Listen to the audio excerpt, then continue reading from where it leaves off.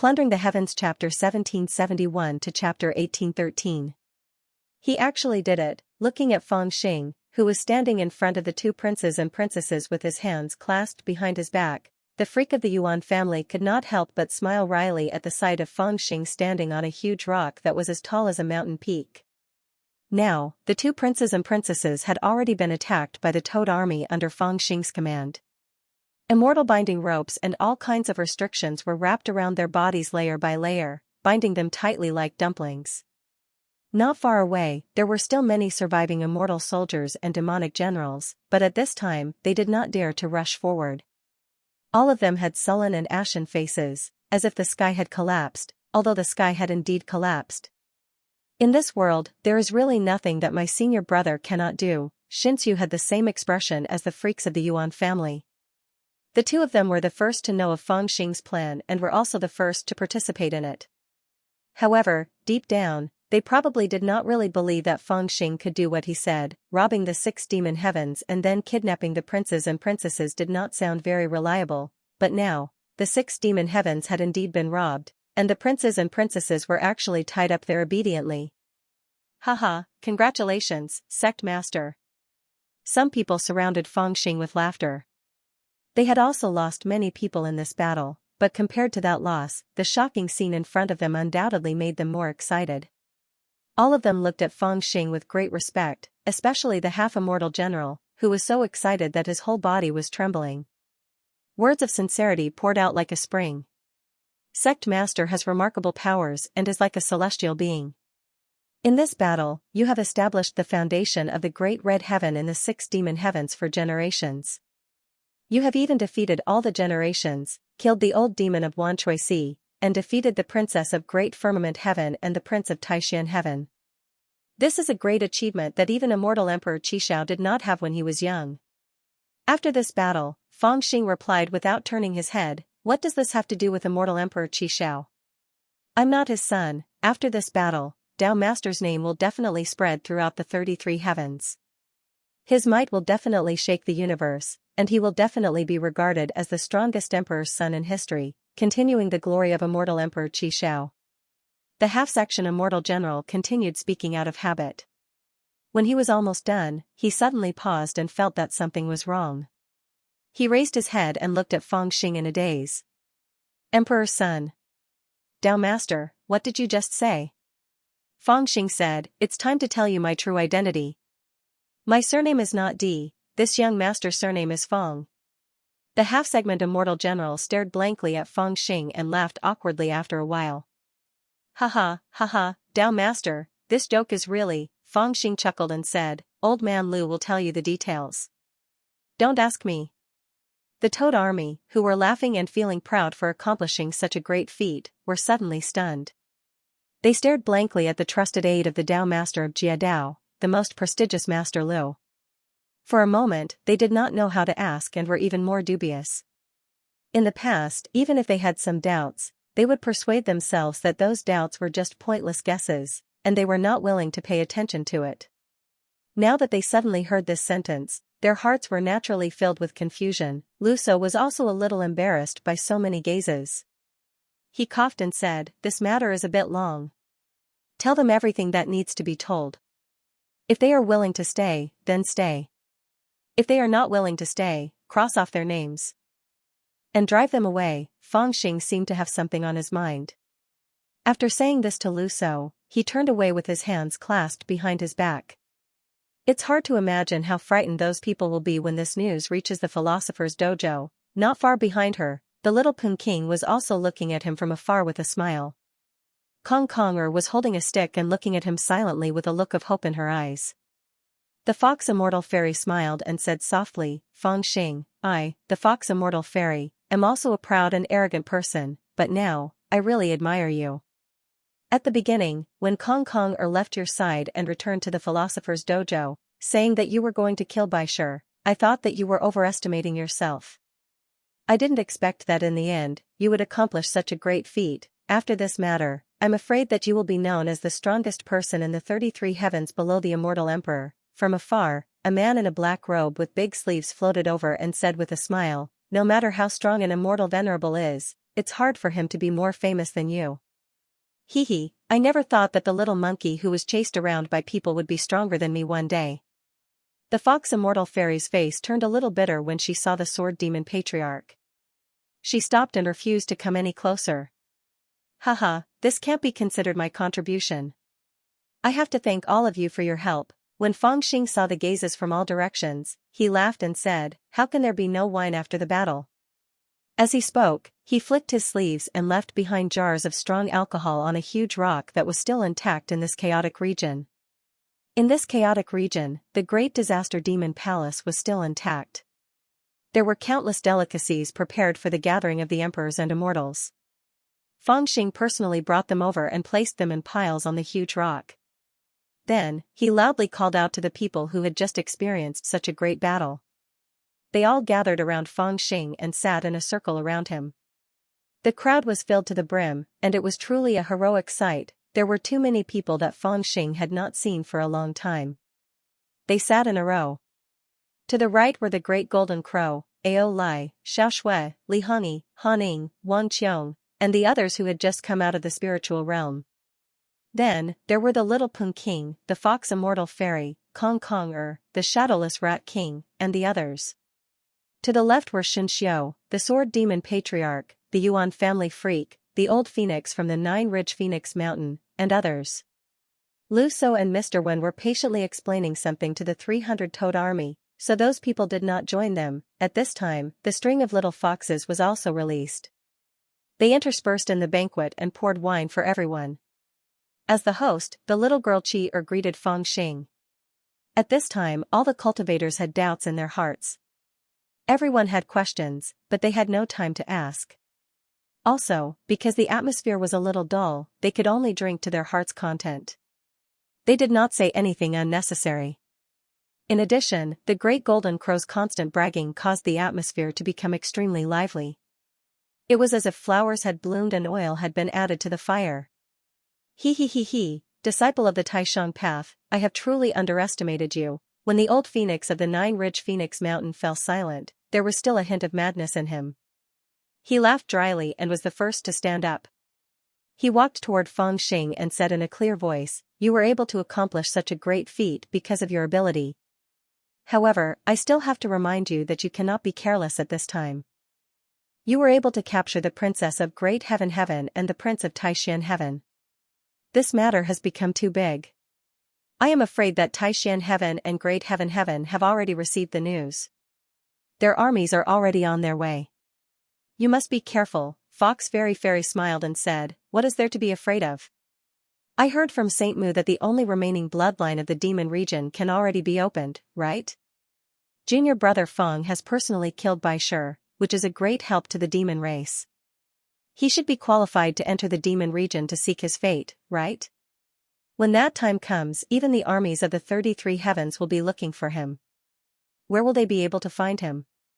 Moreover, with junior brother Feng's current strength, if he can obtain the inheritance of the demon region, he will undoubtedly reach a higher level. When that time comes, who will be able to do anything to him?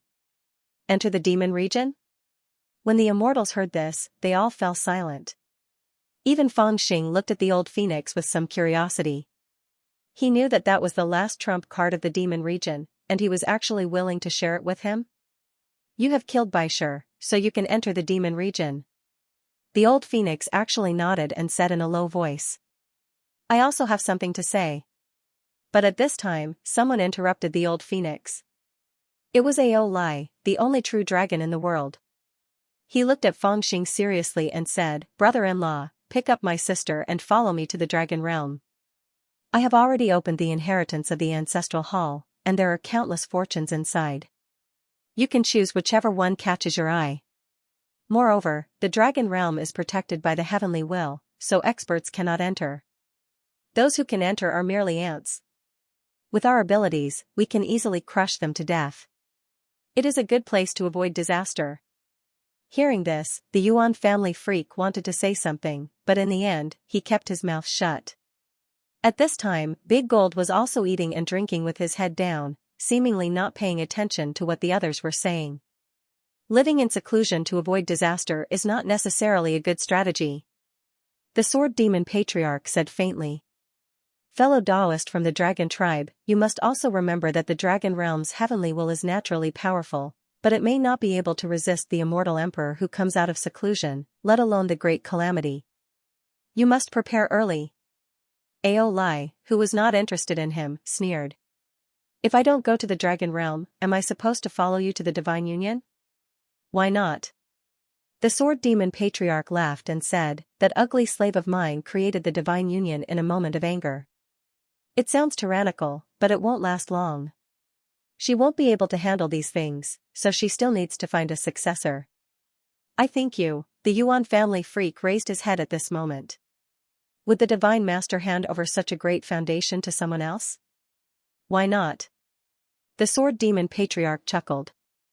I've been discussing with her recently about whether she should take in a concubine.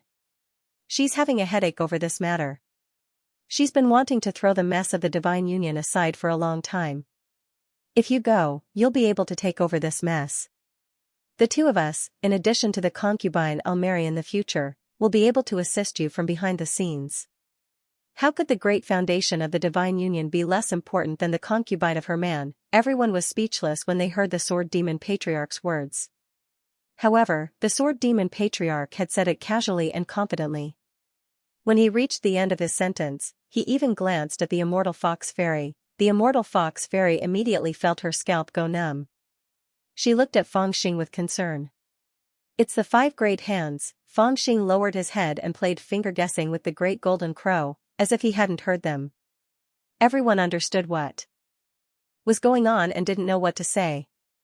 At that moment, Lu So walked over and cupped his hands at the immortals. He sat down beside Fangxing and whispered something to Fangxing. Fangxing was also silent. He looked in another direction and saw Mr. Wen, who was still talking to the 300 toad soldiers. The 300 toad soldiers had already made their choice. No one was willing to leave.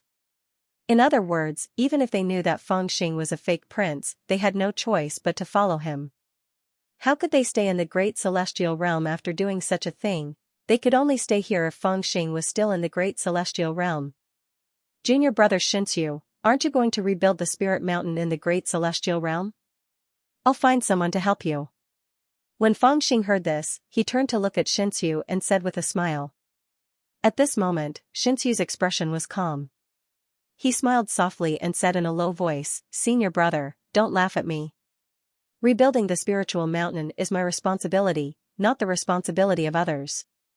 The more I work in this direction, the more I feel that it is very difficult to build the spiritual mountain. I'm not the extreme evil demon master, so I can't unify the 6 demon heavens. I'm also not a villain, so I can't conquer the world. Originally, I wanted to ask you to become a Buddha and help me rebuild the spiritual mountain, but after experiencing the 6 demon heavens, I began to feel that I was wrong. Wrong? Fangxing was slightly startled. You think I can't build a spirit mountain for you?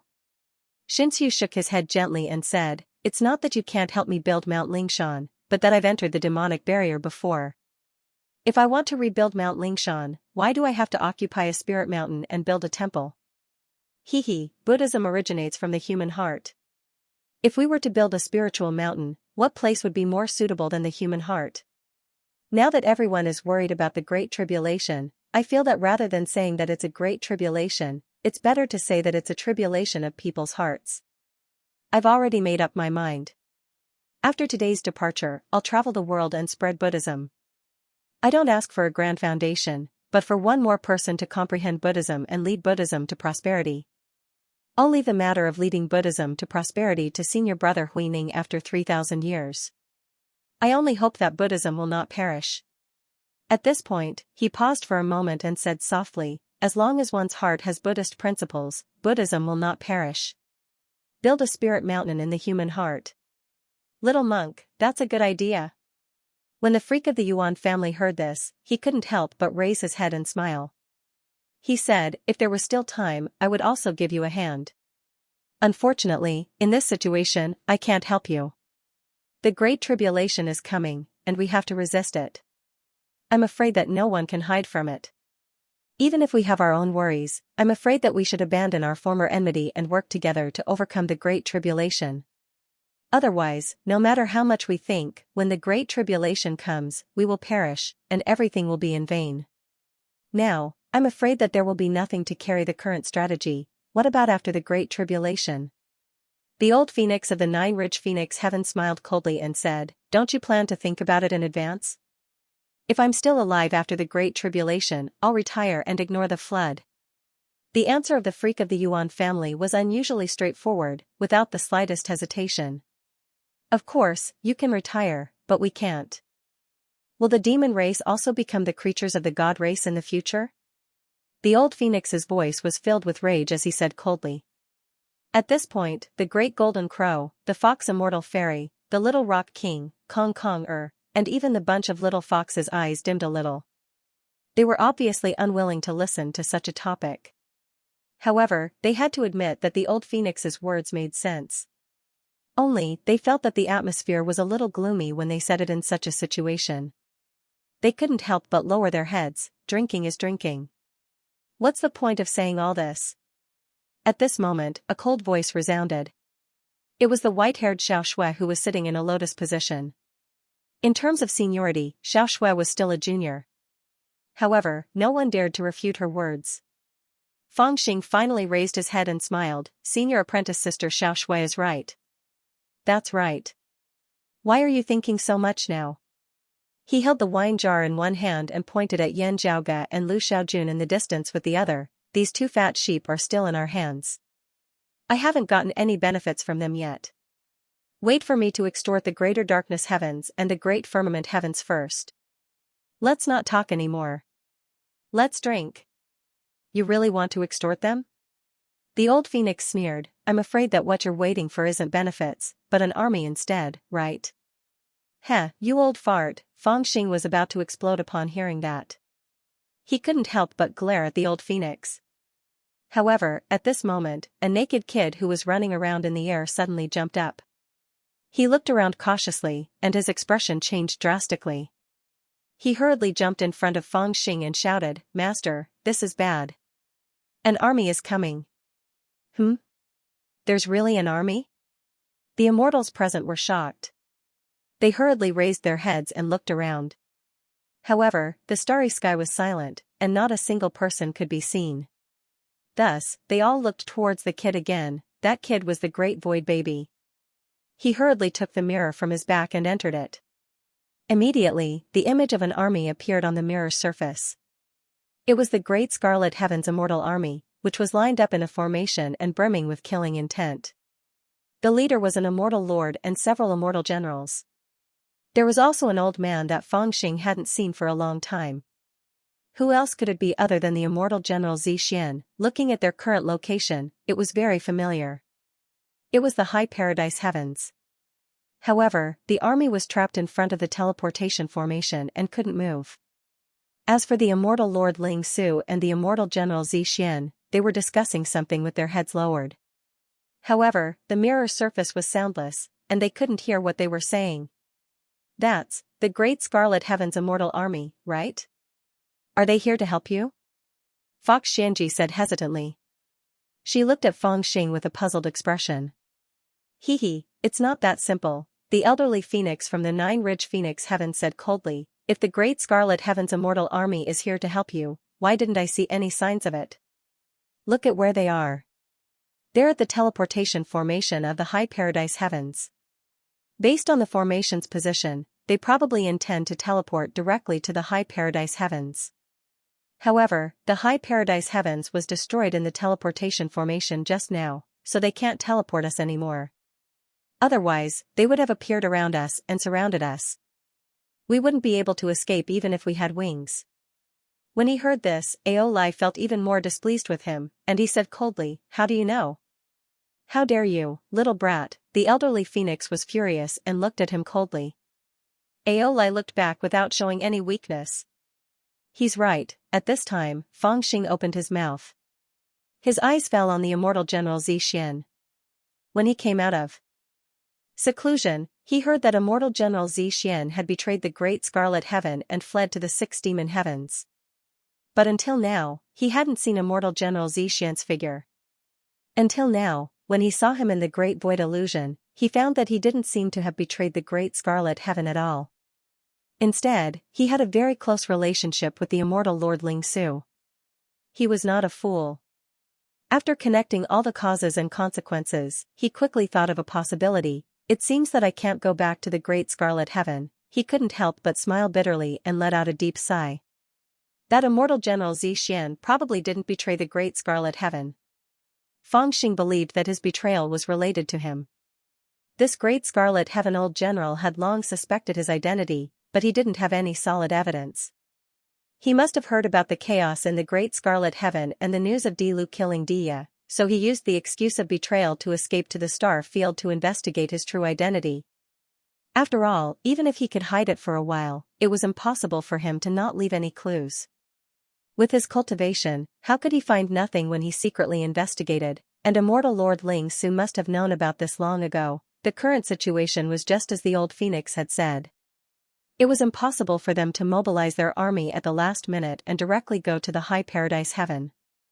They must have made preparations beforehand and wanted to use the High Paradise Heaven array to teleport to the Great Doom Heaven and capture him. That way, they could push all the trouble he had caused in the 6 demon heavens onto him. However, all the benefits of the 6 demon heavens would belong to the Great Red Heaven. Fortunately, the Great Misfortune Heaven had collapsed and they couldn't teleport. Instead, they were discovered by the Great Void Baby.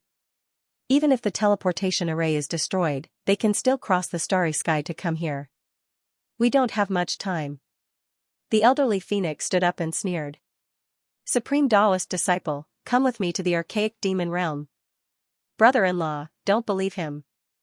The demon race wants to use you. If you take their inheritance, you can't get rid of the responsibility. Aolai was furious when he heard this. He said coldly, come with me, let's go to the dragon realm together. Go to the dragon realm and be a coward? The sword demon patriarch sneered. If you only want to avoid disaster and preserve your strength, how can you survive the great calamity? Even the freak from the Yuan family said lightly, resisting the great calamity is the most important thing now. For a moment, the atmosphere became extremely solemn. Countless pairs of eyes were staring blankly at Fangxing, waiting for his answer. But at this moment, Fangxing could not answer. He frowned tightly, and the aura on his body began to surge like an erupting volcano. He could not help but raise his head and look at the expectant, concerned, and worried faces in front of him. He smiled with an ugly expression and said, don't worry, all of you. Let me think carefully. I really need to think about it. With this thought in mind, Fangxing sank into the realm of consciousness. At this moment, the realm of consciousness had undergone another great change. Compared to before, it could be said that the world had been turned upside down. The cultivation of the Sea of Infinite Sorrow had returned to this realm of consciousness, causing the source of the realm of consciousness to become several times stronger. This kind of increase in foundation was still going on. As Fangxing walked in this realm of consciousness, he could feel a strange feeling. This was because even he had never thought that so many changes could occur in the realm of consciousness in such a short period of time. The changes even made people feel that those with lower cultivation could no longer distinguish whether this was the realm of consciousness or the vast thousand realms. At first glance, the mountains and rivers were picturesque, the sky was boundless, the immortal chi was dense, and the aura was real. This was simply a real world, with its own will and rhythm, and in the center of this realm of consciousness, there was no trace of the Sea of Infinite Sorrow. Fangxing lowered his head and saw that in the center of the realm of consciousness, there was a large lake. The lake water was filled with demonic chi and was rising. However, the demonic chi that came out of the lake immediately turned into dense immortal chi and entered the realm of consciousness. Next to the lake, there was a strong and ancient pine with its branches facing the sky. It looked like a person who was unwilling and desperate. Next to the ancient pine stood a handsome man with his hands clasped behind his back. It seemed that he had been standing there for a long time and would continue to stand there. Emperor Flo, the opportunists in this strange pagoda were actually guarding this ancient pine tree, as if they were waiting for something. Fangxing saw him but ignored him. He just walked past him and walked towards the other side of the large lake. Under his feet, the changes in this realm of consciousness were endless, and it felt as if the changes had reached the extreme. However, in his perception, this realm of consciousness was still filled with immortal qi as the large lake continued to evaporate.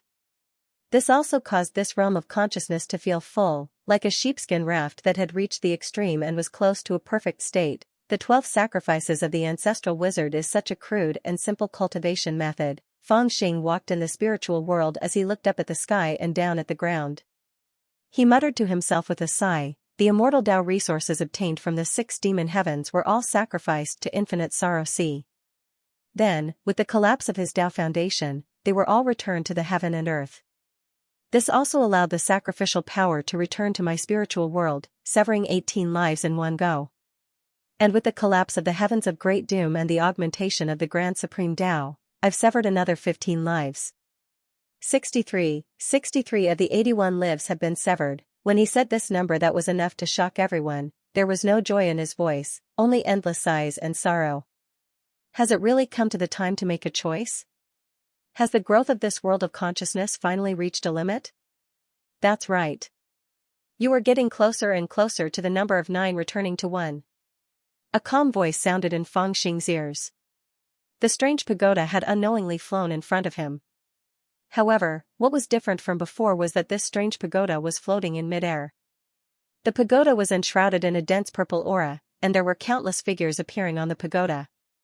Among them, there was a handsome man with a head full of white hair and an aura that was as deep as the abyss.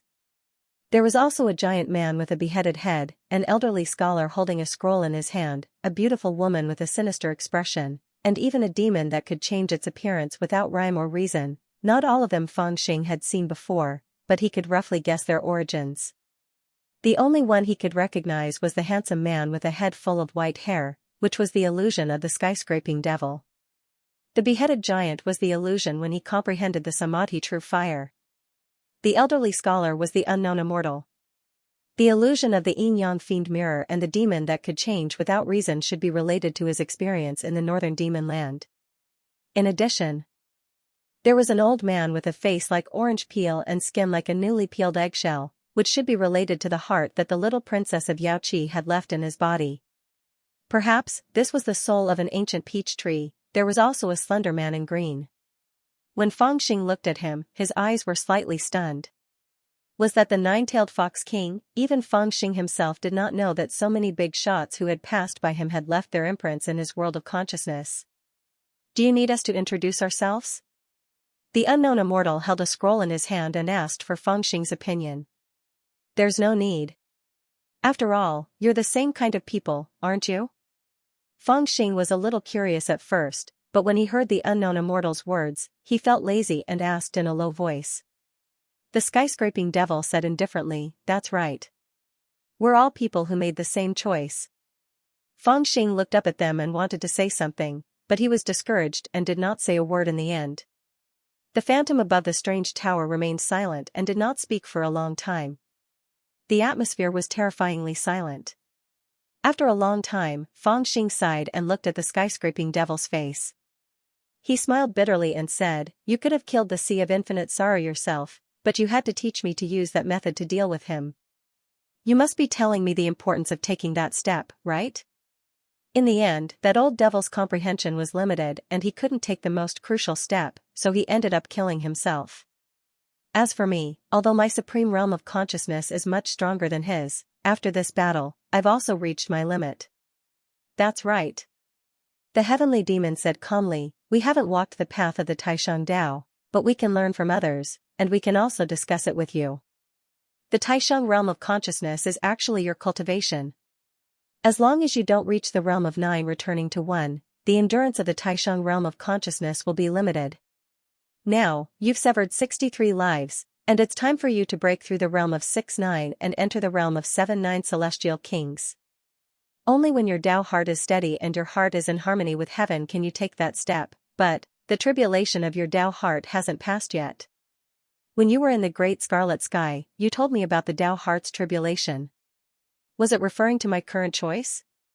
Feng Xing raised his head and looked at them. You can say that. The skyscraping devil said indifferently, in the grand scheme of things, there are countless changes in the Tao heart, and in the grand scheme of things, it's just a choice. Those sides are all very good, but I don't want to choose any of them. Fang Xing's answer was very straightforward, and even carried a hint of anger, as if he had said it deliberately.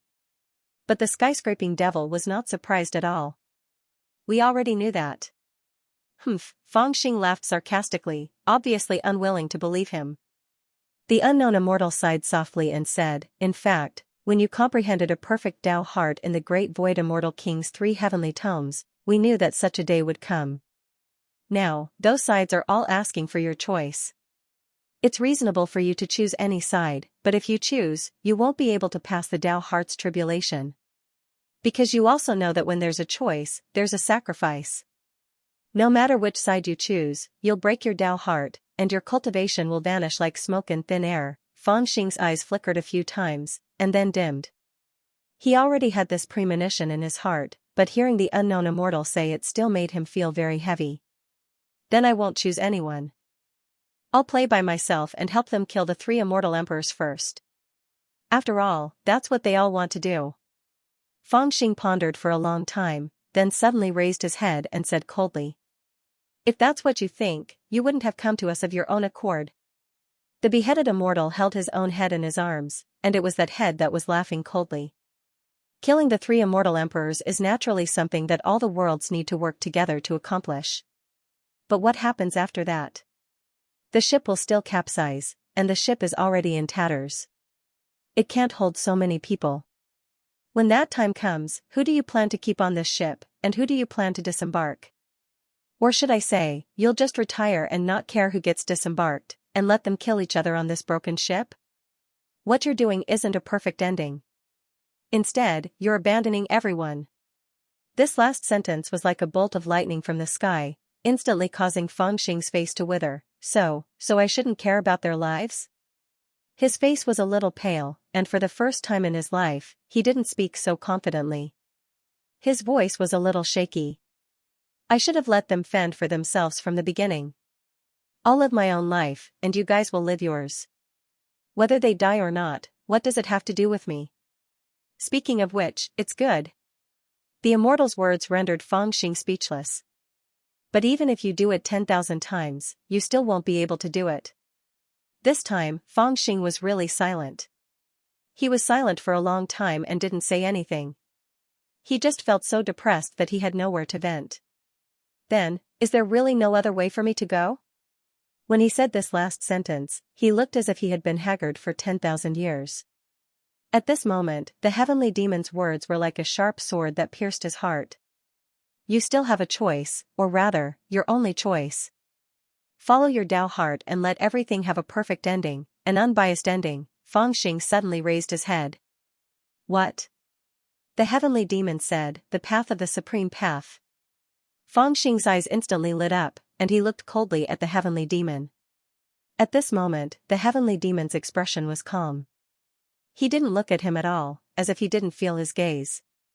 That is the only path that you don't have to make a choice, the only path that can prevent them from killing each other in the future, and the blood will flow like a river.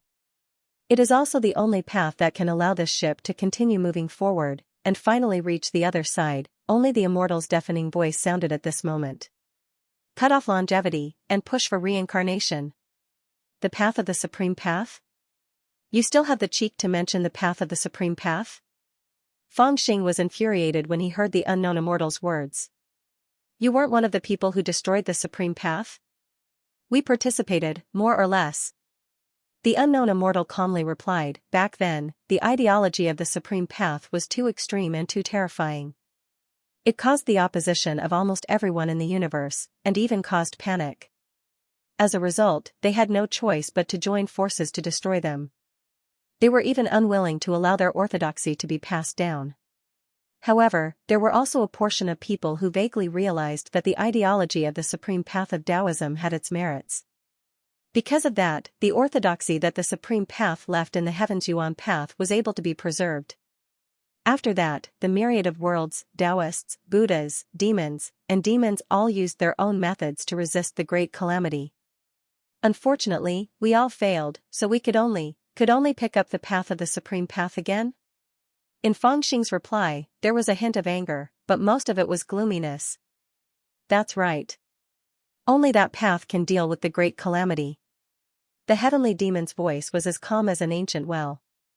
To put it bluntly, the calamity that appeared in the 33 heavens is no different from that of Tianyuan back then. Cultivators are the most selfish people. They pursue longevity, power, and authority. They use all methods to satisfy their greed, but they can indeed do so. However, the universe is limited, and when their demands exceed what the universe can bear, the calamity will come. At that time, if they don't let go, only death awaits them. Then just let go, Fangxing said exasperatedly. They won't let go. The heavenly demon could not be bothered to explain further. He only said that calmly. Fangxing naturally understood, but he retorted subconsciously. He was too lazy to pursue the matter. The Supreme Path had already foreseen the arrival of this day 10,000 years ago, so this ancient orthodoxy had already made preparations.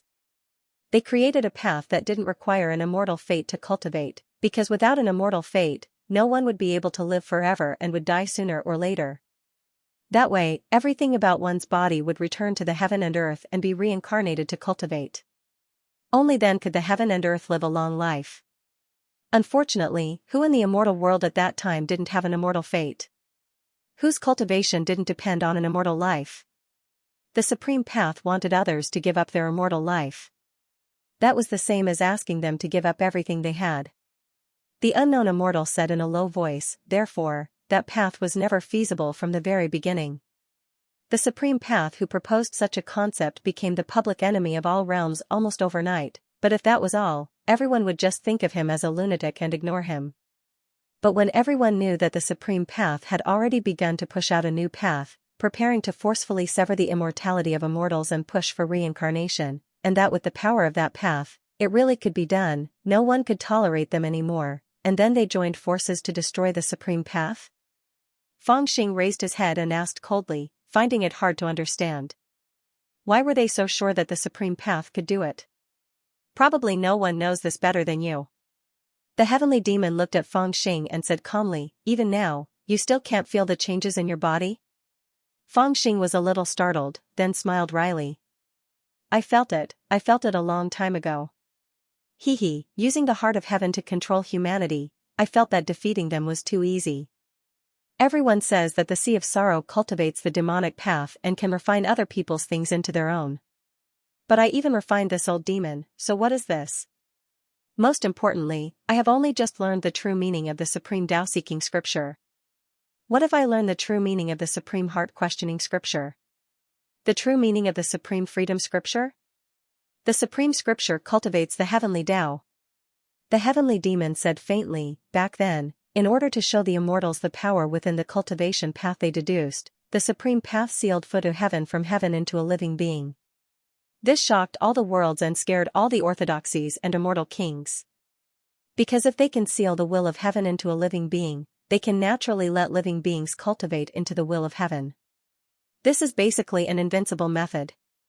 Other orthodoxies and various cultivation paths only use the human heart to seek the heavenly Tao, but the Supreme Path cultivates the heavenly Tao directly. It is naturally above all mystiques and the 3,000 great Taos.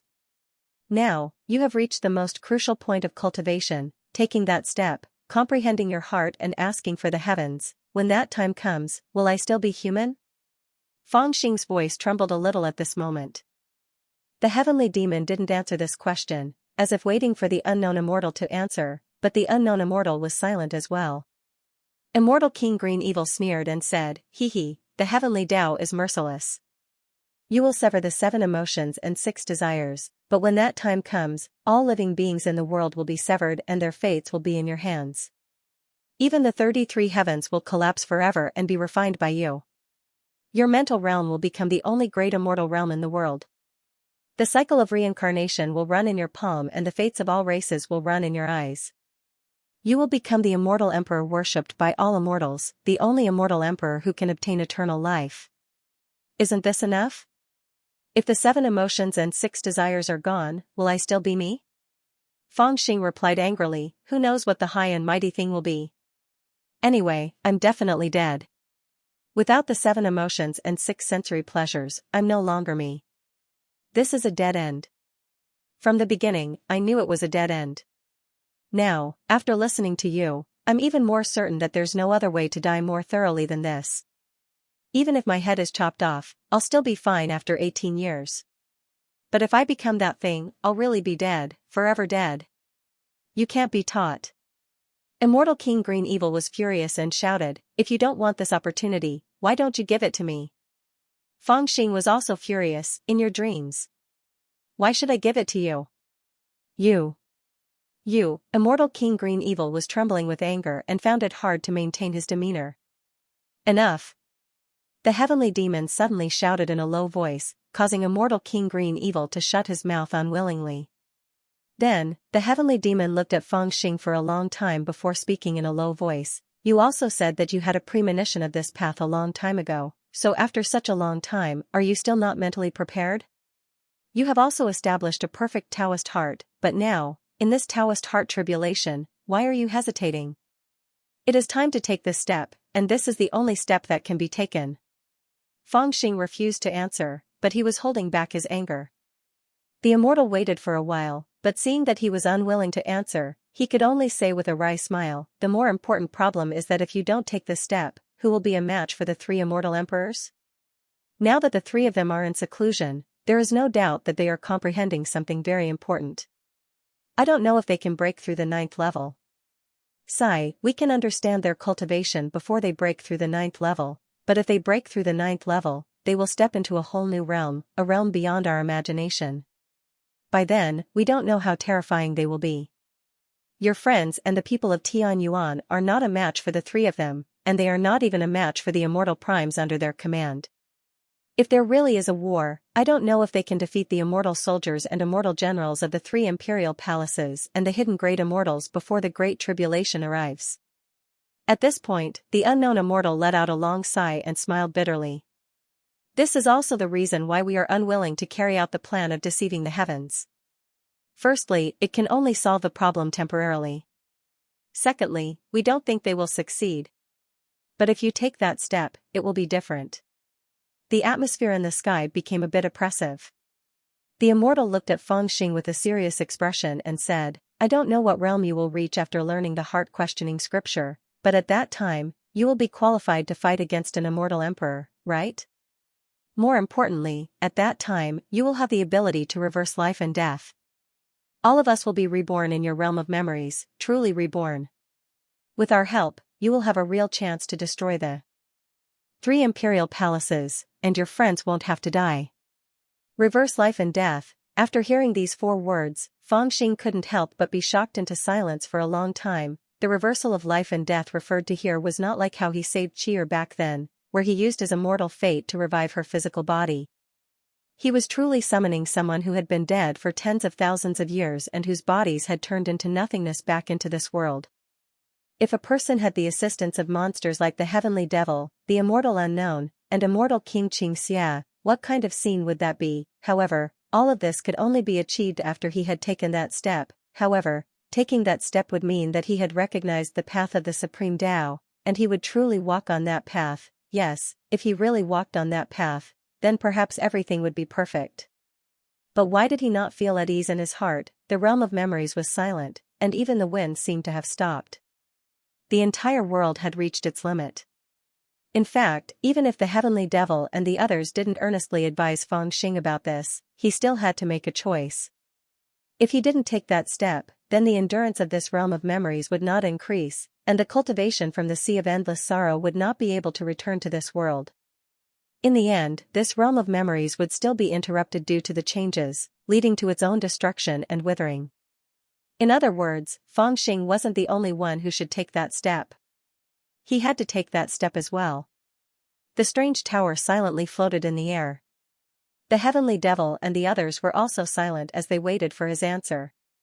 Although they didn't say anything, their gazes carried a boundless pressure. This silent wait made Feng Xing even more annoyed. It was as if even this realm of memories that was reaching its limit had its own divine intents that were asking him something. "Don't worry, all of you, don't worry. Let me think, let me think. Say, which side do you think he will choose?" As Feng Xing sank into his spiritual realm and faced the biggest choice of his life, the immortals outside were also waiting for his answer quietly. the atmosphere had become somewhat oppressive. It seemed to be a very simple choice, but the immortals' hearts felt heavy. Even with their experience and intuition, they felt that there were countless possibilities behind such a simple choice. When Fox Fairy Maiden finally could not bear the oppressive pressure and asked this question, countless pairs of eyes looked at her. Then, they saw a kind of confusion in each other's eyes, and they could not answer this question. From our point of view, we naturally feel that he should choose us. But from his point of view, the Sword Demon Patriarch sighed softly and said with a wry smile, I think it's possible for him to choose anyone. This sentence could be considered to have spoken out the hearts of the crowd. In the hearts of the 9 rich Phoenix Mountains demons, they felt that the demons had a close relationship with Feng Xing. Moreover, they felt that he had given up on something that was related to the demon's providence and wanted to share the demon's final fortune with Feng Xing. According to this little bandit's character, there was no reason for him to ignore such a great benefit, right? However, as Feng Xing's close friend, the Great Golden Crow, at this moment, did not say a word. No one knew what he was thinking about. On the other hand, the Philosopher's Dojo represented by the Yuan family freak was the one who spoke the least. He did not promise any benefits, nor did he analyze the general situation.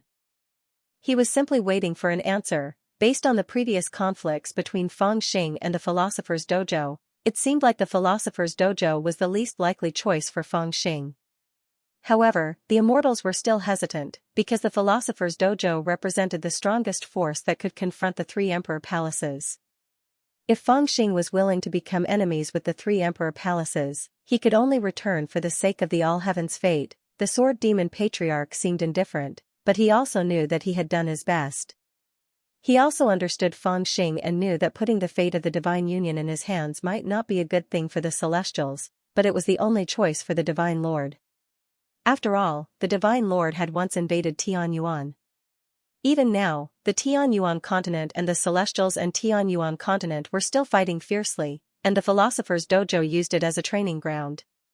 However, this sin could not be easily washed away. The Sword Demon Patriarch believed that Feng Xing understood this logic. The Divine Lord had led 3,000 Celestials to invade Tianyuan, which was already an unforgivable sin.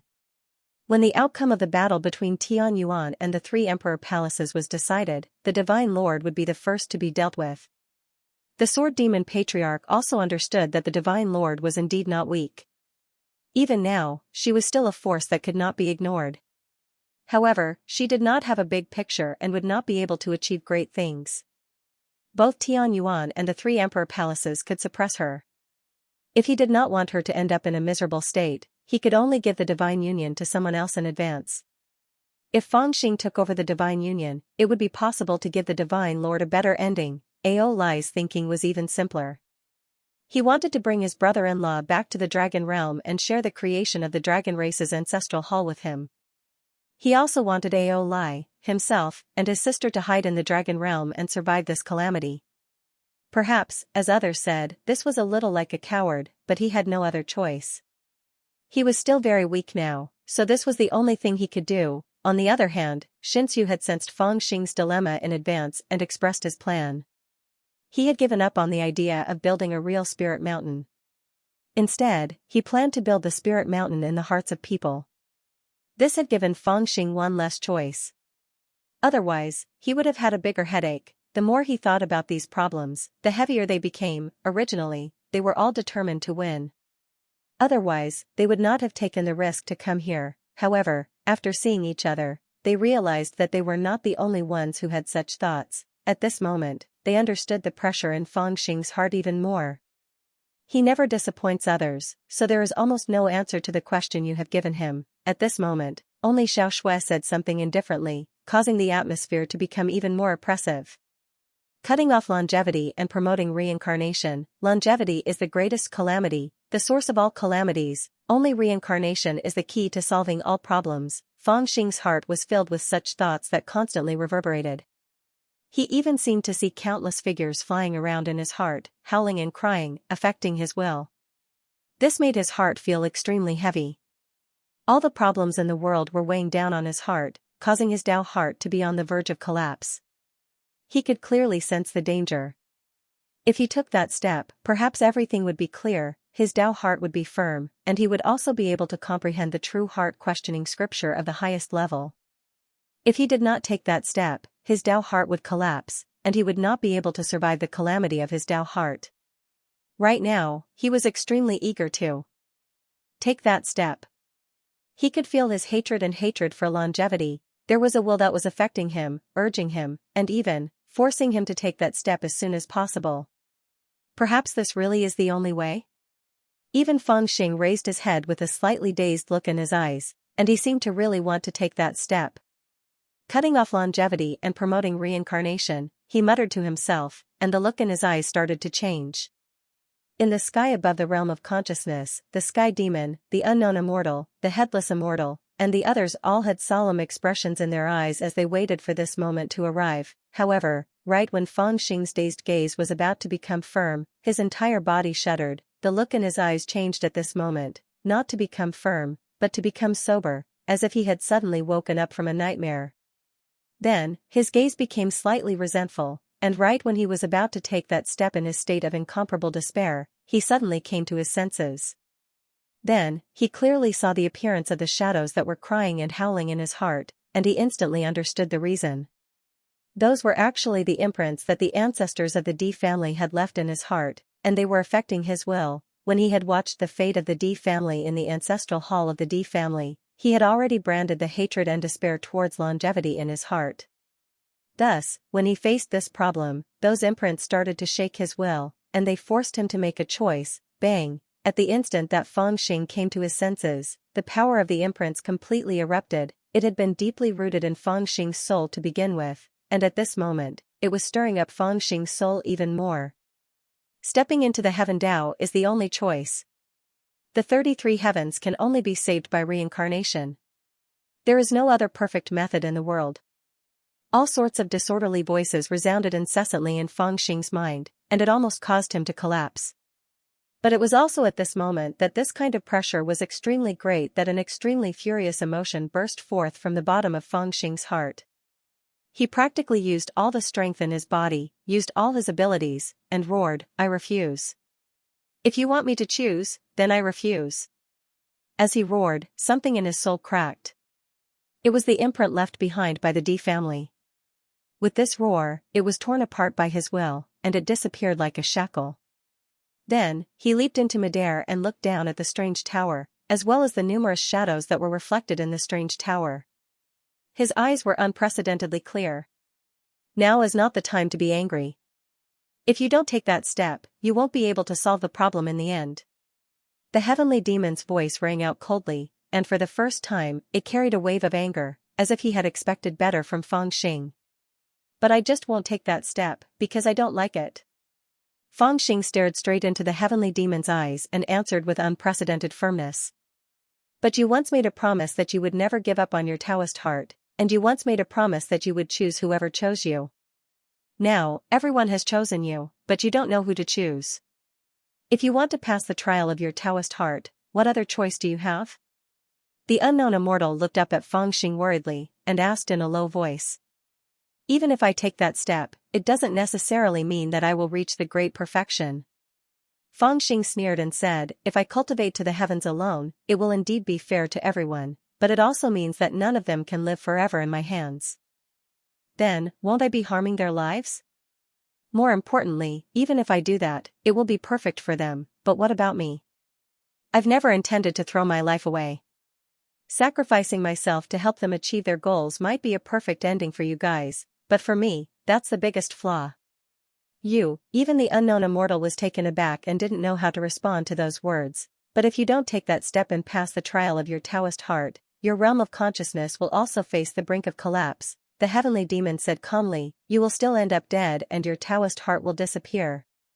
I will find my Taoist heart on my own, not the path you want me to walk, and I don't need you to tell me what to do. Feng Xing replied coldly, and then shouted, now, I only want to do one thing. He glanced at the strange tower and the shadows around it, all of you, get out. With this roar, the sky changed color and a monstrous pressure was released. Feng Xing's true spirit, which was in the sky, suddenly stretched out a giant palm. It contained an indescribably terrifying power and actually grabbed the strange pagoda and lifted it up. Above the strange tower, the demons were enraged, and wanted to fight back, but at this time, the Fangxing in the realm of consciousness possessed indescribable power. How could they fight against him? They pinned their hopes on the heavenly demon, hoping that he would do something at this time, but unexpectedly, at this moment, the heavenly demon's expression seemed a little gloomy. He saw Fangxing's giant hand reach out, but did nothing, and only let him grab the strange tower, pull it up, and throw it out forcefully. Why did the Grand Supreme Path choose such a successor? The immortals roared, completely disappointed. Even they, who had seen through everything, could not help but roar at this time. Is our last ray of hope also going to be destroyed? Along with their unwillingness and despair, the strange tower was still uprooted by Fangxing, and thrown out of the realm of consciousness. Are you going to watch the great calamity descend, and the universe go to its end? At the last moment, only the voices of the unknown immortals echoed in the realm of consciousness, lingering. Rumble. In the outside world, the immortals also sensed the strange aura coming from Fangxing's body, and were shocked. They knew that Fangxing was probably going to wake up soon, so they subconsciously stood up and formed a circle, wanting to be the first to hear the answer he chose. But deep in their hearts, they could not help but feel a little afraid that they would hear an answer that would disappoint them. It was unknown how many people subconsciously wanted to say something at this time, but they could not say anything. They could only anxiously look at Fangxing's face, feeling uneasy. Suddenly, a tyrannical aura surged from all directions and gathered above Fangxing's head. It was like a black lotus that gradually bloomed. A thick black fog was released from the lotus. It was like a thick fog, and in an instant, it enveloped everyone in it. Being enveloped by the black fog, everyone actually felt as if they had fallen into a kind of aura that didn't belong to heaven and earth. They couldn't see it, couldn't feel it, and only felt that it was extremely strange. They were muddle-headed and didn't know what to do. However, although they felt that it was strange, they weren't afraid. After all, they believed that Fangxing wouldn't harm them. Therefore, they could only forcefully suppress the anxiety in their hearts and quietly wait. After an unknown period of time, the aura on Fangxing's body changed several times, and finally calmed down. The thick black fog dissipated, but there was something more in the field, and one less person. As for Fangxing, it was as if he had not moved at all. He was still sitting there calmly, as if everything that happened just now was just a strange dream. What is this thing? The freak from the Yuan family muttered to himself. In front of him, there was a stone box, and it was slowly opening. After seeing what was in the stone box, the eyes of the freak from the Yuan family suddenly became sharp. In the stone box, there was a brush. There was no need to guess anything. The aura on the brush made the freak from the Yuan family certain at a glance. The immortal ridding brush. This is a gift from brother-in-law? Aolai said in a low voice in surprise. In his arms, there was already a mirror. It was the great illusionary mirror, which had been sealed and placed in his arms. Without a doubt, Fangxing wanted to give this mirror to him. In front of Xianxia, there was a small ball floating. The aura of the ball was like the sky, with traces of Buddha's will. Through the ball, one could see that inside was a celestial garden floating in midair. The flowers inside were like brocade, and the fragrance of medicine assailed one's nostrils. At a glance, it was actually endless rare celestial medicines. In the sky above the celestial garden, there was a small Buddha that was only an inch long. The celestial aura of the celestial garden nourished the Buddha, and the Buddha's will descended and enveloped the celestial garden. It was truly beautiful, as if it was made by heaven. As soon as it appeared, it blended with Xianxia's aura, and it was difficult to separate them.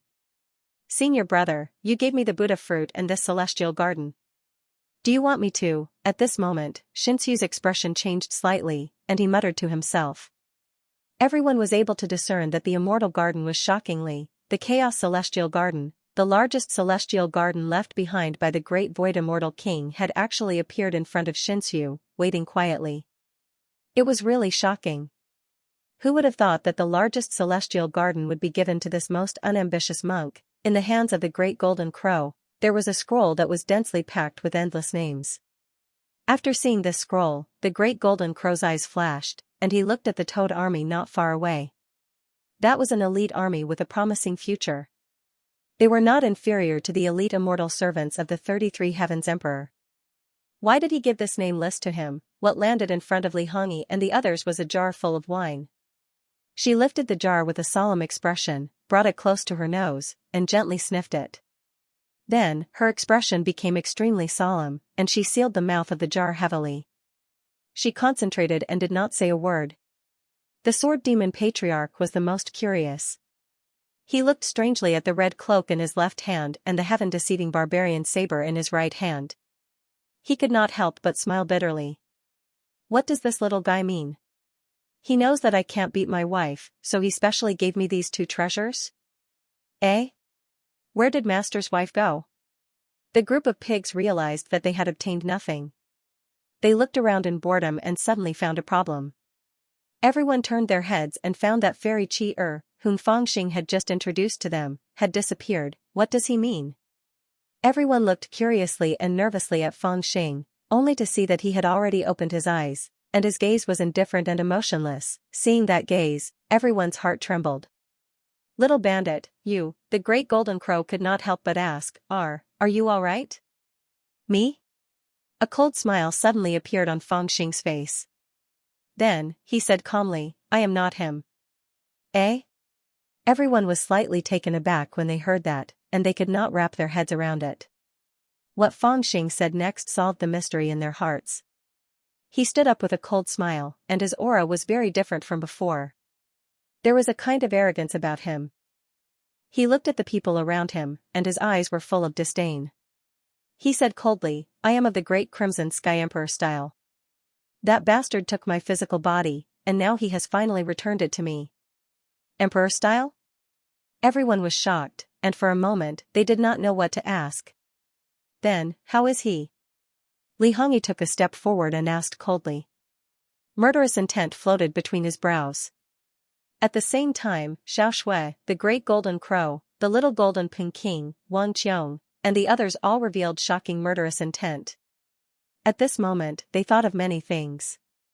After all, Fangxing's physical body was taken, and it originally belonged to the great Crimson Sky Emperor style. Then, if Fangxing had returned the physical body to him, where did Fangxing's soul go? Then, thinking about how Fangxing had suddenly given them so many things, could it be that he had already? Thinking of this, everyone's hearts were filled with a frightening pressure. He's gone. But Emperor Style only sneered and answered indifferently. Gone? Where did he go? Everyone clearly did not expect this answer, and they were all startled. Fairy Fox asked anxiously. How would I know where he went? Dilu glanced at her coldly and said impatiently, he was originally a disciple of the Supreme Path and should have served the heavens wholeheartedly. By severing his own spirituality, he would be able to solve the problem of the 33 heavens. However, when it came time to take this step, he was unwilling to do so. Furthermore, you all allowed him to choose, but he didn't want to choose, so he simply left. Speaking up to this point, he looked around with a look of hatred on his face. I actually gave away so many things. What happened to him? Is he already? Xiaoxue suddenly barked out. Her pale white pupils were actually inlaid with a circle of red light. Not only her, but the expressions of everyone else had reached an indescribable degree of fear. Everyone stared at Emperor Style's face, as if they wanted to dig his head open to see what had just happened.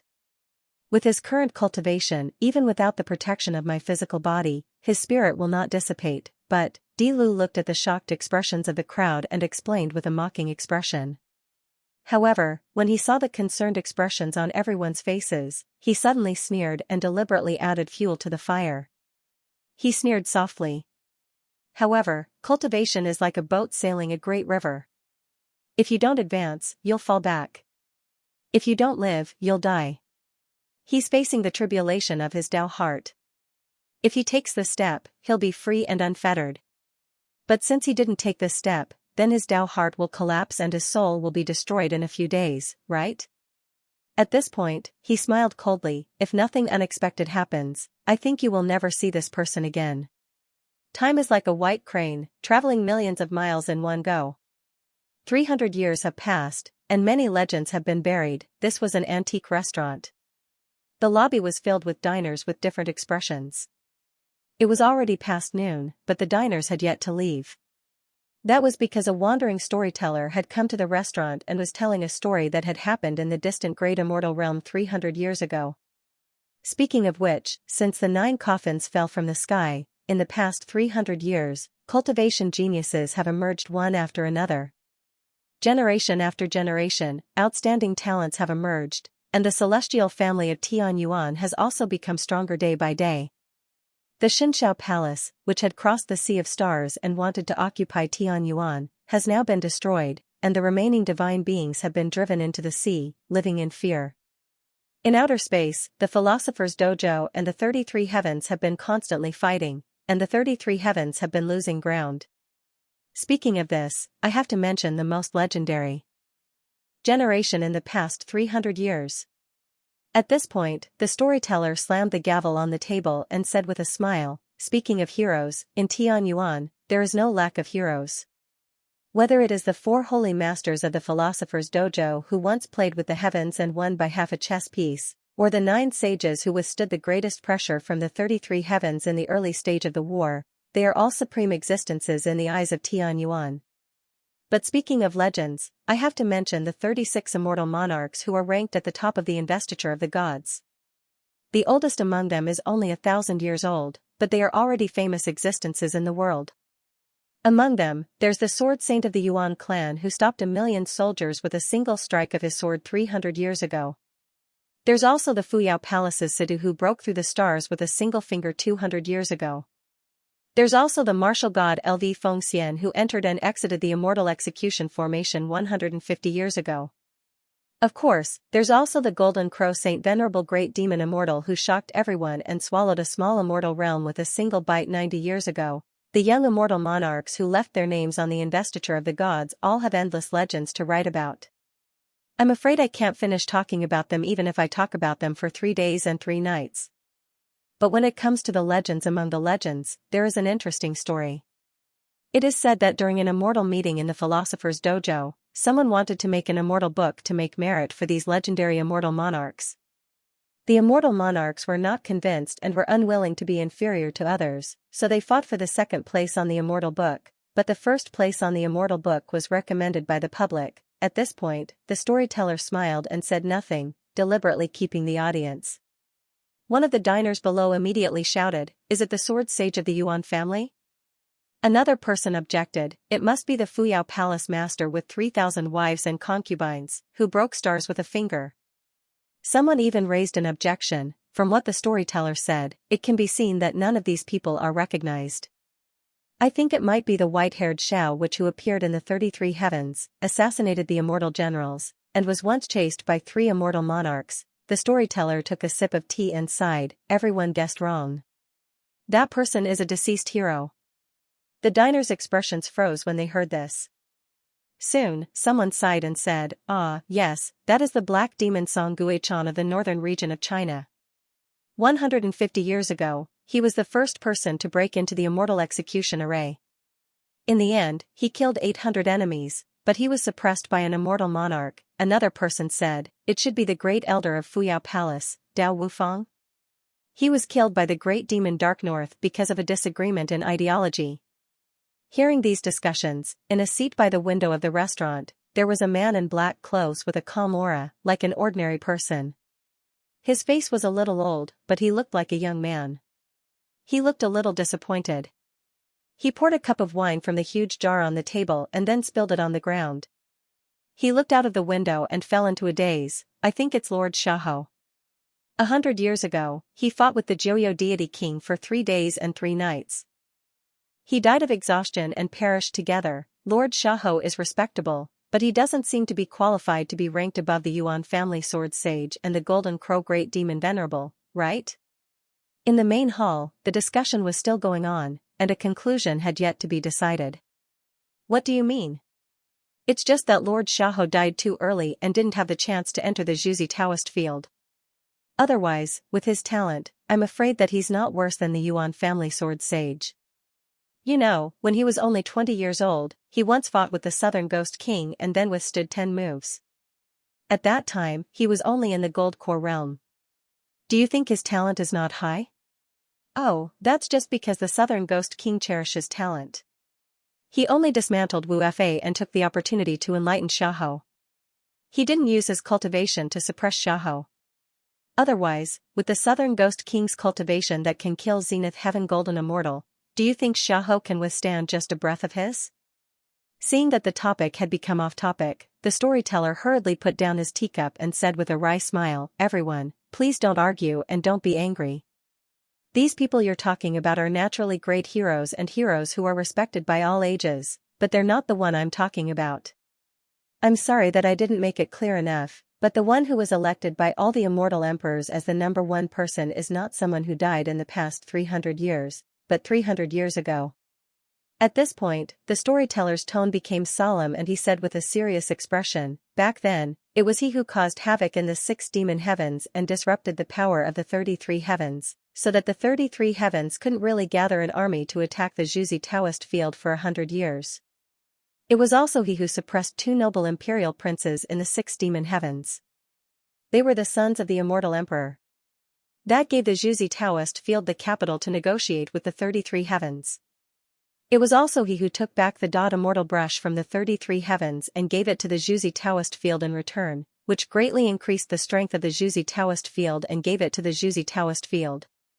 This greatly increased the strength of the Zhuzi Taoist field and gave it to the Zhuzi Taoist field. This person is," when he said this, the restaurant became strangely quiet. The customers all whispered to each other. Some praised, some disdained, but most of them let out long sighs. "Mr. is right. I've also heard of this person's deeds. He is indeed a great hero." After a long time, someone finally let out a long sigh and raised his wine cup to the sky in a toast. "That's right. I've also heard that there are several portraits hanging in the Great Snow Mountain's Immortal Palace, and this person is one of them. It said that he did many wrong things in the past, but he eventually came to his senses and made great contributions. The prodigal son who repents is more valuable than gold." What prodigal son who repents is more valuable than gold? However, just as the customers were discussing spiritedly, someone suddenly laughed coldly. The voice suppressed the crowd and said coldly, "You're talking about Feng Mo from 300 years ago, right? He's not a good person. Back in the cultivation world, he did all kinds of evil and was hated by everyone. In the Tianyuan era, he joined the Divine Night Palace in order to survive. When he couldn't survive, he went to the 33 heavens. In the end, the 33 heavens couldn't tolerate him and sent people to hunt him down. Later, the Yuan family sword sage, the Golden Crow Great Holy Venerable, and the others went to the 33 heavens to save him. In the end, his life was at its end and he was killed. The Yuan family sword sage and the others took revenge for him and suppressed the 2 princes and brought back the immortal point brush." These words were already very unpleasant to the ears. Everyone turned to look and saw that the person who spoke was a young man dressed in embroidered clothes. At a glance, they could tell that he was of noble status. There was an air of arrogance between his brows. He was originally a demon who did all kinds of evil, but in the end, he became a great hero in the mouth of the people. It's obvious how foolish the people are. How absurd. When someone heard this, he was angry and said coldly, "Young friend, the ancient records clearly state that this senior's name has been corrected. When he was in the Tianyuan era, he pretended to join the Divine Night Palace in order to fight for the God-sealing treasure. In the end, he made a great contribution, but he left unjustly. This matter has the bloodline of the untainted species in the demonic abyss as a witness, and has also been recognized by the 9 sages. What's the point of bringing it up again? Furthermore, the ancient records clearly state the matter of the 6 demon heavens. He was the one who returned the immortal point brush and suppressed the 2 princes. Yet, you're speaking carelessly and slandering the senior. Isn't this a bit too much?" The ancient records only record what the big shots want you to know. What do you know about the details?" The young man in embroidered clothes sneered. "My second granduncle once told me personally that Feng Xing was a great demon. The evil he did in the past was enough for his spirit to be obliterated 10,000 times. In the end, he died in the 33 heavens. That was his good fortune." "Who is your second granduncle?" Someone sneered. "The ancient records clearly state it, but you don't believe them. Instead, you believe the nonsense of others?" For a time, sounds of discussion arose from all over the hall, and it seemed to be clamorous. Most of the people cast disdainful gazes at the young man in embroidered clothes. Rumors and slanders were always the most detestable. That demon Feng was originally from the Southern Gazing sect, so the people of the Southern Gazing sect naturally had more intent to protect him. Moreover, since the 9 saints cleared the name of that senior 300 years ago, he'd already obtained the reverence of countless young cultivators. Even though there were indeed good and bad legends related to him, it was precisely because of this that everyone believed him to be true. The matters recorded in the books had already taken root in the hearts of everyone, so when they heard someone dissing them at this moment, they naturally felt displeased. Nonsense? The expression of the young man in embroidered clothes suddenly changed. He glanced coldly at the crowd and shouted in a deep voice, "My second granduncle is Xianxia, who entered the philosopher's dojo 100 years ago. You fools also have the guts to say that his words are nonsense? Do you want to die?" As soon as these words were spoken, the hall immediately fell silent, and countless people looked at him with reverence. "Haha, Xiaoziyuan, you're talking nonsense again," but just at this moment, a faint voice came from the door. Everyone turned around and saw a tall and slender young man walking in. Beside him, there was a lazy male lion. It was so mighty that everyone who met him avoided him. The young man walked in, glanced at the disciple of the Xiao family from afar, and sneered. "I heard that someone was talking about the heroic deeds of my family's ancestor Feng, so I specially came to listen. I didn't expect to hear you talking nonsense as soon as I arrived here." Humph, the story of ancestor Feng was approved by the 9 sages and the immortal monarchs of the philosopher's dojo. It's clearly recorded in the ancient records. Do you think you can smear the old man's name just by talking nonsense? The atmosphere in the restaurant immediately became much more oppressive, and everyone looked at the young man. Who is this person? How dare he speak to a disciple of the Xiao family like this? Judging from his identity and the lion beside him, he must be a disciple of the Yu family, someone discussed in a low voice and quickly guessed the identity of the young man. If there was anyone who dared to speak to a disciple of the Xiao family like this in the land of Chunan, then there was no doubt that it was the Yu family of the Bohai country. It was also a great family that had existed for more than 400 years, and its qualifications and background were much stronger than the Xiao family.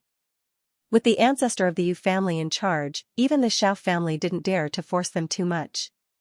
There were also rumors that Senior Feng had always been worshipped in the ancestral hall of the Yu family, and was worshipped as ancestor by the Yu family. "You Huiro, how dare you speak to me like this?" Xiao Ziyuan saw the disciple of the Yu family and said coldly with a cold gaze. "You're disrespectful to a senior who has made great contributions, and you're spreading rumors and causing trouble. Can't I say anything?" Yu Huiro wasn't afraid of him at all. She slowly picked a chair and sat down, and replied in a rather tough tone. "Humph, what I said was said by my second ancestor, it's absolutely true." Xiao Ziyuan shouted coldly, "My second ancestor said that he didn't see the statue of that demon in the holy hall of the philosopher's dojo. Logically speaking, even if he didn't enter the philosopher's dojo, as long as he made great contributions and turned over a new leaf, the philosopher's dojo would erect a statue of him. Just like Star Lord Xiaoho back then, although he didn't have the chance to enter the philosopher's dojo, after he died with the God King of 9 Serenities, the philosopher's dojo still included him in the list. As for that demon, if he... Your grandpa," Yu Huiro sneered and directly interrupted him. "How do you know if the philosopher's dojo doesn't accept Ancestor Feng, or if Ancestor Feng doesn't intend to enter? I hate people like you the most. I don't know where you heard some rumors from, but you use them to spout nonsense. One is your second ancestor's guess, and the other is written in the ancient books. Which one do you think is trustworthy? Do you really think that by going against others, you're the only one who's sober? Do you think you're a pure and flawless white lotus? Stop messing around, brother Xiao. Perhaps it's not that the world is drunk, but you're just like a clown, boasting shamelessly. It's not wrong to respect your seniors." These sarcastic and mocking words caused Xiao Ziyuan's expression to darken to the extreme. Yu Huiro, on the other hand, was relaxed. She threw a 10 taels gold ingot in front of the storyteller, crossed her legs, and said with a smile, "Old mister, just continue. Use 120% of your strength. I'll never get tired of hearing the story of Ancestor Feng." The storyteller was in a difficult position. The gold ingot tempted him, but the Shao clan couldn't be offended. "You Huairo, what I hate the most is your lousy mouth." At this moment, Xiao Ziyuan's expression changed drastically. His face was filled with anger as he shouted at Yu Huairo. "Hee, so what if you hate me? My ancestor likes it." "He said that I have the style of ancestor Feng," Yu Huairo said proudly with a smile. "You." "Humph." Xiao Ziyuan stood up and sneered, "I won't say anything if your Yu family wants to worship that devil. That's your own business. But you actually dared to disrespect my second great-grandfather. I can't tolerate you anymore. Come to think of it, we haven't fought for a long time." When these words were spoken, there was a faint killing intent in them. When Yu Huairo heard this, her eyes lit up. She smiled and said, "You want to fight? Do you think I, young master, am afraid of you?" The murderous aura was about to burst out at any moment. Everyone in the main hall was already trembling with fear. They wanted to sneak out quietly, afraid that they would be caught in the crossfire. Only the man in black revealed a smile at this moment. He glanced at the young master of the Yu family and nodded his head in satisfaction. Then he leaned against the window, crossed his legs, and hugged the jug of wine in his arms. He looked like he was ready to watch a good show.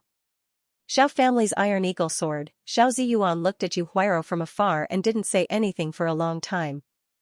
After enduring for a long time, he suddenly let out a roar. The sword light slashed out like a waterfall. That sword light actually transformed into a ferocious giant eagle in the air. With a whoosh, it swept over and tore the tables and chairs in the hall into pieces.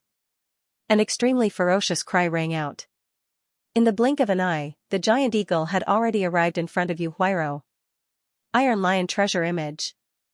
Yu Huairo didn't make a sound until the giant eagle rushed in front of him. Suddenly, with a deep roar, magic power surged behind him, transforming into the appearance of a ferocious wild boar. It was completely different from Yu Huairo's rather handsome appearance. It walked the path of unparalleled toughness. With a rumble, it collided with the iron eagle formed by the sword light. Walala, the dense light that was produced from the annihilation directly swept out to the surroundings, scaring all the diners in the hall to the point of crying for their parents. However, at least these two young masters still had a sense of propriety and didn't affect the crowd. Their momentum looked fierce, but there was no real killing intent. After the huge light lit up, the young master of the Yu family, Yu Huairo, suddenly rushed out. The wild boar spirit image behind him revealed a fierce gaze as it crashed in front of the young master of the Xiao family, Xiao Ziyuan. The young master of the Xiao family was shocked. His sword momentum suddenly changed. Just as he was about to attack, the strength in his hand mysteriously loosened. He couldn't react in time and was hit in the chest by Yu Huairo. Crack, Xiao Ziyuan flew out and crashed into a wall, coughing out large mouthfuls of blood.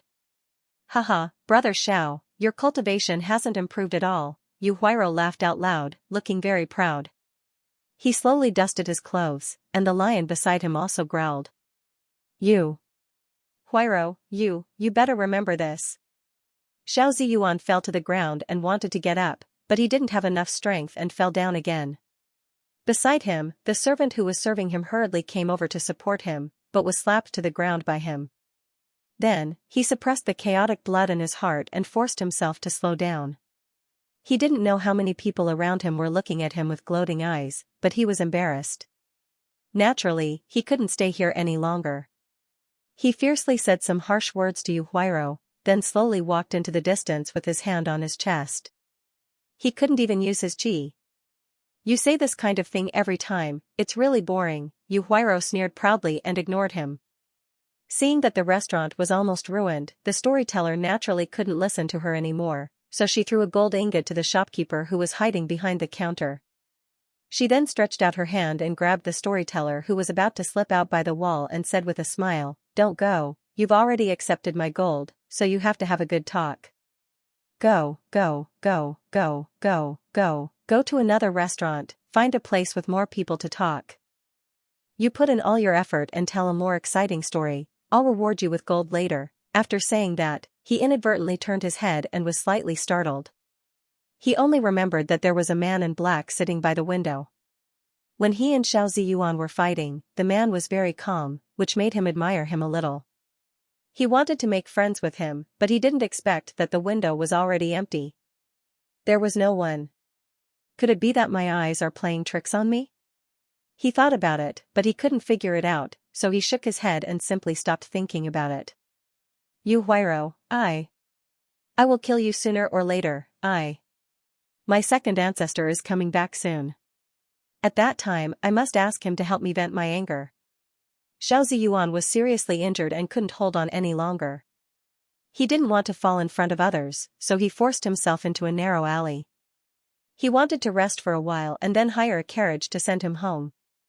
He only hated the arrogant Yu Huiro in his heart and kept cursing. But just as he entered the narrow alley, he felt his eyes darken. He subconsciously raised his head and saw a man in black standing in front of him. The man stood with his hands behind his back, standing in front of him, as if he had covered all the light in the world. You. Who are you? Xiao Ziyuan was slightly shocked and subconsciously felt some fear as he asked in a low voice. Who am I? The man sneered and slowly turned around. It was just a light movement, but in Xiao Ziyuan's eyes, it was as if the world had turned upside down. It actually made him feel a little dizzy. When he came to his senses, the black-clothed man's palm was already on his neck. Then, he only heard a voice ringing in his ears, and his heart was filled with fear like a tidal wave. You scolded me for a long time and now you're asking who I am? Gotcha. Xiao Ziyuan's eyes became blank. When the servants of the Xiao family entered the alley and saw Xiao Ziyuan's corpse, they saw that his face was filled with unerasable fear. His eyes had already become dry, but in the depths of his pupils, endless regret could still be seen. You evil creature, how much trouble have you caused? In the middle hall of the Yu branch, Yu Xiaoshi, the wife of the head of the family, Yu Tiling, was trembling with anger. The feather duster in her hand fell to the ground, leaving only a bare pole. All the servants in the room were so scared that they hid to the side. Even the old housekeeper didn't dare to persuade her. In the empty middle hall, only she and the young master, Yu Huiro, were left. I didn't do anything wrong. The stubborn young master of the Yu family knelt straight in the courtyard, but he still straightened his neck and pouted. That bastard spouted nonsense in front of everyone, started rumors, and said bad things about Ancestor Feng. I was so angry that I taught him a lesson and broke 2 of his ribs. He vomited blood in front of everyone, but with his cultivation, his life wouldn't be in danger at all. Humph, Xiao Ziyuan is really becoming more and more promising. He actually pretended to be dead. He must have deliberately blackmailed me to come here to see me make a fool of myself. You still say that he's a bastard, you're the bastard. Madame Yu was so angry that she almost couldn't breathe. The maidservants around her hurriedly rubbed her chest, and after a long time, she scolded hatefully, he's about to go to the Great Snow Mountain to cultivate, how can he be so rash? His mouth is on his body, if he wants to say something, then let him say it. Your ancestor Feng has been dead for 300 years, how can he lose a piece of flesh from his words? Besides, how long has it been since the ancestor passed down his spirit to you? Can you control the severity of it? This is great. If he really killed someone, the Xiao family will fight us to the death. Didn't father go to the Xiao family to investigate? You'll know immediately that grandson was deliberately scaring people, Yu Huiro said nonchalantly, but mother, what you said is wrong. With Xiao Ziyuan's little ability, of course he won't be able to lose a piece of Ancestor Feng's flesh. But he made up rumors out of nothing, it's annoying. Ancestor Feng's spirit in heaven will be angry. Ancestor Feng isn't that petty. Madame Yu cursed fiercely, but her heart was also slightly relieved. She had just received news that the young master of the Xiao family had been beaten to death by the young master of the Yu family. This really scared her quite a bit. Huiro's father also rushed over to take a look. However, Yu Huiro's tone was so certain that she was slightly relieved. After all, it was just some gossip and no one had seen it with their own eyes. Maybe it was really an exaggeration by the servants. She had worried for nothing. Master is back. At this moment, a loud shout was suddenly heard. Everyone raised their heads, only to see a group of family warriors protecting a middle-aged man riding on a flying steed, sweeping over from the sky. When they came near, they directly pressed down on the head of the steed, and directly landed in the courtyard like a celestial soldier or divine general. A family of attendants then trotted out, some leading the horses, some standing on their feet. Even Yu Fu also trotted out, hurriedly supporting the Yu clan leader Yu Tieling's arm, anxiously saying, "Master, what do you say? That Xiao family's young master. He's dead." The Yu clan leader, Yu Tieling, took a deep breath and replied solemnly. He turned his head and looked at his son, who was kneeling on the ground, with a complicated expression, and turned to walk towards the central hall. However, the moment he took a step, his legs gave way and he almost fell. Madame Yu hurriedly helped him up, only to discover that on his chest, on the armor, there was actually a charred black palm print, as if he had been beaten by someone. Just now, Master took the initiative to fight with the Xiao family head. Master endured and was hit by the Xiao family head. The family warriors at the side reported in a low voice, each of their faces solemn and resentful. You evil creature, you want to kill your father as well." Madame Yu was shocked and anxious. She directly turned around and slapped Yu Huairou's head. At this moment, Yu Huairou's face was also full of shock. After a while, she shouted, "Impossible, I didn't kill him." Huff. Yu Tieling pulled back the hand that was about to hit his son's face and said in a low voice, "At this point, it's useless to say anything else. All of you, come in." This time, the Xiao family is really furious.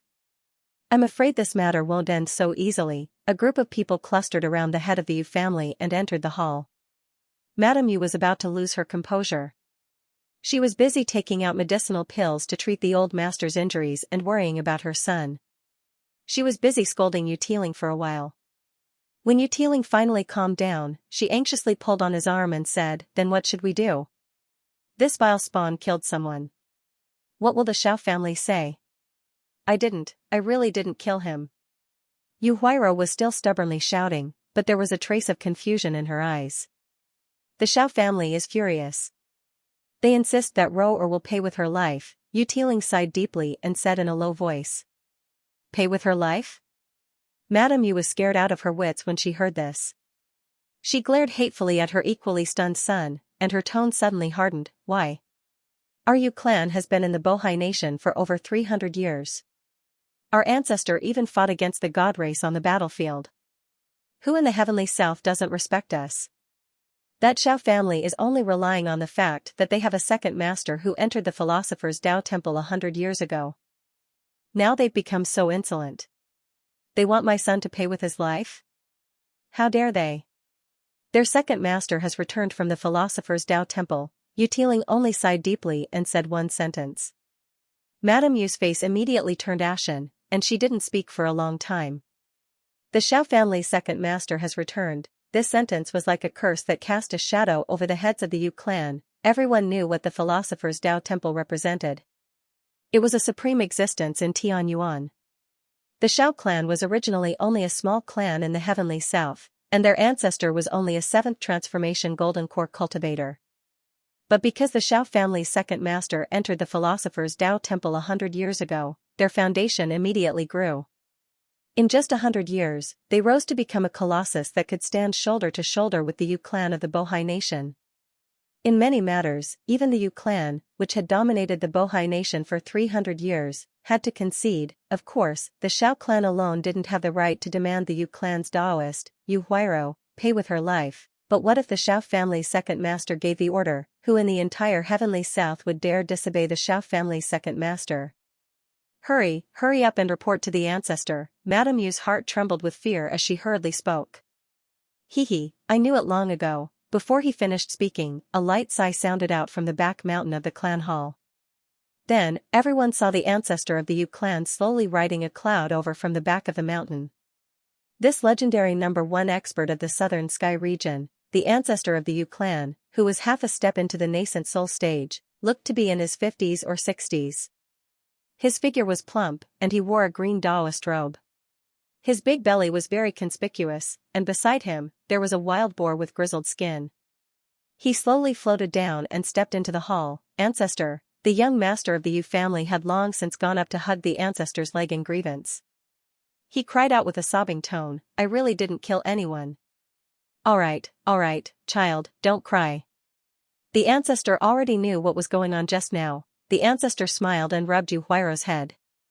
He said warmly, "The ancestor believes you." In the past 300 years, there hasn't been a coward who doesn't dare to do anything. If you say you didn't kill him, then you definitely didn't kill him. Moreover, so what if you did kill him? At this point, the ancestor's voice turned cold. He said coldly, that descendant of the Shao clan is spouting nonsense. He deserves to be killed. When the Yu clan's patriarch and madam heard this, they couldn't help but be stunned. The ancestor's good temper was famous. He had been kind to others for 300 years and had a good reputation. Who would have thought that when it came to the matter of the ancestor, he would show a rare violent side? This made Madame Yu, who had just scolded her son, feel a little embarrassed. Ancestor, the Shao clan insists that they want Ro-er to pay with her life. I'm afraid this matter won't end well. Yu Tiling's expression was also somewhat solemn. He took a few deep breaths and said in a deep voice, just now, the Shao clan's second master even wanted to detain me. On the other hand, the Shao clan's ancestor said that he didn't want to shed all pretense of cordiality and only expelled me. However, the Shao clan's second master just gave me a death order. He said that if our Yu family doesn't immediately send Huairo to the Shao clan, he will. The Yu clan's ancestor's expression was slightly cold. He said indifferently, what does he want? Then the Shao clan's second master said. Yu Tiling hesitated for a moment, but still said it out loud, he wants to fight his way to the door to snatch her away. Humph, this Shao clan has such big words. When the Yu clan's ancestor heard this, his expression became somewhat angry. Didn't they ask clearly? This matter, whether it was done by Ro-er or not, and they want to come to the door to snatch her away? What do they think the Yu clan is? Sigh, regardless of whether it was Ro-er who killed him or not, the matter has already been stirred up. Too many people saw Ro-er and the Shao clan's young master fight. I'm afraid there's no other way to explain this matter. I tried my best to explain just now, saying that there might be some misunderstanding, but the Shao clan's second master said that just because Ro-er fought with Zi Yuan, she needs to pay with her life. If there really are other misunderstandings, the Shao clan will naturally investigate.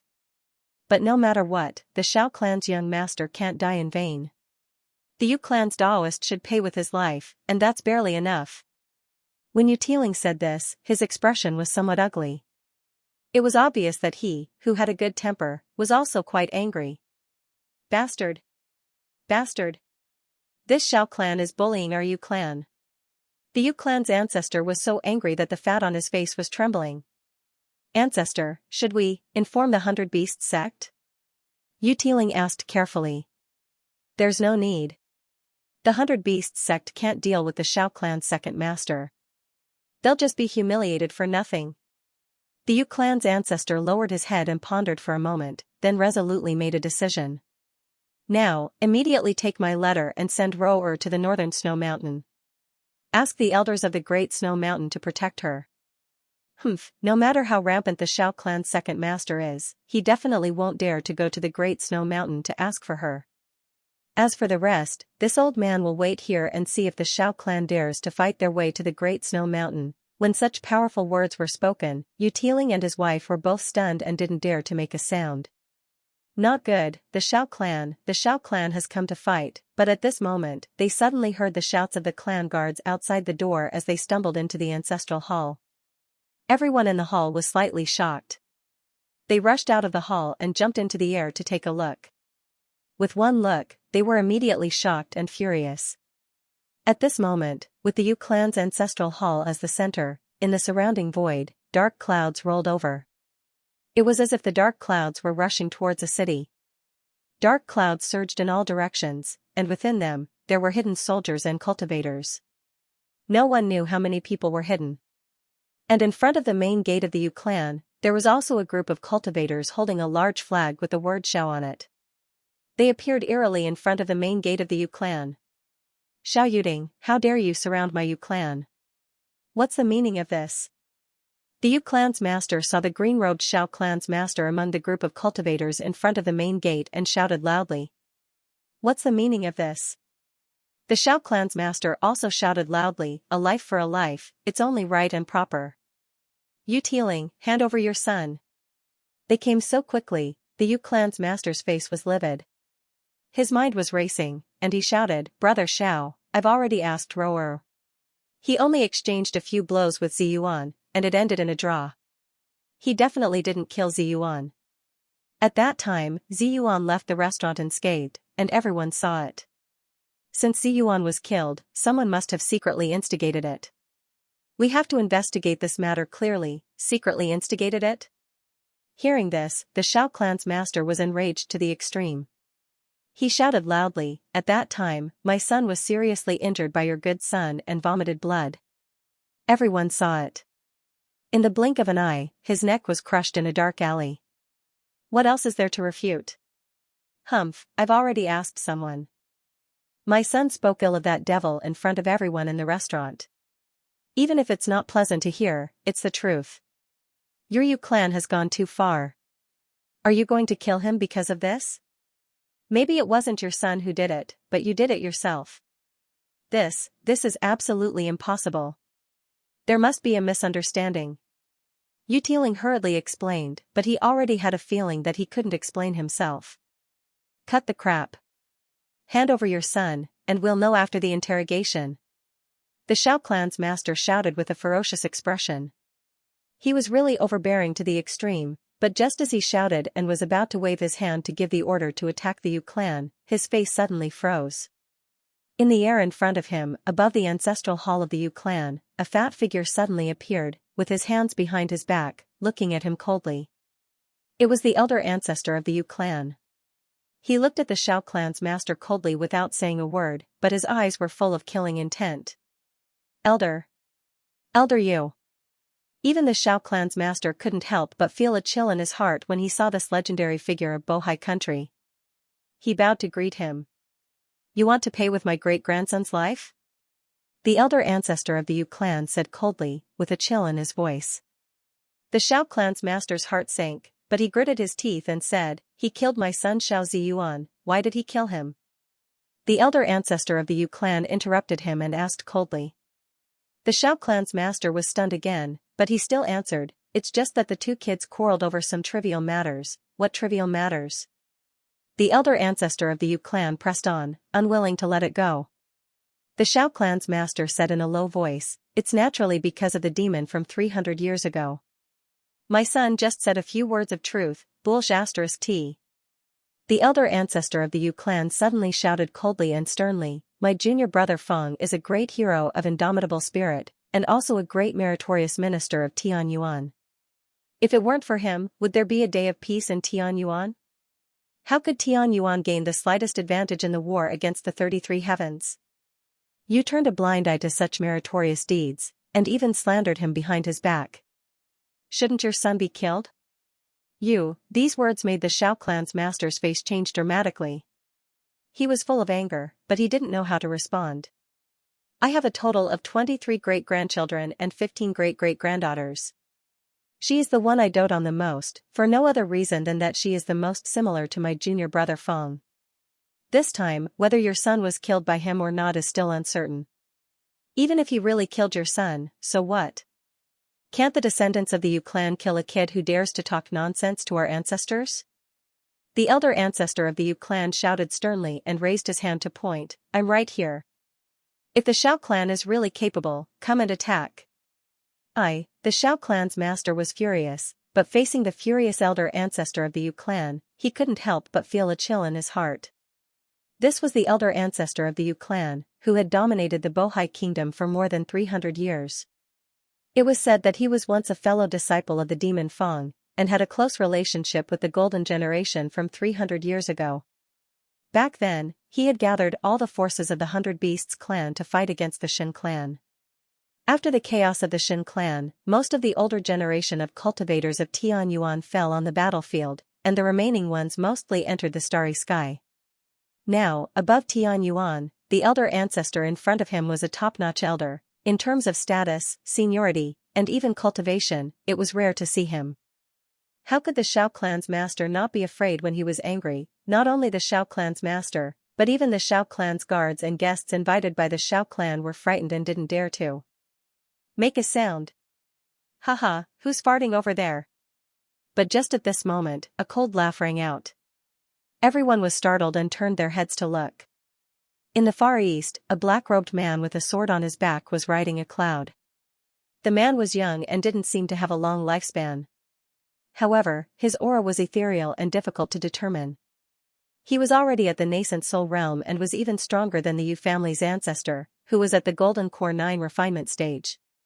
He sneered and flew closer to the Yu family's ancestor. He looked down at the Yu family's ancestor and spoke in an unfriendly tone. "It's the second elder ancestor of the Shao clan," someone whispered, and their eyes were full of awe. The second elder ancestor of the Shao clan was the #1 genius in Tiannan.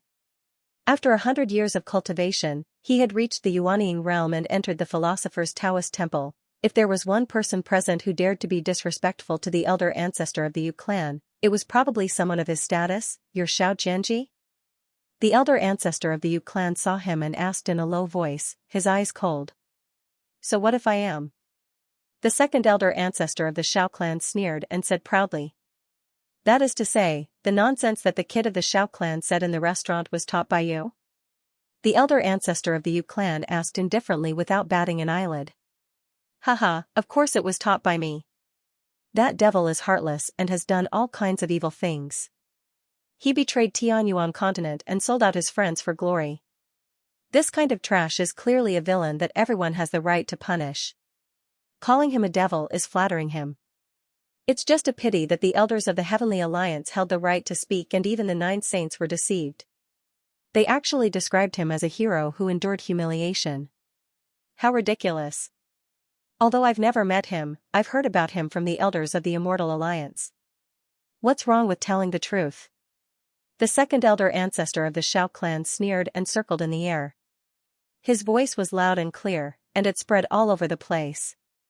Finally, he turned back, looked coldly at the elder ancestor of the Yu clan, and shouted, "Don't think that I don't know that your Yu clan is still worshipping that bastard's memorial tablet. You're always putting in a good word for him. This time, not only am I going to tell the truth, I'm also going to tear down the memorial tablet that your Yu clan has erected for him. What can you do about it?"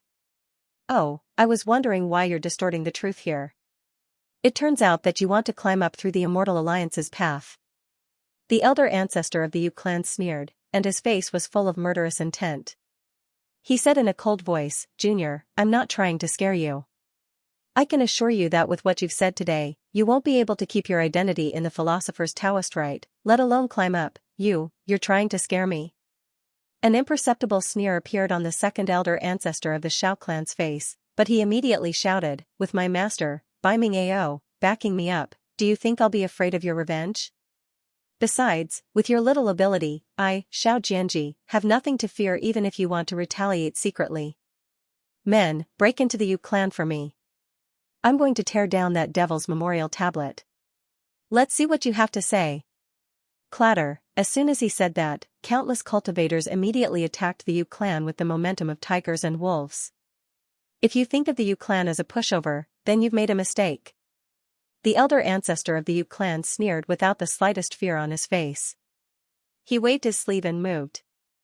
"Please calm down, elder ancestor, don't fight him." The Yu clan's patriarch and all the elders made an appearance at this moment, and they tried their best to persuade him. They knew that while the Yu clan's ancestor was quite senior, he hadn't formed his nascent soul after all. So, if he were to really fight, then how could he possibly be a match for the Shao clan's second master? "Who said I'm going to fight?" The elder ancestor of the Yu clan was startled. He waved his robe and shook them to the side. He sneered, "I'm going to call for help." As he spoke, he took out a paper talisman and waved it in his hand. The talisman turned into a beam of spiritual light and quietly flew away. Call for help?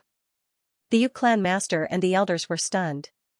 Even if the elders of the 100 Beasts sect come, it'll be useless. The Great Snow Mountain is far away in the Chu North. It's impossible for them to get here in a short time.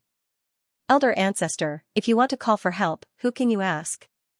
The elder ancestor of the Yu clan sneered and said proudly, "I have a junior who is now cultivating in the South Sea. With her cultivation, it won't take long for her to get to the Bohai Kingdom." Humph, the Shao clan is getting more and more insolent and ambitious, especially that Xiao Jianji. How dare he say such things? When my junior gets here, let alone Xiao Jianji, even the Shao clan won't be able to protect him. Senior Yu, you're also one of the top figures in Tiannan. Why don't you come out and fight? At this moment, the #1 aristocratic family of Bohai, the Yu family, had been surrounded by the Xiao family's guards and cultivators. They were cursing loudly from the outside. The Yu family's defensive formation had been fully activated. 8 ancient swords were suspended in the air and pointed in 8 different directions. With the 8 ancient swords guarding the formation, it was obviously not easy for outsiders to charge in. The Xiao family had already attacked 4 times and left behind the corpses of more than a dozen guards, but they still hadn't taken a single step into the Yu family's residence. As a result, no one was willing to step forward and die. They could only curse loudly from outside, hoping to force the Yu family's ancestor to come out and fight. However, the Yu family pretended to be mute and ignored them. Logically speaking, this wasn't a matter of life and death. It was just a matter of face. If it were another family's ancestor, he would either lower his head and admit defeat or explain things clearly. He wouldn't hide in his home and rely on the protection of a formation. However, the Yu family's ancestor did it. He was the #1 figure in Tiannan after all, an existence revered by the Bohai nation for 300 years. However, at this moment, he was able to keep his composure. When the other members of the Yu family heard that their ancestor was being humiliated, their chests almost exploded from anger. Ancestor, father, mother, ignore me. This started because of me. I'll go out and fight them. Yu Huairo's face was already red from holding back. She was dressed in armor and roared to go out and fight. With your cultivation, won't you die as soon as you go out? Madame Yu was angry and anxious. She wanted nothing more than to order her son to be tied up. Yu Tiling's face was also livid. He said to the ancestor, "Ancestor, the Xiao family is already at our door. If we don't meet them, the whole world will think that we're afraid of the Xiao family. From then on, we'll become a laughing stock in Tiannan. What are you laughing at? Who's going to laugh?" The Yu clan's ancestor said, "If it weren't for the return of the Xiao clan's second forefather, I would have gone out and driven them away a long time ago. But Xiao Jianji has already contracted a yuanying and entered the philosopher's Taoist grounds. Even I may not be a match for him. If you go out, won't you be throwing your lives away in vain? Now, all of you stay here." With the protection of the clan guarding formation, even a master of yuanying won't be able to break in for a while. When the reinforcements come, you will know who is the biggest joke in Chunan. An elder of the clan also said worriedly, "Look at how the Xiao clan has gathered so many Foundation Establishment and Golden Elixir Realm experts to attack our Yu clan. It doesn't look like they've been gathered at the last minute. I'm afraid this was premeditated. Otherwise, the Xiao clan's strength would be inferior to our Yu clan's." The Yu clan's ancestor sneered and said, "Do you think I can't see it? I'm afraid that even if this didn't happen, the Yu family and the Xiao family would still have fought. I think that the second son of the Xiao family came prepared. It seems that after 300 years, there are people who want to bring up the past again. However, they can't afford to offend those people now, so they're targeting this old man and treating me as a pushover." Hearing this, the Yu clan's people felt a chill in their hearts. If the ancestor's cultivation was only a pushover, how powerful were those people? "Ancestor, but if we only defend and don't attack, I'm afraid the 8 swords protection formation won't last long." "Haha, don't worry about that. This sword formation was developed by me with great devotion. It can at least last for 4 to 6 hours, the Yu clan's ancestor laughed, but before he finished speaking, he suddenly heard a loud noise outside. Everyone was shocked and hurriedly flew into the air to have a look. "Old man surnamed Yu, do you really think that your mere 8 swords formation can stop me?" At this moment, a loud shout came from outside the Yu clan. Xiao Jianji had already leaped into the air. Before this, he had challenged the Yu clan's ancestor, but seeing that the Yu clan's ancestor was unwilling to accept the challenge, he let the Xiao clan's ancestor attack while he himself observed the operation of the 8 swords protection formation and deduced its rules. Now, he finally jumped into the air, holding a fire dragon whip in his hand. The whip was covered with flames, as if he had pulled a river of fire in his hand. His eyes were gloomy as he stared at the 8 ancient swords above the Yu clan's residence. Suddenly, he lashed out, and the fire dragon whip whizzed and spiraled like a dragon paw. When he lashed out with his whip, it actually hit the key point of the 8 swords circulation, causing the sword to deviate from its original position. "Haha, the Yu clan's protective formation has been broken by me today. It's time to remove Chu Nan's name. Xiao Jianji was overjoyed when he saw that the method of deduction worked. He lashed out a second time, and this time, 2 ancient swords were sent flying. Senior Xiao is powerful. After today's battle, your name will definitely spread far and wide. The Xiao clan's generals and servants below were overjoyed and shouted with all their might. At the same time, they raised their weapons and magic treasures and rushed into the Yu clan while the formation was broken. They all knew that the Yu clan's 300 years of foundation was no small matter. The Xiao clan had already promised them that after breaking through the Yu clan, they only needed Xiao Huairou.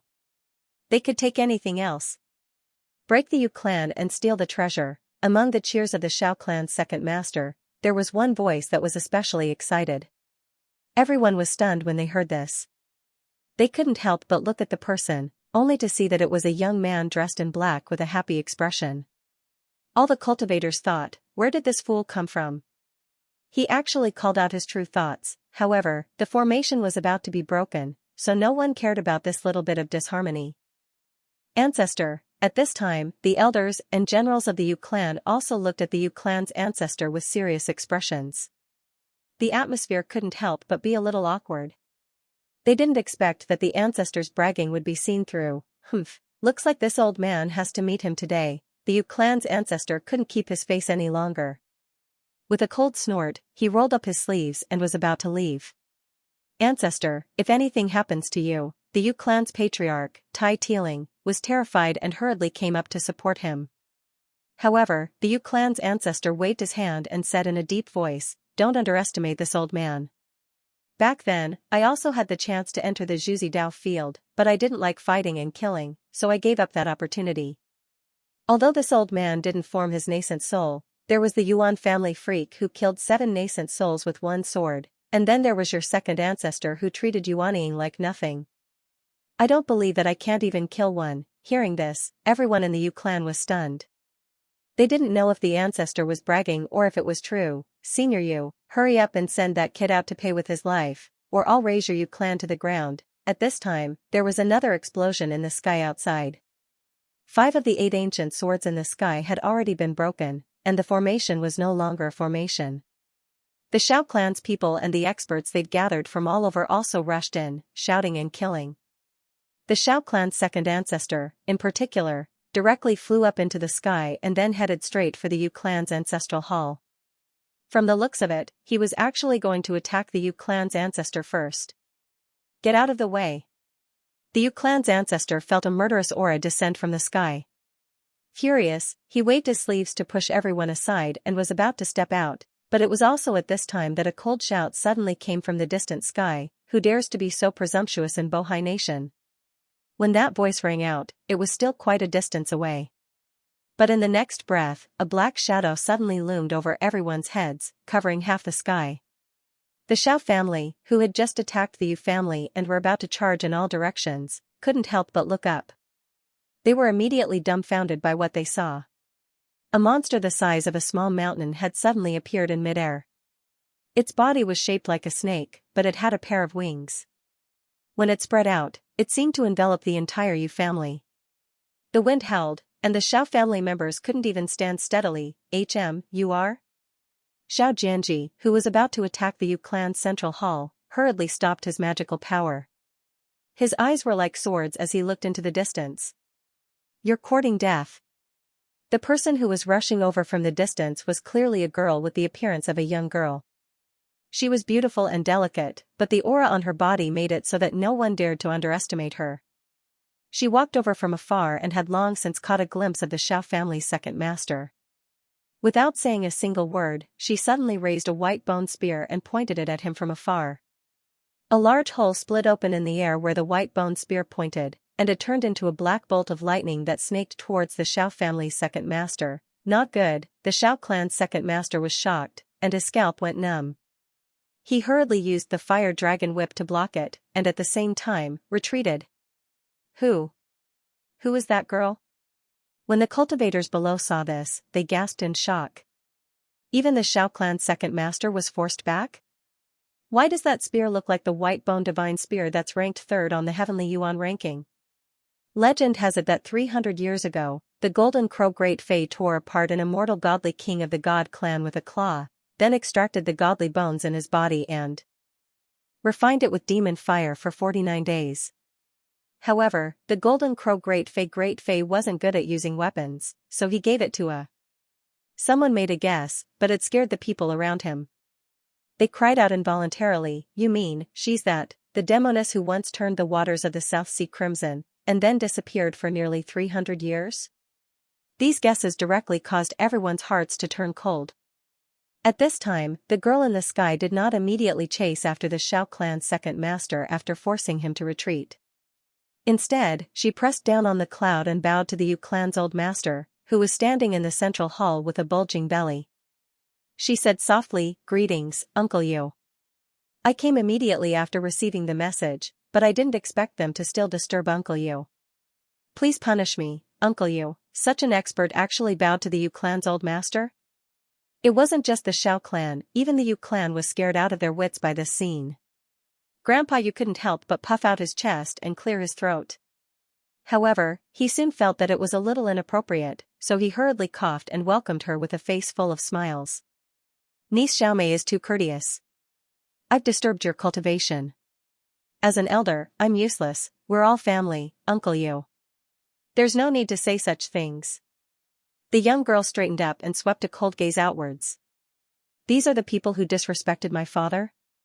Old Master Yu nodded and said in a low voice, "That's right." The young girl gripped the white bone spear tightly and took a deep breath.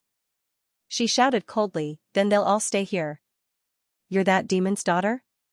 The Xiao second master was knocked back by the spear and felt a tightness in his chest. At the same time, he guessed the girl's identity and felt a little heavy in his heart. But now that things had come to this, he couldn't just turn around and run away. He greeted her with a cold smile and asked coldly. However, he couldn't help but feel a little puzzled. He naturally remembered that 300 years ago, when the 9 sages planned to clear the demon's name, and orthodoxy publicly objected. This angered the little demon, and she fought a series of battles with that orthodoxy, almost directly erasing that orthodoxy from the divine prefecture. Even the seawater was dyed red. It was after this battle that the demon's merits and demerits were finally determined and recorded in the records. However, this female demon never appeared again after that, and there were always rumors that she was dead. The Xiao second master believed that she was already dead, because he hadn't seen any traces of this demoness in the philosopher's palace. According to his understanding, if this demoness was still alive, the strength she displayed 300 years ago was enough for her to enter the philosopher's palace. Since she hadn't appeared in the philosopher's palace, then she was most likely dead. He hadn't expected to see her here in the Yu family. That's right. The girl nodded indifferently. My name is Fang Xiaomei, and I'm Fang Xing's daughter. Hearing such a person use such a common name, the cultivators all felt very strange. However, no one dared to laugh, because the girl's next words were like a mountain pressing down on their hearts. 300 years ago, I destroyed an orthodoxy because someone slandered my father, and now? Do you think I can't destroy a mere Xiao family? Boom, with a loud shout, the white bone spear suddenly shot out, and the countless Xiao family soldiers and people who took advantage of the situation were smashed to pieces, including the head of the Xiao family. He didn't even have time to scream before he was turned into a pile of meat paste. However, she didn't even look at him. She took advantage of the momentum to soar into the sky and stabbed at the Xiao second master. Dense killing intent filled the sky. Whoosh, the winged snake monster that came with her also flapped its wings and swept through the surroundings. Who knew how many people who were too slow to escape were swallowed in one gulp? It seemed to enjoy this feeling very much, and hissing sounds came from its mouth. Who knew how much flesh and blood it had eaten, and its scales were covered in light. You, give my big brother back. When the Xiao second master saw the death of the head of the Xiao family, he was so angry that his eyes turned red, and he rushed over. However, after he met the girl and exchanged a few blows, the more he fought, the more frightened he became. For the first time, he felt a sense of fear towards people outside of the philosopher's dojo, especially when he saw the murderous aura of the girl. Even the snake monster she brought with her was slaughtering everyone, and the Xiao family members he brought with him were losing their lives at an indescribable speed. His heart grew cold, and he couldn't help but retreat. He shouted, daughter of the Fong family, I'll remember today's hatred for now. Wait until I've invited my fellow brothers, then we'll settle the score. Who said that you could leave? The girl shouted. Seeing that the Xiao second master was quite good at escaping, and that he was over 1,000 feet away in the blink of an eye, her eyes also turned cold. Suddenly, she threw the white bone spear in her hand. With a whoosh, it pierced through the chest of the Xiao second master, creating a hole in his chest. However, the Xiao second master screamed in pain, and his speed wasn't affected at all. He continued to run forward. Fang Xiaomei didn't care. She reached out and grabbed the white bone spear that had returned to her. Then, a murderous look appeared in her eyes. Whoosh, the soaring serpent was connected to Fang Xing and Fang Xiaomei's minds, and it had long since understood her intentions. It flew up and rushed toward the Xiao second master. The Xiao second master's cultivation was naturally extraordinary, and his speed was frightening. However, Fang Xiaomei didn't think that he could escape from the soaring serpent. This spiritual beast possessed the speed of the world. Now that it had matured, the only thing it couldn't compare to in terms of speed was the golden crow. The truth was as such. The Xiao family's second master had clearly fled more than 100 miles away, but the soaring serpent did not panic. After swallowing the half of the corpse in its mouth, the soaring serpent abruptly spread its wings, and with a gentle flap, it had already pounced 40 to 50 miles away. It watched helplessly as it was about to catch up to the Xiao family's second master and swallow him. However, at this moment, it suddenly felt a cold gaze on its back. Inexplicably, its heart trembled, as if it had fallen into a nightmare, and even its appearance became dazed. Such a terrifying spiritual beast actually made a turn in the air and flew back. It hid behind Fang Xiaomei and trembled. Fang Xiaomei was also shocked. This was the first time she had seen the soaring serpent act like this. It actually let the Xiao second master go. What's going on? She hurriedly asked. However, the soaring serpent only looked around in fear, as if it didn't even hear her voice. It's really strange. Fang Xiaomei frowned. However, after seeing the soaring serpent's fear, it looked around for a long time but didn't see anything. Fang Xiaomei couldn't help but sigh. She didn't scold it, but faced the Yu clan members who were rushing towards her, and said, it was my negligence. I let that bastard go. From his tone, it seems that he isn't satisfied. He will definitely come back again. The Yu clan members were stunned. They thought to themselves, almost all of the Xiao clan's power has been destroyed here. Of course he won't be satisfied.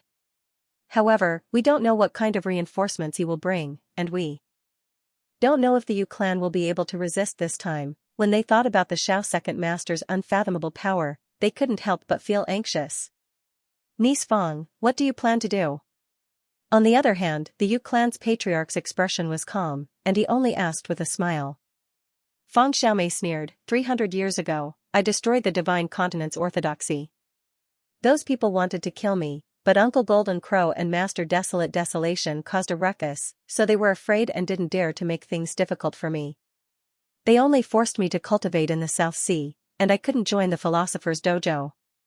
Otherwise, I would have joined the Philosopher's Dojo 300 years ago, and by now, I would have gone to the Star Domain.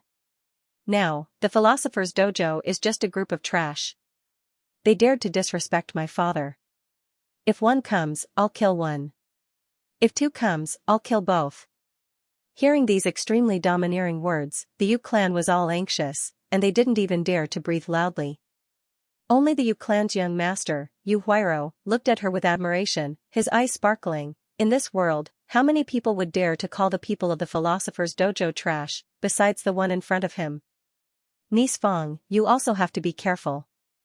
I'm afraid that if they come with too many people, it will be difficult for two fists to fight against four hands. The Yu clan's patriarch sighed and advised her in a low voice.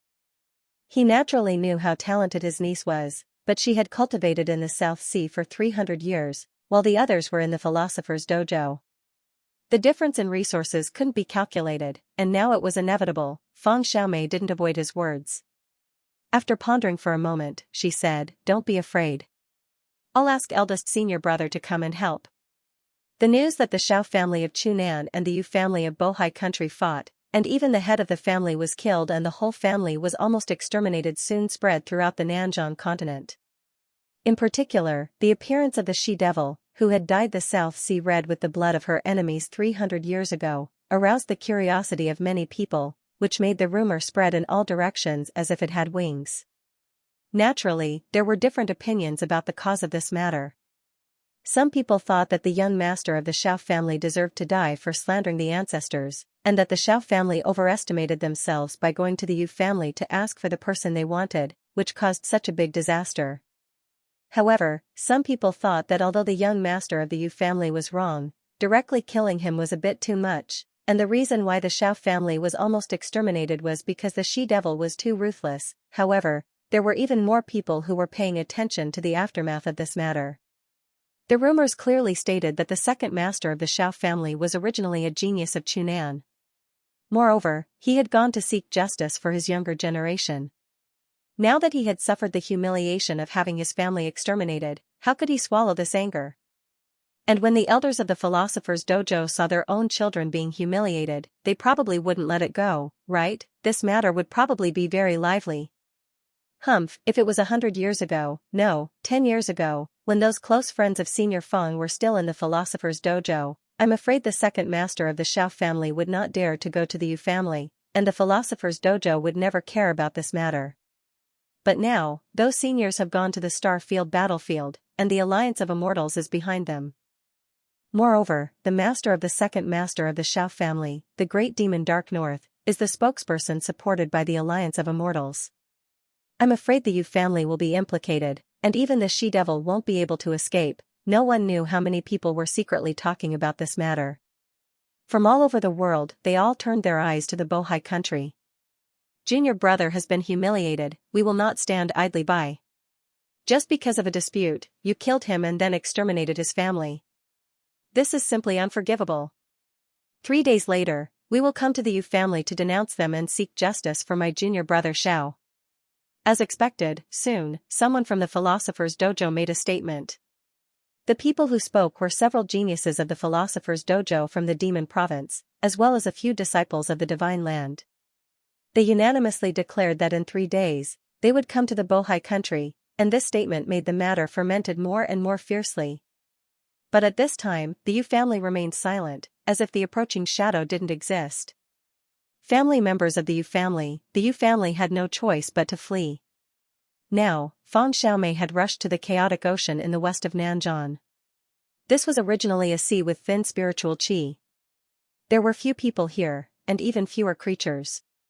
However, after the Shen clan's influence in Tianyuan was gradually destroyed, many Shen clan creatures were driven into a corner. With the sky sealed, they couldn't leave, and they couldn't defeat the Shen clan. Thus, they could only flee to the ownerless sea, struggling at death's door. But even then, countless geniuses of sky origin were pursuing them. Because one of the conditions to enter the philosopher Taoist grounds was to have killed a living being of the God clan by yourself. Moreover, the living beings of the God clan had descended to sky origin all those years ago and slaughtered all over the place, so there really was a deep enmity between them and sky origin. Of course, along with the changes in the situation, many people had guessed some of the truth. These living beings of the God clan were actually just weapons that the philosopher Taoist grounds had left in sky origin to be refined. Otherwise, if those true geniuses of the God clan acted against them, then they would have been wiped out a long time ago. There were many Shen clan creatures hidden in the chaotic ocean. Because there were too many of them, not many dared to enter normally. However, Fang Xiaomei was not afraid. She stood on the back of the soaring serpent and flew across the turbulent sea. Soon, she entered the depths of the chaotic ocean. Not long after, a deserted island appeared in front of her. Fang Xiaomei landed on the island and pinched her fingers together to calculate the direction. However, the reason why the chaotic ocean was called the chaotic ocean was because of the thick fog, making it difficult to determine the direction. Roar! Suddenly, a roar resounded from the sea.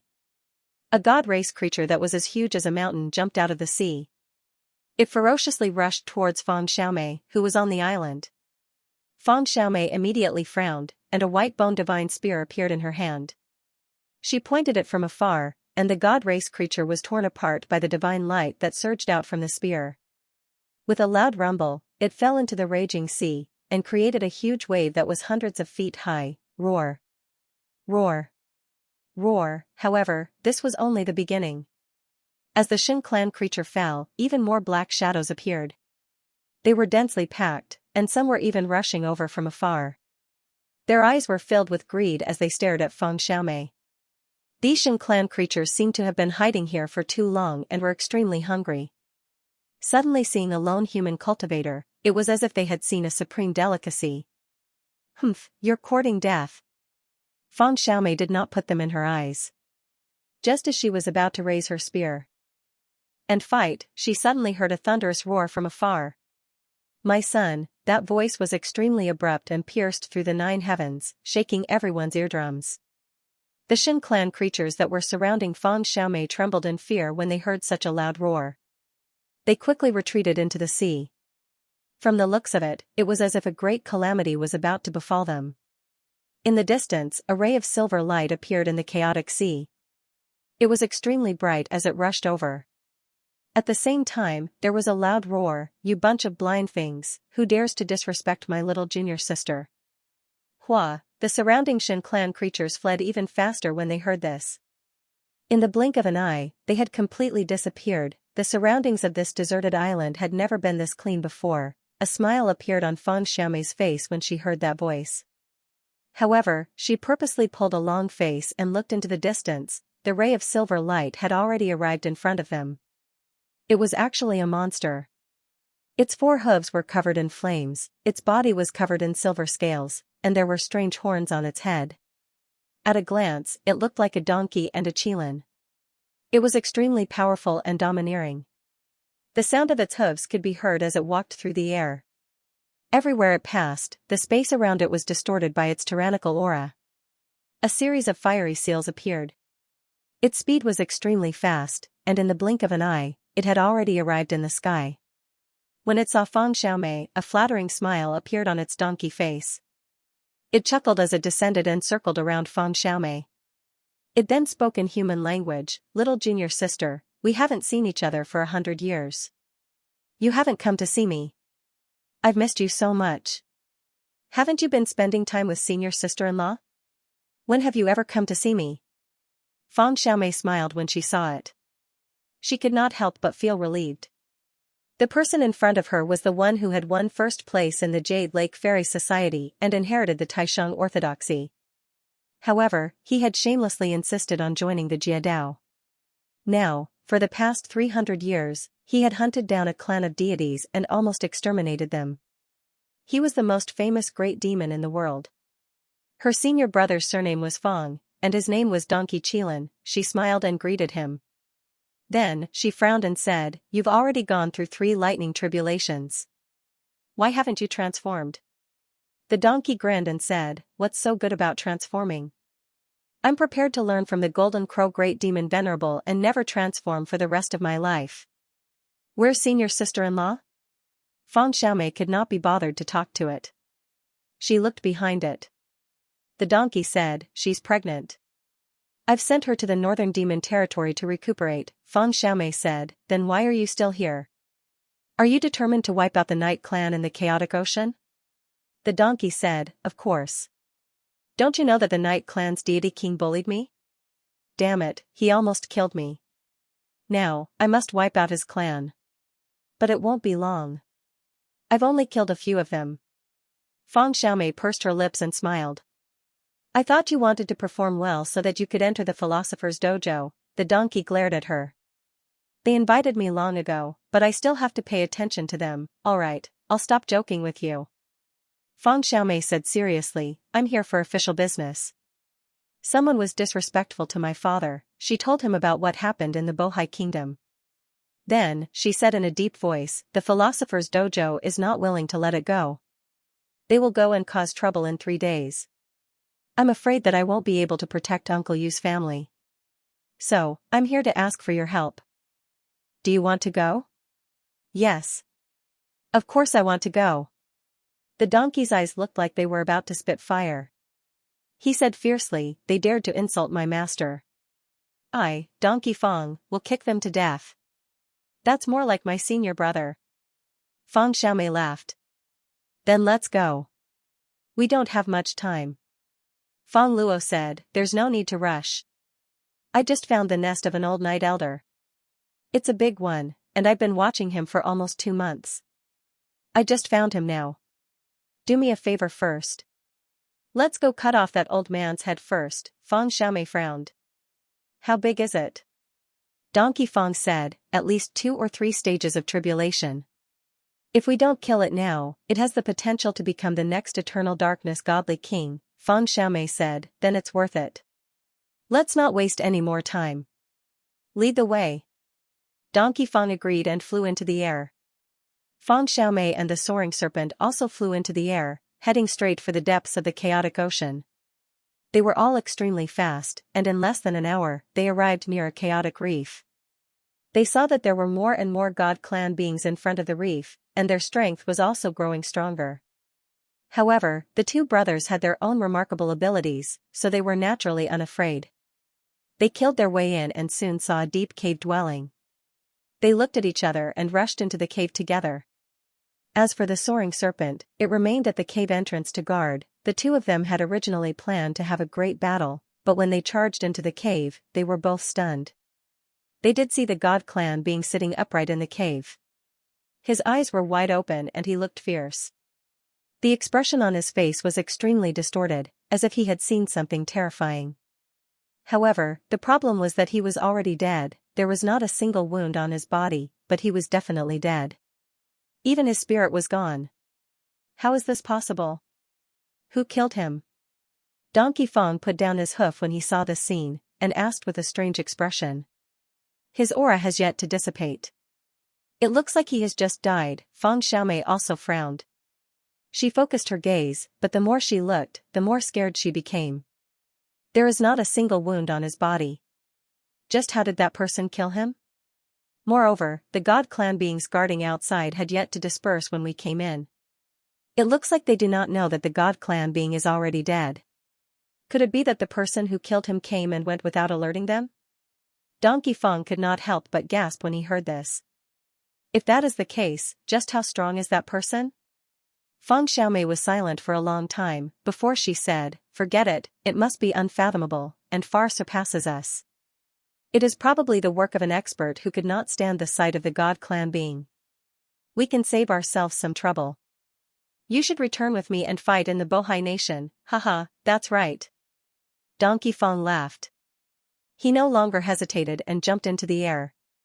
The 2 of them fought their way out and left the sea of chaos. When they arrived at a city outside, they stopped to reorganize. However, in this city, they heard that the matter of the Bohai Nation had already spread like wildfire. The 2 of them didn't care at first, but they unexpectedly heard another important piece of news from the rumors. The legendary Dark North Demon is going to personally seek justice for his disciple? This is absolutely true.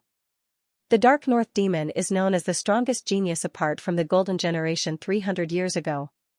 His cultivation is unfathomable, and at such a young age, he already has the position of an elder in the Philosopher's Dojo. It is said that he was going to the foreign battlefields, but before he left, he heard that his disciple, Xianxia, had encountered injustice. He was furious and decided to delay his journey for a few days. He will personally go to the Bohai Nation and ask the Yu clan's ancestor if it was right to exterminate the Xiao clan. In this city, someone stepped on a stool and said excitedly, "Sigh, this is troublesome." Although the Dark North Demon is young, he hates evil and is decisive in killing. He once quarreled with the great elder of Fuyao Palace, Dao Wufeng, over the treaty with the demon race. They fought, but he accidentally killed the great elder. Afterward, Great Situ of Fuyao Palace didn't come back to seek revenge. This shows that not only is he strong enough to kill a member of the Golden Generation, but his background is also profound. Even Great Situ of Fuyao Palace is a little afraid of him. With this person personally overseeing the Yu clan, I'm afraid the Yu clan will be in danger. The surrounding people sighed and sighed. The Yu clan's 400 years of dominating the Bohai Nation had finally come to an end. If that bastard takes action, this matter will be really difficult. Donkey Fang also turned to look at Fang Xiaomei and said in a low voice, "Little junior sister, don't act rashly. Outsiders think that the Dark North Demon was actually born 200 years ago, but I heard that he is actually older than us." It's just that before the 9 coffins descends from the heavens, he was ordinary and unremarkable. Later, he coincidentally entered the philosopher's dojo and showed his talent, advancing by leaps and bounds. However, I'm afraid that what he has shown is only a portion of his true strength. This person has hidden his strength deeply, but we can't underestimate him, Feng Xiaomei said coldly. It's a pity that those uncles have all left Tianyuan, otherwise who would be afraid of him? Donkey Feng pondered for a while and said, even now, there's no need to be afraid of him. The philosopher's dojo has the advantage in numbers, and our Jiadao lineage also has many experts. Let's not talk about anything else, let's invite a few people to help us. You go to the Great Snow Mountain and invite the elders over. I'll also go find a few friends. Let's make an appointment to meet in Bohai Nation in 3 days. I want to see how capable that dark north demon is. All right. Feng Xiaomei agreed and separated from Donkey Feng in the city, heading straight for the Great Snow Mountain. She had the soaring serpent steps. This beast's flying speed was unparalleled in the world. Although she was not close to the Great Snow Mountain, it only took her half a day to arrive. She saw that there were countless people waiting to be apprenticed to the Great Snow Mountain in front of the gate. It was extremely noisy. She didn't enter the gate, but directly entered the Great Snow Mountain from the back of the mountain. Just as she was about to go directly to the main hall to pay a visit to the elders she was familiar with, she suddenly became slightly startled. She turned her head and looked in another direction. There was a tall mountain, and the mountain was filled with stone tablets. This was the burial ground of the Great Snow Mountain. Buried here were the elders and disciples of the Great Snow Mountain who died in the early stage of establishing the Tao, as well as those who died in the war against the god race. On the highest slope facing the sun, there were the tombs of the 5 ancestors. One of them was empty, and it was the tomb of the current Great Snow Mountain's Supreme Elder Hu Qin. The other 4 were the tombs of the 4 ancestors of the early stage of establishing the Tao. Feng Xiaomei was also looking at those tombs. In front of those tombs, there was a black-robed man. He was facing the tombstone, holding a jar of strong wine, and was drinking alone. As soon as she saw that person, Feng Xiaomei felt an indescribable sense of familiarity, and her mind became restless. This senior, Feng Xiaomei was a little hesitant. After hesitating for a moment, she slowly walked towards the tomb. So it's senior sister Feng. You've come? Just as Feng Xiaomei was about to take a step forward, she heard a relieved voice in the air not too far away. She quickly turned around and saw several men wearing blue Taoist robes. The one in front looked to be in his 30s and was holding a long sword in his hand. He waved his hand to signal the other Taoists to leave while he himself rode a cloud over. He smiled from afar and said, I just sensed that someone had entered the Great Snow Mountain from the back of the mountain. I thought it was someone else, so I hurriedly came with a few junior brothers to investigate. I didn't expect that it would be Senior Feng. Why didn't you tell me in advance? I could have come to welcome you. I wasn't paying attention just now and almost attacked, Junior Han. Feng Xiaomei nodded at him. Actually, from her appearance, she looked to be around 16 years old. She was much younger than the Taoist, but she called him junior brother. The Taoist didn't find it strange at all. The difference in their cultivations was too great. Feng Xiaomei had a long lifespan, so she naturally looked young. The Taoist was actually younger than her, but he looked a bit older. There were too many people at the mountain gate, so I came from the back of the mountain. After explaining, she turned towards the tombstone and asked, that senior is. Before she could finish her question, she couldn't help but be stunned. There was no one in front of the tombstone. The man who had been drinking wine in front of the tombstone had left at an unknown time. He was so close to her, but she hadn't noticed him at all. What senior? Junior brother Han came closer and looked at the tombstones. Feng Xiaomei was stunned and said, I clearly saw someone drinking wine in front of the tombstone. Junior Han's expression was a bit flabbergasted as he said, that's impossible, right? The bones of the ancestors are buried there. It is protected by a large formation. Normal people aren't allowed to go there unless it's a memorial day. This is to avoid offending the ancestors. How could you see someone? Are your eyes playing tricks on you? Feng Xiaomei shook her head and said with certainty, that's impossible. I really saw someone there. As he spoke, his eyes lit up and he pointed at the monument. "Look, there's a wine jar in front of the monument." With their cultivations, their eyesight was extremely sharp. Although the tombstones were 3 to 4 miles away from them, they could still see them clearly. Coincidentally, in front of one of the 5 tombstones, there was a pitch-black wine jar. Junior brother Han also saw it. He quickly took out his medallion and rushed over with Feng Xiaomei.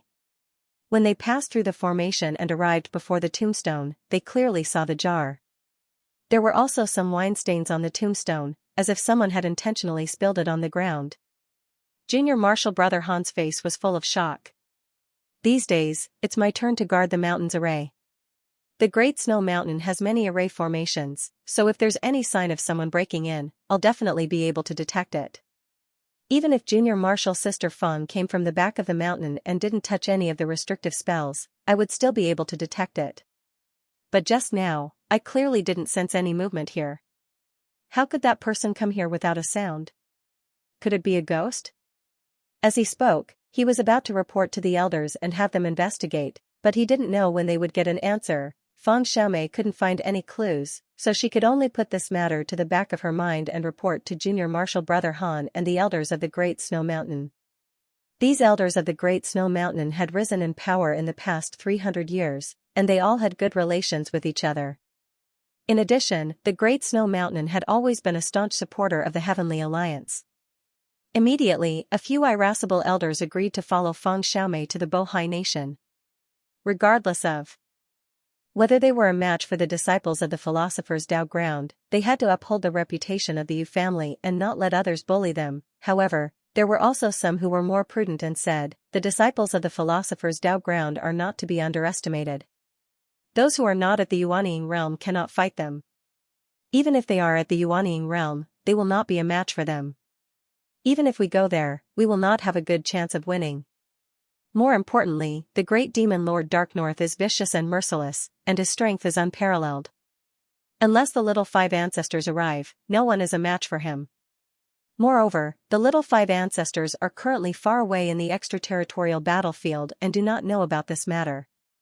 Even if they knew, they would not be able to rush over." When the elders heard this, their expressions became solemn. They naturally understood this logic.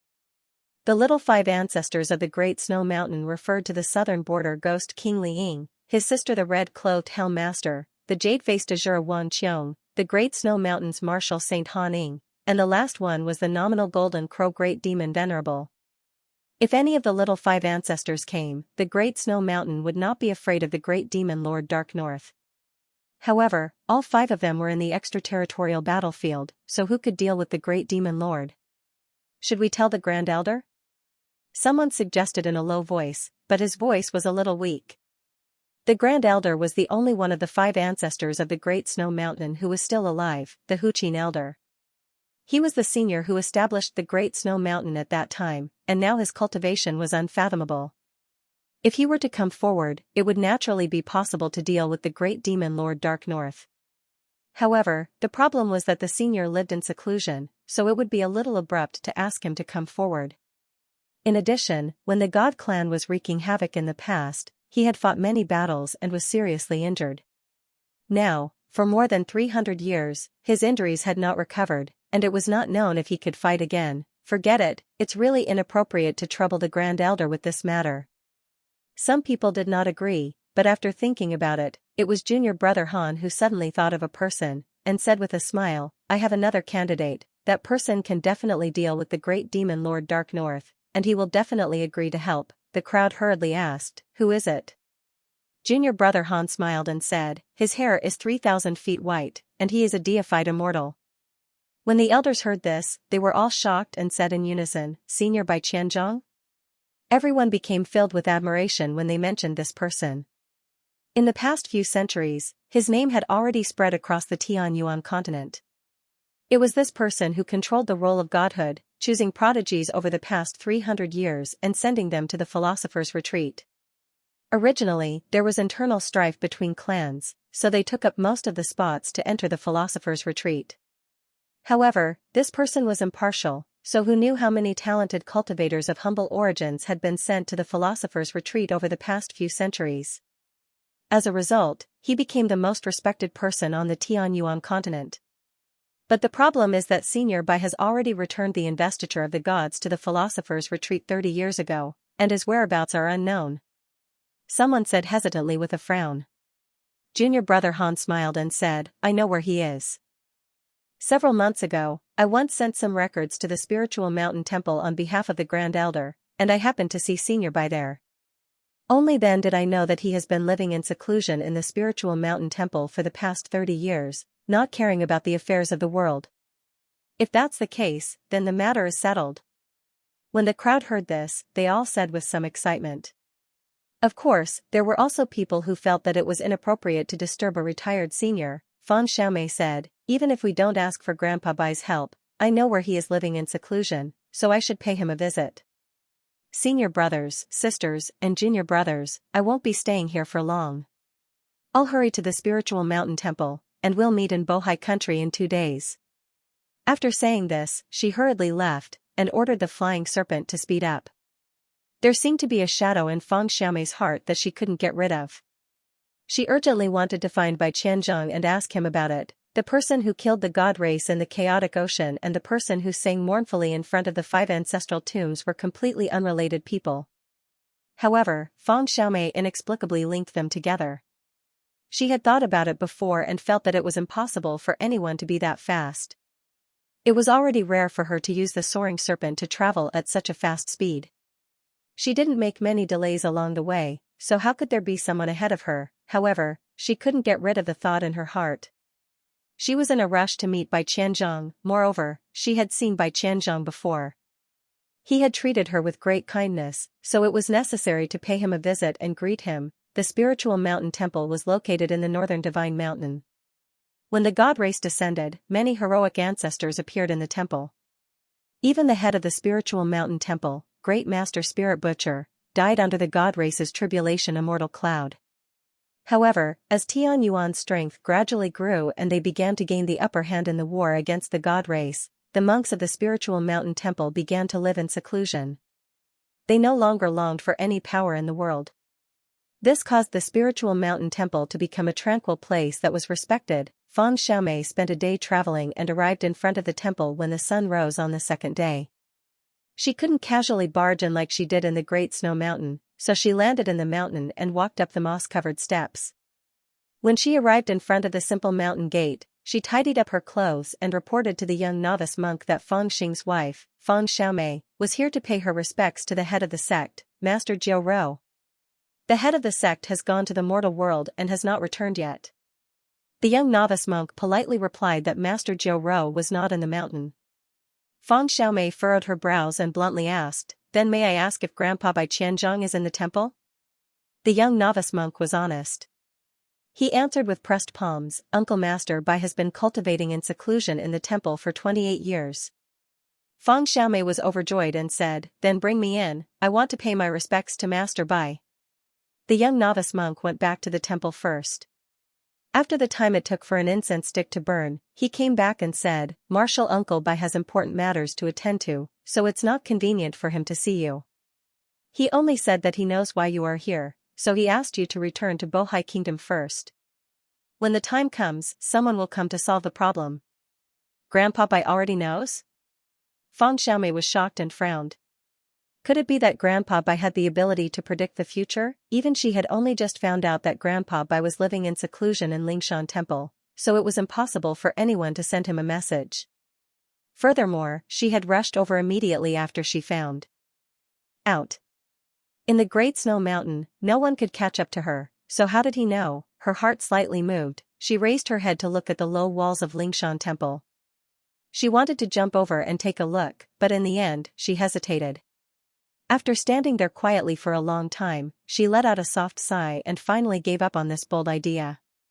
She obediently kowtowed outside the temple, and with a slight smile on her face, she rode the soaring serpent far away. In this Lingshan temple, there were green mountains, clear waters, and ancient temples.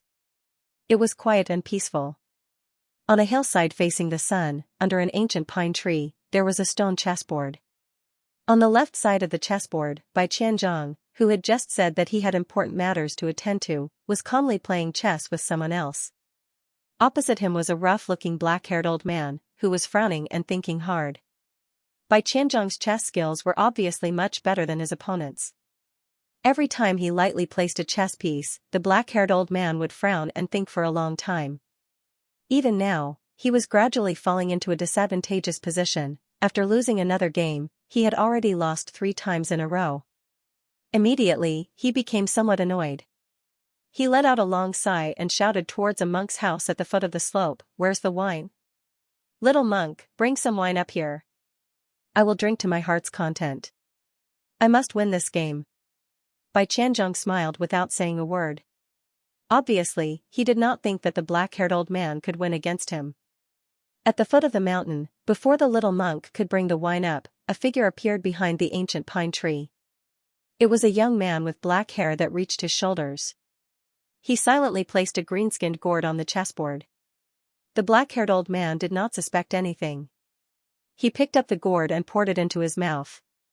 After drinking a few mouthfuls, he let out a long sigh and said with a smile, "This wine is not bad.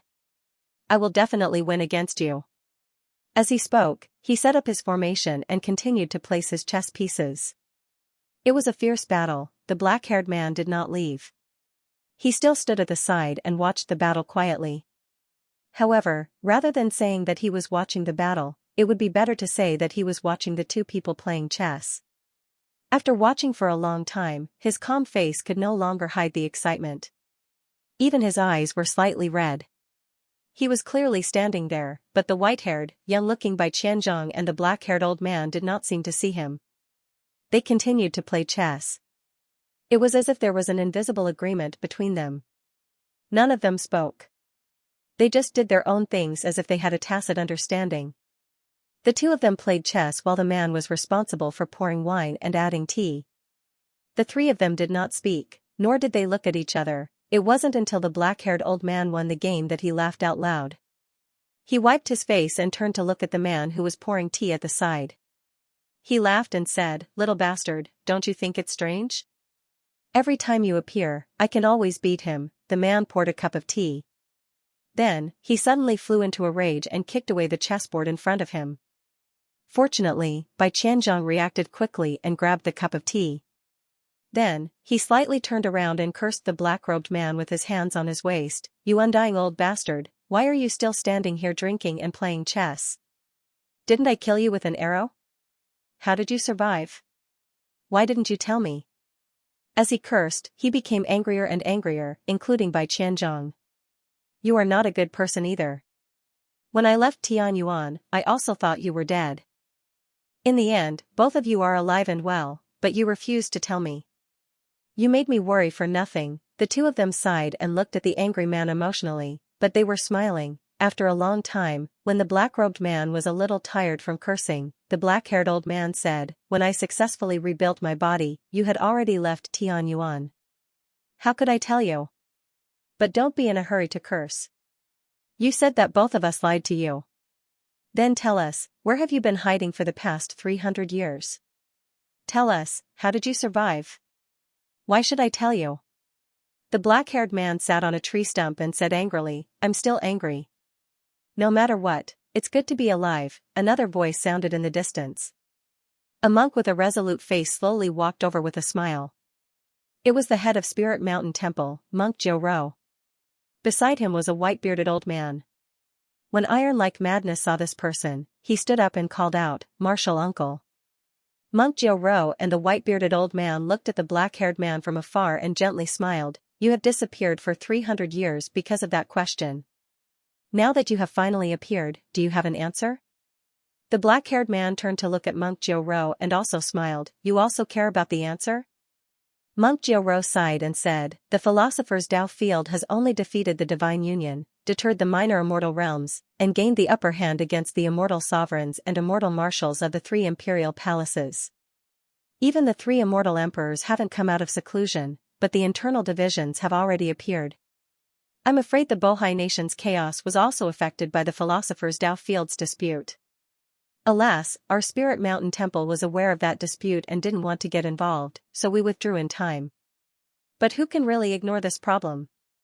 The black-robed man lowered his eyes and said, "Even with the wisdom of your Spirit Mountain Temple, you can't think of a solution?" Monk Jiao said, "The calamity lies in the hearts of people. We are outsiders, so we can't think of a solution." "This is indeed not an easy problem to solve," the black-robed man sighed and said, "I have been thinking about it for 300 years. Everyone looked at him and asked, "Then have you thought of an answer?" The black-robed man said, "I am still alive."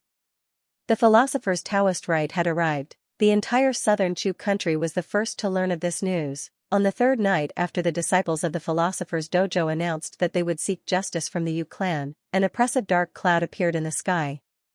Like a heavy mountain that could suppress everything, it descended upon the Bohai Sea, bringing a terrible shock to the hearts of the mortals and cultivators living in the Bohai Sea. This dark cloud spread out, but there was still no movement behind it.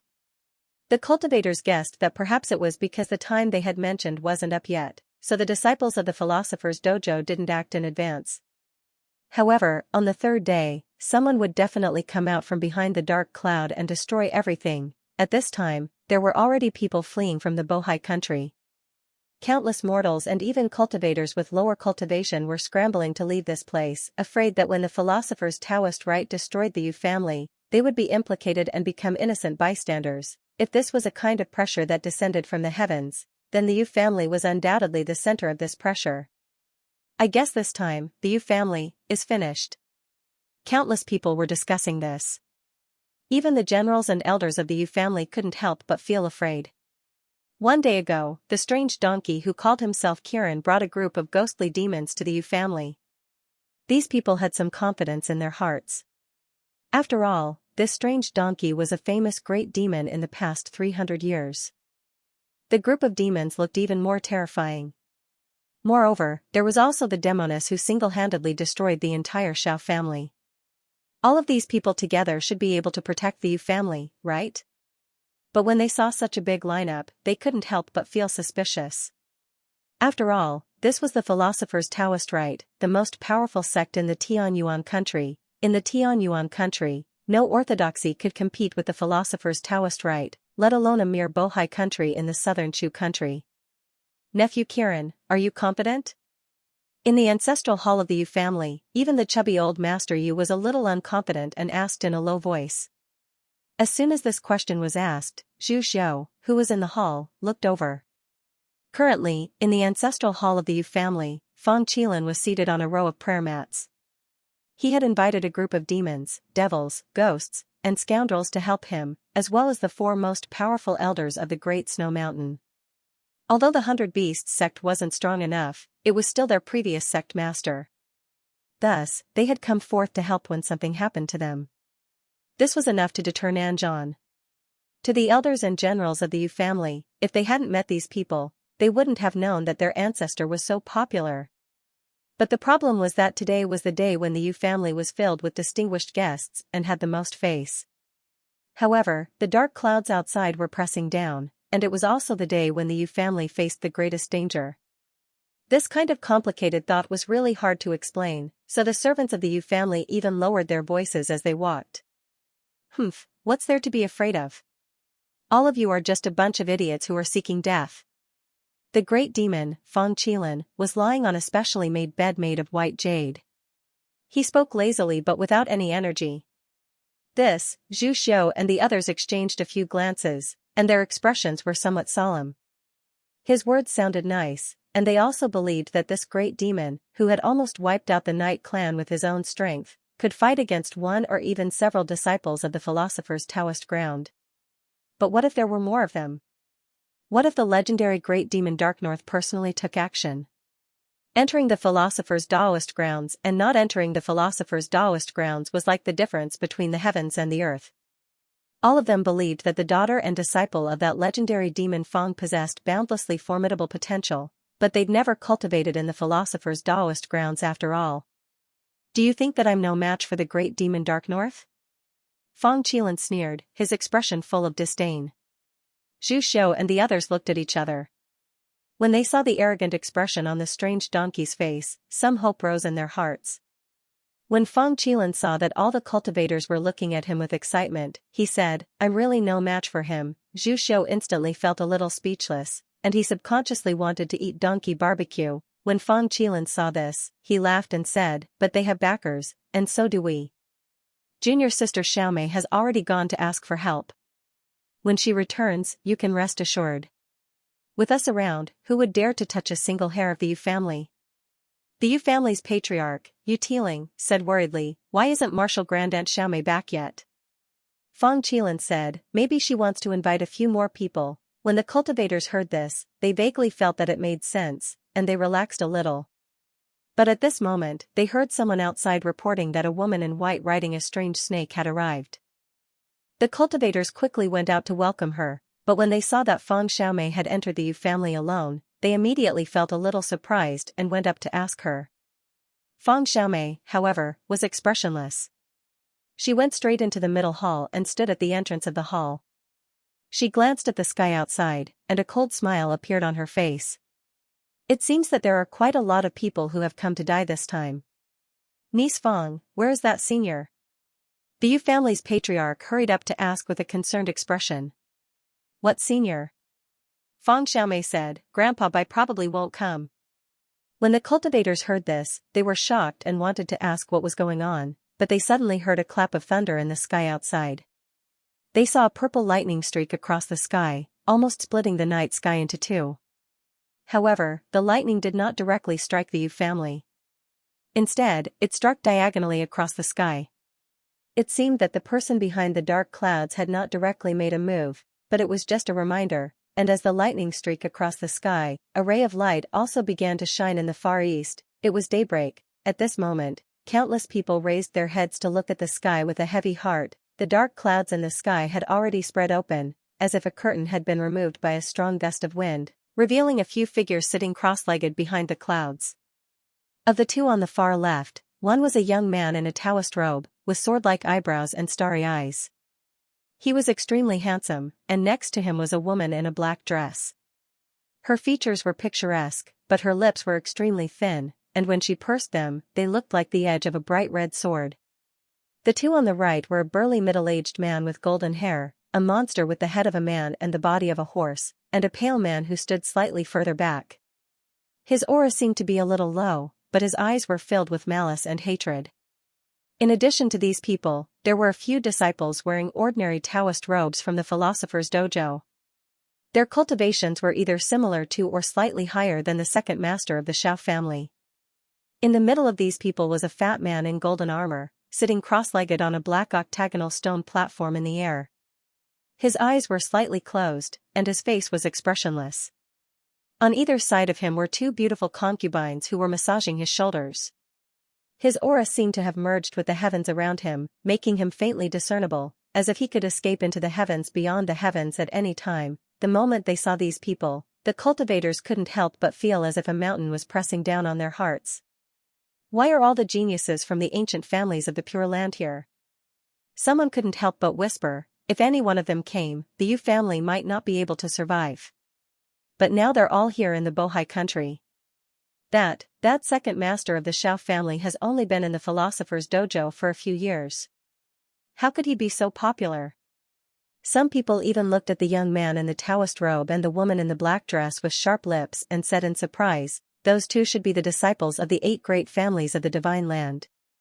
Nowadays, most of the people in the Divine Land are from the Feng Tian Alliance, and the Feng Tian Alliance is also close to Senior Feng. It's one thing for the people from the Immortal Alliance to make things difficult for the Yu family, but why are these two geniuses from the Divine Land here? Yu family, I'm here to seek justice from you today. While the crowd was guessing, the second master of the Xiao family shouted loudly and pressed down the clouds. Now that they had descended from the sky, they could directly see those people standing in front of the ancestral hall of the Yu family. His eyes were full of resentment as he looked at Feng Xiaomei with undisguised murderous intent. As if he couldn't help but attack her, however, although he appeared to be furious, he was clearly restraining himself and didn't make a move. Hee, honored guests have come to visit. Why don't you enter the hall for a chat? The elder ancestor's eyes narrowed slightly, but he still maintained his composure. He cupped his hands in greeting from afar and chuckled. Enter the hall for a chat? The second master's face was twisted with anger as he shouted, we're here to destroy the Yu family, and we still want to have a chat with you? His voice, which was full of hatred, spread throughout the four regions, sending chills down everyone's spine. Even the elder ancestor didn't know how to respond. However, a loud and clear voice rang out at the right time, all talk and no action. If you're so capable, come at me. Everyone looked over and saw that the one who spoke was the strange donkey, Feng Qilin. They were speechless. This person was truly fearless. No wonder he dared to destroy the entire Night Clan by himself. Now that the people on their side who had the ability to deal with the great demon Dark North had yet to arrive, he dared to provoke them first. What if the other party really came to kill them? However, when the second master of the Xiao family heard this, he was so angry that his face turned green, but he really didn't make a move. Instead, he looked pleadingly at the fatty beside him, who was clad in golden armor. It wasn't that he didn't want to make a move, but he didn't dare to do so without this fatty's orders. Now that he couldn't even vent his anger, he could only plead with his eyes. Haha, this must be the senior from the demon clan who destroyed the Night Clan by himself, right? The fatty in golden armor spoke with a smile. His voice was soft and amiable, unlike his mountain-like body. He first lowered his head slightly to greet Feng Qilin, then looked at the elder ancestor of the Yu family and said, "Greetings, elder ancestor Yu. Dark North's visit today is only to seek justice for my disciple, Xianxia. However, our philosopher's dojo isn't an existence that bullies others, so there's no rush to make a move. It's better to explain things clearly to you first." His voice didn't sound angry at all, and it even sounded a little weak. However, all the cultivators in the world heard it clearly. Some kind of shock instantly rushed into their hearts. Many people were so shocked that they couldn't say a word. Is this the great demon Dark North whose name shakes the world? Many people revealed looks of surprise and whispered, "I didn't expect him to look like this." 300 years ago, the mysterious coffin fell from the sky, and countless geniuses rose up. It was known as the Golden Generation. However, after the Golden Generation, many geniuses also rose up. Overall, there were even more geniuses than the Golden Generation. However, no matter what, those who could reach the top and stand shoulder to shoulder with those of the Golden Generation were as rare as phoenix feathers and unicorn horns. Some people said that it was because the Golden Generation had taken all the luck, causing the people after them to be lacking in momentum. Of course, this was not absolute. There were still some special species that could grow to the level of the Golden Generation. This great demon Lord Dark North who was born in the Pure Land was one of them. In the legends of countless people, this great demon Lord Dark North was a handsome and mighty man, like a god. If they had not seen it with their own eyes today, perhaps no one would have thought that the dignified great demon Lord Dark North actually had the appearance of a big fatty. Inexplicably, many people felt a little disappointed when they saw him. However, when the Yu family's elder ancestor saw the fat man, he focused slightly. He knew that one could not judge a book by its cover, so he did not dare to have any contempt in his heart. After calculating in his heart, he smiled lightly and said, "Then, fellow Taoist Dark North, please come into the palace for a chat." From this address, it seemed that he had already regarded this great demon Lord Dark North as a peer. "There's no need to enter the palace." When the great demon Lord Dark North heard this, he said softly, "Your place is too narrow, and it's not comfortable for me to go in. Moreover, we can talk here, and we can also let the world's heroes bear witness to right and wrong. Otherwise, people will say that we bullied your Yu family. Hey, I don't know if you know these two. One is Meng Jianyuan from the Meng family, and the other is Hua Jianmei, a disciple of the divine Beko Keqiang. Both of them are from the Feng Tian Alliance, and I specially invited them to be witnesses. If someone asks in the future, it'll be easier to explain." Hearing this, the young man in the Taoist robe and the woman in the black dress with red lips like a sword nodded. Is he really here to reason? When the Yu family saw that the great demon lord spoke so politely, they were a little puzzled. However, the Yu family's elder ancestor laughed and said, "Please speak." The great demon Lord Dark North laughed and said, "There's no need to say more about this matter, right? Just because of a dispute over a single word, a descendant of the Yu family killed a child of the Xiao family. Don't you think this is a bit too much?" I didn't kill anyone." Below, someone shouted loudly. It was Yu Huairou, and her face was flushed red with anger. However, when Madame Yu saw this, she was so frightened that she ordered him to shut up and pulled him to the back. Madam ladies elders families elders you clans she families clans you a go sect and shan sect as clan you chens emperors olds sss and use have years ago, of course we won't be able to find out anything about something that doesn't exist, the great demon Lord Darknorth said indifferently, Senior you, I respect you for being a few years older and speak politely to you. Don't find such absurd reasons. It's better if we're reasonable. I just want to ask you, since your Yu family killed someone first and was in the wrong first, then when the Xiao family came to seek justice, you invited that demoness and slaughtered the Xiao family's bloodline without any explanation. Isn't that adding to your mistakes and going overboard? Exterminating an entire family without a single word of reason, even my philosopher's dojo wouldn't do such a thing. Although he still addressed him as Senior Yu, his words were already very impolite. The Yu family's old ancestor could only smile bitterly at this time. Although he wanted to find out what was going on, he also knew that there was no point in defending himself, so he simply kept silent. However, the great demon continued to speak in a soft voice, if it's said that whoever has the bigger fist is the one in the right, then your Yu family's fist is slightly bigger, so you can annihilate the Xiao family without any explanation. But in front of me, which of your fists can be bigger than mine? Does that mean that I can exterminate your Yu family without any explanation? Senior Yu, don't you think this makes sense? The Yu family's elder sighed deeply and said, I can't explain things clearly. Let's talk about your requests, haha. Hearing this, the great demon Lord Darknorth laughed and nodded gently, saying, it seems that Senior Yu is also a reasonable person. Then I won't be long-winded. We are only here to seek justice for junior brother Xiao. Our requests are very simple. First, a life for a life. It's only right and proper. Since your great-great-grandson killed someone from the Xiao family, then hand him over and let my disciple, Jianji, deal with him, great demon lord. Hearing this, Madame Yu cried out in alarm and looked at the great demon lord with a face full of panic. But the great demon lord remained expressionless and said indifferently, anything else?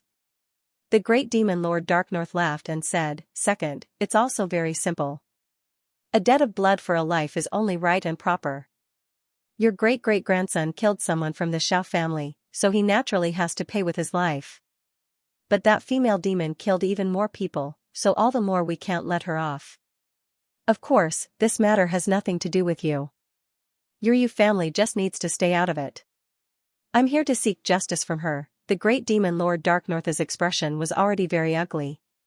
He turned his head to look at Feng Xiaomei, who was in front of the hall, and said softly, 300 years ago, you had the opportunity to enter the philosopher's Taoist temple, but you abandoned yourself and destroyed an orthodoxy because of a dispute over a word. At that time, you should have been killed, but countless seniors pleaded for mercy on your behalf, so you were allowed to live in seclusion in the South Sea. You've been on the brink of death until now. It would have been fine if you had repented properly, but I didn't expect that your ferocity would not diminish, and you would still destroy an entire family because of a disagreement. This time, I can't tolerate you, haha. If you really have the guts, why don't you try?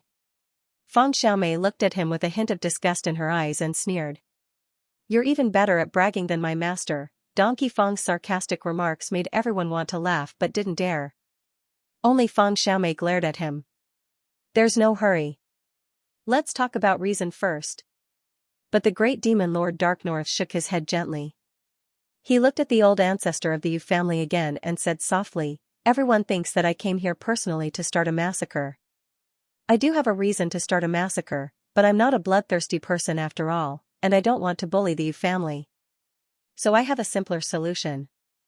As long as you agree, we won't ask your great-great-grandson to pay with his life, nor will we look for that demoness to pay with her life. Everything that happened now will be written off. There's such a good thing? This turn of events greatly surprised everyone. Even Madame Yu's face revealed a look of pleasant surprise.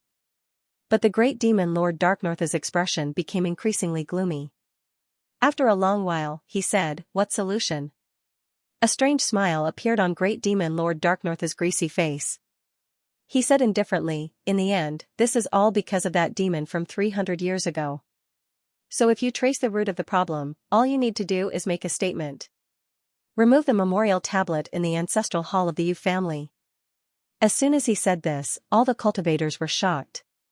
For a moment, the surroundings were incomparably silent, and not a single sound could be heard, although this great demon Lord Dark North didn't specify which memorial tablet he wanted to remove. Did he need to say it clearly? After so many twists and turns, no one expected things to turn out like this. As soon as he said this, not only was the Xiao family surprised, but Feng Xiaomei and Donkey Feng's eyes were also filled with hatred. Even the eyes of the Xiao family's second master revealed a deep sense of unwillingness.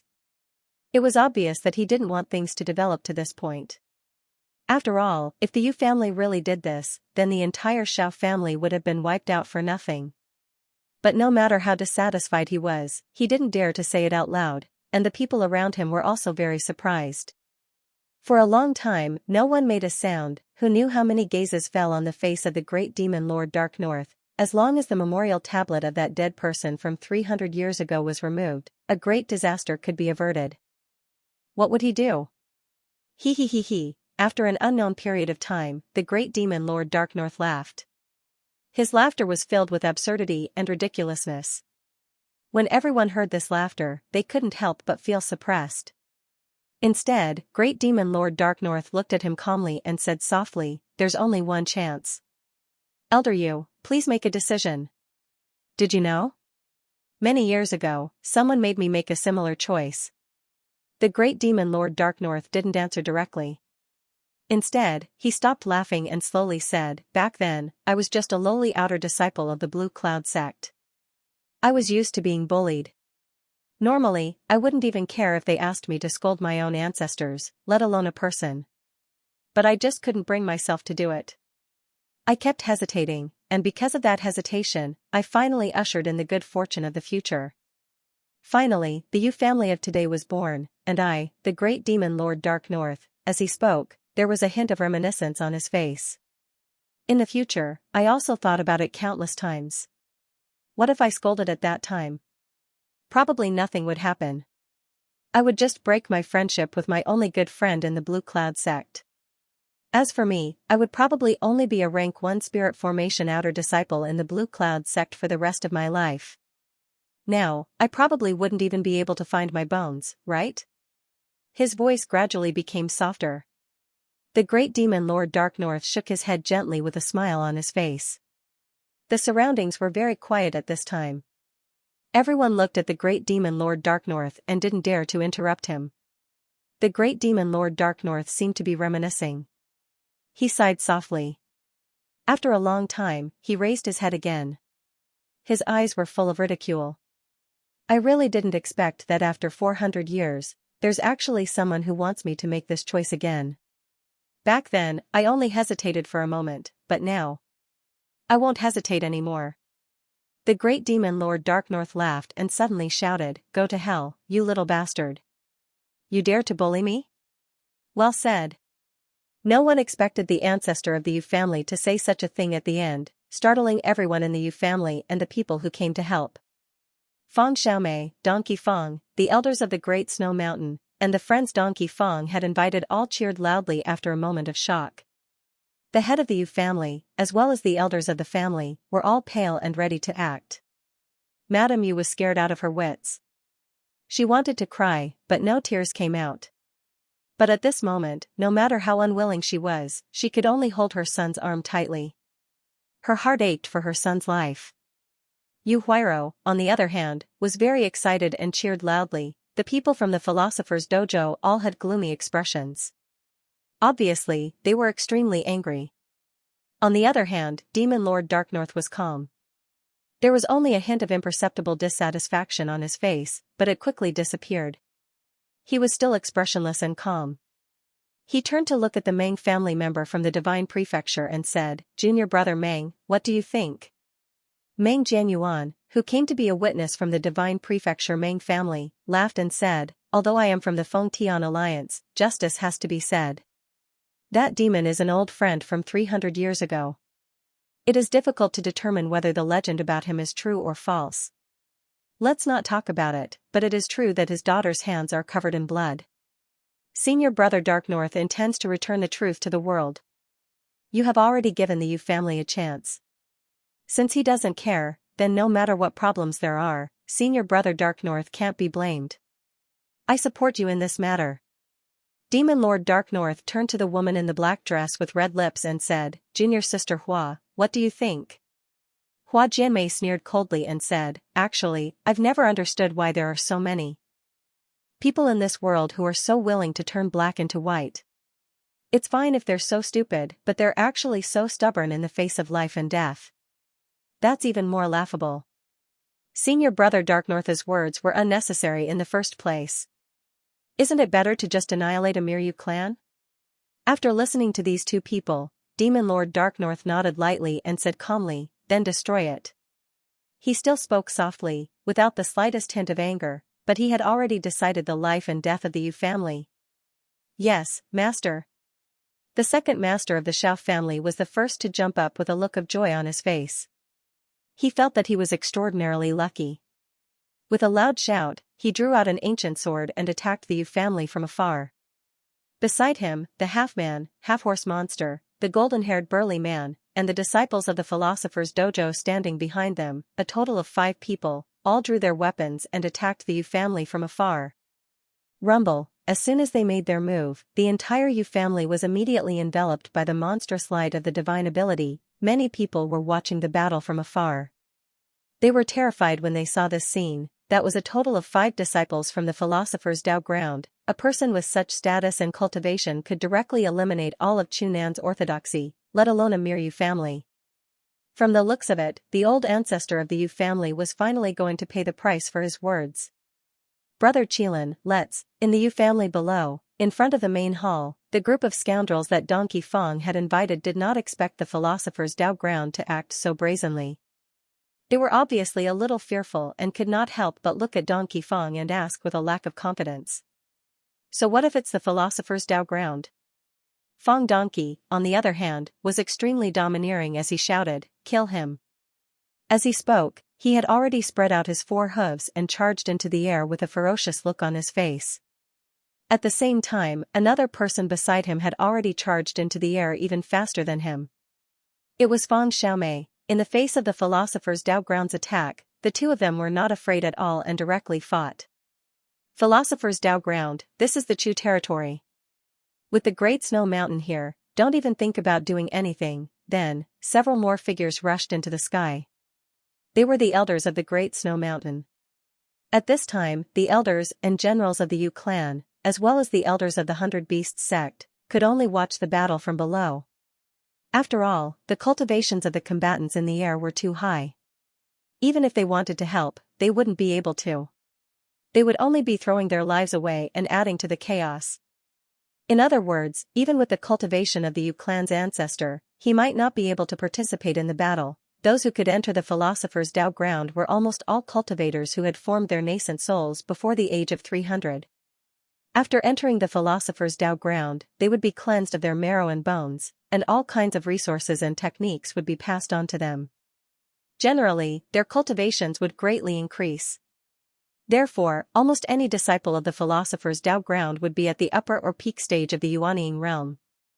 Those with a higher status would have already crossed the first or second layer of the heavenly tribulation. Some of the more powerful ones could even cross the 5th or 6th layer of the heavenly tribulation and enter the investiture of the gods. With the support of the immortal title, their cultivations were comparable to perfected immortals. With such strength, ordinary cultivators would only be able to die if they encountered them. To a certain extent, the philosopher's Tao ground was able to maintain such a transcendent status because of their strength. In this kind of situation, the elders of the Great Snow Mountain were all outstanding cultivators of the Yuanying realm. They could still participate in this kind of battle.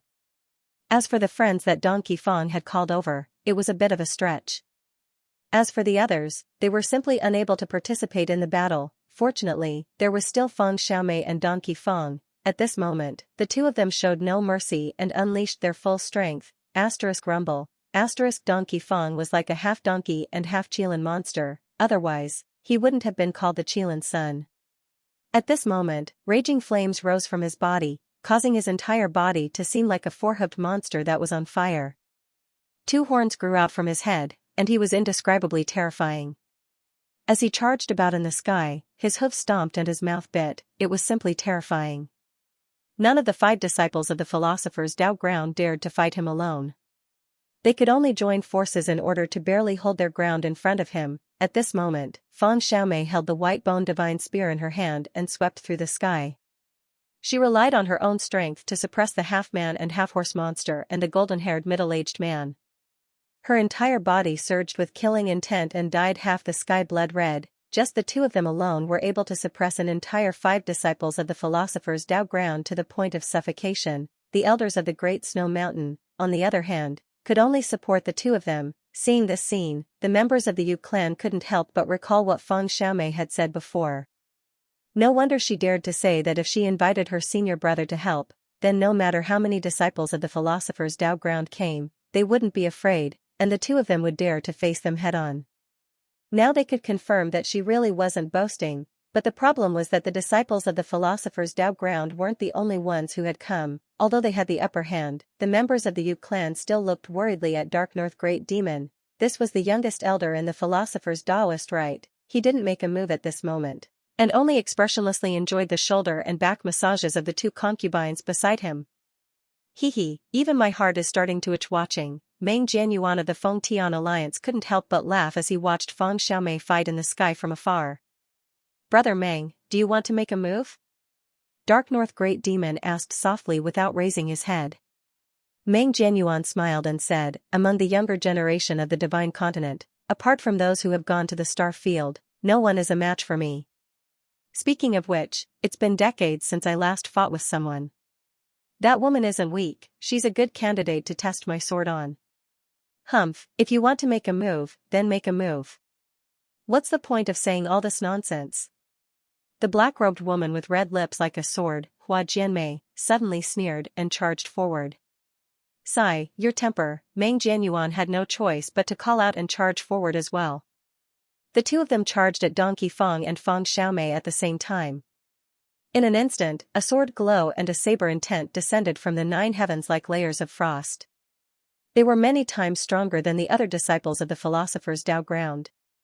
Even Donkey Feng and Feng Xiaomei didn't dare to underestimate them. Their expressions turned serious at the same time as they dodged the attack. The 2 of you are from the Feng Tian Alliance, yet you still want to make things difficult for us? Feng Xiaomei's eyes were filled with murderous intent as she shouted coldly. The elders of the Great Snow Mountain were also furious at this moment. They felt like they had been betrayed. The conflict between the Immortal Alliance and the Heavenly Alliance was now an open secret in Tianyuan. Because of their different ideals, they had become the 2 major forces in the Taoist rite. They had been fighting each other for 300 years. Even the great elder of Fuyao Palace, Dao Wufeng, was beheaded by the great demon Dark North because of this conflict of ideals and disappeared from this world forever. To be honest, this was the most tragic way to die. After all, if one died on the battlefield against the divine race or the 33 heavens, one could still be reborn on the general selection platform. Many geniuses in Tianyuan had returned to the world in this way. However, Dao Wufeng, who was beheaded by the great demon Dark North, had been erased forever. It was also because of this incident that the world knew about the existence of the Immortal Alliance and the Heavenly Alliance. They also knew that the Taoist rite was not made of iron. The ancient clans of the Pure Land were mostly from the Immortal Alliance, while the orthodoxies of the Divine Land and the Great Snow Mountain were mostly from the Heavenly Alliance. The 2 had been fighting for a long time. Therefore, Donkey Feng and Feng Xiaomei were not surprised that the great demon Dark North came to make things difficult for the Yu family of the Bohai country. However, when they saw the 2 people from the Divine Land, they could not help but feel a kind of anger rising in their hearts that was difficult to suppress. Hee, don't misunderstand, I just want to fight. Hearing the shouts of Feng Xiaomei and the elders of the Great Snow Mountain, Meng Jianyuan laughed. He leisurely stepped forward as his sleeves billowed in the wind. He was indescribably elegant and handsome. His eyes were fixed on Feng Xiaomei as he sighed with some regret. You are a beautiful woman. Why ruin your life for that demon? Shut up. Feng Xiaomei was furious. She took a step forward and thrust her spear forward. Haha, Meng Jianyuan laughed heartily. His figure wandered about in the air, giving off a feeling that his clothes were spotless and had transcended the mortal world. A clear stream of energy flowed in his palm and transformed into a beautiful saber light, perfectly blocking Feng Xiaomei's white-bone divine spear. However, his words were not honest at all. As he moved, he continued to speak to Feng Xiaomei. Others call you a demon, but I see you as a fairy who has not touched the mortal world. I really can't bear to see you sink into the mud. Moreover, I've heard about you and know that the demon isn't your biological father. From the perspective of your father's generation, you can still be considered a descendant of the divine continent. As long as you're willing to sever your relationship with that demon, I'll use my life as a guarantee to lure you into the myriad children Dao ground and cultivate there. How about it? His voice sounded sincere. Coupled with his jade-like face, it was unknown how many fairies would fall for him. However, no one expected that Feng Xiaomei's face would be covered with a layer of frost when she heard these words. It was extremely ugly. If I don't kill you today, I'm not a human. With a rumble, the white-bone divine spear emitted a boundless ferocious light and ruthlessly slashed towards Meng Jinyuan's handsome face. As for the girl with red lips, she was even more direct. Hugging her sword, a bewitching ray of sword light streaked across the sky like a spirit snake. It was ethereal, but it contained an unimaginable strength. It ruthlessly slashed towards Donkey Feng and coldly said, "It's because we're from the Heavenly Alliance that we have to get rid of you two scum. Everyone in the Heavenly Alliance is a hero, and the existence of your master is the only stain, F*CKU, stinking bitch. If I don't teach you a lesson today, you won't know how ferocious I am." Donkey Feng cursed loudly. He opened his mouth and spat out a raging flame, burning half the sky. It was as if a demon had come back to life, burying the heavens and earth. Rumble. With the intervention of the two people from the divine prefecture, the situation immediately became difficult to determine. The advantage that Feng Xiaomei and Donkey Feng had originally had disappeared. The 9 experts were locked in battle. The clouds in the sky were stirred, lightning flashed, and thunder rumbled. Strong gales swept across the earth. It was as if a calamity had descended from the heavens. Whether it was Donkey Feng, Feng Xiaomei, or the few elders from the Great Snow Mountain, or even the scoundrels that Donkey Feng had invited, they were unable to determine who was stronger and who was weaker. Everyone was fighting with all their strength, and no one had the time to care about anything else. Hand over your great-grandson first. At this moment, one of the concubines beside the great demon Lord Darknorth looked down coldly and shouted condescendingly. At this moment, Feng Xiaomei and Donkey Feng were entangled in a chaotic battle. The Yu family had become an existence that no one cared about. If the great demon Lord Darknorth attacked at this moment, the Yu family would naturally be destroyed. In their hearts, they were originally praying that they would not be noticed by the great demon Lord Darknorth. At this moment, when they saw the gaze of the concubine looking down, their hearts were immediately filled with despair, and the heavens and earth darkened. If we wait for Master to attack, then he won't be the only one who will be taken back. The other concubine sneered and spoke with a murderous look on her face. As they spoke, the world seemed to faintly change. Above their heads, a pressure had already enveloped them. Without a doubt, this was the aura of the great demon Lord Darknorth. This aura caused an illusion to appear in their eyes, as if everyone else did not exist. In front of them, there was only the supreme great demon Lord Darknorth. Their lives were in his hands, and if they did not do as his concubine said and hand over Yu Huairou, then a calamity would befall them. "My roer, Madame Yu cried so hard that she almost stopped breathing. She only tightly hugged Yu Huairou's arm, unwilling to let go even if she died. However, at this moment, a rare resolute expression appeared on Yu Huairou's young face. She raised her head and looked at the Yu family's ancestor. "Ancestor, let me go with them. Otherwise, I'm afraid that no one in our Yu family will be able to escape. However, before I go, I hope that ancestor can believe me. I didn't kill Xiao Ziyuan, but if you give me another chance, I will kill him." Yu Teeling spoke with a trembling voice. He also could not bear to do so. However, he did not try to dissuade her. It seemed that he also knew that there was no other way. "Haha, good child." The chubby face of the Yu family's ancestor also revealed a look of relief. He rubbed Yu Huairou's head and said softly, "You're right. Today, if our Yu family does not pay with our lives, I'm afraid the entire Yu family will not be able to escape the calamity of destruction." Everyone in the Yu family looked at the ancestor in a daze. There was an indescribable sense of oppression in their hearts.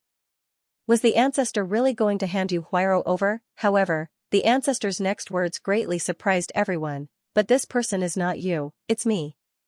The eyes of everyone in the Yu family instantly froze. Yu Tiling was the first to shout, "No. No. Ancestor, what are you saying?" Even Madame Yu burst into tears at this moment. She stretched out her hand and grabbed the sleeve of the ancestor of the Yu family.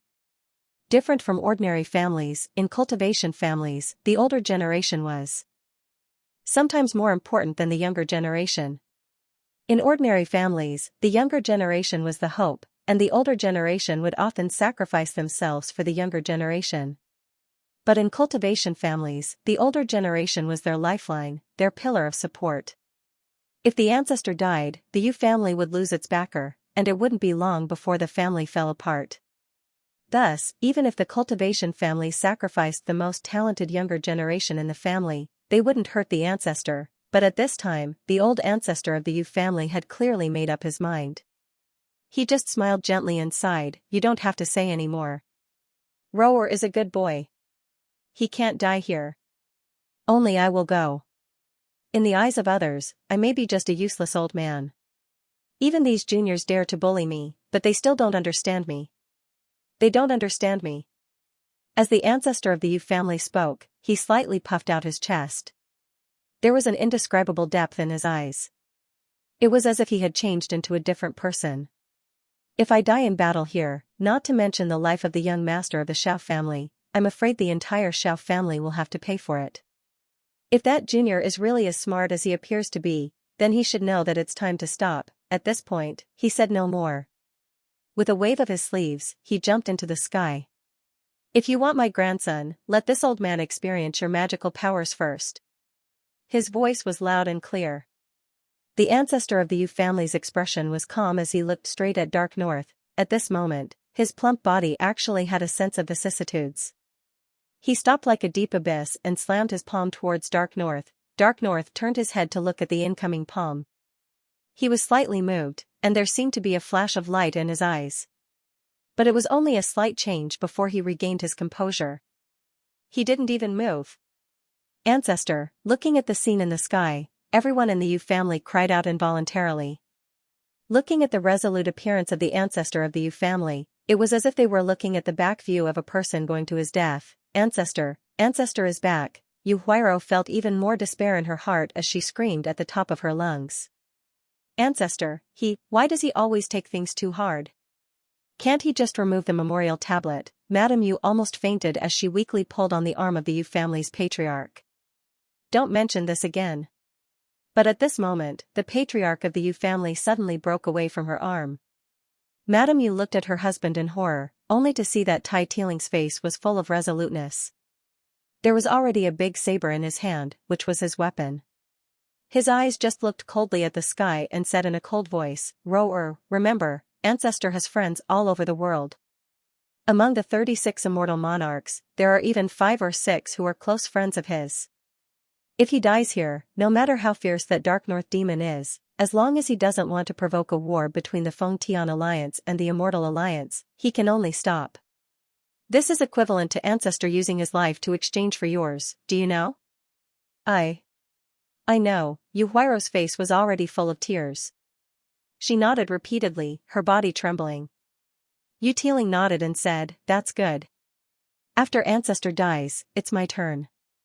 I will continue to challenge that Dark North demon." Hearing this, Madame Yu's face was full of panic. "Are you crazy?" Yu Tiling ignored her and just shook his head gently. He still said to Yu Huairou, "Our Yu family can't not participate in the war. We can't let ancestor die alone.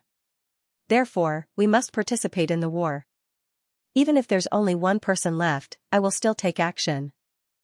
As for you, leave immediately and go back with the elders of the Great Snow Mountain.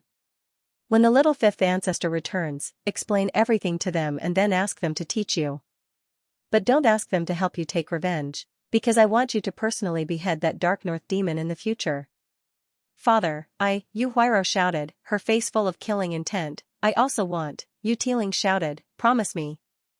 Yuhuiro's body shook and she knelt on the ground. I will remember. Good. Yu Tiling shouted and laughed, only then will our Yu family truly have a chance to rise and become a great family. At this time, Lady Yu could no longer understand her husband and son. When she raised her head, she couldn't understand the old ancestor who was brazenly sending himself to his death for the sake of a memorial tablet for a person who had died 300 years ago, regardless of the difference in their cultivation levels. At this time, he seemed to have used his full strength, but in fact, his heart was lazy. Rather than saying that he used his full strength to fight with the concubine, it was better to say that he borrowed this method and subconsciously struck. You want to use this old life in exchange for a way for your Yu family to survive? Dark Demon North Sea ignored him as he rushed over, but one of his concubines laughed coldly. Back then, my master even killed the great elder of Fuyao Palace, Dao Wufang. How could a mere gold-core old cultivator from Bohai Nation do anything to him? Don't you know who you are? You still want to threaten my master? The other concubine was even more ferocious. With a sneer, an immortal sword appeared in her hand, and she fiercely slashed at the ancestor of the Yu family. No one would have thought that such a concubine would actually have the strength of the Yuanying realm. This slash of the sword was monstrous, and the entire area was frozen. It was as if heaven and earth had fallen into a world of ice and snow at the same time, carrying with it an indescribable sense of ferocity and dominance. The ancestor of the Yu family let out a long sigh. He suddenly raised his cultivation and struck out with a palm. I will use this death as a sacrifice to our 400 years of friendship, junior brother Feng. That palm strike seemed fierce, but in the eyes of people of the same realm, it was simply soft. Not to mention the sword strike of the concubine's Yuanying realm, even the ancestor of the Yu family's own Jindan Stage 9 refinement stage strength couldn't be used. It looked like an egg hitting a rock, and the only outcome was to be smashed to pieces. But there were exceptions, such as this moment. That soft palm strike met the world of ice and snow. It was clearly extremely weak, but when the palm met the concubine's sword light, an indescribably ferocious power erupted with a loud rumble. Almost at the same time, the sword light shattered bit by bit, followed by the world of ice and snow and the endless void that had been rendered by the sword light. Next was the long sword in the concubine's hand, followed by the concubine's slender white arm that was as tender as a new lotus root. Boom, in the end, even the invisible world around the great demon Lord Darknorth collapsed. The expression on the great demon Lord Darknorth's face changed greatly, and he hurriedly jumped over 100 li away with the concubine in his arms. Only then did he barely escape the continuous shattering force that was destroying everything. Swoosh, countless people were dumbfounded at this moment, and countless gazes from all over the heavens looked over. Even Feng Xiaomei and the people from the philosopher's dojo who were engaged in a fierce battle couldn't help but slow down and look over. Their gazes were a little dull. What had just happened? How could the ancestor of the Yu family have this kind of ability? Of course, this question was not easy to answer, because the ancestor of the Yu family was also dumbfounded. You're asking about his identity? However, before the cultivators could react, an indifferent voice rang out in the distance. There was a hint of anger in the voice, as well as a sense of indifference towards the heroes of the world. It answered the question that the concubine had shouted at the ancestor of the Yu family. He is the third leader of the Jiadao. Compared to him, who is your master? The third head of the Dao of robbery? Everyone was stunned when they heard this name. After all, this name was too distant. 300 years ago, this name had been passed down by many. It was said that the Dao of robbery belonged to a newly risen demon path. It was extremely powerful and could even rival the Fuyao Palace. However, after the philosopher's dojo appeared in front of everyone and that demon path was rumored to have passed away, this name was rarely mentioned, especially among ordinary people. However, in the eyes of those with high statuses, this name still had an indescribable charm. Most people didn't even dare to say it for fear of violating a taboo. At this moment, in the midst of the battle that covered the sky, this name was mentioned once again after 300 years. The cultivators who hadn't completely digested the terrifying meaning of the words third head of the Dao of robbery all subconsciously looked towards a direction in the sky. Everyone's eyes were filled with terror, because they felt that there seemed to be a world in that direction that was slowly revealing its vastness. However, when they looked over, there was no world there, only a few figures. One was a white-haired man in white with a youthful face. He was as handsome as an immortal, and his sleeves fluttered in the wind. He stood in the sky with his hands behind his back. One was a tall monk with a resolute face. He had his palms together and was silent. The other was an old man with a head full of black hair. His eyes were smiling as he sized up everything around him. Between them, a man in a black robe stood on the cloud at the very front. He had an ancient aura about him, and he had a cold and lonely temperament. His eyes were slightly cold as he looked at everyone indifferently without any expression on his face. At this moment, everyone's eyes fell on the man in the black robe. Fang Xiaomei and Donkey Fang, who were in the middle of the battle, suddenly opened their mouths wide, as if they had forgotten that they were in the middle of a battle. If their opponents seized this opportunity, they would surely be able to kill them. Unfortunately, the moment the man appeared, the heavens and the earth seemed to freeze. Everyone felt a pressure as if the heavens were pressing down on them, and they couldn't even move a finger. The Yu family's patriarch was also stunned. His body trembled slightly as he stared blankly at the man.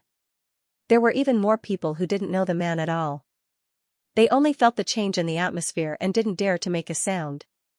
Sigh, children nowadays. The black-robed man slowly stepped forward, sighing softly as he slowly walked to the front of the Yu family's ancestor. Then, he looked at the Yu family's ancestor, who was dumbstruck, and there was no expression on his face. After a few breaths, he suddenly laughed, and the indifference on his body disappeared. He said with a smile, "Senior brother Zhu, it's been 300 years. Along with his smile, the cold aura that filled the heavens instantly dissipated. Like the sudden arrival of the spring sun, the frosty world melted in an instant, and everything between heaven and earth began to recover. The old ancestor of the Yu family was also startled and suddenly reacted. There was an indescribable excitement in his eyes, but he trembled and didn't know what to say. After stammering for a long time, he suddenly stomped his feet and shouted, "My surname is Yu." Haha. The black-robed man laughed and put his hand on the old ancestor's shoulder, patting him hard on the back a few times. "It's been 300 years, you look old, senior brother Zhu." After 300 years, the two figures hugged each other. One was still fat, the other thin, reflecting the morning glow, endless vicissitudes of life. "Father." At this time, Fang Xiaomei finally confirmed something. She shouted, and tears instantly flowed down her face. She abandoned all her opponents and rushed to him hurriedly, shouting, "It's really you. It's really you that I saw at that time. It's really you. It's really you. You're back. You're really not dead.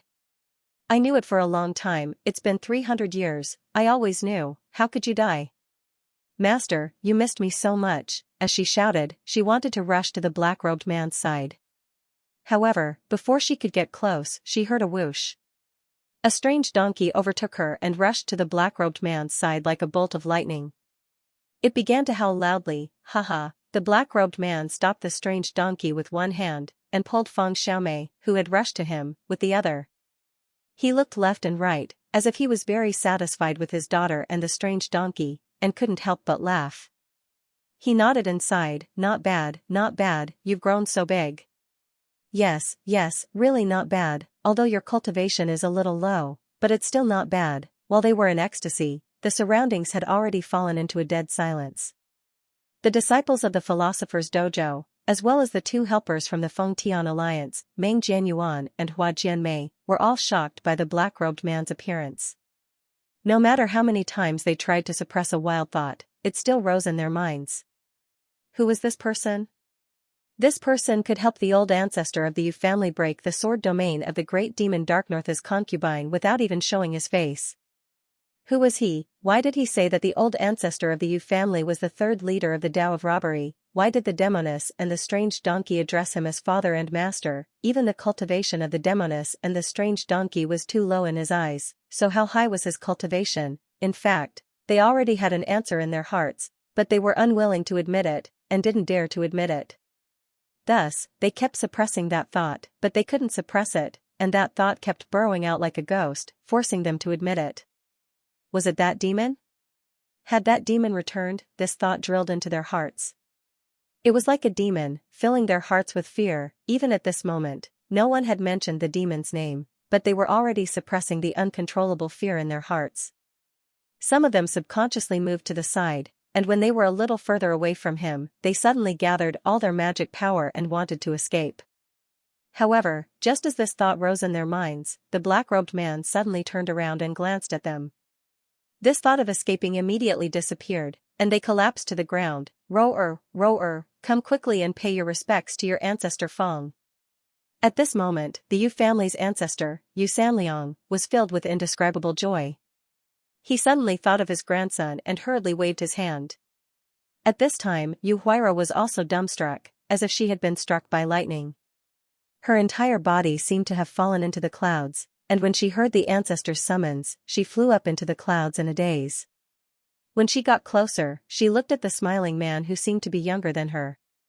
She opened her mouth, but didn't know what to say. After being stunned for a while, she suddenly knelt on the ground and kowtowed nonstop. Ancestor Feng, that cry went straight to the heart, instantly dispersing the haze that had gathered for several days. Io, kowtowing as soon as you come up, this child is really sensible. Take this, the black-robed man laughed. The corner of his robe flicked slightly, and he lifted Yu Huairou up. Then, in front of Yu Huairou, a ball of dense and unstable light appeared. It was like a dreamy fruit, and it was filled with an amazing immortal aura. Yu Huairou stared blankly, not knowing whether she should accept it or not. On the other hand, Xianxia asked curiously, this is? The black-robed man laughed and said, immortal life. Then, facing the countless dumbstruck gazes around him, he scratched his head in embarrassment and said with a smile, when I see a child, I have to give her a greeting gift. But right now, other than the immortal life, everything else is too precious. Ancestor Feng, I don't dare to accept it, but I want to ask you something. When Yu Huairou heard the name of the immortal life, she only felt that it was too far away from her. She didn't dare to accept it, but after being stunned for a while, she suddenly hardened her heart, knelt on the ground, and kowtowed again. Then, she gathered her courage and said loudly, keep this greeting gift, if you have anything to say, just say it. The black-robed man laughed and seemed to be very easy to talk to. I really didn't kill that person from the Xiao family. I beg Ancestor Feng to uphold justice for me. Yu Huairou said boldly. The hope in her heart that she had long since given up hope couldn't help but rise again. With this all-powerful Grandpa Feng, his grievances could be washed clean, right? However, she didn't expect that when this Ancestor Feng heard her words, he immediately frowned. Nonsense. Yu Huairou raised her head in a daze, somewhat puzzled. Children have to admit their mistakes. Ancestor Feng's face was full of anger as he reprimanded, if you didn't kill him, could it be that I killed him? So you're Feng Xing. Senior Feng? Putting aside the fact that Yu Huairou had been reprimanded by her own ancestor, the great demon Lord Dark North had already slowly flown over. In his eyes, there was naturally a complicated emotion that was difficult to fathom. Although he was called the great demon Lord Dark North, and had even forgotten his real name, compared to this person, his name as a demon was undoubtedly a joke. Looking at the black-robed man from afar, his eyes were filled with shock, fear, hatred, and doubt. But in the end, all of these emotions were forcefully suppressed by him. When he opened his mouth, there was only coldness in his voice, and when he opened his mouth, he directly called out the demon's name. After a full 2 breaths of time, he finally realized that something was wrong and followed up with the word senior. Just as he said this, the huge pressure in Zhu Xiu's heart finally descended. Countless people turned pale and seemed to find it difficult to breathe. Everyone held their breath as they stared at the man. That's right, I'm Feng Xing. The black-robed man laughed softly and turned around. His eyes were indifferent as he looked at the great demon Lord Dark North. Rumble, as these 2 words left his mouth, there seemed to be invisible thunder roaring between heaven and earth. It fell from the sky and smashed directly onto the top of their heads. Boundless fear rose from the depths of their hearts. Some of the more timid disciples of the philosopher's dojo were even frightened by this name. Their minds were thrown into chaos, and the magic treasures that had been flying around them lost their power and fell to the ground. It was this demon lord, he had actually come back. Legend had it that he had been dead for 300 years. Even the 36 immortal lords who were on good terms with him didn't think that he could have survived. The philosopher's dojo had even sent out traveling immortals in secret just to find him.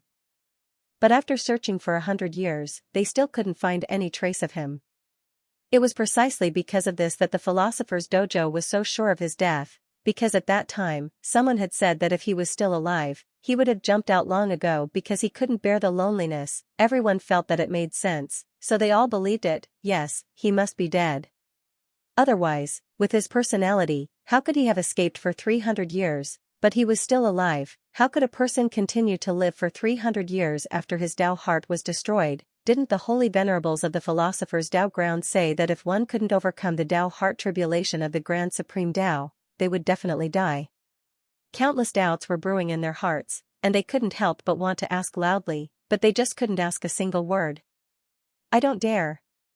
Once the news that Senior Feng is still alive gets out, I'm afraid it will immediately shake the world. The Dark North Demon was silent for a long time before he spoke in a deep voice.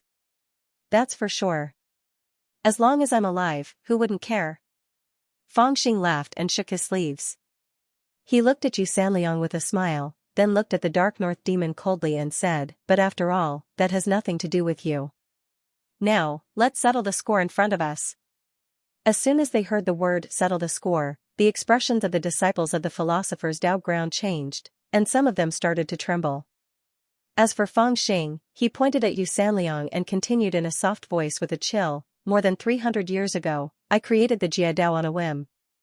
Although it was just a joke in the eyes of others, I took it quite seriously. Let's not talk about others. Let's talk about the leaders. The first leader is naturally me, the second leader is Jin Liuzi, oh, the Golden Crow Great Demon Venerable that you mentioned, the fourth leader is the current Lord Buddha, and the fifth leader is the only true dragon in the world, Ao Lai, the third prince. Every time he mentioned a name, the hearts of everyone present sank a little.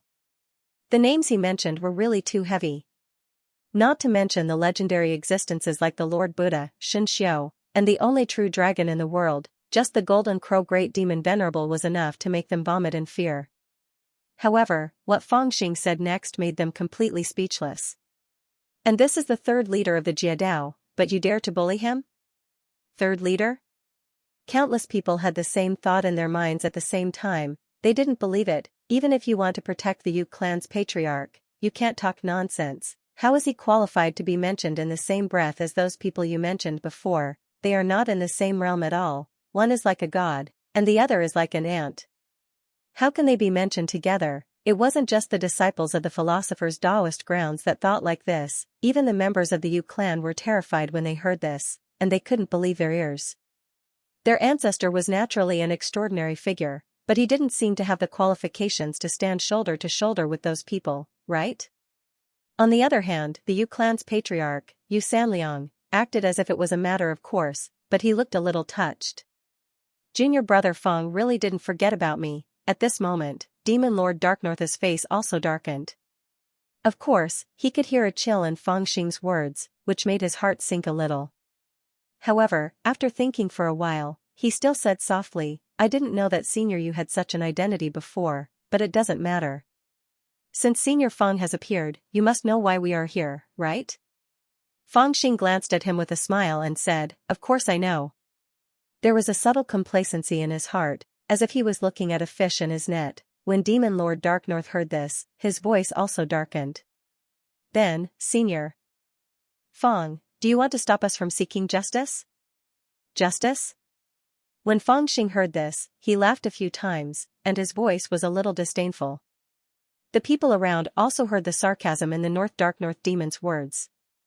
They looked at Fangxing with worry and expectation, but in their hearts, they also somewhat admired the Darknorth Demon. He dared to speak with confidence and composure in front of this lord. This kind of bearing was really not something that ordinary people could match. However, Fangxing's following words completely plunged them into despair. He merely said with a calm expression, justice is in the fist. The bigger the fist, the more justice it can put down. Just now, you could have asked for justice because your fists were bigger.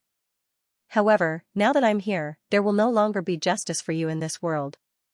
You just have to prepare to pay your debts. You, Demon Lord Darknorth's eyes were full of anger. He shouted in a low voice, but before he could say anything, Fangxing had already interrupted him. His eyes swept over the faces of the disciples of the philosopher's Taoism field, and his voice was full of killing intent. That Xiao family boy dared to speak ill of me to my face. He deserves to die. The Xiao family came to attack the Yu family, he deserves to die. You overestimate yourselves and make things difficult for the Yu family. What should you do? As he said this, he had already taken a step forward. With a rumble, the world changed greatly. The wind blew and the clouds surged, as if the sky was one step closer to the earth. You want to bully us juniors with your status?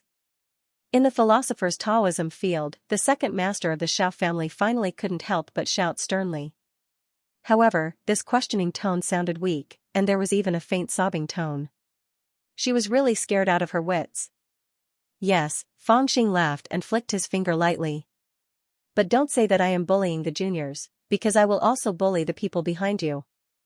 Slap, with a flick of his finger, the Xiao family's second master who was on the verge of collapse exploded into pieces of flesh and blood. No one knew how he had died, but he had died just like that. It was like there was an invisible hand in the world that had squeezed him into a ball of mush. Run. Quickly run. No one knew who shouted, but everyone in the field started running around like headless flies in an instant.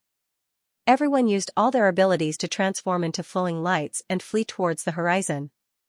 But at this moment, Fangxing just laughed lightly, and then he pressed down with his fingers. In an instant, the sky above Bohai was covered by a large hand, and it became an independent world. The disciples in the philosopher's Taoism field clearly felt that they had escaped from this world, but when they suddenly raised their heads, they discovered that they were actually still in the sky above the Yu family, and they were instantly scared out of their wits. Could it be that this is a dead zone? They were all top geniuses that had entered the philosopher's Taoism field, and their futures were limitless. They didn't want to die. But now, a ferocious god had descended, and it caused them to truly feel the terror of impending death. Everyone, don't be afraid. Let's attack together. Right at this moment, a voice shouted loudly from amongst the disciples of the philosopher's Taoism field that were like headless flies. It was Dark North Demon. This fatty had become the only person present that still maintained his rationality. I heard from Master that he cultivates the sovereign Tao, and if he doesn't overcome the tribulation of the Tao heart, then he will definitely die. But it's impossible for him to overcome the tribulation of the Tao heart. Even though I don't know how he survived, I'm sure that his cultivation is definitely at its weakest. Everyone, don't be frightened by him. As he roared loudly, he took the lead, and his fat figure actually seemed to have fused into the heavens and the earth. He charged towards Fangxing with an expanse of violet lightning, and everywhere he passed, space split apart, the heavens and the earth dimmed, and even the light seemed to have been devoured. Hearing this roar, the hearts of the disciples of the philosopher's Taoism field tightened slightly, and the fear in their hearts faded slightly. It was difficult to determine the truth of Dark North Demon's words, but the strength he displayed was truly too terrifying, and it had exceeded the limits of their imagination. None of them had expected that this person who was said to be comparable to the 36 immortal monarchs would actually possess such remarkable abilities. Perhaps, with him here today, there really is a chance of survival. This thought caused the hearts of all the disciples to flicker slightly, and a trace of hope was born in them. Only Fangxing merely shook his head slightly and sighed helplessly as he looked at Dark North Demon who was charging ferociously towards him. An ant in the primordial unity realm? You're really too inexperienced. I'm the most talented person in the Pure Land. I crossed the 7 thunder tribulations at the age of 200. I entered the philosopher's dojo as the best among the younger generation. I was favored by my master and obtained the title of first-class immortal. During the war in the Star region, I killed a primordial unity supreme immortal. As for you, you're just an immortal who has lost your Taoist heart. How dare you bully me? The demon lord Dark North obviously exerted his full strength at this moment. As he roared, the sky was filled with purple thunderbolts. Like a huge net that covered the heaven and earth, it pressed down on Fangxing with terrifying power. At this moment, not to mention the Yu family, even Feng Xiaomei and Donkey Feng, with their cultivations, were a little dumbfounded. Obviously, they did not expect the demon lord Dark North to have such a cultivation. Both of them were top-notch sovereigns, but they had not entered the philosopher's dojo. In terms of creation and resources, they were obviously much weaker than the demon lord Dark North. This kind of strength is far beyond that of an immortal. It was unknown how many people saw his attack at this moment, but they were all shocked and cried out involuntarily. It was no wonder that the great demon Lord Dark North dared to fight even when he encountered a legendary existence like Feng Xing. Before this, many people had guessed the demon Lord Dark North's strength and felt that he was unfathomable.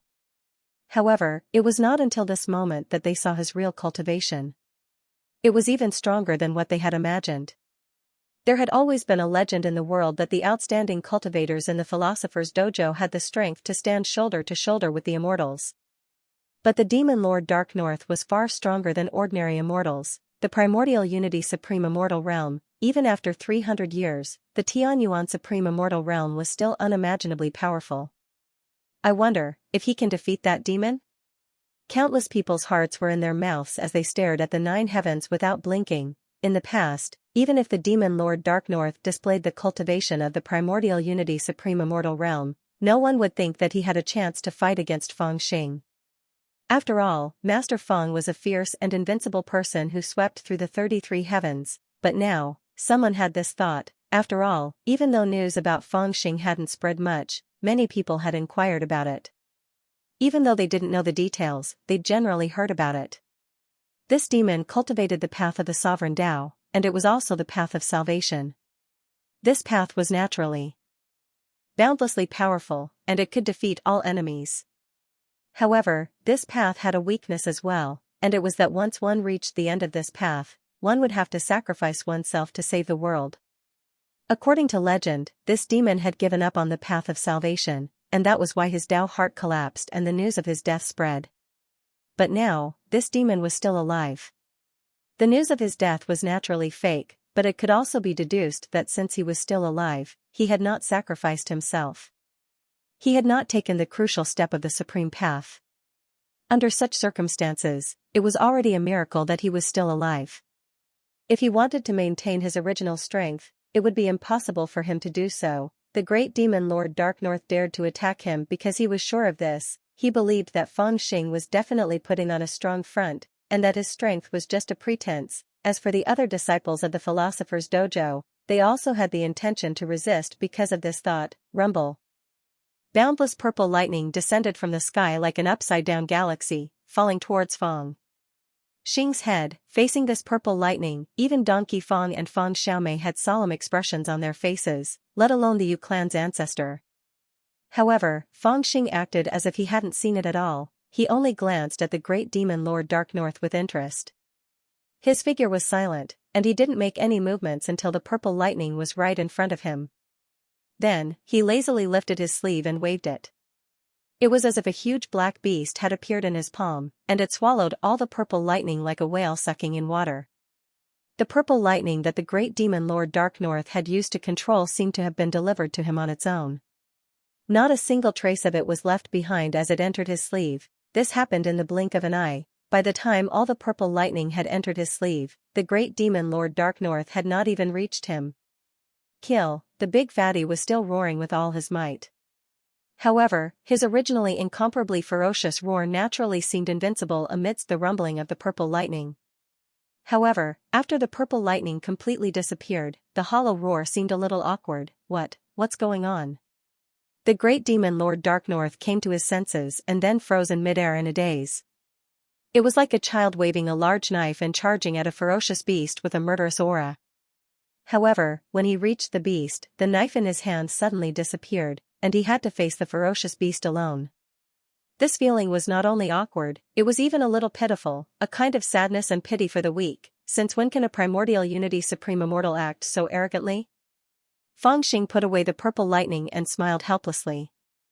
Then, he slowly stretched out his hand. His movement did not seem fast, but the great demon Lord Dark North could not dodge it. He stretched out his hand in front of the great demon Lord Dark North, then bent his finger and flicked it on the fat man's head. With a loud bang, the great demon Lord Dark North was sent flying. Like a mountain, it crashed into the ground with a rumble, and then created a deep crater in the ground. Puff, no one knew how many bones in the great demon Lord Dark North's body were broken. All his meridians were damaged, and his immortal chi was wandering. He spat out a mouthful of blood and became a little muddle-headed. What was even more unbearable was his heart. If there was still a glimmer of hope just now, it was completely gone now. He finally understood the gap between him and this demon. That was the gap between an ant and the heavens. He knew that the other party had shown mercy. Otherwise, that finger could have blown up his head. How is this possible?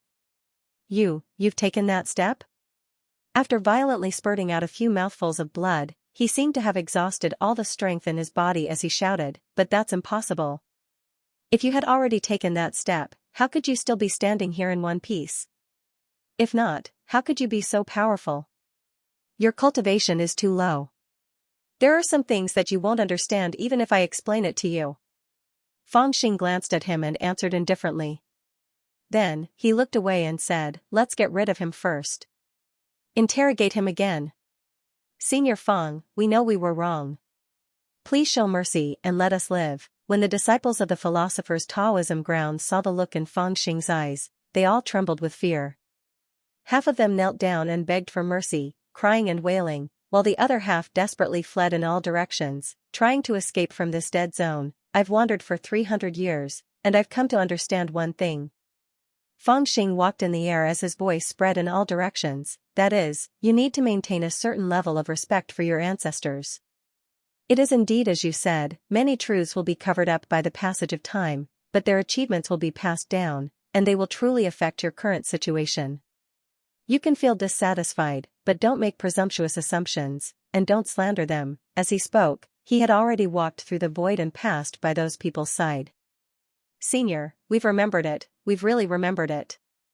Some people were trembling with fear, and did not want to move at all. They could only shout with all their might. "If you've really remembered it, don't make the same mistake in your next life," Fangxing said indifferently, and then his robe fluttered slightly. Pung! Pung! Pung! Pung! Pung! A series of muffled sounds could be heard, and the disciples of the philosopher's Taoism ground were turned into a rain of blood. In the rain of blood, rays of divine light soared into the sky and flew in all directions. Those were their remaining true spirits. If they managed to escape, their only outcome would be to enter the cycle of reincarnation again and become mortals. They did not know if they would have the chance to enter the immortal path again, nor did they know if they would have the fortune and opportunity to cultivate to their current level. "Senior, we're from the Heavenly Alliance. At this moment, apart from the great demon Dark North who could not move at all, only Meng Jianyuan from the Divine Prefecture's Meng family and Hua Jianmei from Beko Keikyung were left. The two of them were so terrified that they did not dare to move at all. The fear in their hearts was indescribable when they saw what had happened to the other disciples. It was a trembling feeling that came from the depths of their souls, and they were so regretful that they almost vomited out their bitterness. At this moment, they could only desperately call out their identities, and hope that this demon would show mercy. "That's why I didn't send you to reincarnation." Fangxing smiled and looked into the eyes of these two people. Hope suddenly appeared in Meng Jianyuan's heart, and he shouted, Thank you for your mercy, Senior." However, before he could finish, Fangxing said, "Did you just say that you want my daughter to sever the relationship between us?" Meng Jianyuan was speechless, and his mouth was full of bitterness. Go to hell." Fangxing directly slapped his face with his palm, and his body exploded. Then, before the power dissipated, even his divine soul exploded. In comparison, his fate was worse than those people from the Immortal Alliance, and he had no chance of reincarnation. "Did you just say that I'm a stain on the Heavenly Alliance?" Fangxing looked at Hua Jianmei, the woman in the black dress with red lips as sharp as a sword, and asked lightly. At this moment, Hua Jianmei, who had an icy cold expression, couldn't remain cold anymore, and a belly full of terror had awed her heart. Especially when Meng Jianyuan's soul was obliterated, it even caused her to feel regret that came from the bottom of her heart. But since it had come to this, death was inevitable, and it caused a strand of ruthlessness to surge out from the bottom of her heart. She suddenly shouted in a grim voice. "Exactly. You're a stain on the Heaven Worship Alliance." As she said that, she raised her face, waiting for the angry devil to slap her to death. However, she didn't expect that the devil didn't get angry. Instead, he said with a smile, "Actually, there's nothing wrong with what you said. To a certain extent, I'm a stain on the Heavenly Alliance. What can you do to me?" This time, Hua Jianmei was really stunned, and she stared blankly at the devil. "For example, a delicate little beauty like you, others certainly can't do it." the devil continued, but I'm a stain, so I can do it. For the first and last time in her life, Hua Jianmei really regretted what she said. You're so cruel. The Holy Venerable won't just stand by and watch. The Holy Venerable will definitely seek justice from you. Looking at the people he brought with him dying one by one in the hands of the devil, the Dark North demon almost went crazy. He shouted with all his might, and there was an indescribable shock on his face. Even though he knew that the devil was ruthless, he didn't expect that he would really kill them.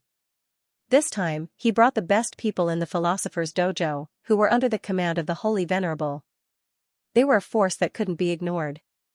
How could they all be killed just like that, and only a few spirits were left? Even if he doesn't come to me, I'll go to him. However, just as he shouted, a figure flashed in front of him, and the devil appeared in front of him. I merely killed a few of your Holy Venerable's disciples, yet his disciples purposely came to ruin my reputation. Why don't you tell me who is in the wrong when the two of us meet each other? The Holy Venerable's eyes were filled with mockery and contempt as he said, I merely killed a few of your Holy Venerable's disciples. The great demon Lord Dark North was stunned. He felt a breath stuck in his heart, and it was extremely uncomfortable. Of course, this question was unreasonable. What in the world was more important than human life? However, the Dark North demon knew very well that if they were to really put up a fight, the lives of these people were probably not as important as this person's reputation in the eyes of many people. Of course, he did not want to admit this, but under the circumstances where he knew the truth, he could not refute it even if he wanted to.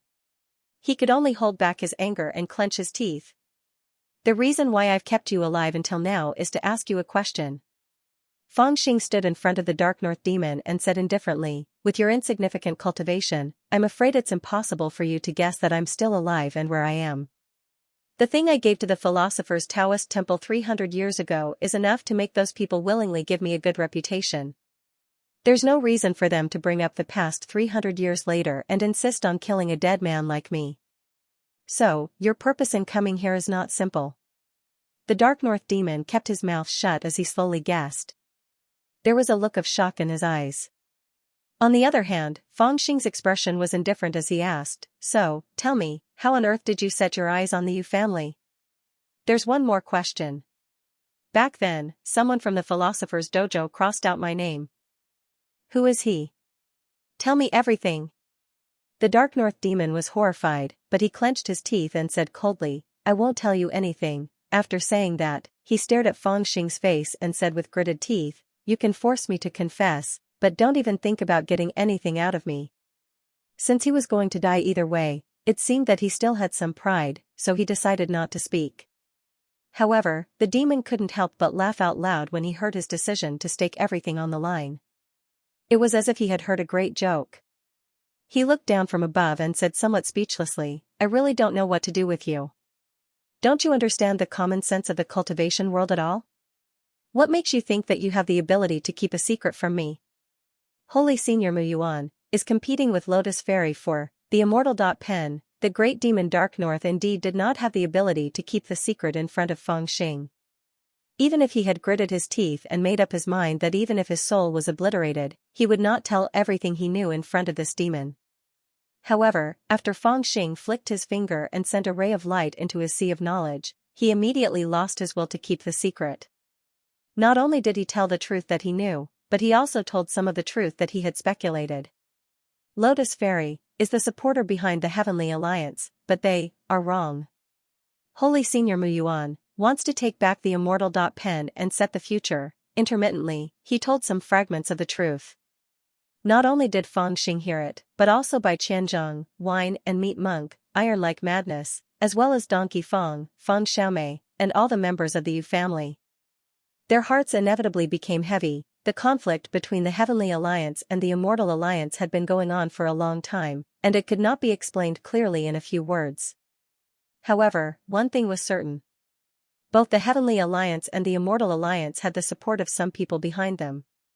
The most important people were the current holy sages of the Heavenly Deception Dojo. To some extent, they were the monitors of the Heavenly Deception Dojo and the guarantee that the Heavenly Deception Dojo would proceed normally. At this time, when the Heavenly Deception Dojo was at its peak, the four of them were the holy sages with the highest status. However, even among the four of them, there were many disagreements on many issues. The source of this disagreement was when Feng Xing's name was crossed out. At that time, Lotus Girl, who was also known as the Holy Sage Lotus Immortal in the eyes of the world, obviously didn't know that Feng Xing's name was crossed off, nor did she approve of it. From that time on, she had a disagreement with the other holy sages. Moreover, in the future development of the various sage dojo, she firmly stood behind the Heavenly Alliance. It could be said that it was because of her, as well as the many juniors of the Heavenly Alliance who couldn't be ignored, that the Heavenly Alliance could exist in the various sage dojo and never be overwhelmed by the Immortal Alliance. However, the union of immortals could not be underestimated. Because behind them, not only was there the support of the resolute Holy Senior Mu Yuan, even the other two Holy Seniors were more inclined to the union of immortals ideologically. It was just that they had not explicitly opposed the Holy Senior Lotus Fairy. Now, the various masters' Taoist rite had almost completely defeated the 33 heavens on the battlefield. All they were waiting for was to defeat the 3 immortal emperors again. What would happen after defeating the 3 immortal emperors? Who would become the new immortal emperor, and who would become the immortal emperor's subjects? One thing was certain, the 33 heavens currently only had 3 immortal emperors. Then in the future, the number of immortal emperors would not exceed 3, and on this issue, it was necessary to mention the 3 unique treasures of the various Taoist rite. They were the investiture of the gods, the general selection platform, and the immortal ridding brush. These 3 unique treasures could be regarded as the most powerful heritage of the various Taoist rite. In the battle against the 33 heavens, the various Taoist rite was able to gain the upper hand because of these 3 treasures. However, these 3 treasures, whether it was the investiture of the gods or the general selection platform, were all owned by the various Taoist rite. No one could seize such huge treasures. Thus, there was only one key left, the immortal ridding brush. Not to mention the strength of the 4 holy seniors. One thing was certain, whoever had the immortal ridding brush would be above the others. However, for the Holy Senior Mu Yuan and the other 3 holy seniors, the biggest problem was the immortal ridding brush. For the past 300 years, the immortal ridding brush had always been in the hands of the Lotus Fairy. More than 300 years ago, Feng Xing had returned the immortal ridding brush to the Yuan family freak. The Yuan family freak brought it back to the various Taoist rite and gave it to the Lotus Fairy. Now that 300 years had passed, the brush was still in her hands. Holy Senior Mu Yuan could tolerate her at first, but now that 300 years had passed and the plan to deceive the heavens was about to succeed, how could he not be tempted? But the key was that this brush was given to the various Taoist rite by that devil. Only the Lotus Fairy was in possession of it. Thus, as time passed, even the Holy Senior Mu Yuan couldn't help but start complaining. According to him, the most hateful person in the world was none other than that strange and unpredictable monster who stole the immortal ridding brush that was supposed to be sent back to the various Taoist rite by immortal King Xianxia and then mysteriously returned it. But when it was time to return it, it was the disciple of the Grand Supreme Path who was in the hands of the Lotus Fairy. From time to time, he would complain, which would naturally affect the great demon Lord Dark North, and the words that the great demon Lord Dark North would occasionally say would be remembered by the Xiao family's second master. In the end, one chain of events led to the dispute between Yu Huairou and Xiao Ziyuan in the restaurant. Perhaps many people didn't expect that what seemed like an occasional quarrel would have such a deep and complicated reason behind it. Of course, all of this wasn't just said by the Northern Dark Demon alone, of which 30% was the Northern Dark Demon's narration, 30% was his speculation, and the remaining 40% was the hidden meaning. The 3 celestial emperors haven't come out of seclusion, and the immortal monarch of the various Taoist rite hasn't truly entered the 33 heavens, and they already want to become emperors? There was no fool present. When they heard the Northern Dark Demon's words, they all guessed these things clearly. They all felt depressed and annoyed. After a while, it was Bai Qianzhong who sighed softly. The others also understood his dissatisfaction.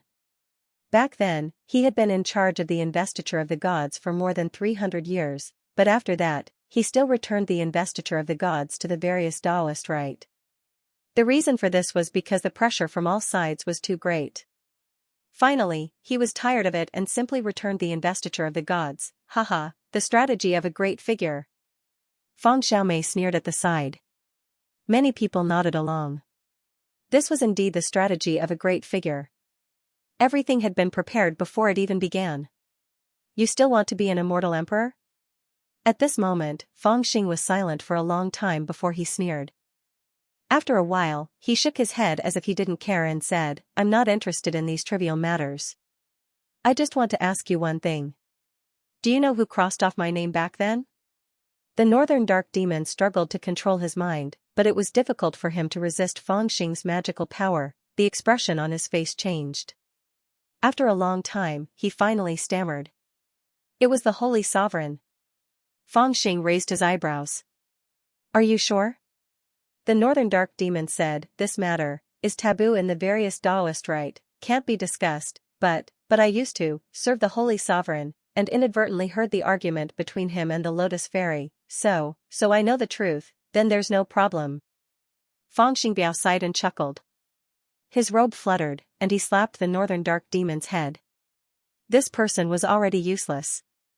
The surrounding cultivators also remained silent, feeling an inexplicable pressure. When the god rank chart emerged into the world and the true fortune of the gods' Taoist grounds descended, Feng Xing had pretended to join the Divine Master's side and risked his life to seize the god rank chart. But in the end, when he stepped onto the path to immortality, his name was struck off.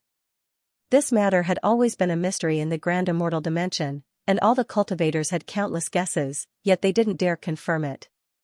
Never had they imagined that this dark north demon would inadvertently confirm this piece of information, and the rage that Feng Xing had accumulated for over 400 years finally had a place to vent. Haha, no matter what, junior brother Feng is back. This is good. It was the chubby Yu Sanliang who broke the silence with a chuckle. The disaster of the Yu family had disappeared without a trace. In the foreseeable future, the rise of the Yu family was unstoppable. Not to mention anything else, just the identity of the Yu family's ancestor as the third master of the Way of Interception had made him stand at the same height as those people who were too high to reach. In this world, whether it was Nanzhan or the Divine Land, whether it was the Northern Demon Land or the Pure Land, or even the various Taoist rite, no one was qualified to look down on him anymore. Naturally, no one was qualified to look down on the descendants of the Yu family. Set up a banquet, set up a banquet. Today, we will drink to our heart's content and get drunk for 3 days. The Yu family's patriarch, Yu Tiling, was so excited that his face was glowing.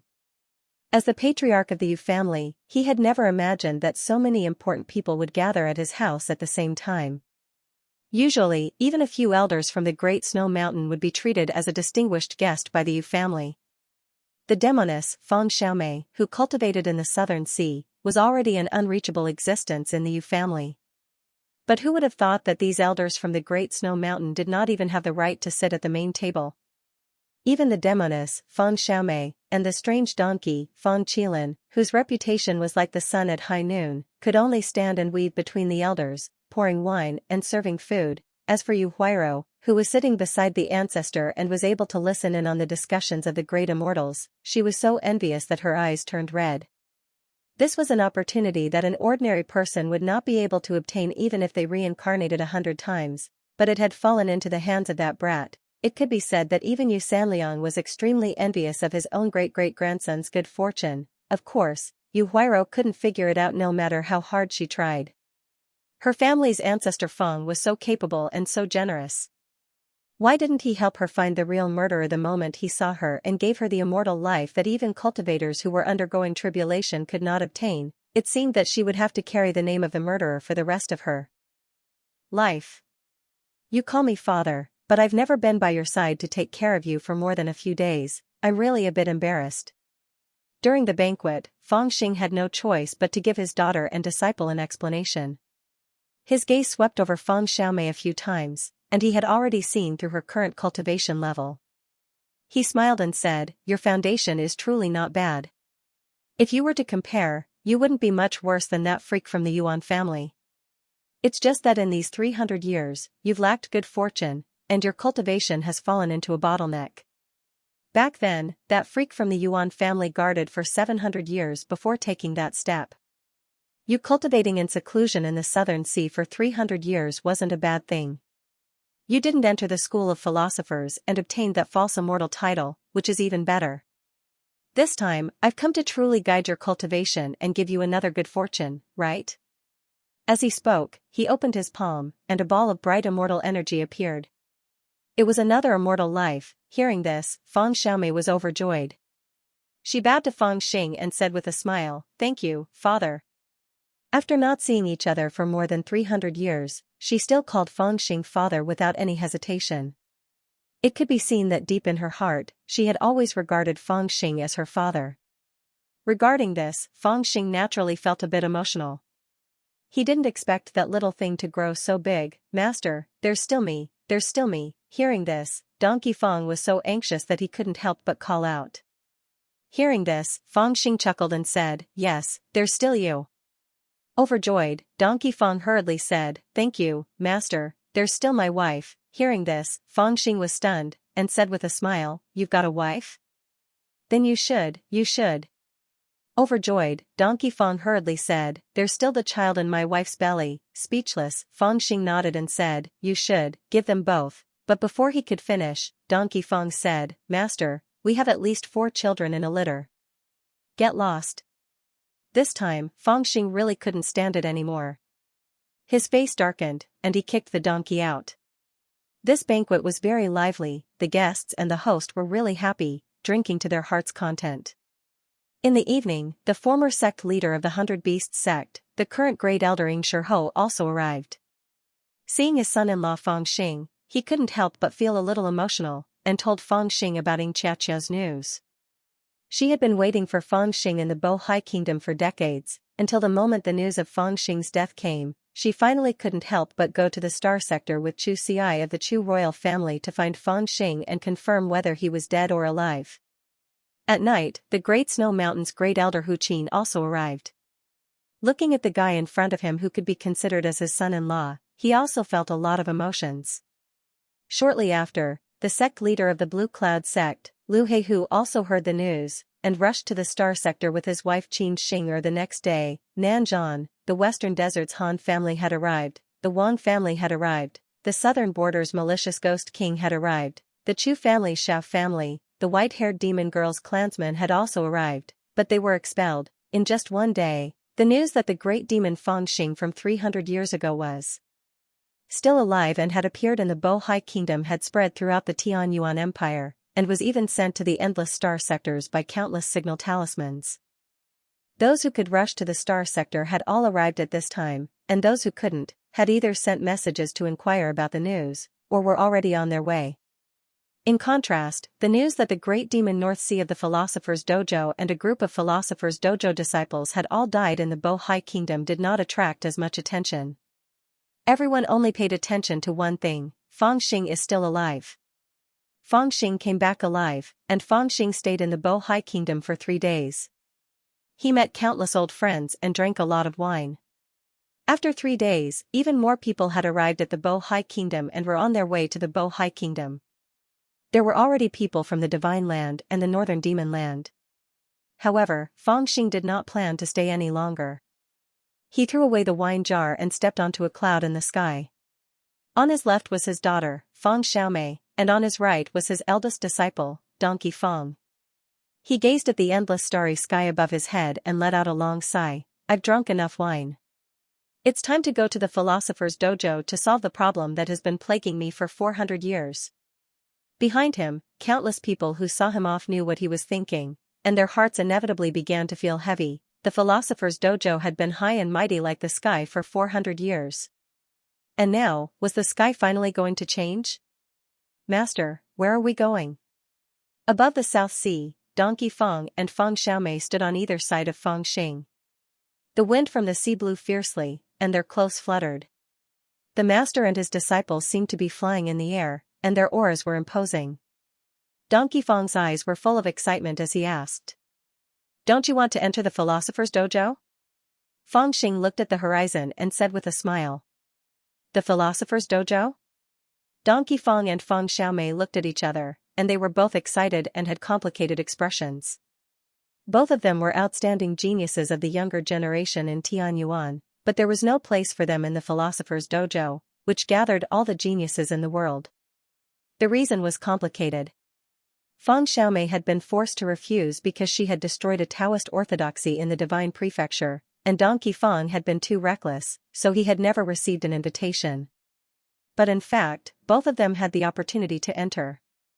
The Great Golden Crow and the others had wanted to help these two juniors enter the Philosopher's Dojo, but the problem was that Fong Xing had never entered the Philosopher's Dojo in his life, so his daughter and disciple also had this knot in their hearts: if father didn't enter, I naturally wouldn't enter; if master didn't like the Philosopher's Dojo, I naturally wouldn't like it either. So to a certain extent, it was equivalent to these two people refusing the Philosopher's Dojo.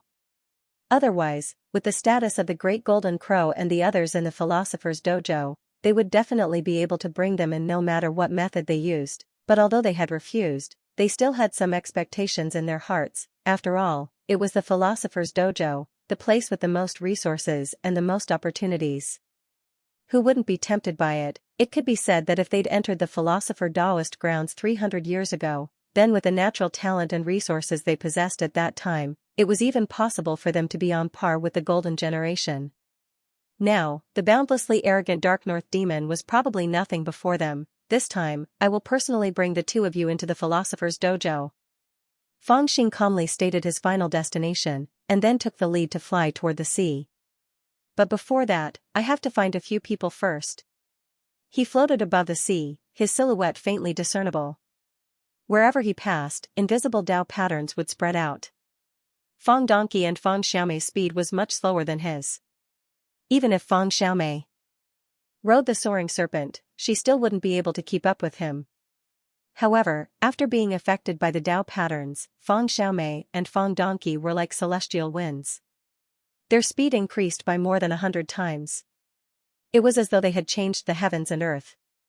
In other words, they had reached the shrinking distance realm that the primordial immortal sage had mentioned. This allowed the two of them to easily follow behind Fong Xing. Master. What level he Fong Xiaomei and Xing, Donkey Fong and Fong Xiaomei looked at each other, unable to conceal the excitement and awe in their hearts. Whether it was the fact that he had easily suppressed the Dark North Demon, who was a primordial unity supreme immortal, or the fact that his Qi-Ji could dye the world and shrink the earth with a slight movement of his body, all of these indicated that their master's cultivation had reached a realm that was beyond their imagination. It was a realm that could be seen, but could not be imagined. In this realm of shrinking the ground into an inch, billions of miles of space were nothing to them. Furthermore, in Tianyuan, they could reach almost any corner with a single thought. In the eyes of Fong Xiaomei and Fong Mu, it was just a blur before their eyes. Faster than tearing through the void, the scenery around them had turned upside down. The three of them had already arrived on an unfamiliar island. The island was a complete mess. There were many ancient palaces and buildings, and there were even many scorched earth and skeletons. However, there was no one in sight. What is this place? Fong Xiaomei had lost her sense of distance as she followed Fong Xing. She did not know how far they had walked in that step, and she did not even know whether they were still in this world of Tianyuan. Looking at the surrounding sea area, she was a little confused. This seems to be the relic of the small immortal realm. Donkey Fong found a weapon half buried in the scorched earth and guessed in surprise. Small immortal realm? Fong Xiaomei was slightly stunned, but then she understood. There were countless small immortal realms in the star area. After they ascended, they did not enter the 33 heavens, but found a suitable place to live and cultivate. The creatures of Tianyuan were familiar with these small immortal realms. However, these small immortal realms often lacked resources, and their strength was limited. In the battle between Tianyuan and the 33 heavens, they could only exist as vassals. In the past, the Golden Crow, the great demon venerable, had been ordered to subdue a great alliance of 36 small immortal realms. In order to deter others, he had swallowed one of them in one gulp to intimidate the entire universe. However, the small immortal realms in Tianyuan were different. They were the first 12 small immortal realms to return to Tianyuan. However, they were not vassals of Tianyuan or the 33 heavens. Instead, they became vassals of the Divine Clan. They were forcibly subdued by the Divine Lord and became soldiers of the Divine Clan when they invaded Tianyuan. Back in Tianyuan, they had been glorious for a while. However, as the strength of Tianyuan grew stronger, their fate was not much better than the Divine Clans. Although they had stopped in time and all of them retreated to the sea, in the end they still couldn't hide. 200 years ago, someone found them. After a bloody battle, the small celestial realm that they lived in seclusion was finally exterminated. All the clansmen were reduced to slaves and sent to the star field to fight. The new inheritance land that the small celestial realm had found had also become a desolate ruin. Feng Xiaomei and Donkey Feng both remembered the past and faintly understood. Could it be that this was the remains of the small immortal realm that had lived in seclusion and then been destroyed? What is father doing here? Feng Xiaomei looked at Feng Xing in surprise. Where did they go? Feng Xing's expression was a little gloomy. He looked around with a hint of anxiety on his face. I came back this time to vent my anger, but also to find you. Feng Xing slowly walked across the scorched land and murmured, but where did the giant tortoise go? 400 years have passed. Have you finished your cultivation? Have you come out from seclusion? If you haven't come out from seclusion, why do I feel uneasy? If you have come out from seclusion, then I clearly left a token for you, but why didn't I receive any messages from you? As he murmured, he took a step forward. An invisible and cold aura was released from his body. It was like an invisible net, but it was also like an eye had opened in the 9 heavens. It was extremely cold and looked down at the island. Under this gaze, nothing on the island could hide. Not even the 3,000 creatures in a drop of water could escape his eyes. However, his expression became even more serious after seeing it. Nothing, he was sure that there was no one on the island that he was looking for. Not even their skeletons could be found. Whoosh! However, after turning his gaze, he suddenly discovered something and took a step forward. With just a single step, he had already appeared at the other end of the island. He looked towards a stone wall. The stone wall was smooth and without any marks, looking as if it was naturally formed, and there was nothing special about it. However, when Feng Xing's gaze looked over, a faint brilliance flashed past the surface of the stone wall, and then it slowly faded away. A muffled sound rang out from within the stone wall, and then it tore apart, completely opening up.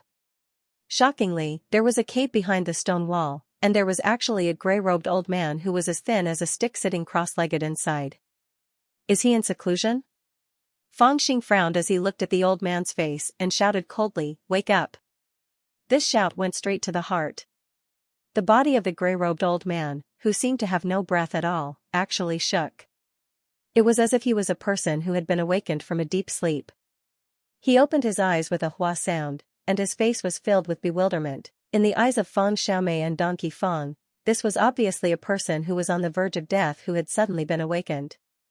In other words, this shout of Feng Xing's was close to the realm of reversing life and death. Is it the Tongtian young lord? The old man's eyes were bewildered for a long time before he gradually regained some vigor. When he finally saw Feng Xing's face, his expression immediately became somewhat shocked. His lips trembled as he shouted out a name that no one had said for a long time, revealing the air of a decrepit old man. Are you one of the 12 realm leaders of the small celestial realm? Feng Xing recognized him, but he couldn't remember his name. However, he didn't care. He said calmly, I came back to look for the hill sea turtle. Tongtian young lord, you are still alive? The old man became excited when he confirmed that the person in front of him was Feng Xing. He wanted to stand up, but his body had decayed, so he couldn't stand up. He could only shout excitedly, You are still alive. You are still alive. We in the small celestial realm always believed that you would not die. You promised to protect us. As long as you are here, we will not be. The old man seemed to have woken up from a dream. He looked around blankly and suddenly burst into tears. But our tribe has been exterminated. You came too late. The Divine Lord lost, and the Heavenly Yuan didn't let us go. As he cried, his voice became hoarse. His eyes became clearer and clearer, as if he had remembered more things in the past. However, his sadness also became stronger. Only I, an old man, survived. Yes, I'm alive because I'm waiting for someone. Yes, I'm alive because I'm waiting for you. Do you remember? Do you remember? You said that if we were to be punished, you would help us once. I'm alive. He did not know where he got the strength from, but he suddenly stretched out his skinny hand and grabbed onto Feng Xing's sleeve tightly, like a dying man grabbing onto a straw. I am alive, just to wait for you, please fulfill this promise. Fang Xing looked at him expressionlessly. After a while, he said guiltily, "Did I say that?" The old man burst into tears. "You did." Fang Xing was a little embarrassed. He said unconfidently, "All right, I think I did, but now," he glanced around. "Is there still a need for me to help?" Now, he remembered some things. Back then, the small celestial realm seemed to have asked him for help. Then, he agreed to a few conditions. Two of them were that if the Divine Master took Tian Yuan, he would protect them in front of the Divine Master. If Tian Yuan won, he would help them once when they were to be punished to ensure that their inheritance would not be destroyed. However, too many things happened after that, and he had completely forgotten about this matter. If the old man had not mentioned it, he would not have remembered. Even if he came to the small celestial realm this time, he was looking for Xiao Man and the others, not for them. Xiao Man, Su Lingyun, De Qingyi, Yi Guin, Ti Fairy and the others cultivated the heavenly art of indifference of the small celestial realm. When they entered the 8-direction cloud platform, they were carried by the mountain sea giant tortoise invited by Lotus Girl and escaped into the sea. Even he could not find them. This time, he could only try to start from the small celestial realm to see if they had any clues. However, he did not expect that the small celestial realm had already been destroyed. Back then, he promised that he would help them once when the small celestial realm was being punished by Tian Yuan. At least, he would ensure that their inheritance would not be destroyed. However, now that the small celestial realm had already been punished, even if he helped them again, he would not be able to fulfill his promise, right? Yes, the grey-robed old cultivator seemed a bit deranged, but mostly excited. He tugged at Fang Xing's sleeve and wouldn't let go. "Most of us old fogies are dead, but our descendants, our juniors, they've all become slaves, sent to the star domain as cannon fodder. Now, there must be some of them still alive. I want you. I beg you, help them, let them live." "That?" Fang Xing focused and nodded. "That's not a big problem, I promise you." Then, before the grey-robed old cultivator could show a look of ecstasy, he asked again, "Do you know anything about the mountain sea turtle?" The small celestial realm had trained Xiao Man and the others so that they could become the saviors of the small celestial realm. Therefore, if there was anyone in Tian Yuan who paid the most attention to them, it would be the small celestial realm. At the very least, they should have a way to track the aura of the 8-direction cloud platform. Otherwise, if even Lotus Maiden could not find the whereabouts of the mountain sea turtle, then no one in this world would be able to find them. As Fang Xing had expected, the old cultivator was confused when he heard the name mountain sea turtle. However, when he mentioned the 8-direction cloud platform, his expression immediately became serious. Then, he said something that shocked Fang Xing, "We can't find the 8-direction cloud platform either, but I can sense its existence." It was destroyed 30 years ago. Destroyed? Fang Xing was shocked. His murderous aura suddenly surged as he shouted, "What's going on? Little Lord. Don't worry. If the 8-direction cloud platform is destroyed, there are only two possibilities," the grey-robed old cultivator hurriedly explained. "First, an external force has destroyed the 8-direction cloud platform. The cultivator inside is naturally unlucky." Facing Fang Xing's terrifying gaze, he could only feel his heart palpitating in fear.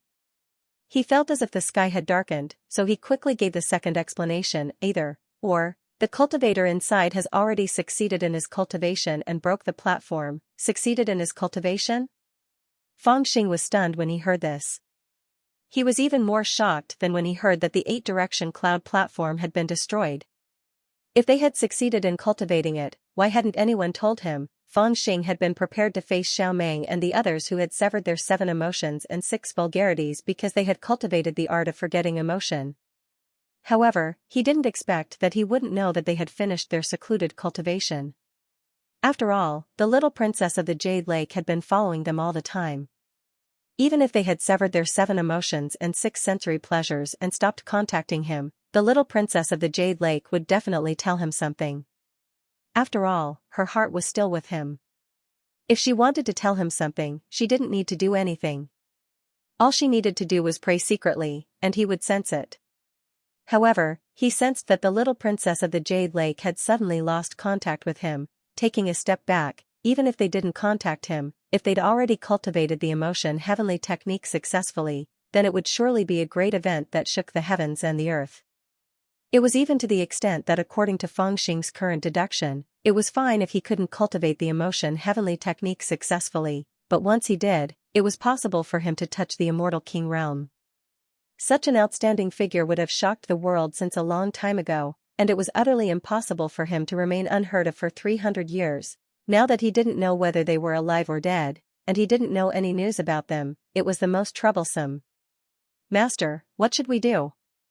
Although Donkey Feng and Feng Xiaomei didn't know what was going on, after listening for so long, they understood that their master was looking for someone. Seeing his slightly disappointed expression, they couldn't help but ask worriedly. "There's nothing we can do. If we really can't find them, then we can only let them find us."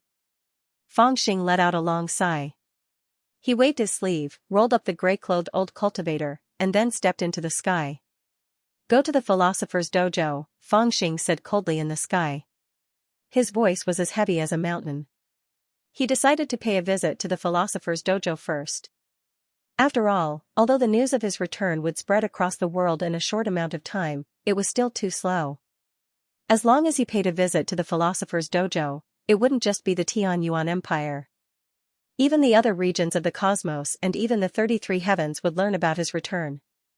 If Xiaoman and the others were still alive, they would definitely come looking for him once they learned about his return. In the past, the philosopher's Taoist rite had been a fixed Taoist rite that stretched across the starry sky.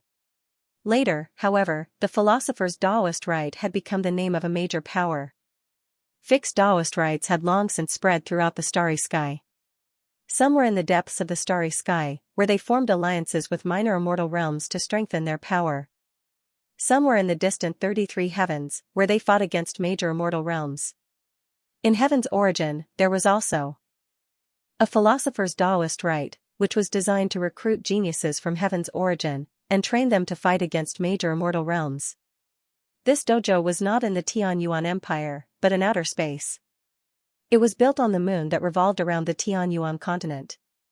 At this time, it was late at night, and a bright moon hung high in the sky. Feng Xing's figure floated in the air, his robes fluttering in the wind as he charged toward the bright moon.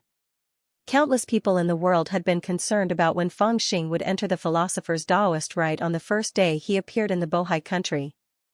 Now that they saw the three figures charging toward the bright moon, they immediately jumped up and left their seclusion to observe the movements of the bright moon from afar.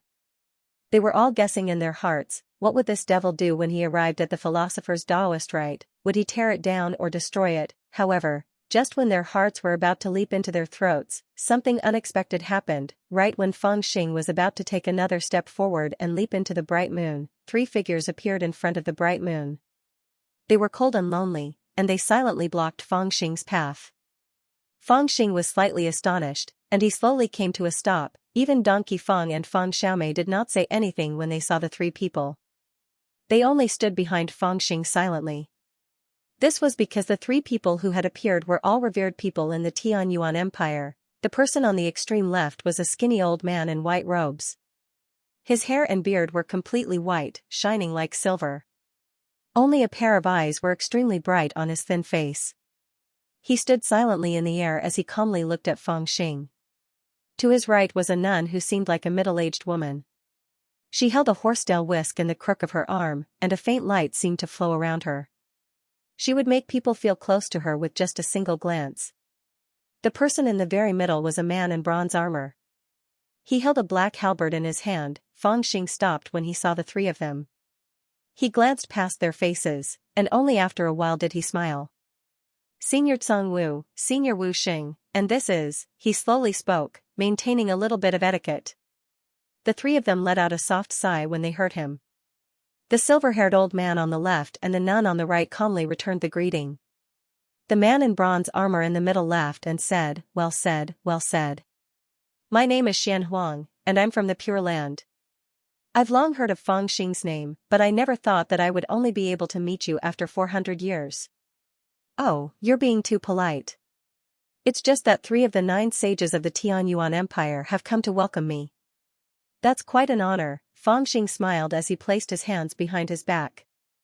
Although Donkey Fong and Feng Xiaomei already knew who the three of them were, they were still a little shocked when they heard their master say it out loud. After all, the three of them had such a high status that they had no choice but to pay attention to them. There were many experts in the philosopher's dojo, but aside from the few monsters of the golden generation, the 4 divine sages and the 9 elders of the sages were undoubtedly the strongest. Among them, the 4 divine sages came from outer space. They were the watchers of the Tianyuan Empire's plan and the founders of the philosopher's dojo. As for the 9 sages, they were born in the Tianyuan Empire. They had walked their own path in the sealed world and became the spiritual pillars of the cultivators in the Tianyuan Empire. They had fought against the people from the great celestial realm. They were the 9 sages of the Tianyuan Empire. Shockingly, there were now 3 of such figures who had appeared and blocked Feng Xing's path. Feng Lu and Feng Xiaomei were already convinced that their master was invincible, but when they saw the 3 of them, they couldn't help but feel a little nervous. After all, they were sages who were already at the peak of heaven's origin before the mysterious coffin. Later, when the mysterious coffin descended, a portion of it was given to them by the 4 Saint Venerables, helping the 9 of them to take another step forward at the limit. As a result, no one in the world knew the true strength of the 9 of them, because they didn't know how to guess. Since you're here, then tell me, why are you blocking my way? While the 2 juniors were terrified, Feng Xing maintained a relaxed expression as he asked indifferently. We're here to invite you back. The 3 sages looked at each other, and the silver-haired sage on the far left spoke softly. Feng Xing recognized him. This person's name was Tsang Wu, and he had met him before in the demon abyss. To a certain extent, among the 10 highest immortals at that time, Lu Xiaoyao, the ancestor of the Lu family, was the only one with a complete divine soul. Back then, Feng Xing had wanted to deal with him, and this person had even helped him once. In this way, this old man in front of him had done Feng Xing a favor, but what he said now? Feng Xing didn't get angry. He smiled and said, "Go back where?"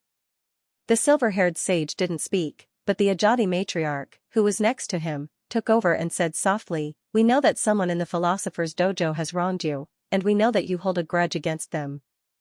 This time, what happened in the Bohai Kingdom is even more unpleasant, but, given the current situation, we don't want you to enter the philosopher's dojo and disrupt the plan of the Tianyuan Empire. Therefore, we can only come to see you.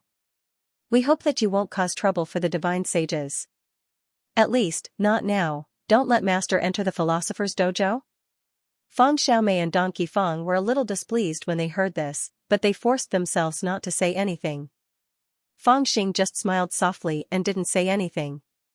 The Xianhuang great sage, who was standing in the middle and wearing bronze armor, also sighed softly and said, "Nowadays, the philosopher's dojo has made great contributions, and the immortal army has already crossed the myriad treasures celestial river, and some of them have even arrived in the 33 heavens.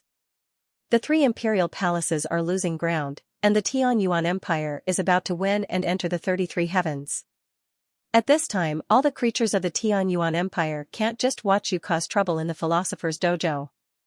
This is also the reason why the 3 of us have come to stop you. Enter the 33 heavens?" Upon hearing this, Feng Xing shook his head gently as if he had just heard a joke. The expressions of the 3 saints were rather ugly. Clearly, in the eyes of many, Feng Xing was already a senior. However, in the eyes of the 3 of them, he was undoubtedly still a junior among juniors. The fact that the 3 of them had personally come to persuade him was already a great honor. However, none of them had expected Feng Xing to not care at all. They could not help but feel even more speechless and embarrassed. "You can choose not to believe in the strength of the philosopher's dojo, but we hope you can understand." The Ajati matriarch hesitated for a moment, but still tried to persuade him earnestly. "I understand, so I don't want to talk nonsense with you. Get out of the way." Feng Xing was silent for a long time, but only replied calmly. The faces of the 3 sages immediately turned a little ugly, and a solemn atmosphere appeared in the void. "The 3 of us are guarding this philosopher's dojo, so we can't let you in." After a long silence, the Xianhuang great sage spoke softly and tightened his grip on the halberd in his hand. At this time, he could not continue speaking. Everyone could tell that if Feng Xing wanted to enter, he would have to fight. Feng Xing let out a soft sigh at this moment. It was a long while later before he looked towards the 3 of them and softly said, all of you are the backbone of Tianyuan and are also our seniors. Although I do not know how to respect others, I do not wish to offend all of you for no reason. Moreover, I know that it is impossible for all of you to be defeated given your status. Once you are defeated, your backbone will be gone. At this point, he suddenly waved his big sleeves lazily and said, "So, you'd better get out of the way." Rumble. As he said this and took a step forward, the wind and clouds in the sky changed greatly. Originally, Fangxing's temperament was as deep as an ancient well. At first glance, he seemed ordinary, and only after a few more glances would one be able to notice the changes in his qi dynamic. However, at this moment, he took a step forward. His person did not change, but his temperament suddenly changed. It was as if an illusion had been created. When he took this step, heaven and earth collapsed at the same time, and all the weight of heaven and earth was added to his body. Everything around him became dim under his contrast. Only his qi dynamic erupted like a volcano, and then, as he took this step, it pressed down on the three sages with an earth-shattering force. He actually has this kind of ability. The expressions of the three sages changed drastically at the same time. The Ajati matriarch subconsciously took a step back. Although the other two did not retreat, their expressions also became extremely solemn. The great sage Songwu silently recited a formula, and an invisible qi dynamic burst forth from his body, then surrounded his body. The great sage of Xianxia directly lifted the dark steel halberd, and all the strength in his body condensed into one, as if he was about to strike at any time, but immediately, the three of them were a little dumbfounded, and they realized that they had lost their composure. Fangxing did not make a move. He really only took this one step, and then stood there with his hands behind his back, looking up at the sky. Compared to his calm expression, the three of them's reactions were a little overboard. "Do you understand now?" Fangxing said calmly, "If I want to go, the three of you may not stop me. However, after all, you are different from the four ambitious outsiders. You are the symbol of Tianyuan, a legend, and I do not want a legend to die in my hands." The expressions of the three sages became even uglier. They were naturally able to discern that what Fangxing said wasn't false, and he displayed his strength by taking that step. After a long while, Dark Parasol Great Sage finally said, "You're right. We don't want to fight you and fight to the point where both of us are injured. However, I have something to say. I hope you understand that we're stopping you here not only for the sake of others, but also for your sake. Your cultivation has exceeded our expectations. It's Sky Origin's fortune to be able to produce you." At this point, he looked back at the moon that was like a silver basin, and remained silent. Fangxing also raised his head to look at the bright moon. At this moment, he was outside the sky, and the bright moon looked even more magnificent, quiet, and peaceful. However, under the peace and tranquility, there was a faint sense of danger, as if there was a dense fog covering the bright moon. Upon closer inspection, one could see that it was actually not fog, but layers upon layers of restrictions and formation lights. They protected the bright moon, and it was also the layers of formation lights that stimulated the bright moon's light to the extreme. On the surface, it seemed that there was nothing under the layer of formation lights, but if one looked closely, one could see that the bright moonlight was actually the best disguise. Under the seemingly empty moonlight, there were actually countless immortal soldiers and immortal generals in silver armor hiding behind the restrictions, as if they were facing a great enemy. Each of them controlled their magic power and hid behind the restrictions, as if they were ready to attack at any time. "Now you understand." The Ajati matriarch sighed softly. "We are here to block the way, not only for the Juzi dojo, but also for you." So they were already prepared. After listening to this, Fangxing opened his mouth after a while, with a slight sneer on his face. "Master." Donkey Fong also raised his head to look at the formation lights, and suddenly felt a little frightened. He said softly, "I have heard people mention that seems to be the immortal execution formation that was taken from the great immortal realm.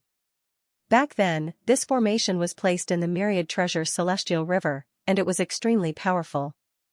It really caused the deaths of many heavenly talents in Tianyuan, and even the philosopher's dojo was helpless.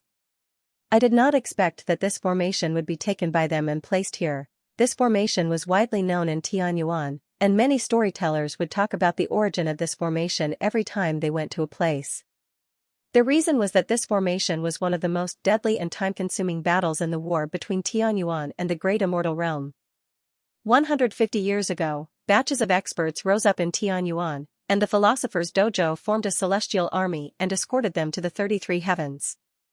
However, the 33 heavens was severely depleted of resources, so they used the simplest way to deal with it, which was to place this formation in the Myriad Treasures Celestial River to stop the army. That battle was really bloody, and many heavenly talents of Tianyuan lost their lives in the Immortal Execution formation. If it was not for the Philosopher's Dojo controlling the general ranking stage, this battle alone would have consumed more than half of Tianyuan's resources. In the face of this formation, the elders and holy masters of the Philosopher's Dojo racked their brains, but they still could not find a good way to break the formation. In the end, it was the freak of the Yuan family, the martial god Lu Fengxian, the golden crow great demon Venerable, the white-robed spear fairy Haning, the black demon Song Guichan, and the others who risked their lives to lead a group of soldiers to attack the main formation doors of the Immortal Execution formation. With the help of Ao Lai, the descendant of the true dragon, who brought the great illusionary mirror to help them observe the formation, they barely managed to break the formation. Since then, all the cultivators of Tianyuan knew that this was the Immortal Execution formation that even the holy masters could not break. After that battle, this damaged formation was obtained by the Philosopher's Taoist grounds, and it had gone silent ever since. However, Xianxia had never expected that it would actually be set up around the moon. Even though this formation had been destroyed before, and it might not be able to recover the immortal might it revealed at the Myriad Treasures Immortal River, it was obvious that it was definitely not a good thing. So, how could Fengxing be completely confident in his ability to charge into the Philosopher's Taoist grounds by himself? Luckily, the three sages came to warn him. Otherwise, no one would know the result if he rushed in recklessly. I can try. However, Fengxing didn't say anything in the face of Feng Mu and Feng Xiaomei's worried gazes and the three sages' complicated gazes. He only glanced at the bright moon and shook his head. Then, he lifted his foot and stepped forward. It seemed that he did not know how dangerous the Immortal Execution formation was. Think twice before you act. The three sages were shocked, and they tried to persuade him. The Dark Parasol Great Sage said anxiously, fighting the Philosopher's Taoist grounds with both sides suffering heavy losses is an outcome that no one wants to see. Fengxing turned to look at them and found that their expressions were not fake. It seemed that they were really worried that something would happen to him if he tried to break into the Immortal Execution formation. He smiled and shook his head. It's not necessarily that both sides will suffer great losses. As he said this, the aura on his body had already been raised. It was vast and mighty, like a great wave, and it swept forward. Before he arrived, his aura had already collided with the immortal slaying array in front of the bright moon. Like ripples appearing on the calm surface of the water, the bright moon, which had seemed calm from afar, immediately shone brightly. The array surged unpredictably, as if the moon had become the sun.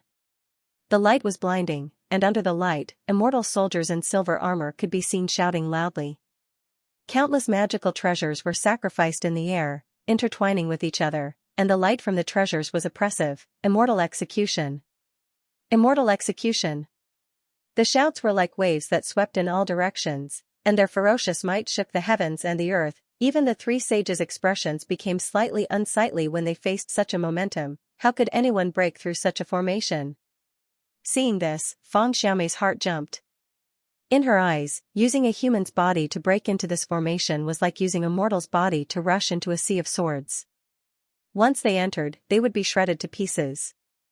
Especially when she saw her father only wearing a thin black robe and empty-handed, she became even more worried. With a sudden thought, she raised the white bone spear and yelled, "Father, I'll lend you my weapon." No need. But at this moment, Fengxing did not stop. He just shook his head lightly and walked faster and faster, and his footsteps became heavier. The heavens and the earth rumbled, and boundless aura was added to his body. When his aura had condensed to a certain extent, he suddenly shouted loudly, and his entire body charged toward the moon. He stood before the moon and raised his right hand high. Saber. Saber? Where's the saber? Donkey Feng and Feng Xiaomei were surprised again. They looked at each other, not knowing what he was calling for. But just when they were confused, a dragon's roar suddenly rang out from the immortal burial slope in the pure land of the Tianyuan continent below. It was also at this moment that the mountain range that had been corroded by the power of time and had become as desolate as ancient times cracked. Afterwards, a demonic light suddenly shot out from the depths of the ground. It was many times faster than lightning, and the killing intent on it caused demonic clouds to rise. It was indescribably terrifying, and it immediately flew into the sky. Swish! Fangxing rushed to the front of the Zhuxian Great Formation and directly caught the demonic light. With just a thought, the demonic light had already turned into a terrifying long saber. Then, he held the demonic light and slashed forward with a rumbling sound, crack. It was indescribable how powerful it was at that moment. Under the demonic chi from the saber, the countless formations and restrictions on the immortal execution formation were all torn apart. From the top to the bottom, a ravine that pierced through the entire formation was formed. Afterwards, countless silver-armored immortal soldiers had taken out their treasures in the formation. All of the treasures dimmed under the slash of the saber and fell to the ground. The silver-armored immortal soldiers howled loudly and fell to the ground. They were all in horrible shape, and they were sent flying like kites with their strings cut.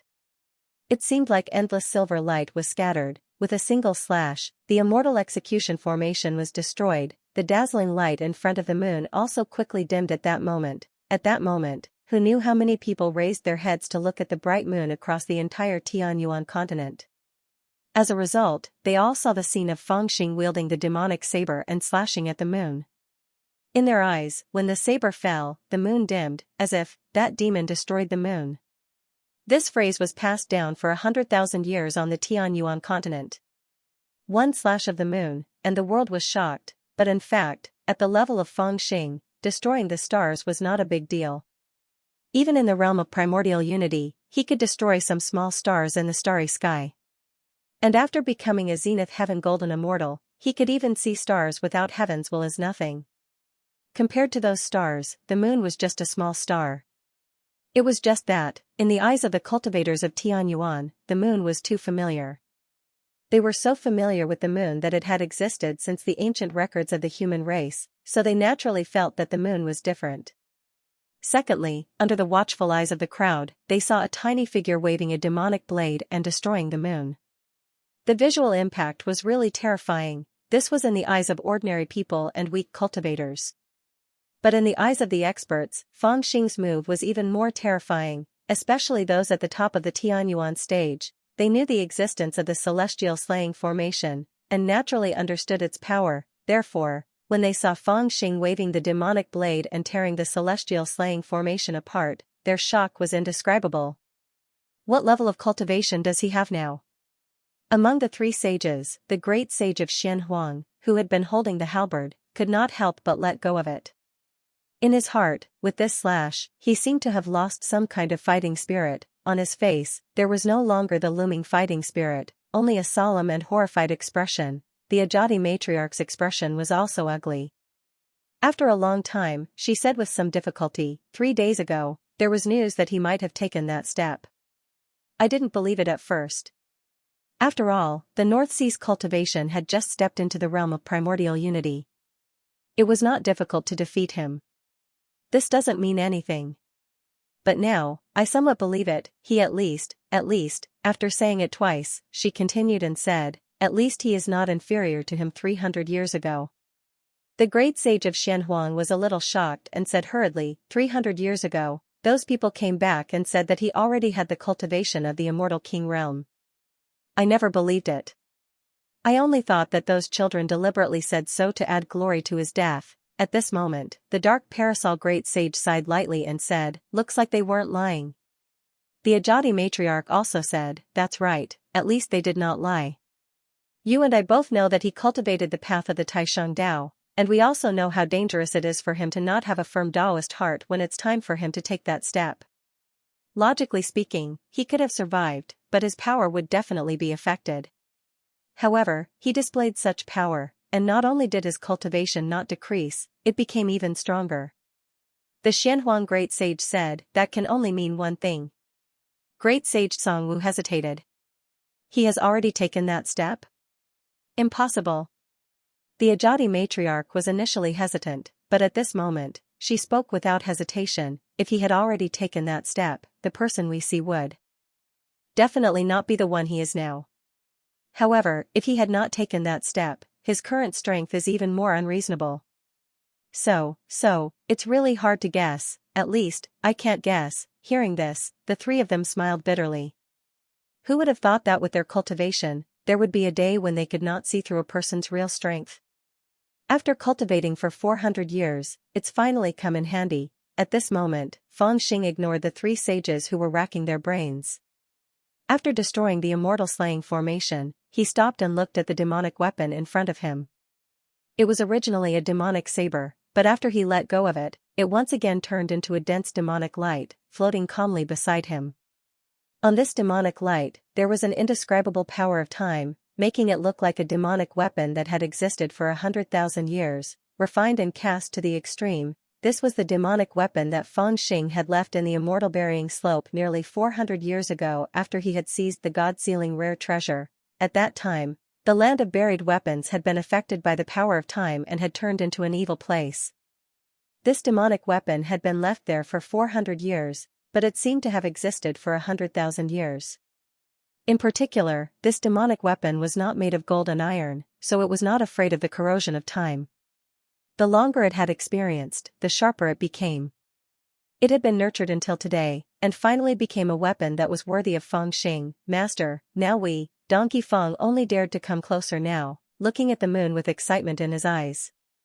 At this time, the moon had lost the light of the immortal slaughtering formation and seemed a little dim, but it was still there, undamaged. Originally, with Feng Xing's strength, as long as he had the strength to tear the immortal slaughtering formation apart, he could easily destroy the moon as well. However, he had used his strength to the extreme, and when he slashed down with his saber, he had only destroyed the immortal slaughtering formation. Even at this time, without the light of the formation, one could still see the magnificent buildings on the moon, as well as the specks of immortal light that were scurrying around the palace like ants, either running for their lives or desperately trying to escape to the star domain. It was unknown whether they were looking for reinforcements or escaping. Is this the philosopher's dojo? Feng Xing also looked at the moon and sighed. Even with his current cultivation, he could feel the deep foundation of the philosopher's dojo, let alone his previous self. It was only when he looked at the philosopher's dojo from afar for the first time that he understood why the strength of the Tianyuan sect had increased by leaps and bounds, and why the geniuses of the Tianyuan sect were scrambling like ducks. Moreover, a sense of loss rose in his heart. Such a deep foundation of a holy land, he sighed softly, his voice filled with regret and endless melancholy. Father, the philosopher's dojo didn't choose you back then, it was their loss. Feng Xiaomei sensed the regret in Feng Xing's heart, so she gently walked up to him and comforted him softly. However, before she could finish speaking, she heard the second half of Feng Xing's sigh. I can't believe I didn't snatch it. Feng Xiaomei immediately choked, just as Feng Xing turned to her and asked, What did you say just now?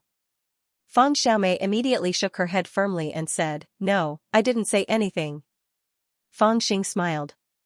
Based on your aptitude, you two already had the qualifications to enter the philosopher's Taoist rite 300 years ago. But because of me, you've never been able to enter. Who knows how much fortune you've missed?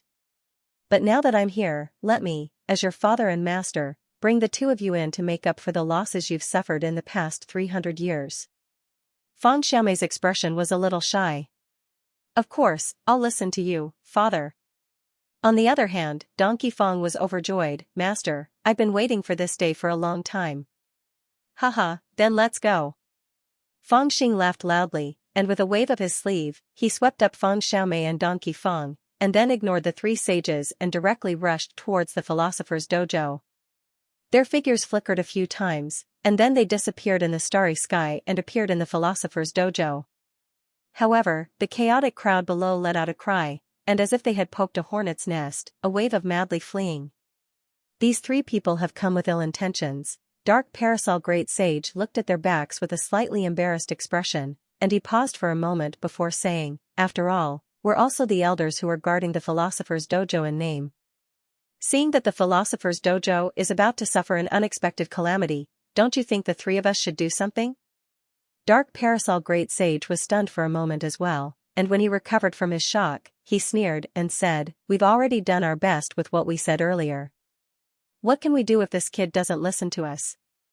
Could it be that the three of us really have to fight him with our lives on the line? Moreover, as you said, we're only elders in name. When have those three Saint Exalts ever really believed us? This kid was right about one thing earlier. We're the backbone of the Sky Origin sect. Or perhaps it should be said that we're of little value. We're tasteless, but it's a pity to abandon us. We're just for show. Take it all, take it all." Originally, when Donkey Fong had just stepped into the philosopher's dojo, he was slightly perturbed because he thought he would encounter some resistance, so he didn't dare relax and was prepared for battle. However, he never expected that the philosopher's dojo would disperse in an uproar as soon as the three of them entered, and they didn't have any intention of resisting at all. So, he relaxed in his heart, and his eyes glowed as he gazed at the row upon row of ancient halls, spirit springs, and fields of immortal herb gardens. He was simply excited to the extreme, and he was the first to jump out while holding a large sack and crying, "Father, Fong Xiaomei's courage was flushed, and it was obvious that she was also tempted. Humph, you're not skilled enough." However, when Fong Xing glanced at Donkey Fong, who was shouting and rushing towards the immortal herb gardens, he snorted disdainfully, and after a sneer, he directly rushed towards the depths of the philosopher's dojo and said, "Good girl, don't learn from your disappointing senior brother. Let's go to the treasury." Fong Xiaomei was overjoyed, and she nodded heavily as she hurriedly followed. The philosopher's Taoist grounds really did have a treasure pavilion, and Fong Xingji didn't have to expend much effort to find it. He sneered when he saw the tightly wrapped restrictions outside the hall, and then he stretched out his hand and directly tore the entire hall into two. Immediately, mountains of immortal pills, precious medicines, jade liquids, magic treasures, and extraordinary weapons that filled every corner of the hall appeared before his eyes. Fong Xingji roared with laughter when he saw this, and then he waved his sleeve and put all the immortal pills and precious medicines away. He didn't even let the jade bricks on the ground go. After robbing this treasury, it was time to go to the next one, and then to the scripture hall, and then to the mountain of talismans. The huge philosopher's dojo seemed to be on the verge of being emptied. In this situation, in the depths of the philosopher's dojo, there was an existence who didn't plan to show himself, and didn't plan to interfere in this matter, but finally couldn't stand it anymore. He originally thought that the master, disciple, father, and daughter would at most cause a disturbance for a while, and then leave after venting their anger. However, from the looks of it, they were simply going to empty the 300 years of the philosopher's dojo's treasury. These things were all going to be transported to the depths of the star field, and they were of great significance. Even though he didn't want to provoke Fong Xing, he couldn't help but sigh helplessly. "What exactly are you doing?" When Fong Xing heard this voice, he wasn't surprised at all. Without turning his head, he shouted coldly, "Robbing, what about it?" Fong Xing had long noticed the existence in the depths of the philosopher's dojo. Compared to the three sages, this existence seemed to be the strongest person guarding this place. However, since that person didn't say anything after he entered the philosopher's dojo, it meant that he didn't want to offend Fong Xing, so Fong Xing couldn't be bothered to pay attention to him. However, when that existence finally couldn't help but speak and disturb Fong Xing's concentration on plundering, the expression on his face became displeased. His robe fluttered in the wind as he turned around. His cold gaze pierced through countless buildings and mountains to look at the hidden cave dwelling in the depths of the philosopher's dojo. It was the place where that existence cultivated in seclusion. "So, you've already noticed that I'm here." That existence was slightly stunned when he saw that Fong Xing's gaze had directly seen through all falsehoods and looked at him. He smiled bitterly and then let out a deep sigh. He said in a low voice, "These reserves are to be transported to the depths of the star field for the use of the celestial army. I can understand that you're dissatisfied with the philosopher's dojo, but won't you be harming those soldiers if you rob all these resources?" Fong Xing was displeased when he heard that. He snorted coldly and suddenly swung his sleeve. "Come out and talk." With a rumbling sound, countless palaces and pavilions were torn apart. The earth cracked and the sky changed color. The abode of that existence was directly torn apart. A skinny old man dressed in a black robe appeared in midair. Looking at his expression, he was very displeased to be forced out in such a manner. However, he still forcibly maintained his composure.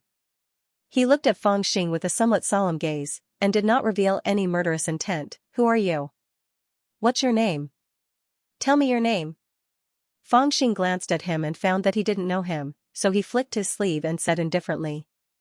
Haha, this old man's name is Di Zhen, and I'm the master of this philosopher's dojo. The old man sighed softly and reported his name in a low voice. You are one of the 4 Saint Venerables, the overseer of the grand scheme of deceiving the heavens? When Fang Xing heard this, he immediately understood that this person was not the heavenly origins sage, but a saint sovereign from the 33 heavens who was monitoring the grand scheme of deceiving the heavens. Now that he thought about it, he knew that there were a total of 4 saint sovereigns in the philosopher's Taoist square.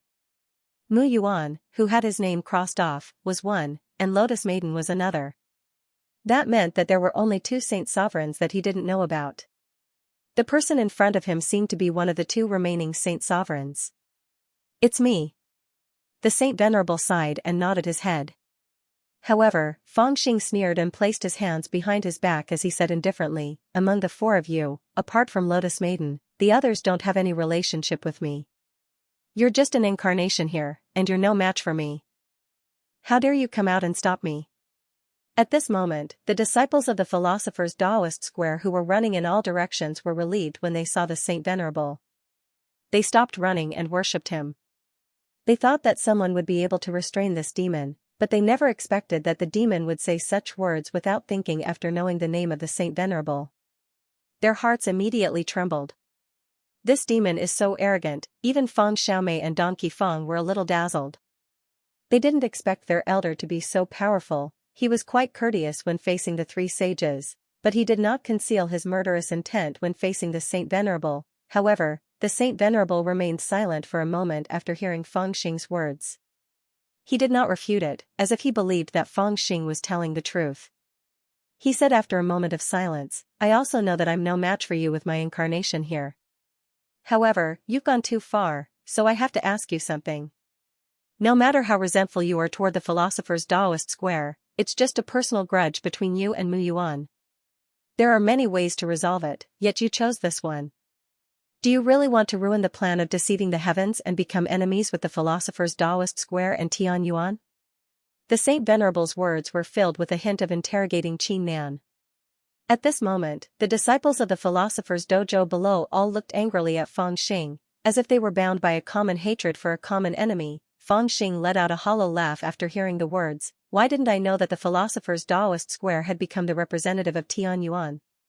The Saint Venerable was startled by the words, before he became a little angry and said in a deep voice, you've gone too far. The current fortune of Tian Yuan was brought by us. The immortal army of Tian Yuan is trained by us. Without us, how could Tian Yuan have fought against the immortal realm? The philosopher's Taoist square has gathered geniuses of Tian Yuan. It's closely related to Tian Yuan. The people of the world are united with it. Do you still have any objections? Is the philosopher's Taoist square the savior of Tian Yuan, or is it your ambition? Who can tell? Fang Xing let out a hollow laugh without hesitation. You don't have to hint to me that you've contributed to Tian Yuan. You might be able to fool others with your words, but it's a joke to fool me. Do you really think I don't know who started the plan? It's the fallen immortal emperors. The 4 of you, no, the 3 of you, except for the Lotus Maiden, were only ordered to keep an eye on the plan to prevent it from going wrong. What about now? Hee, do you see the hope of becoming immortal emperors too? Tian Yuan has become a stepping stone for you to fulfill your ambitions, right? The Saint Venerable was startled hearing the words. He snapped, you're slandering us. I'm only being lenient. Fang Xing burst out laughing and said, if I'm being more ruthless, I'll even scold the immortal emperors.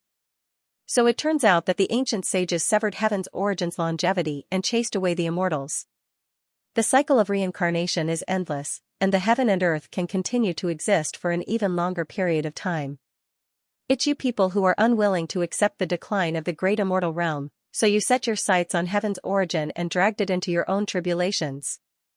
The conversation between him and the sacred venerate was loud and clear, spreading in all directions. The disciples of the philosopher's dojo could hear it clearly, causing their expressions to change tremendously.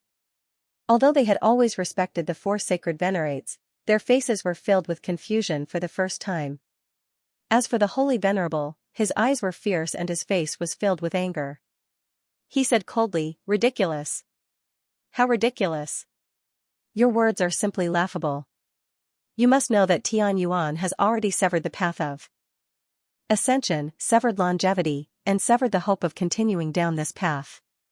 It was us who gave them hope, giving them the possibility of continuing down this path of cultivation. Which cultivator in this world would not be grateful to us? Then let them continue to be grateful." Fang Xing burst out laughing and said in a cold tone, "I don't even have the desire to argue with you about this. I only want to ask you one question." He slowly stepped forward and said in a cold tone, "Where's that man called Mu Yuan?" The Saint Venerable replied with a dark expression, "The philosopher's Taoist square is currently in a crucial battle to enter the 33 heavens. How could I let you disturb him at such a time? Didn't you say I wouldn't be able to find him?" Fang Xing uttered a hollow laugh, "You can't stop me with that little capability of yours."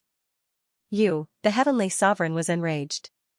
Ever since he showed up, everyone in the heaven's origin treated him with respect as if he was facing an immortal emperor. Who would have thought that there would be a heaven's origin existence looking down on him like this? Most importantly, he was unable to say anything in the face of such humiliation. His mind spun like a bolt of lightning, and he made a decision in his heart. He started to circulate his celestial technique in a mighty manner.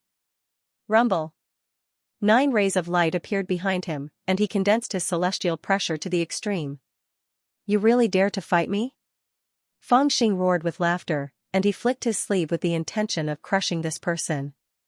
However, when the Saint Venerable's immortal aura was at its strongest, he did not attack Fang Xing. Instead, he suddenly attacked in another direction. There was a loud bang, and a colorful array formation to the south of the philosopher's Taoist square suddenly cracked. Countless rays of treasure scattered across the sky. Fang Xiaomei and Don Qifeng thought that the Saint Venerable was going to harm them and quickly hid behind Fang Xing. When they looked up, they were surprised to find that there was no danger other than the sound of something tearing. "You destroyed the teleportation array?" Fang Xing did not do anything when the Saint Venerable attacked. He coldly watched the scene unfold. The Saint Sovereign sneered with a resolute look on his face. He coldly said, "That's right. If I destroy the transmission array, you won't be able to go to the depths of the star field. You won't be able to disturb the 33 heavens at this critical time." The 3 sages, including the 3 sages, were all shocked when they heard the Saint Venerable's words. At that time, for the sake of constructing these teleportation formations that could connect the various courtyards of the philosopher's Taoist grounds, he'd really expended a great deal of effort. Usually, regardless of whether it was to teleport the immortal army or to teleport resources, they always relied on these teleportation formations. However, he'd never imagined that this Saint Venerable would actually destroy them for the sake of taking precautions against Fang Xing. From this, one could see how much the Holy Senior was afraid of Fang Xing. When Fang Xing saw this scene, he only sneered and shook his head helplessly. "Childish, if you want to vent your anger, I don't mind sending this incarnation to its grave." But this battle, the Holy Venerable was speaking with a strong sense of righteousness. It was obvious that he was ready to die at Fang Xing's hands. However, when he suddenly heard Fang Xing sneer, his expression suddenly changed. He shouted in a low voice, "What did you say?" "I said, you're too childish." Fang Xing smiled and sighed. He waved his hand and a ray of light shot into the endless starry sky. It didn't take long for the surrounding space to tremble and be torn apart. A short while later, the stars in the surroundings shifted as if they were being controlled by an invisible force, and they actually transformed into the shape of a teleportation array. After that, the space at the center of the stars rippled, and a huge hole suddenly appeared. After that, an enormous immortal boat emerged from the hole, and it moved with lightning speed and rippled with starlight. In the blink of an eye, it arrived before Fang Xing and didn't move. On the boat, 2 women stood at the bow with calm expressions. Turning the mind into a teleportation array and guiding the stars? The Saint Venerable's expression changed greatly when he saw this. He looked at Fang Xing with fear in his eyes. There's such a huge ferry boat? On the other hand, the disciples of the philosopher's Tao grounds were shocked by the enormous and strange immortal vessel, and they were simply slightly dazzled. Mother, Fang Xiaomei cried out in surprise when she recognized one of the women on the boat. As for Feng Xing, he smiled coldly and looked at the Saint Venerable with disdain. I said that you are childish because your knowledge has not improved at all. It has already been 300 years. Do you think that the distance between Tianyuan and the 33 heavens can still trap me? Under the astonished eyes of the Holy Master, Feng Xing led Feng Xiaomei and Donkey Feng onto the ferry boat. Feng Xiaomei had already jumped into the ferry boat excitedly. In the arms of the cold but graceful woman, Donkey Feng obediently called her first madam. After that, he called her fifth madam after Feng Xing's introduction. Then, he excitedly toured the huge ferry boat that he had never seen before. There were countless cave mansions on the ferry boat. Most importantly, each cave mansion was actually a small world. Even the 10 guardian elders on the ferry boat were all close to the zenith heaven golden immortal realm. After touring around, Donkey Feng was really amazed by the precious materials used on the ferry boat and the luxurious decorations. His admiration for his master had reached the extreme. Let's go to the philosopher's dojo in the depths of the star area, find that holy master, and kill him. Feng Xing gave the order. Then, the ferry boat rumbled and disappeared into the star area in a few breaths. Bad news, bad news. The holy master murmured to himself. Suddenly, he became nervous. We must tell Mu Yuan. After saying this resolutely and decisively, his eyes also became cold and fierce. I originally thought that if there was a place to ease things up, then I could still let him live. But now, it seems that this person absolutely cannot be left alive.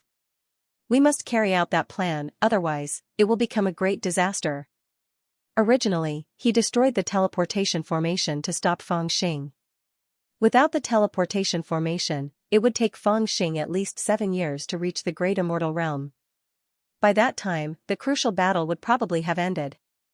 However, after Feng Xing revealed his magical sense of turning stars into a teleportation formation, Holy Master Dijin realized that he had underestimated this demon.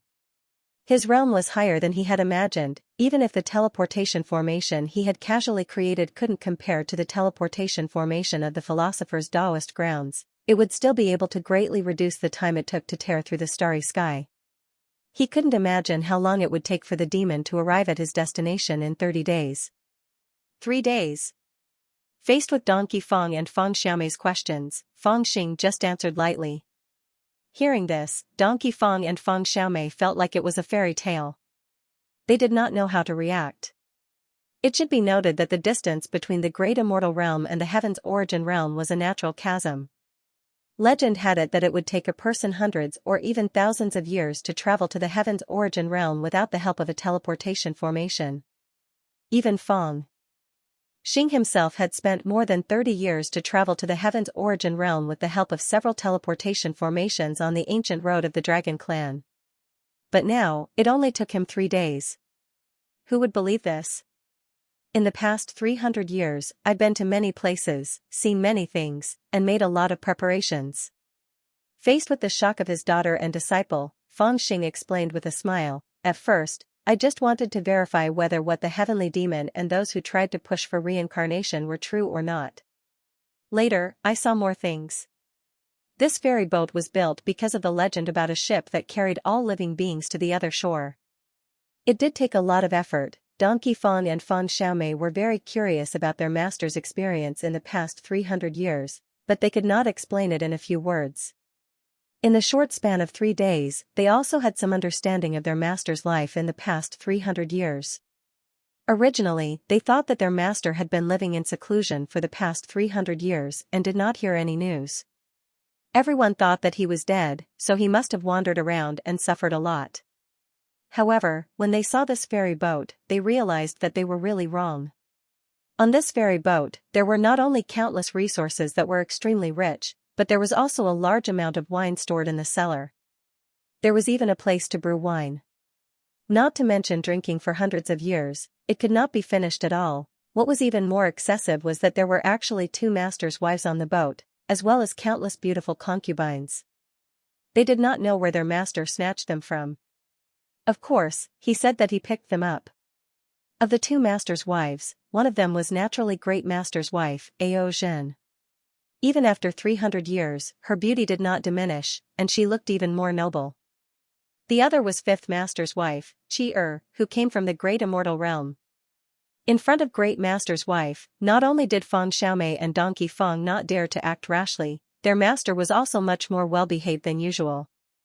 In front of the Qi wife, the master and his disciples were very relaxed. After a drinking contest, Donkey Feng, who vomited and rolled his eyes, was completely convinced by the master's wife. How is this 300 years of wandering? It's simply 300 years of living a leisurely life, Feng Xiaomei and Donkey Feng thought to themselves, silently cursing their master. He had beautiful women, fine wine, and delicious food. It was said that their master would occasionally snatch a small immortal realm or some remote celestial tribe. Who would not yearn for such a life? Compared to the Tianyuan realm, which had been at war for 300 years, this was the real immortal realm, right? However, they didn't have the time to fully understand this immortal vessel before they had no choice but to raise their spirits.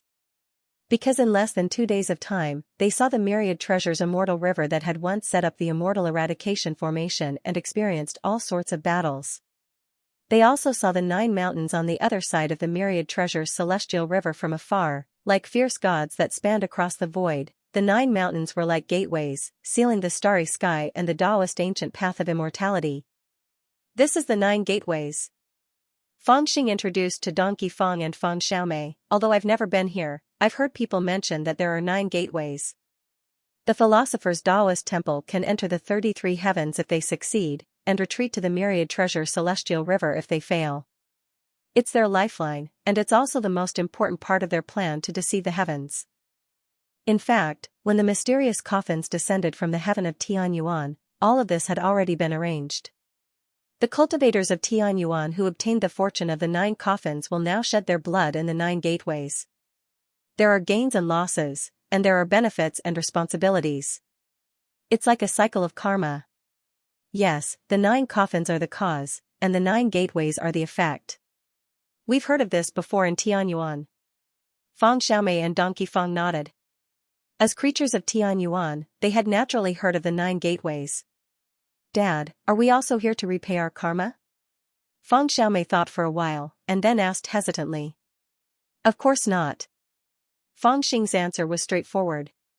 Do we look like people who know how to repay favors? Feng Xiaomei and Donkey Feng looked a little embarrassed. Although it doesn't sound good, it doesn't seem like it. Of course, what should be repaid will still be repaid, but in our own way.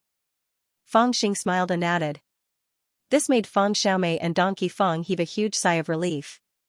Their master's image had not been destroyed. Right now, they seemed to be very close to the 9 great gates, but there was still a long way to go in the star domain. Just as they were about to charge forward, the helmsman suddenly came to report, Pathmaster, there are people fighting ahead. Feng Xing was a little surprised. With a slight thought, a strand of his divine sense floated out. Almost in the blink of an eye, he saw 2 groups of immortal soldiers fighting on a small planet 10,000 miles away from the immortal boat. One group was fleeing, and the other group was chasing relentlessly. Seeing that the group that was fleeing had been chased to the point where only a few people were left, and the remaining few were only stubbornly resisting, he suddenly heard a loud shout from within the group, attracting Feng Xing's attention. Things have already come to this point, why aren't you guys giving up without a fight?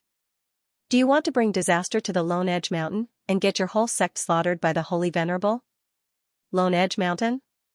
Feng Xing was startled. It turned out that the group of people being chased were from the Lone Edge Mountain in the Beastland.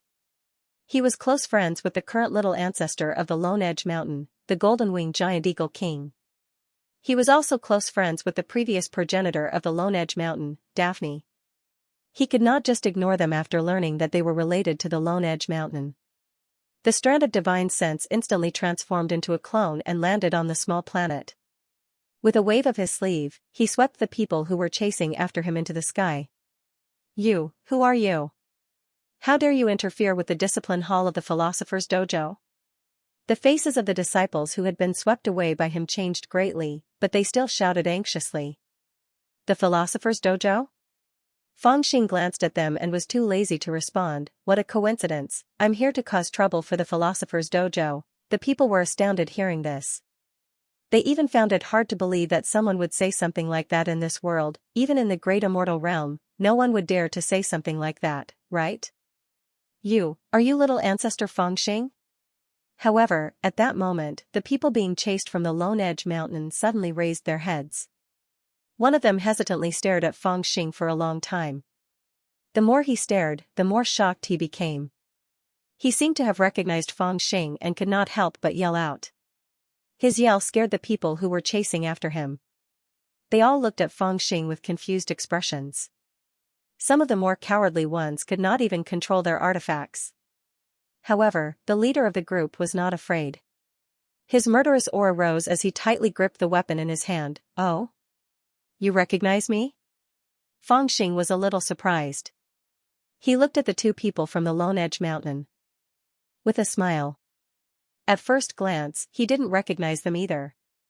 He wasn't sure if they were the people from Daphne Mountain that he had met back at the Lone Edge Mountain. However, his words revealed his identity. The eyes of the two surviving people from the Lone Edge Mountain tribe were filled with joy, which quickly turned into boundless fear. Then, they used all the strength in their bodies to yell, "Little ancestor, run!" "Shut up!" the leader of the pursuers shouted. Then, throwing caution to the wind, he stabbed his spear toward the man's back. However, the man from the Lone Edge Mountain tribe didn't seem to care about the danger behind him. Instead, he yelled at Fangxing, "We've been ordered by the evil ancestor to kill our way out to tell you that there is great danger in the 9 levels. You must not go. You're looking to die." Fangxing was slightly angered when he saw that the leader of the pursuers was already aiming his spear at the back of the Lonely Blade Mountain clansman. He didn't think that these people would dare to do such a thing in front of him. With a thought, the invisible killing intent on his body pounced forward. The world darkened slightly, and the pursuers immediately froze, as if they had been immobilized. A moment later, there was a soft sound, and their bodies began to turn into dust. Only the weapons and treasures in their hands fell to the ground with a few clattering sounds. Apart from that, no matter if it was their bodies or their clothes, they had completely disappeared from the world without a trace. Only then did Fangxing turn his head to look at the two Lonely Blade Mountain clansmen. He frowned and said, "What do you mean?" The two Lonely Blade Mountain clansmen who were still alive were greatly shocked. They were stunned by the killing intent that had blossomed in that instant, and they couldn't say a single word. After a dozen breaths, one of them fiercely shuddered and recovered his strength. He didn't even dare to look directly into Fangxing's eyes. He took a deep breath and knelt to the ground. "Little ancestor Fang, please save my evil ancestor. The people of Lonely Blade Mountain are all extremely arrogant." "What are you kneeling for? Stand up and speak." Fangxing frowned. He waved his sleeve and lifted them up. He then said coldly, "Speak." The two people looked at each other and calmed their furious hearts. Then, they said, "Little ancestor knows that we are all clansmen who follow the evil ancestor. Last night, the evil ancestor went out for a patrol. When he returned, his expression suddenly changed, and he hurriedly brought us out. However, before he reached the pass, he was discovered. Elder Muyuan sent someone to invite him back. In his anger, the evil ancestor forced his way through, but he was suppressed by Saint Muyuan's clone. The evil ancestor didn't have time to explain much, so he could only use the last of his immortal might to send us out. He ordered us to escape the 9 passes and go back the way we came. He said that we must find you and tell you that there is great danger in the 9 passes and that you must not enter. Hearing these words, Fangxing's expression also turned cold. Did he say what kind of danger it was? That Lonely Blade Mountain clansman shook his head and said, "The situation is urgent." The evil ancestor didn't explain himself, but he managed to make Holy Venerable Muyuan come out personally to suppress us, and he even ordered his disciples to kill us. It's clear that the situation is not small. I'm worried that the evil ancestor, there's no need to say anything more. I've already reached the 9th level. Naturally, I can't let anything happen to old evil. Fangxing's face was cold as he spoke in a deep voice. He looked in the direction of the 9 challenges. The two people from Lonely Blade Mountain were stunned, and their faces were filled with hesitation. They had risked their lives and rushed out to warn Fangxing not to enter the pass, but something had happened to evil progenitor, and they hoped that Fangxing would save him. Now that Fangxing had agreed, they should have been happy, but they were afraid that something would happen to him after he entered the pass. Their hearts instantly became incredibly heavy, and they did not know what to say. Hee, you don't have to worry too much. Now, even if someone wants to set a trap for me, it won't be that easy to harm me. As he spoke, he swept the two of them up and flew towards the ferry boat. He muttered in his heart, even if I want to kill myself, it will take me a lot of effort. When they returned to the ferry boat, the others all came to ask what had happened, but Fangxing did not say much. After a moment of consideration, he asked everyone to stop the ferry boat in the Milky Way and decided to enter the pass alone. Hearing this, Dragon Lady and Fairy Chi-Er were naturally worried. Donkey Fong and Feng Xiaomei originally wanted to enter the 9 challenges to take a look, but when they heard this, they were a little unhappy, and they privately came to beg Fangxing. However, Fangxing also thought about it seriously and changed his mind. He said with a smile, if I can't even protect you, I will have cultivated for nothing. After saying this, he asked his 2 disciples to accompany him, and the 3 of them flew straight toward the 9 challenges. The 9 challenges could be seen in the distant Milky Way, and they were even more conspicuous than the brightest stars. The closer they got, the more they felt that the 9 challenges were ancient and desolate, and they were incomparably majestic. They stood in the Milky Way, as if they had cut the Milky Way into 2. When they got close to the 9 challenges, not to mention a person, even a star as big as the moon would only make people feel that it was as small as an ant. Are these the 9 challenges? Donkey Fong and Feng Xiaomei looked up and muttered to themselves. Their faces were filled with awe. Only the best of the Philosopher's Taoist temple could step into the 9 challenges and fight the 33 heavens. The 2 of them had never even entered the Philosopher's Taoist temple, so they naturally had no fate with the 9 challenges.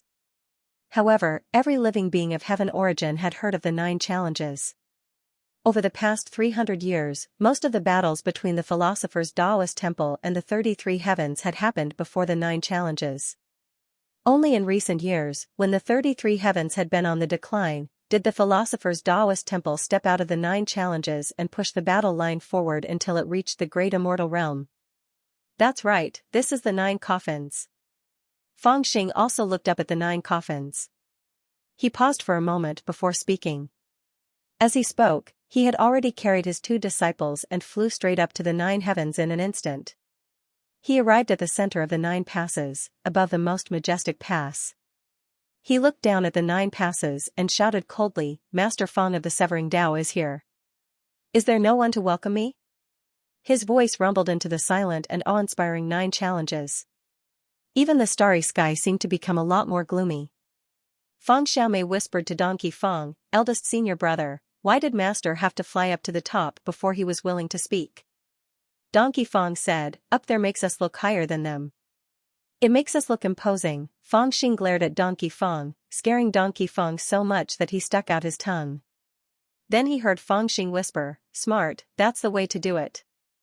As he spoke, he flew up a lot more stealthily. Rumble, after Fangxing's shout, the silent 9 challenges suddenly seemed to explode. Countless immortal soldiers and immortal generals with imposing auras appeared on the 9 challenges. They all held Dharma treasures in their hands and looked at Fangxing coldly. However, if one looked closely, they would see that there was an almost imperceptible sense of reverence in the depths of their cold eyes. At the center of the 9 challenges, several silent and awe-inspiring figures appeared and looked over indifferently. When the elders appeared, Fangxing also glanced at them indifferently. He saw that the figure on the far left was an old woman with a head full of white hair. Her body was hunched and she held a dragon-headed walking stick in her hand. However, compared to the walking stick, her figure was too small as she sat cross-legged. She could only hold a short part of the walking stick. It looked very comical, but her aura was unfathomable. On the far right was Saint Dezhen, whom he had met before. At this moment, both his aura and immortal might were much stronger and more domineering. It was obvious that his real body was here. At this moment, he was also looking at Fangxing with an indifferent expression, but he did not say a word. Standing in the middle of the group was a middle-aged man in a white robe. He looked refined and handsome, and had an extraordinary air about him. He seemed cold and aloof, but he was different from the other 2. Smiling, he looked over at Fangxing, clasped his hands, and said, I've long since heard that Taoist heavenspan is coming, but I didn't expect you to be here so soon. Please forgive me for my lack of etiquette. Fangxing also looked at him. He had a rough idea that this person was most likely Holy Sage Mu Yuan. He smiled and said, "If I hadn't come so quickly, perhaps I wouldn't have heard what that senior of mine wanted to tell me. I reckon that the few of you were too certain that those juniors would be stopped, so you didn't personally kill them all." When they heard the words senior from Feng Xing, the three Saint Venerables were expressionless, but their auras became colder.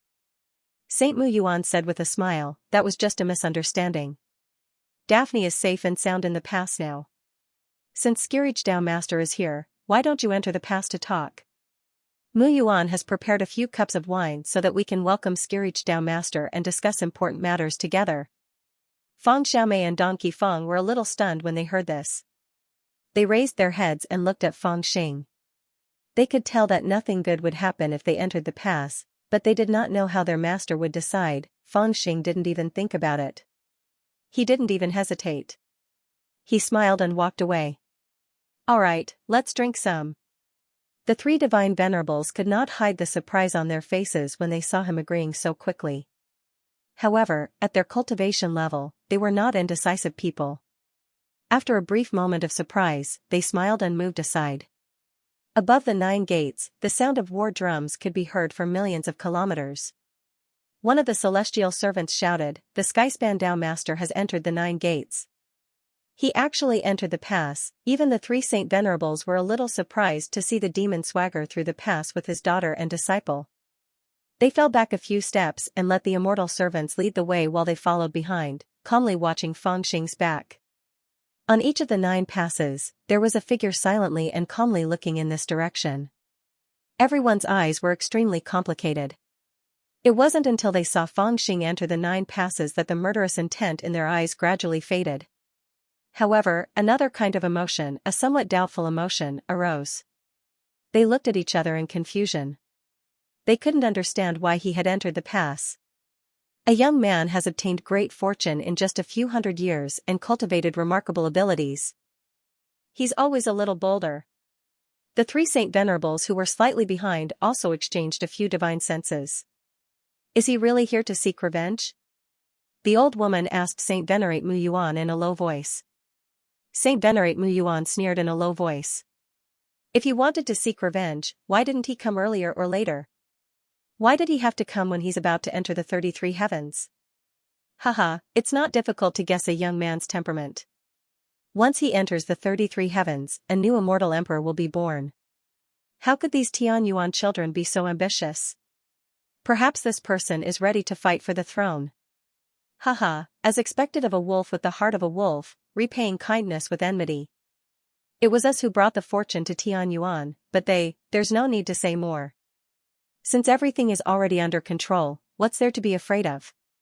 We have to worry about that girl Lian. She left the 9 passes 10 days ago and escaped into the depths of the star field. She might have discovered that matter, Saint Venerate Mu Yuan sneered. So what if she discovered it? We've already grasped everything that should be grasped. Now that she's sensed it and wants to enter the starry sky to investigate, she's actually missed a good show. Haha, it can be said that the heavens are helping us. Now, the only variable in this world has taken the initiative to fall into the trap. It's easier than all of us imagined. Several strands of divine senses intertwined, but the three Saint Venerates' expressions didn't change at all. They were still gloomy. Haha, this pass is quite impressive. It's a bit like the palace of the heavenly court. Ignoring the three who were lagging behind, Feng Xing stood at the front with his hands behind his back as if he was returning to his own home. He looked around and made a few comments from time to time. It seemed like he was talking nonsense, but it also seemed like there was a deeper meaning. However, the three Saint Venerates didn't listen. Even if they heard something unpleasant, they didn't mind. They only smiled and said a few words in agreement. Instead of saying they were 9 passes, it would be better to say they were 9 large cities. They were built in an extremely strict manner, and there were caves in great numbers within the cities. Small worlds formed in groups, row after row of palaces, and the space was extremely vast. Moreover, there were numerous grand formations of the Daos that lined up in a row, causing it to seem extremely strict and terrifying. When faced with these countless grand formations, it was utterly impossible for anyone to think of breaking through them.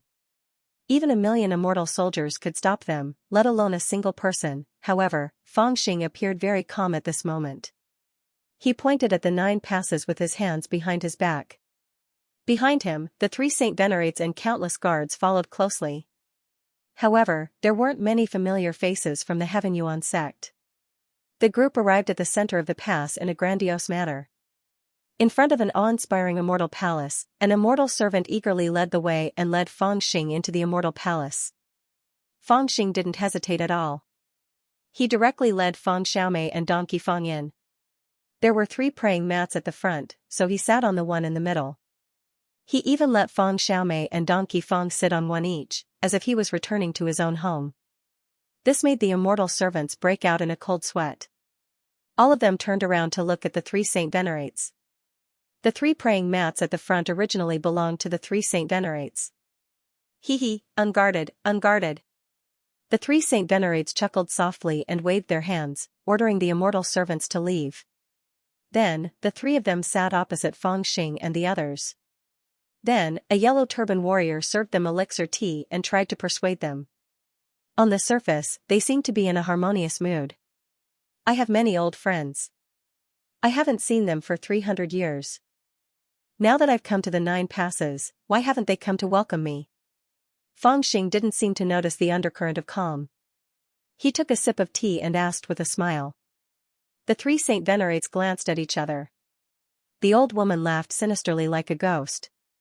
Tao Lord Tong Tian, you might not know this, but you're a bit late this time.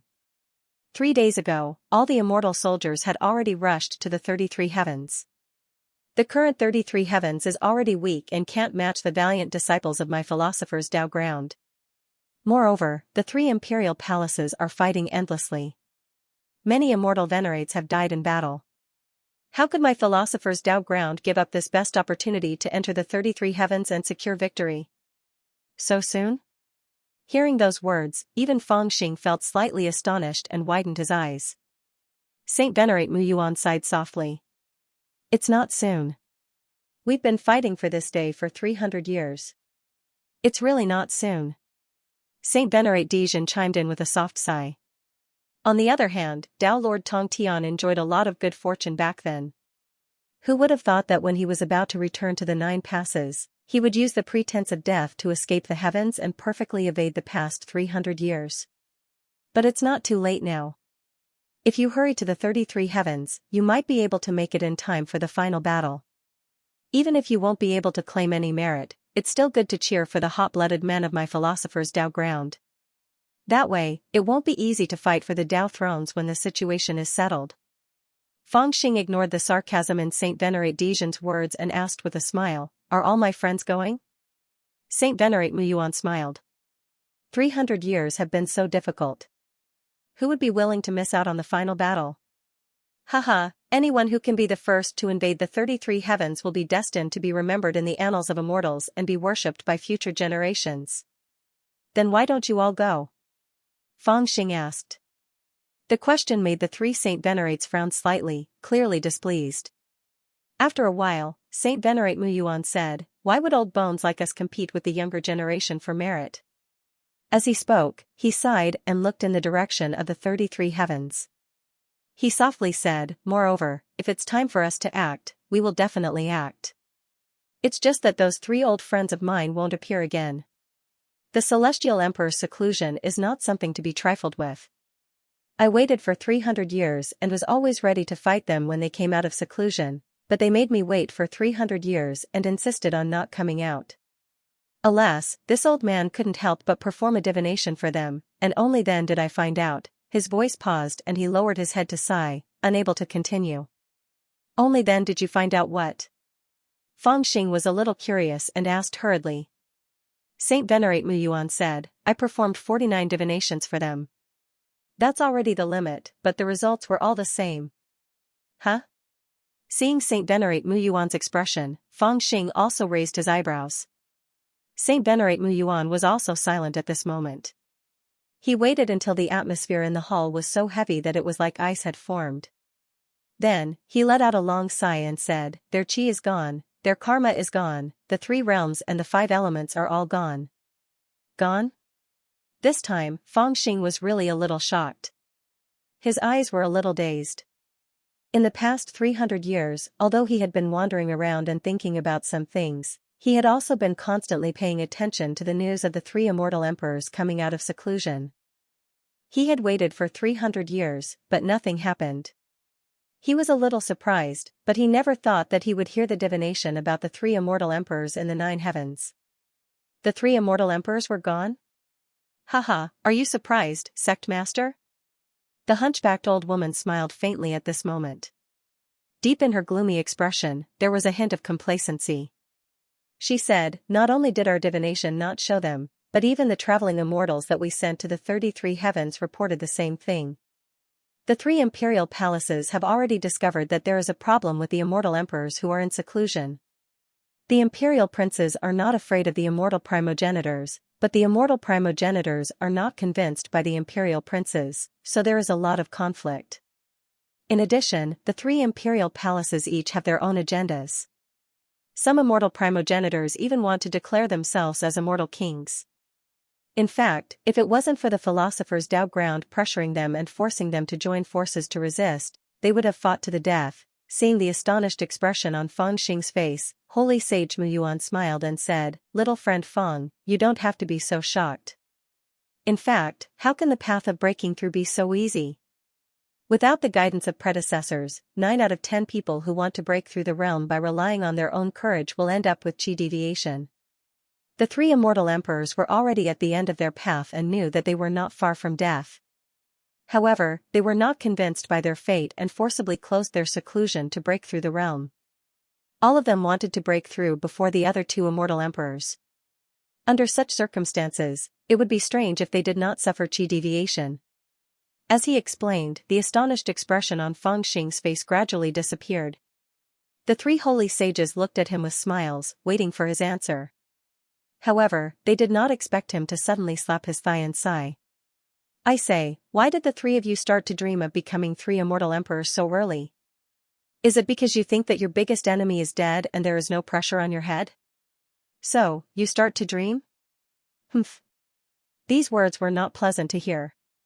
The old woman and Holy Sage Dezhen's expressions turned a little ugly. However, Holy Sage Muyuan chuckled and said, Little friend Fang, do you also have some thoughts after returning this time? Ha ha ha ha, Fangxing laughed as if his thoughts were exposed. He did not answer and only looked left and right.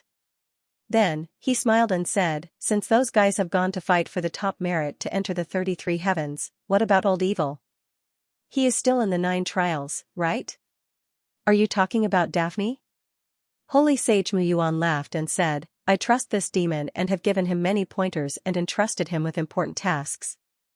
However, I did not expect that at the last moment, he would have the intention to betray the philosopher's dojo. This kind of behavior is really disgraceful. In the past 300 years, this has only happened once in the philosopher's dojo. He should be burned by tens of thousands of lightning bolts on the heaven's punishment platform. However, if little friend Fang wants to see him, it is still possible. Then, he said softly, bring him here. You still came after all. The appearance of old heretic, who was escorted by a few immortal guards, was different from what Fangxing had imagined. Fangxing had thought that this old fellow had suffered a lot, but when he saw him, he realized that he probably hadn't suffered yet. There were no scars on his body, and his golden red armor was also intact. It was just that he had been detained, so his hair was a little messy. After seeing Fangxing, his eyes, which were originally wide open and full of anger, suddenly froze. He opened his mouth and wanted to curse, but when the words reached his mouth, they turned into a bitter smile. Instead, he relaxed. He shook his arms and broke free from the 2 immortal guards, then kicked Donkey Feng away. He sat down beside Fangxing and sighed softly, seeing that this old fellow didn't suffer. Fangxing's volcano-like murderous aura also dissipated. He also carefully looked at Daphne, then smiled and said, If I knew you were here, why wouldn't I come? But Daphne was about to say something, but the atmosphere in the hall suddenly became cold. The 3 silent Saint Venerables all released a shocking murderous aura at this moment, interweaving in the hall like a net. Daphne naturally knew that if he said anything, it would immediately cause a big fight, but he also stopped at the right time. He turned to look at Fang Xing and smiled bitterly. Forget it, what difference does it make if I say it or not? Since you're here, it's hard to escape, we'll talk about whether I need to escape later. Fang Xing smiled and looked at Daphne. Why didn't you go to the 33 heavens to fight for merit? Seeing Fang Xing smile, Daphne didn't know if he had other plans or if he was too confident. In any case, he had done what he had to do, and his fate was almost foreseeable. Fang Xing had nothing to worry about, so he definitely wouldn't let Daphne be unlucky. If this little devil died here, Daphne definitely wouldn't have a good ending. He smiled bitterly and said, apart from the 36 juniors, why would we old fellows fight for merit? Moreover, I'm close to the Lotus Sage, so some people don't like me. For the sake of this battle, he let out a long sigh and his face was full of mockery. I don't know what the situation is like. All the races and Taoists want to be the first to enter the 33 heavens, so they've used all kinds of methods. Haha, brat, you're really lucky that you've been hiding for 300 years. Otherwise, with your character, I'm afraid you'd have been killed by everyone long ago. Let alone now, before you even break through the 9 levels, there are already people who have started to plan and think about what to do after entering the 33 heavens. When he said the words plan and think about it, his face was full of mockery. He asked the 3 Saint Venerables, I'm only curious about one thing now. After entering the 33 heavens and defeating the 3 imperial palaces, who will be next? Will it be the dragon clan that hasn't had the time to rise? Or will it be the little Buddha Lord who only restores people's hearts and doesn't build a spiritual mountain? Or, will it be the demon clan that has always rushed to the front in these battles and made great contributions, but who knows when someone will stab them in the back? His words were very sorrowful, but there was also a hint of condemnation. No one expected Saint Venerables Muyuan to answer. But when Saint Venerables Muyuan heard this, he only fell silent for a moment, then smiled and said, You demon clan are worried that you will be punished in the end, so you've been unwilling to do your best. Even that old Fusang has some ulterior motives and is plotting something. It's just that you didn't expect the 33 heavens to be so weak and so easily defeated. That's why you haven't waited for the chance to rise in the chaos of war, right? At this time, is there still a need for you to make false accusations? Daphne's answer was somewhat dull. He sighed and said, that saying has long been spread. This is where the contradiction between the Immortal Alliance and the Heavenly Alliance lies. From the beginning of this war, one has thought about what will happen after entering the 33 heavens, and also thought about the lack of resources in the future. The other only wants to kill the 3 immortal emperors. Therefore, after 49 divinations and finding that the immortal emperors have passed away, even Xianxia was too lazy to do it. Only you guys are more eager and can't wait to build an everlasting foundation. This old man no longer thinks about other things. I just want to ask you, when will you make your move? Since you have such alarmist words, don't blame this old man for not being able to tolerate you. Saint Venerables Muyuan said lightly as if he was stating a fact. Daphne sneered and said, This old man has never thought about going out alive. You guys have always wanted to get rid of me. This time, I just gave you a justifiable excuse. From the moment you detained me, this old man was ready. Hearing Daphne's words, Saint Venerables Muyuan was silent for a long time. After a while, he suddenly said, Do you know why the Heavenly Alliance can't compete with the Immortal Alliance? Daphne raised his head and looked at him in silence. Holy Sage Muyuan chuckled and said, When it comes to heavenly talents, the Heavenly Alliance is no less than the Alliance of Immortals. Even at the beginning, 8 out of 10 of the outstanding juniors were from the Heavenly Alliance. When it comes to the foundation, you once occupied the fortune of the 100 Break Mountain, which was something that the Alliance of Immortals could not catch up with. Even when it comes to the support behind you, we only share the same idea with the Alliance of Immortals. We were never like Lien, who obviously supported you. In terms of foundation, at that time, most of the orthodoxies in the Divine Land belonged to the Heavenly Alliance. Compared with them, the Alliance of Immortals in the Pure Land was just like some opportunistic aristocratic families established for their own interests. Daphne's face had become very unsightly, but he still remained silent. But in the end, the Heavenly Alliance still lost in such a good situation. Saint Venerables Muyuan said softly, Now, among the 36 young immortals, except for a few tough ones, most of them have been inclined to the Immortal Alliance. Originally, the most resolute people in the Heavenly Alliance have either switched to the Immortal Alliance, or they have seen through it and directly retired. In the past, most of the orthodoxies in the Divine Land supported the Heavenly Alliance, but now, they have tacitly agreed that their juniors have switched to the Immortal Alliance. Do you know why? Why did they all switch to the Immortal Alliance? Why did those who don't agree with the Immortal Alliance just retire disheartened and ignore the affairs of the world? Why didn't they clench their teeth and fight against the Immortal Alliance and us to the end? What are you trying to say? Daphne clenched his teeth and squeezed his voice out. I just want to say that it's because the Immortal Alliance has always been right, Saint Venerables Muyuan said softly. His voice was not loud, but what he said was like a bolt from the blue. Even the other two holy sages couldn't help but look at him in surprise at this time. Because in order to prevent the division of the Taoist field, Saint Venerables Muyuan had never officially admitted that he supported the Immortal Alliance. He just gave some help in secret. However, after saying these words, Saint Venerables Muyuan didn't look ashamed at all. Instead, his voice became more dignified. What is the Heavenly Alliance thinking? Gathering the power of all clans to fight against the Great Calamity? Hee, even if they kill the 3 immortal emperors and alleviate the Great Calamity, what can they do? Can they really usher in the era of the prosperity of all clans and the blossoming of all flowers? That's impossible. Everyone knows that the resources in the world are simply not enough to support that era. The great immortal world that all the clans yearn for has already passed, and it's impossible to have it again. At this point, his voice was slightly heavy, as if it had a strange magic power. And in this case, we can only make a choice. Do we continue to hold the illusion of all clans rejoicing together and usher in another great calamity, or do we take care of ourselves first and then consider others? The Immortal Alliance is a person who has thought about this issue very clearly. From the beginning, they knew that since they can't rejoice with all clans, they should take care of themselves first. Therefore, in the new great immortal world, there will only be one kind of immortal. You are full of nonsense. Daphne finally couldn't help but shout. This is the truth. Saint Venerables Muyuan's voice suddenly rose and he said coldly, between you and I live, of course, I live. Between the human clan and the demon clan, of course, my human clan will continue to exist. Is there any truth in this world more important than existence? You. At this time, Daphne's face had turned livid. He wanted to open his mouth to refute, but he couldn't say a word.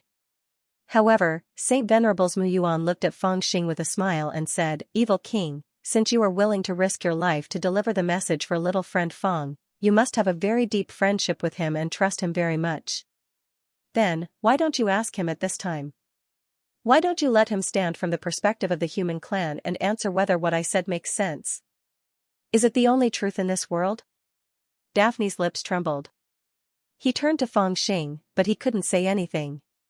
At this time, not only him, even the 2 holy sages, as well as Feng Xing's disciples Feng Xiaomei and Donkey Feng, turned to look at their master in astonishment. Their eyes were full of expectation, waiting for their master to scold and refute those truths. It is the truth. However, when Feng Xing finally spoke slowly, their hearts felt like they had fallen into an ice cave. I have understood it since I was very young. Daphne's eyes dimmed instantly. Feng Xiaomei and Donkey Feng's expressions changed drastically. Something was being destroyed in the depths of their eyes. Saint Venerables Muyuan laughed heartily and pointed at Feng Xing. Holy Venerable Muyuan laughed heartily and pointed at Feng Xing. Little friend Feng, this is the first time we've met, but I've heard a lot about you. Hearing your answer today makes me look at you in a different light. No matter what, those who are willing to tell the truth always have some redeeming qualities. Sigh, you don't have to be so angry. The situation before us is not something we can solve. Oh, 300 years ago, you had the chance to solve this problem, but you escaped. If that's the case. Holy Venerable Muyuan laughed out loud and pointed at Feng Xing. If this world needs a sinner, then that sinner is you. Holy Venerable Muyuan's last sentence was like a sharp sword that was pointed at Feng Xing. The atmosphere in the Immortal Palace changed drastically. The surging murderous aura pressed down like a mountain. It was as if the sin that had originally permeated the heavens and earth was being attracted by an inexplicable force and surged towards Feng Xing. It was as if countless people were vying to accuse Feng Xing and place all the blame on him. This kind of emotion affected everyone present. Feng Xiaomei and Donkey Feng looked at Feng Xing in a daze. Even Daphne, who had a weak will, looked at Feng Xing in a daze. Is he the sinner? Is all this because he was unwilling to take that step 300 years ago? There was a thought that appeared like weeds. Then, it started to grow wildly without any restraints. Daphne actually understood the truth that Mu Yuan spoke of. Actually, with his cultivation and knowledge, how could he not understand the truth that was unpleasant to hear but eternal? You live or I live. Of course I live. The continuation of your race or the continuation of my race, of course it's mine. From the appearance of the philosophers Dao ground 300 years ago, Uncle Jen and the other knowledgeable people of the demon race had already expected this day to come. After all, the heavens and earth were no longer the same. They couldn't afford to raise so many races or even so many people. Therefore, the one who survived in the end would definitely be the strongest. Compared to the human race, the demon race was far inferior in every aspect. Therefore, all of this was inevitable. He, or rather, the demon race, was just unwilling. There was only so much space on the ship. Everyone wanted to board the ship, but not everyone could board the ship. What would happen if they defeated the 3 emperor palaces? In the past 300 years, the demon race had always known this answer, but they were unwilling to believe it from the bottom of their hearts. Up until now, Daphne had only asked this question. He had not expected Mu Yuan to actually answer. After Mu Yuan voiced his true thoughts, Daphne wanted to rebuke him, wanted to scold him angrily, but when Mu Yuan really said it, he was left speechless. In the face of this iron-like truth, even Buddhism could not save people's hearts. It was no wonder that the Sky Worship Alliance was becoming more and more powerless. There were either people betraying them or people going into seclusion, because even the most benevolent members of the Heavenly Alliance, who hoped to resolve the enmity between the various races and enter the 33 heavens together, would not be so benevolent as to destroy the fate of the human tribe just for a place for the demon tribe, right? In other words, the future that he had been afraid of had already been decided 300 years ago. From the moment Feng Xing escaped 300 years ago, it was already destined, unless he was still willing to take that last step. His gaze, the 3 Saint Venerables' gazes, Feng Xiaomei's and Donkey Feng's gazes, and even the mysterious existence that was staring at Feng Xing, all looked at Feng Xing at this moment, containing a formless and enormous pressure. Everyone has the desire to live. Young friend Feng, I also know that you have a carefree personality and are not a righteous person. It was indeed too much to ask you to sever your 7 emotions and 6 desires 300 years ago. After that, you escaped, and we all thought that you had perished. However, no one expected that 300 years later, you would jump out again. I really do not know how you managed to survive. However, there is one thing that is certain. You still have not taken the final step of the Taishang Dao. Perhaps you did not understand it 300 years ago. Saint Venerable Mu Yuan looked at Feng Xing and said softly, I wonder if you have understood it now. He had always appeared to be otherworldly and did not seem anxious when he asked the question. However, at this moment, there was a clear implication that affected Feng Xing's Dao heart. The indistinct questioning intent in his words was like a sharp knife that directly slashed at Feng Xing's Dao heart, especially under such circumstances. It was even more powerful in front of Daphne. No. Feng Xing answered without the slightest hesitation. The expressions of Saint Venerable Mu Yuan and the other 2 changed immediately. Clearly, they did not expect Feng Xing to answer so decisively. However, amidst the shock, there was also a hint of smugness in his eyes. Despair as deep as the ocean appeared in Daphne's eyes. However, what Feng Xing said next was beyond their expectations. He frowned and looked at Saint Venerable Mu Yuan and the others. He frowned and thought. Ever since I entered the hall, I have been thinking about a question. Why do you want me to take that step? Saint Venerable Mu Yuan was slightly taken aback and sneered. Just as he was about to speak, Feng Xing interrupted him and shook his head. Don't talk about eliminating future threats. For people like you, you can't wait for the Tianyuan Buddhist Dao sect and the demon dragon to fight and exhaust each other. Only then will you have a chance to sit on the immortal emperor's throne. If I really take that step, not to mention the fact that you are not even ants in my palm, even if I ignore you, There will always be geniuses of the younger generation who will step the three of you into the mud. These words caused the expressions of the three Saint Venerables to change drastically. They stared coldly at Feng Xing. As for Daphne, he suddenly came to his senses after hearing Feng Xing's calm and fairy-like voice. The doubts in his heart dispelled the despair in the depths of his heart. His mind relaxed slightly, and he immediately understood many questions. He suddenly broke out in a cold sweat and was filled with lingering fear. This was because he knew that the three Saint Venerables had set up a trap for Feng Xing. He suddenly understood that he had been tempted by Saint Venerable Muyuan's words and had fallen into this trap. He had become an important part of it. Unknowingly, he had been used by others. He had originally been worried about Feng Xing, so he did not hesitate to leave the Nine Gates. He did not expect that he would become the Nine Gates' weapon against Feng Xing. This made him ashamed and angry. A wave of anger rose in him, and he could not help but shout, "Little Feng Xing, be careful, haha, what's the point of saying that now?" Saint Venerable Muyuan suddenly spoke, and Daphne choked on his words. Then, he looked at Feng Xing calmly and said softly, "No matter how much you think about it, it still comes back to one problem. If you did not take that step, that result would definitely have happened. Now, I just want to ask my little friend, now that 300 years have passed, what will you do the same thing as 300 years ago?" A cold smile appeared on Feng Xing's face, and he answered without hesitation, "Even if I do it 300 times, it will still be the same." The atmosphere in the main hall had become dead silent. An unusually desolate feeling surrounded everyone, making their hearts sink as if a mountain was pressing down on them. A faint smile appeared on Saint Venerable Muyuan's face, as if he had everything under his control. He sighed softly and shook his head with a smile. Then, he looked at Feng Xing with a faint smile and slowly said, "Let's not talk about this. Actually, I just want to ask you a question." Feng Xing suddenly interrupted Saint Venerable Muyuan and looked at him with a serious expression. Saint Venerable Muyuan was slightly taken aback, and he looked over with rapt attention. Feng Xing frowned and said, "Were you the one who crossed out my name on the investiture of the gods back then?" Haha, this. Saint Venerable Muyuan was a little surprised that he would ask such a question at this time. He hesitated for a moment before answering slowly. "Was it you?" Feng Xing did not give him time to think carefully and quickly asked another question. Saint Venerable Muyuan's face was a little pale, but he still slowly said, "It was me, but at that time, *CKU, how dare you cross out my name?" Feng Xing suddenly became furious. He grabbed the teacup in front of him and smashed it at Saint Venerable Muyuan's face.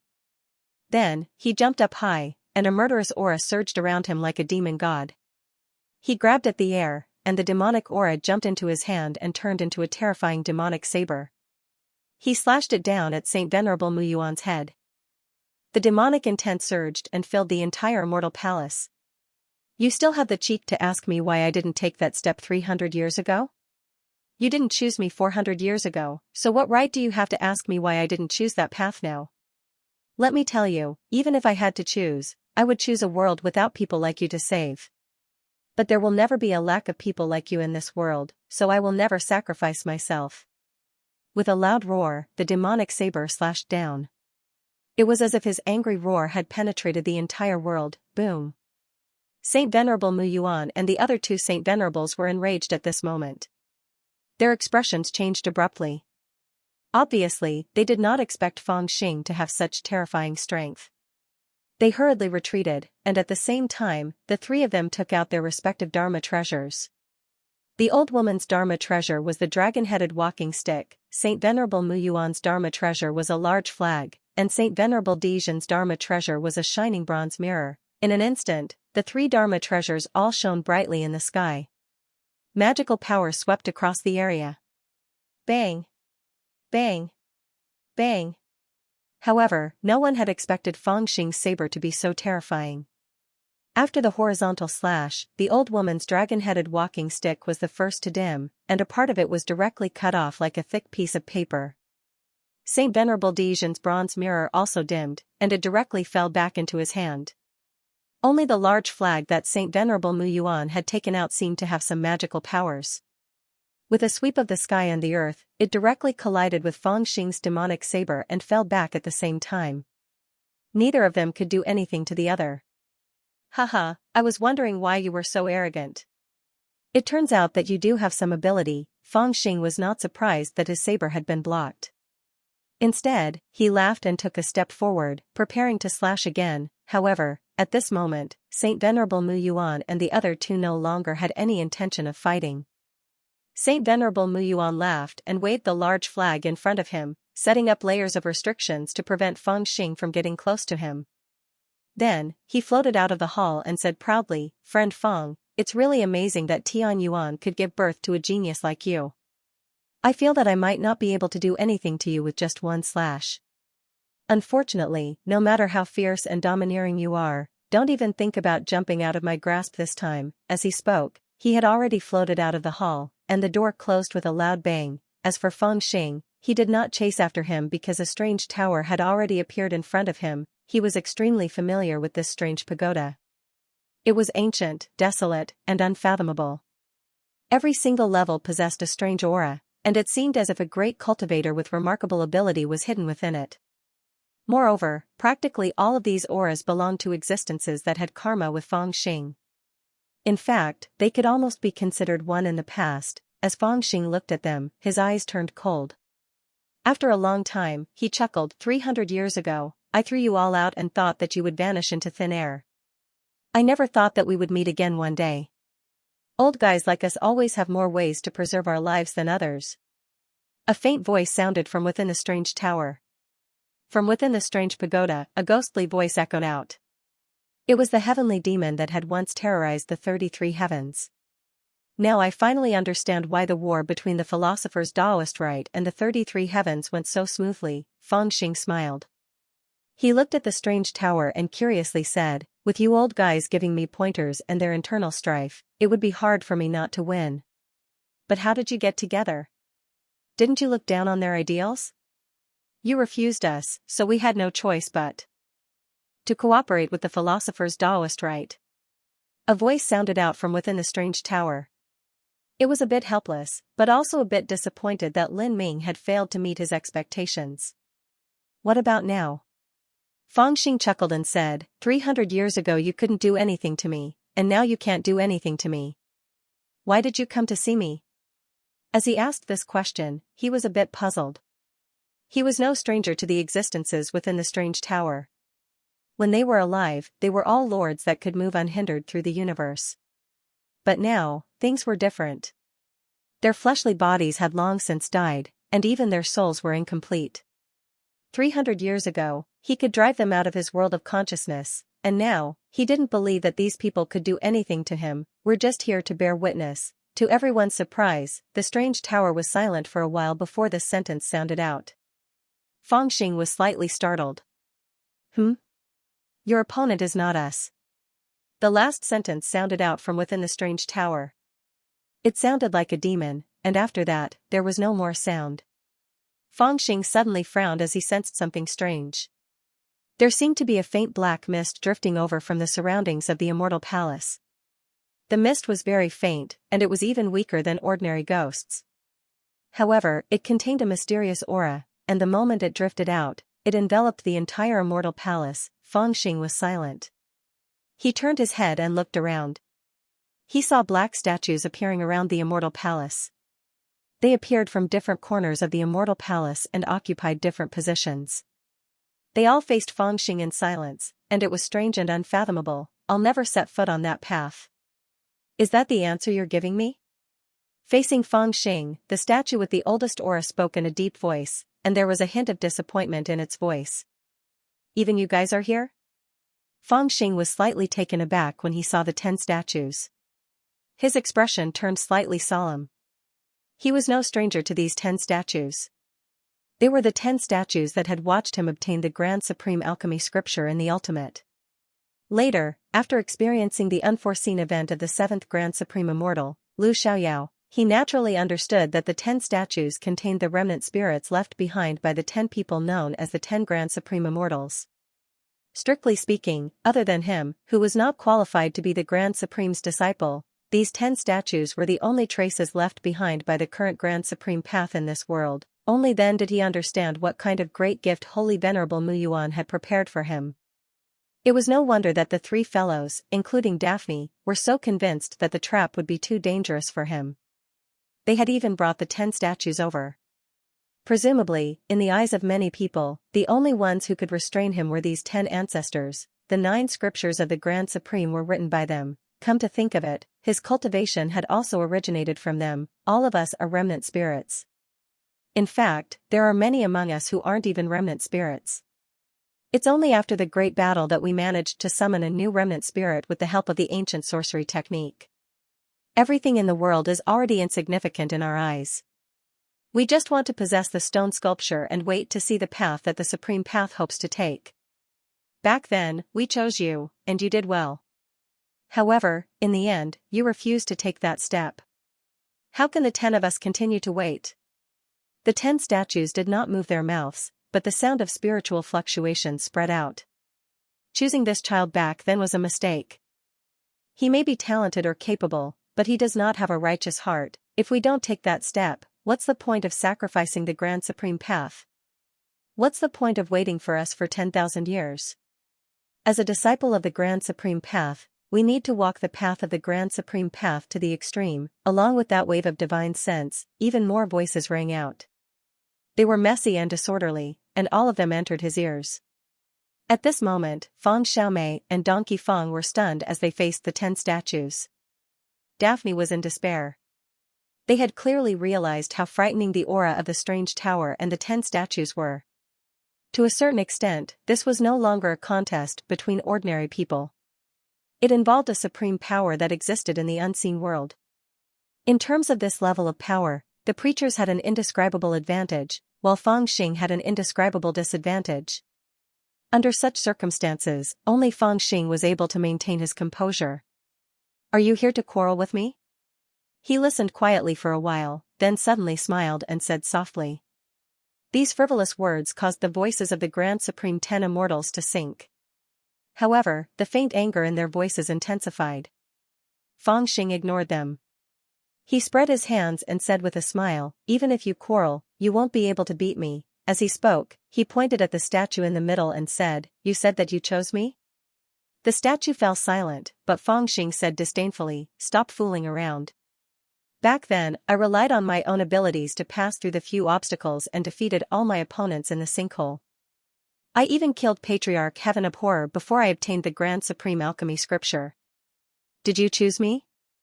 If you wanted to choose, why didn't you just give the scripture to me? Don't forget, there was one guy among you who was dissatisfied and wanted to change the successor. Fortunately, I was very capable, so he couldn't snatch it away. The 10 statues naturally did not argue with him in the face of such words. They only remained silent and angry. Instead, in the strange tower, the unknown immortal's voice sounded. Back then, Feng Xing turned his head to look at the strange tower and said, I know. Back then, you were the one who took the first Grand Supreme Spirit Transformation Scripture from the 9 coffins and gave it to me. Sigh, I didn't tell you in advance. I even dreamed of my mother, whom I had never met, and thought that she had appeared to save me. Who would have thought that when I called her mother, it was you, you old thing? The unknown immortal immediately fell silent. Back then, he had used the external form of the yin-yang fiend god mirror to maintain his true spirit. By chance, he had entered Feng Xing's consciousness, so he could naturally see all of Feng Xing's dreams. Of course, he knew that Feng Xing was telling the truth. It was just that it had been a long time, so he did not expect Feng Xing to still remember such a trivial matter. Back then, when he entered Feng Xing's consciousness, he was already prepared to walk the path of the Grand Supreme Tao. Therefore, he had given the Grand Supreme Spirit Transformation Scripture to Feng Xing in advance.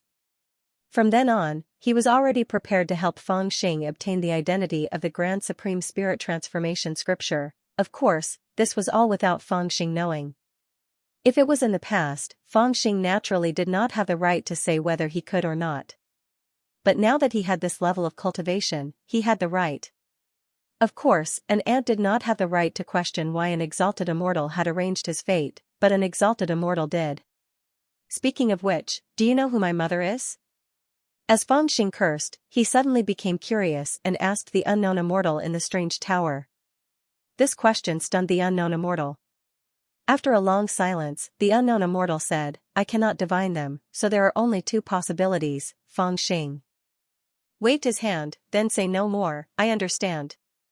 Even the unknown immortal could not divine them.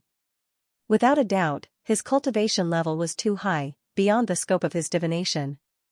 This was basically impossible, because the unknown immortal himself was already at such a high cultivation level that it was almost impossible to find anyone who was higher than him. The second possibility was that Feng Xing's parents were too ordinary. They were buried in the crowd and did not have any influence on the world. At this moment, everyone understood that the latter was more likely. So, Feng Xing did not dwell on this question. He only smiled. Back then, you didn't choose me, or you didn't ask for my opinion when you chose me. So, now that I am successful in my cultivation, isn't it too much to criticize me? The immortal palace was silent. No one was willing to answer this question. They even felt that this question was meaningless. You were originally an ant in the world. It was the identity of the Grand Supreme Taoist's disciple that allowed you to reach where you are today. Of course, you have to shoulder the responsibility of the Grand Supreme Taoist. After a long time, another voice answered, leaving no room for doubt. You are wrong. Feng Xing suddenly raised his voice, suppressing the divine sense of the statue. Then, under the silent gaze of the 10 statues and the strange tower, he turned around and pointed at Donkey Feng behind him. I have given up the identity of the Grand Supreme Taoist a long time ago. Right now, my disciple is the true Grand Supreme Taoist's disciple, the master of the ultimate. Donkey Feng broke out in a cold sweat when he heard this. He screamed, Master, isn't this not a good thing?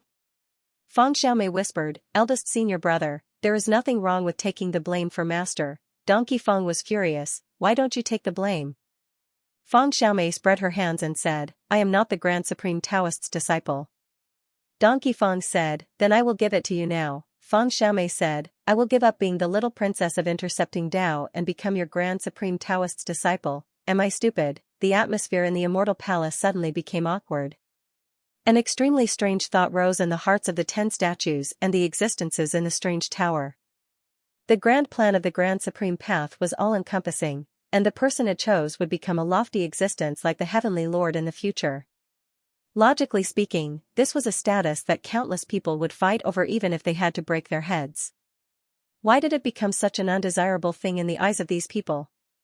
Child, have you really made up your mind not to take that step? After a long time, one of the statues finally spoke. He looked at Feng Xing with a tired and helpless expression. After a pause, he continued in a low voice without waiting for Feng Xing's reply, I hope you can think it through. This step is really the last resort. The Grand Supreme Taoist has deduced it countless times. The boat of world crossing is already damaged and can no longer carry the people. If we don't take this step, even if the 3 immortal emperors are dead, new immortal emperors will appear. The world will still uncontrollably head towards the end of destruction. Even if we delay it like this, how many years can it last? You have to look further. If you don't take this step, are you going to watch everyone die when the world withers again after a few thousand or tens of thousands of years? I have a junior brother who once said that when the heavenly Tao is complete, there is a flaw in the human heart. Feng Xing replied, the world will not be destroyed, only the living beings will be destroyed. Even if there is such a day, it will be because the human heart is not good enough, causing the calamity. Everyone only has themselves to blame. Even if all living beings are destroyed, what is there to complain about? The statue was silent for a long time before it sighed. That's right. The heavenly Tao is complete, there is a flaw in the human heart. These words truly speak of the source of the calamity in the world. However, even if the human heart is flawed, it is unavoidable. However, the result of walking towards the calamity together is ultimately something that none of us want to see. Even if the human heart is flawed, someone has to stand up to make up for it. If you don't want to see the world finally head towards the end of destruction, if you don't want to see your friends draw their blades against each other for the sake of survival and meet a miserable end, then you still need someone to take that step, to change the human heart into the heavenly heart, to control the reincarnation of the world. In the face of this question, the immortal palace fell silent. Everyone's gaze was focused on Feng Xing. There was no doubt that this question was the last question the 10 highest immortals would ask of Feng Xing. Under this gaze, even Feng Xiaomei, Donkey Feng, and Daphne remained silent at this time. There were some problems that could not be avoided after all. To put it in a big way, Feng Xing took that step to make up for the human heart. To put it in a small way, it was also to avoid countless people fighting and killing each other, such as Daphne represented the demon clan, Feng Xiaomei represented the human clan, Aozhen represented the dragon clan, Xianxia represented the Buddhism sect, and so on, just to live a few more years and avoid that tragic scene. And now, Feng Xing's Taoist heart was no longer a secret. What he sought was a perfect Taoist heart, which was the complete opposite of that ending, 300 years ago. He refused and escaped. 300 years later. I refuse. Under the countless gazes, Feng Xing was silent for a long time, but still answered firmly, I refuse. Boom, an invisible commotion appeared in the immortal palace. There was also a hidden anger that reverberated inside and outside of the people's hearts. It seemed unexpected but also reasonable, as Feng Xing still gave such an answer. Then there's no other way. The statues of the exalted 10 immortals all showed faint anger at this moment, but most of it was disappointment, as well as determination. This caused Feng Xing and the others in the immortal palace to feel a wave of killing intent from them. Why, are you going to clean up the sect? Feng Xing raised his eyebrows and answered calmly with his hands behind his back. No matter what you do, it's your own business. We won't kill you. The ancient statue in the middle softly opened its mouth. The words that came out caused Feng Xiaomei and the others to become slightly focused. Their hearts relaxed a little. However, very quickly, he continued, however, even if you are unwilling to do it, there will ultimately be someone who is willing to take this step. We admit that choosing you was a mistake. Therefore, we will take back the cultivation in your body and give it to another person, one of the statues said coldly, give it to someone who isn't so selfish. Take back my cultivation? Upon hearing this, Feng Donkey and Feng Xiaomei were both shocked. Cultivation can be taken back? Especially when one had reached Feng Xing's current realm, what kind of concept was his cultivation? He had worked hard for his entire life to finally obtain his cultivation, yet it was going to be taken away by someone else with a single sentence? Take away my cultivation? It sounds like it's very simple. Feng Xing's expression remained unchanged. After a while, he asked with a smile. That's right. The oldest statue said in a low voice, with your current strength, it will be difficult for anyone to defeat you. However, we are different. The 9 scriptures of the highest elder were written by us, and the realm of the highest consciousness appeared because of our deductions. Thus, we have a certain amount of influence on the realm of the highest consciousness. If you refuse to take that step, we can only take back the realm of the highest consciousness. As for you, no matter how strong your cultivation is, as long as your Tao heart is not complete and you have not taken that step, it is impossible for you to cut off our influence on the realm of the highest consciousness. Thus, it is impossible for you to refuse us taking back your cultivation. This can be considered our last resort. At this moment, the immortal palace was as silent as a tomb. Everyone in the strange pagoda remained silent and only watched from the sidelines. Although Feng Xiaomei, Donkey Feng, and the others were anxious, they could not interfere in a dispute of this cultivation level. They could only watch from the sidelines. They did not even dare to breathe loudly. They could only helplessly wait and watch the progress of the matter. If that's the case, Feng Xing did not stay silent for too long. He simply stretched out his arms and said indifferently, then you can take it away. Then, under the shocked gazes of Feng Xiaomei and Donkey Feng, he suddenly blinked and smiled treacherously. If you can take it away. The silent and magnificent 9 passes were now completely sealed. Everyone was silent, and every exit of the 9 passes was sealed, making the 9 passes really look like the 9 coffins. At the entrance on the rightmost side of the 9 passes, under the endless ground, there was a thin and slender person wearing a cloak. She was walking down a long flight of stairs. When she met guards along the way, she would show them a token. When she met people who were suspicious, she would secretly cast some kind of secret technique, and immediately enchant their souls. In a daze, they would open up a path for her. Finally, she arrived in front of a pavilion. This was an exquisite palace hall, but it was heavily guarded.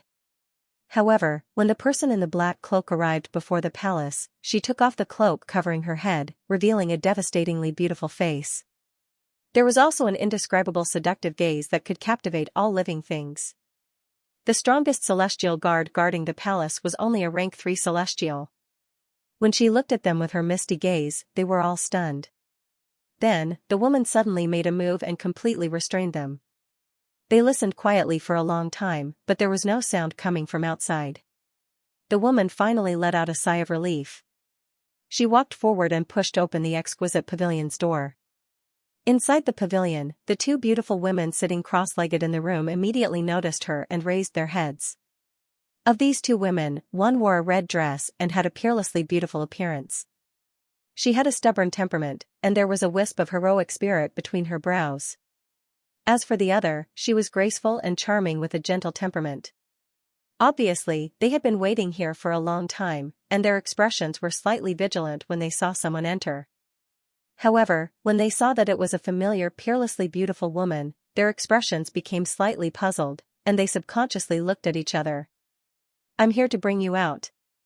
The beautiful woman didn't waste any time and went straight to the point. She whispered, "Fangxing is in danger." Hearing the words "Fangxing is in danger," the two women stood up with a schwa sound. Their expressions were grave, but there was also a hint of excitement in their grave expressions. They said almost at the same time, "He is still alive?" "Yes, he's still alive." The beautiful woman said, "As far as I know, he appeared in Tianyuan 7 days ago. I don't know how he arrived at the 9th pass in such a short period of time. However, he came so fast that the news that he was still alive didn't reach the 9th pass. Moreover, the news that was sent through the transmitting formation was blocked by the Holy Venerables, so we didn't know about it. I only saw this scene when he arrived at the 9th pass. Then, I watched him being lured into the Immortal Palace by the 3 Holy Venerables. I don't know what's in the Immortal Palace, but I know that it must be a trap that the Holy Venerables have set for him. Let's go find him." The two women were a little excited and hurriedly stood up. But very quickly, their expressions froze as if they had thought of something. The woman in the red dress was the first to say, "No. No, we can't go to him directly because our cultivation is too low. Even if we go, we won't be able to help him. We'll just be throwing our lives away. He taught me before that we can't do such a stupid thing. There must be a way to make us useful." The other woman in the green dress also nodded. Looking at her appearance, she forcefully suppressed the excitement and worry in her heart and remained calm. "It's just like when we wandered around the star field and knew that we couldn't find his whereabouts, so we simply came to the 9th pass to wait for him. Now, we can't do those meaningless things. Yes, our cultivation is too low, but he has too many friends who are powerful. If we go find them and find those immortal monarchs, they will definitely agree to come back and help him." Hearing the discussion between the two of them, the cloaked absolute beauty was clearly stunned. A long while later, she finally laughed bitterly and said, "Originally, I wanted to compete with the both of you to see what's good about you. Now, I finally understand why the both of you have the good fortune to be able to follow beside him. The both of you are right.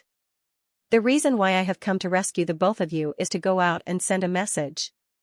"Send a message?" The two women were slightly startled and turned to look at the stunning beauty. The beautiful woman nodded and said, "I also wanted to rush over just now, but I didn't because I know I can't influence the decision of the 3 Saint Sages.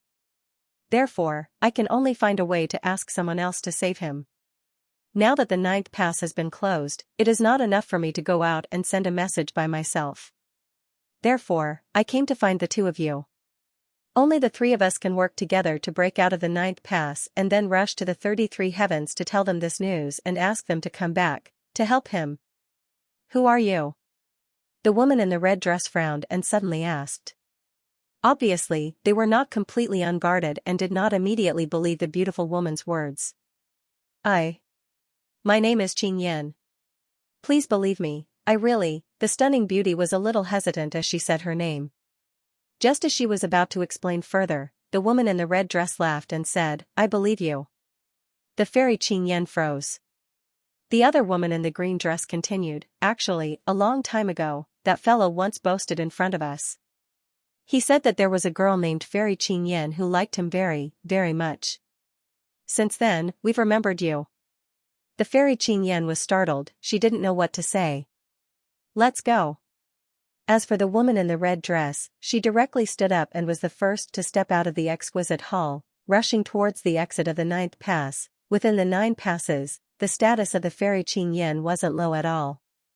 Even though she brought these 2 unfamiliar women with her, no one dared to question her. However, the nearer they got to the exit of the 9th pass, the more vigilant they became. When they reached the last line of defense, even she was ordered not to enter within 100 zhang of the 9th pass.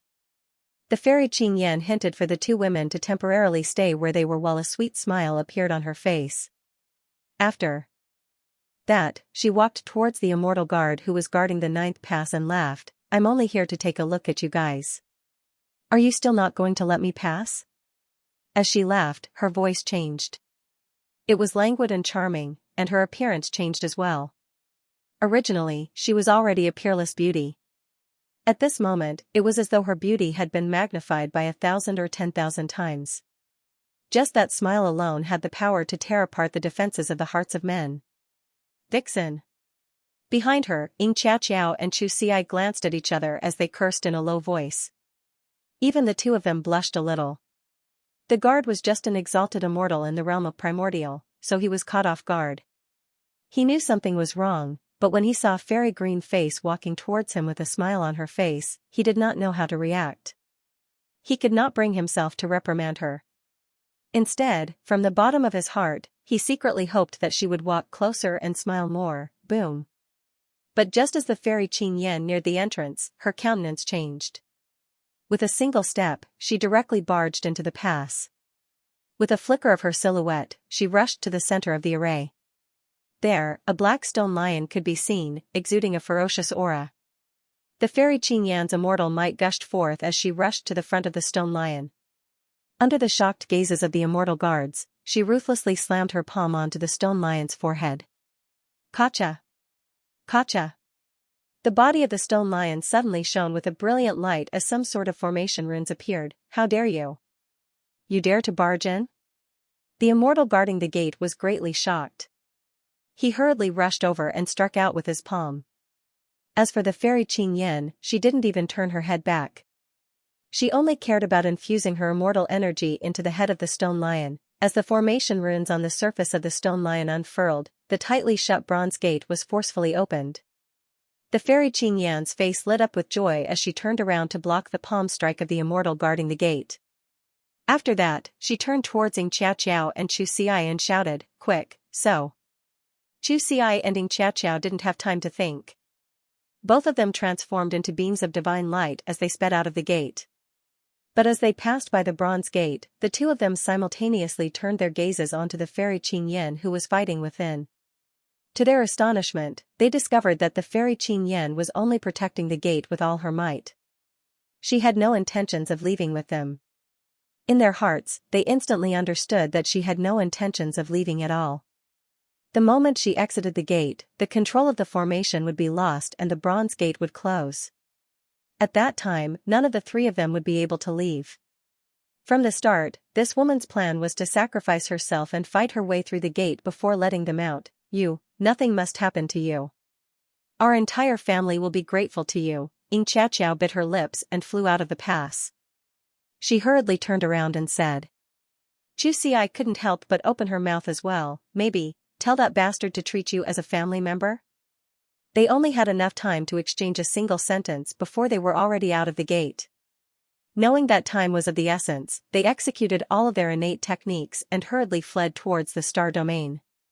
As for the fairy Xianxia who was in the midst of a fierce battle, when she heard those words, her heart involuntarily trembled as a complicated expression appeared on her face.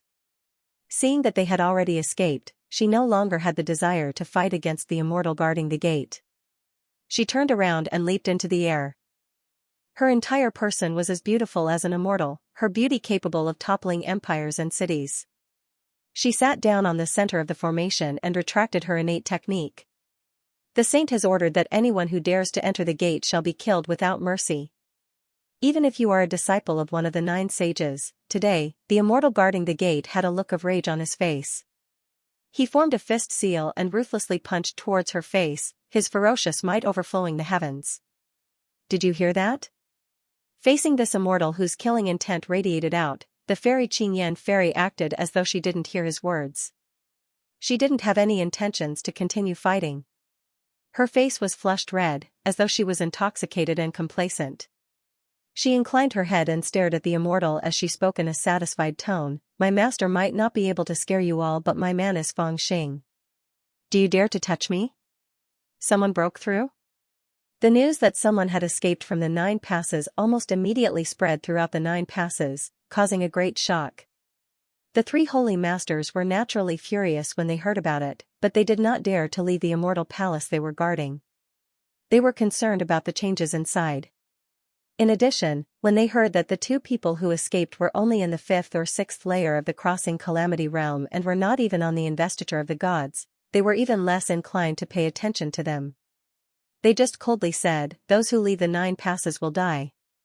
Then they ignored them and continued to sit cross-legged in the void with the other 3 holy masters and their trusted subordinates in the 9 passes, calmly waiting for the result in the immortal palace. The 2 girls were only in the crossing calamity realm. It was impossible for them to cause any trouble. Of course, even though they were confident, they did not let their guard down. After they said that, several immortal soldiers immediately rushed out from the 9 passes to kill the 2 girls under the order of the Holy Master. At this moment, Xianxia and Xianxia had only escaped a short distance.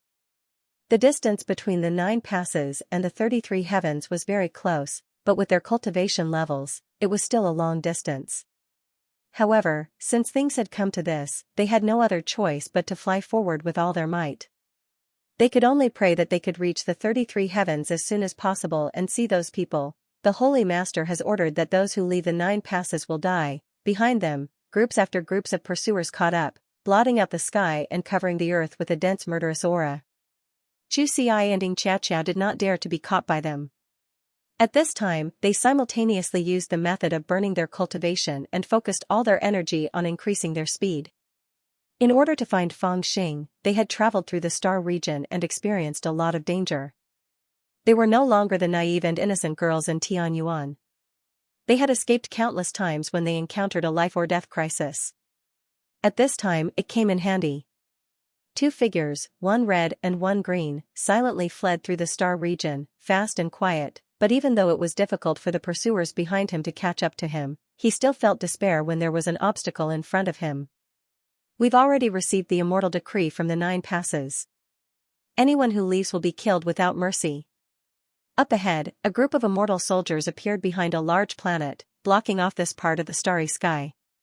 When they saw the clothes of the group of immortal soldiers, the 2 of them fell into despair. They were a group of immortal soldiers from the Pure Land. As everyone knew, the Pure Land had always been inclined to the alliance of immortals, and they were also the most loyal to the Holy Senior. They could be stationed outside the 9 passes and cut off the connection between the 9 passes and the 33 heavens because they were loyal to the Holy Senior and were the most trusted people by the Holy Senior. Big Sister Ing, I'll help you break through the enemy's formation. You, go to the 33 heavens. Xianxia looked at the immortal soldiers blocking the way. She bit her lips and steeled her heart. You can't stop me. Xianxia didn't answer, but her face sank. After a long time, she said in a low voice. There was an obstacle in front of them, and there were pursuers behind them. Both of their hearts twitched fiercely.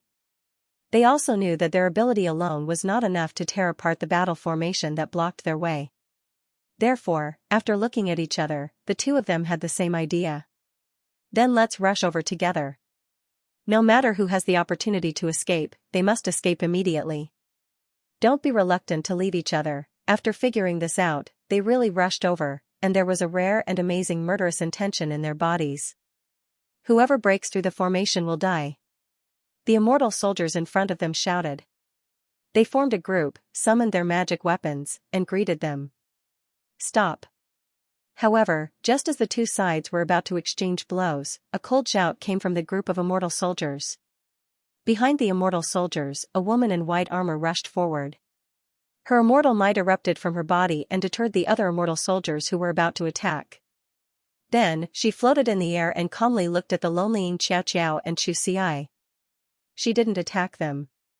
After looking at them for a long time, she said in a low voice, "Don't you know that you will die if you leave the 9 heavens without permission? Why are you doing this?" Chu Xi and Xianxia didn't recognize the woman in front of them. They only sensed that she didn't have any murderous intent, so they forcibly suppressed their thoughts of attacking. Chu Xi was silent for a long time. Then, she said, "We have a reason to leave even if we die. We want to go to the 33 heavens. I know what you are going to do." Unexpectedly, the woman spoke out the thoughts of Chu Xi and Xianxia. She seemed to want to say a few more words, but in the end, she didn't know what to say. After a long silence, she suddenly sighed, stepped aside, and said to Chu Xi and Xianxia, "I don't know what to say, but you can go ahead. I won't stop you." "You? How could you?" North Sea Fairy, as soon as the sentence came out, let alone Chu Xi and Xianxia, even the immortal soldiers around her were shocked. Chu Xi and Xianxia were even more puzzled. The Union of Immortals and the Heavenly Alliance had been fighting for nearly 400 years. How could such a woman, who obviously belonged to the Union of Immortals, not kill them at this critical time but let them go? However, the situation was urgent, so the two of them didn't say anything. They just bit their lips and rushed straight through the gate. "I don't know who this fairy is." It was not until they passed through the gate that Xianxia turned her head and asked. "My name is Baiming Qingdi, and I used to be his friend." The silver-armored woman said softly, "I have never agreed with his idea, but I don't think he should die in silence like this." She didn't say anything more, and Chu Xi and Xianxia had no time to ask more. They just wrote down the name and then hurried away. "North Sea Fairy, we are deeply trusted by the Holy Senior, that's why we are stationed here." But this time, the immortal soldiers blocking the way all had anxious looks on their faces as they asked in confusion. "I will take responsibility for everything. Since you are the children of my clan, you should act according to my orders. But even if they go, they can't reach the 33 heavens. It's one thing to succeed or not, it's another thing to do or not to do it." The silver-armored woman raised her immortal pressure and looked coldly at the starry sky in front of her. There were countless pursuers coming. Her eyes turned cold, but her voice seemed to contain a ball of fire. After a long silence, she said in a low voice, "Stop them." The sounds of battle rang out behind them. Chu Xi and Xianxia resisted the urge to look back, and instead, they continued forward. Regardless of whether it was the fairy Qingyan who had disregarded everything to save them and told them this important piece of news, or the Baiming Qingdi of the All-Immortal Alliance who was willing to take on the responsibility of disobeying orders and let them pass, and even blocked the pursuers, they were not familiar with each other. But at this moment, they could see the determination in their eyes, a kind of trust in each other. Their husband still had someone to help him. Later, more pursuers caught up. Compared with the group of immortal soldiers led by Baiming Qingdi, the number of pursuers was much greater. Naturally, she could not stop all of them. Those pursuers rushed forward like wolves and tigers. Several teams had already caught up with them. Xianxia and Chu Xi could only kill without restraint. They broke through the encirclement again and again, got rid of the entanglement, and continued on their way. Again and again, they were caught or stopped. In between, there were some unexpected people who suddenly went easy on them or directly helped them. This made their journey long and full of variables. However, even if there were some variables, this road was still too difficult to walk. The star region was too vast, and people seemed too small in it. The two of them were already great cultivators with unfathomable cultivation in Tianyuan, but in the star field, they were still too insignificant. The journey was so far that even though they had gritted their teeth, it was still too far for them to make it. Are we really unable to make it? When they were stopped by the pursuers again and fell into a tight encirclement, they could not help but have such a thought. That devil deserves to be killed. How could you have such wishful thinking? Ridiculous. The immortal general who led the pursuers was truly loyal to the Holy Senior. He had no intention of showing mercy to the two of them. His attacks were incomparably violent. Facing the cultivation of the Almighty Immortal, the two of them were almost defenseless. They could only fall into a sea of blood and despair. At this time, they had not even walked 1/3 of the way to the 33 heavens. However, before they completely lost hope, a saber light rushed over from the distant sky. At this moment, two people appeared in front of Chu Xi and Xianxia. One was a man in a black robe with a blood-red cloak on his back, and the other was an expressionless woman in a pale golden robe. The two of them rushed over from the distant starry sky. The man slashed down, and two rays of black and white saber light tore apart the enemy's formation, rescuing Xianxia and Xianxia from the sea of blood. Then, he rolled up the two of them with his sleeves and directly leaped into the vast star region. That little bastard has really found himself two pretty good wives. If you want to help him, go ahead. When you see him later, tell him that his godmother and I have been waiting for him in the star region. Others have never believed that he would embark on the road to salvation, but I know that he will not let those who have treated him well abandon him. Therefore, he must have a way to solve those seemingly impossible problems. Therefore, he should not be forced to embark on the road that he should not have embarked on. In a daze, Chu Xiai and Xianxia only heard these words from a man, and then they felt as if they had traveled through space. When their eyes lit up, they were pushed out of a chaotic space by the woman, and they were surprised to find that they were already outside the 33 heavens. Below them were the two immortal armies that were fighting against each other, and there were too many familiar faces in one of them. This made them overjoyed, and they no longer cared about anything else. They shouted loudly, "Fang Xing is in trouble. Please, please save him." Huh? The world fell silent. Who knew how many gazes were fixed on the two women who fell from the sky? Today was the most important day for both Tianyuan and the 33 heavens. All the Taoist grounds had defeated their enemies step by step, fighting all the way from the 9 passes to the edge of the 33 heavens. Now, they were facing the most important battle. If they could win this battle, Tianyuan would be able to enter the 33 heavens. At that time, the outcome would be set. Originally, for various reasons, although there were many experts in the 33 heavens, it was difficult for them to be united. When Tianyuan was outside the 33 heavens, they couldn't stop the enemy.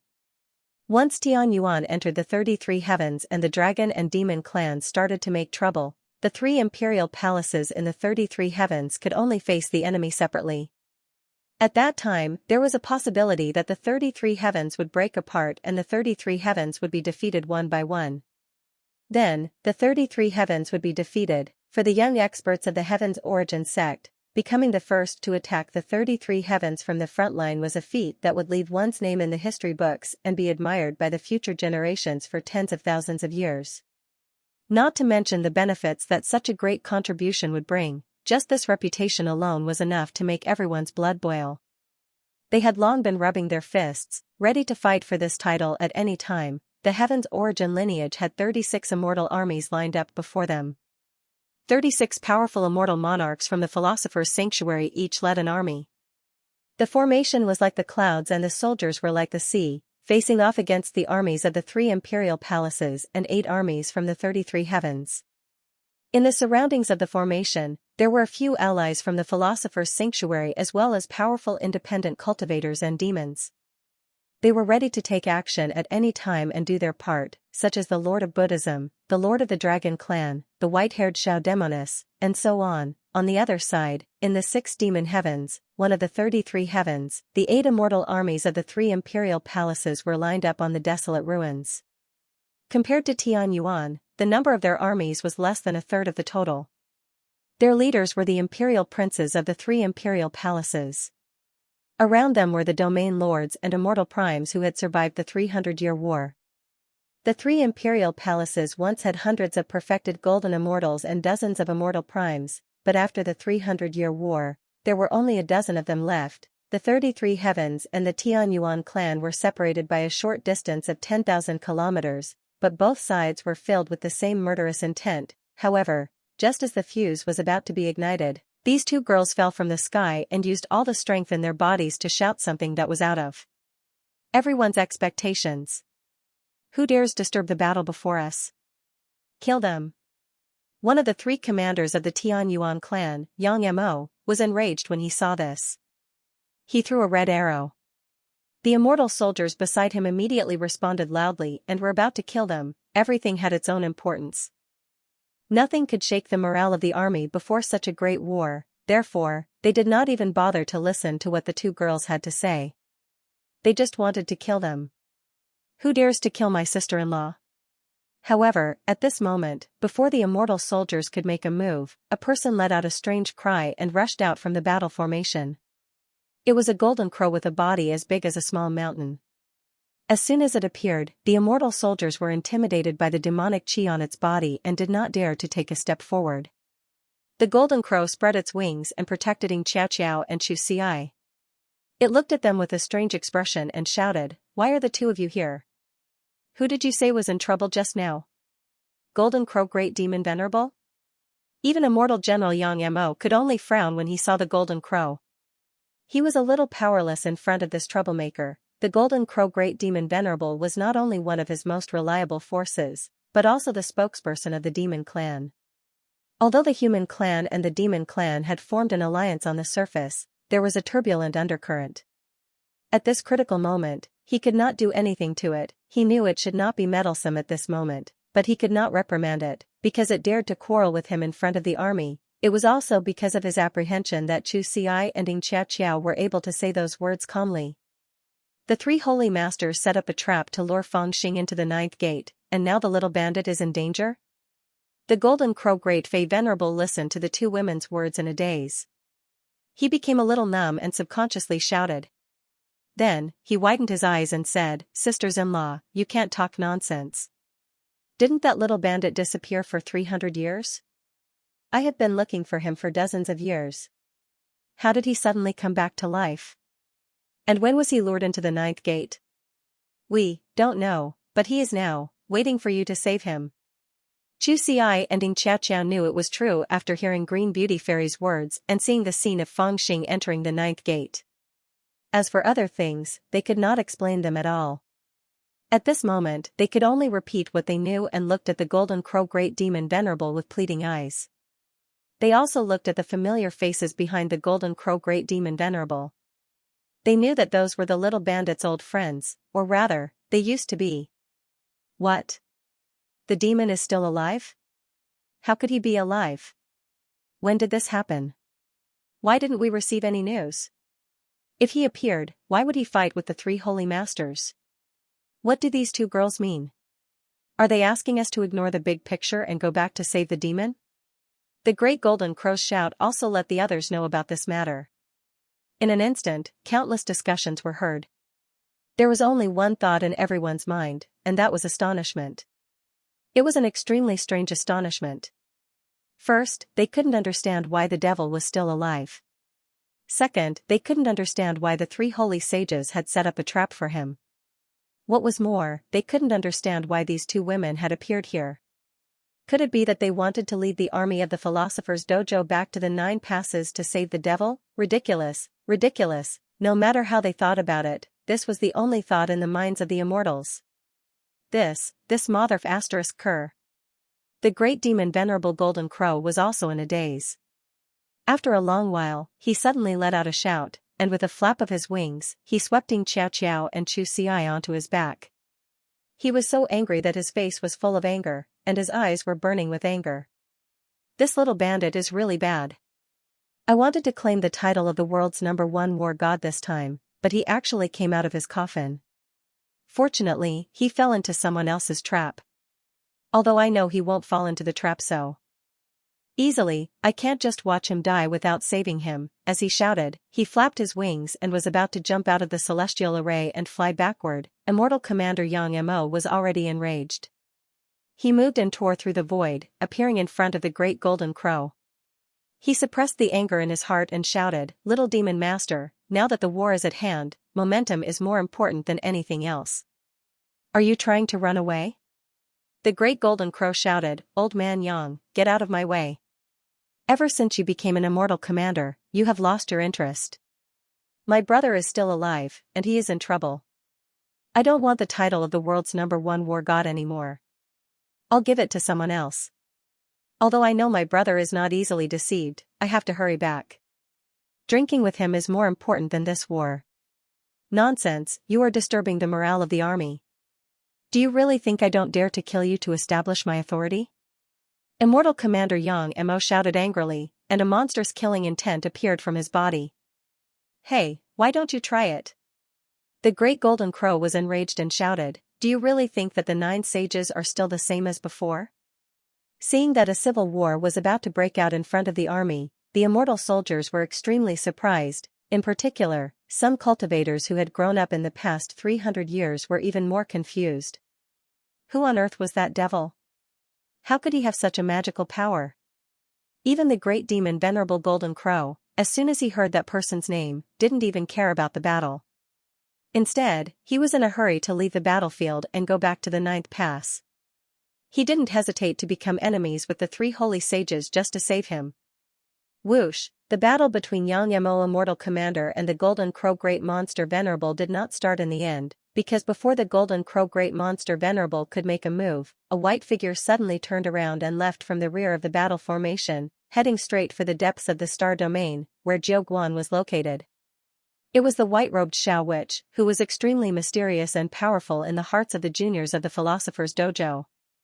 Although she had never joined the Philosopher's Dojo, she would often show up to help. In terms of contribution, she was probably not much weaker than the 36 immortal monarchs. But at this time, she left without looking back. Was it because of that devil? Yang Imo Immortal Marshal stared at the back of white-haired Xiao Demonis and was infuriated. However, white-haired Xiao Demonis wasn't his subordinate. She came to help him willingly, and now that she had left, she was free to do so. He didn't have the authority to suppress her. More importantly, she left as she pleased. Given his cultivation, he didn't have the ability to make her stay so easily. Xiao Shui is a good girl. The great golden crow looked at the figure of the white-haired demon lady from afar and sighed. He wanted to leave while Yang Mo was unprepared. Who dares to leave? This time, it was not only Yang Mo, but also the elders and the troops of the commandment hall. The military discipline of the Philosopher's Dojo was strict. How could they allow their subordinates to leave and stay as they pleased when the battle was about to begin? The great golden crow, who was just about to leave, was immediately stopped. Whoosh! Whoosh! Whoosh! However, to everyone's surprise, from another direction, several immortal army units suddenly rushed into the star region. First, it was one immortal army unit, and then another. In almost a breath's time, 7 or 8 immortal army units led their troops back to the depths of the star region without saying a word. Some of them even left on their own without taking their troops with them. What's wrong with the allies of the dragon tribe? Why did they leave without saying a word? Oh my god, that's the little ghost king of southern border. He actually left with his ghost soldiers. Not only him, his sister, the great Hell Lord, also left, the white-robed immortal Spear Haning also left, and the goddess of war and the golden-winged giant eagle king of the demon tribe. Are they all crazy? Under the horrified eyes of all the immortals, the immortal generals of the various thinkers Taoist Rite, who had been in a stalwart formation and had not relaxed in the slightest, were now fleeing in disorder. Among the 36 immortal monarchs, 8 or 9 of them had left the army without saying a word. Even though the discipline hall of the various thinkers Taoist Rite had the ability to kill the retreating soldiers, it was too sudden, and the ones who had fled were all top-notch immortal monarchs, so the discipline hall was unable to stop them and could only watch them disappear into the star domain. Among all the people, only the great golden crow, who was stopped by the commandment hall, cried out anxiously. Get out of my way, or I'll lose my temper. The great golden crow was really angry. He directly showed his golden claws and was about to attack. Nonsense. Ridiculous. You juniors are so unruly. Do you think this battle is a joke? Yang Imo was furious. He couldn't care less about the fleeing soldiers and forcibly stopped the great golden crow. Old ancestor Feng Xian, should we stop these deserters? In another direction, an elite immortal army surrounded by iron-blooded evil Qi looked at the immortal army led by the little saint of the demon clan, Kong Kong who was not far away from them. A commander of the immortal army stepped forward to ask the god of war, LV Feng Xian, for instructions. They all knew their old ancestor, who hated evildoers the most and hated those who fled in the face of battle. As long as the old ancestor gave the order, they would kill those people. They are not deserters. Let them go. But this time, the old ancestor Feng Xian surprisingly didn't have his usual sharpness. Instead, he calmly waved his hand. He turned his head. His 2 white manies quietly looked in the direction of the star domain, not saying a word. After a long time, he smiled and said, if I didn't want to be the first person to kill his way into the 33 heavens, even I would want to go. Fuyao Palace has its own channels to transmit information. You should have known about the appearance of the former Situ, right?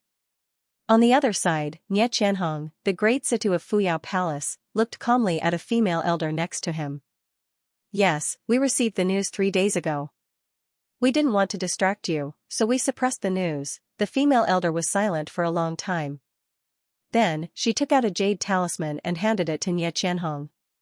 Nie Qianhong took the jade talisman and calmly read the contents inside. There was no expression on his face, but there was a hint of sadness in the depths of his eyes. After a long time, he suddenly laughed bitterly and said, previously, people always said that he and I are old enemies and that we will fight sooner or later. The female elder, as well as her subordinates, looked at him with complicated gazes. But now, I feel that there is no need for that battle. Nie Qianhong said calmly. His voice was calm, but there was some tiredness in it. Back then, Elder Dao Wufeng was killed by that brat Dark North. I wanted to go back to Tianyuan to kill him, but everyone advised me to focus on the big picture and not lose the big picture because of a small mistake. That was why I did not go back. Since then, it has become a sore point. But I did not expect that what I, the current great Situ of Fuyao Palace, could not do was done by the former Situ. From this point of view, I am not as good as him. I am far inferior to him. Great Situ, don't let such a small matter affect your Dao heart. The subordinates hurriedly knelt on the ground and anxiously tried to persuade him. You don't have to worry. My Dao heart will not be affected because of this, and I will not go back. Nie Qianhong only waved her hand lazily and said to the elder, but you have to go back with my decree. Ask Holy Venerable Mu Yuan what he's doing at the back while we're fighting at the front lines. Although we have a new Situ in Fuyao Palace, as long as the former Situ is alive, she will be a member of Fuyao Palace. He once touched an elder of Fuyao Palace, and I endured it. But if he insists on touching the former Situ of Fuyao Palace again, does he really think that there are no men in Fuyao Palace? I will definitely do it. The elder was silent for a long time, then bowed and promised resolutely.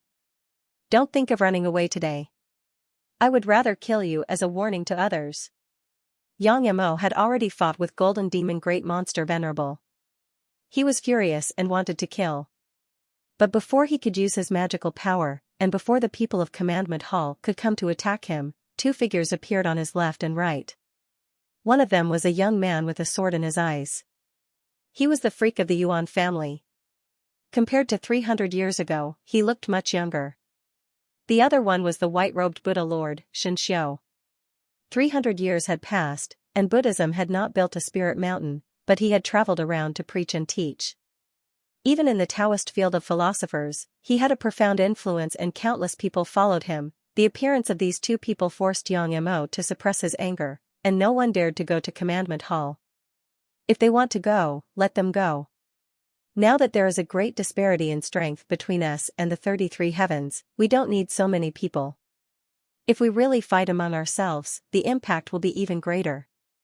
Besides, it is not necessarily a bad thing to let them go back and ask the Holy Master. The freak of the Yuan family arrived a little later than the Buddha Lord, but he spoke first. Yang Mo could not ignore his opinion, and he also heard some other meaning from the words of the freak of the Yuan family, which pointed out some concerns in his heart. Therefore, he did not refute, but just frowned and remained silent.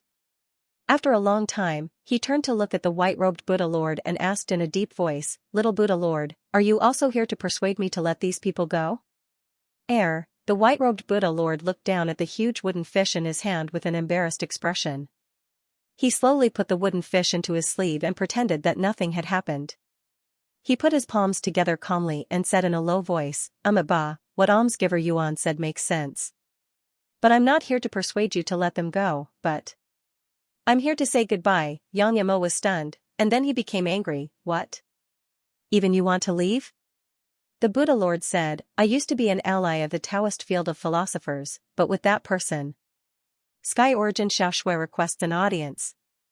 Outside 9 Gates City, white-haired demoness Xiao appeared in the star domain, white snakes dancing around her, her skirt fluttering in the wind. She faced the silent 9 gates with her divine sense raging as she shouted.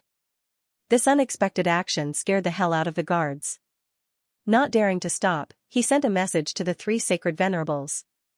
Chen Ming was powerful, but the 3 sacred venerables were enraged. These wandering ghosts have invited her time and time again, yet she refuses to enter our Taoist grounds. We, as sacred venerables, know she'll be trouble sooner or later. Now that the war is at hand, she doesn't go and instead comes to disturb us. Don't mind her. If she dares, activate the array and kill her. At this time, the 3 of them had been guarding outside the Immortal Palace, waiting for a result. They were already burning with anxiety, feeling that the time inside was far longer than they had expected. Now that they heard this variable, they naturally couldn't be bothered.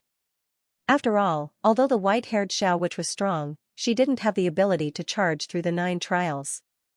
If she dared to force her way through, the great formation within the 9 trials would exhaust her to death. Ghost King Sexley siblings request an audience. Hani requests an audience. Wang Qiong requests an audience with Sacred Venerable.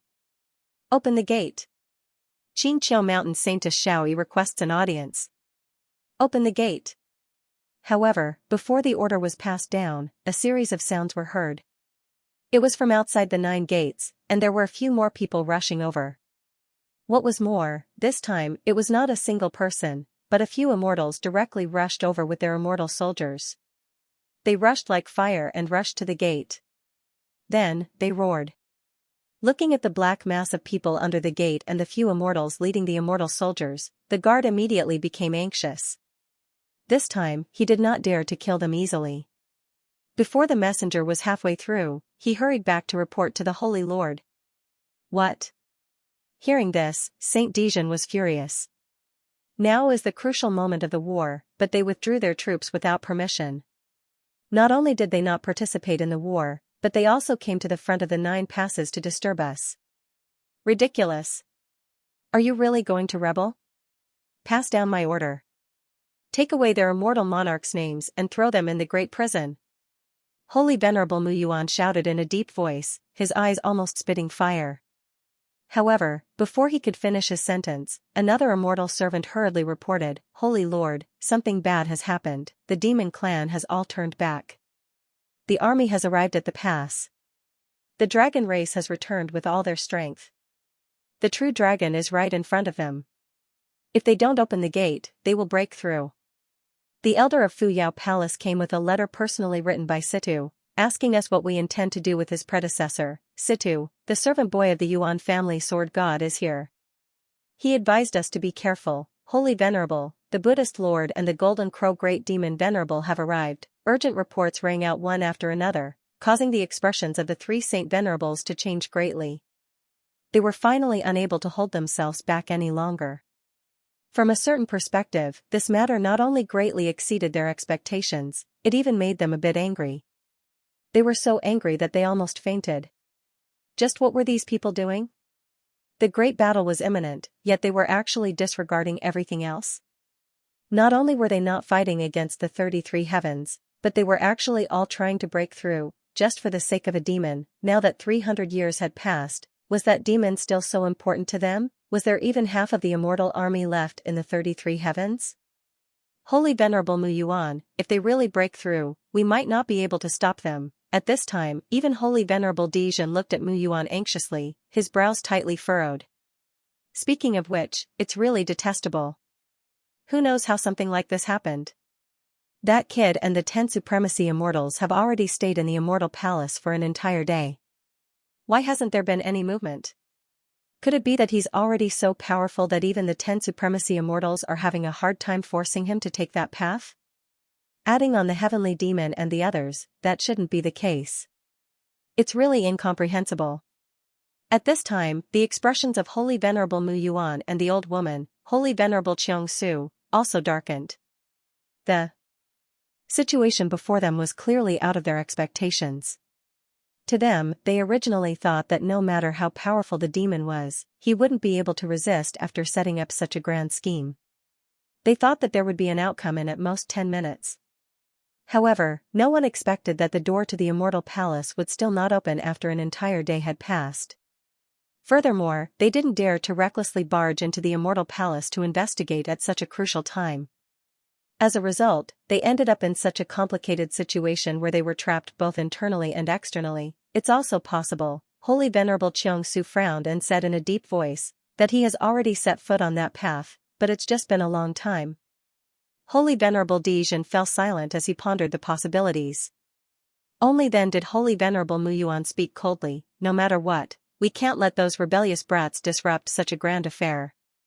That demon must continue walking the path of the supremacy path, or find someone else to walk the path. Otherwise, if our guess about the 3 immortal emperors turns out to be correct, we'll lose this link, and our thousands of years of planning might go down the drain.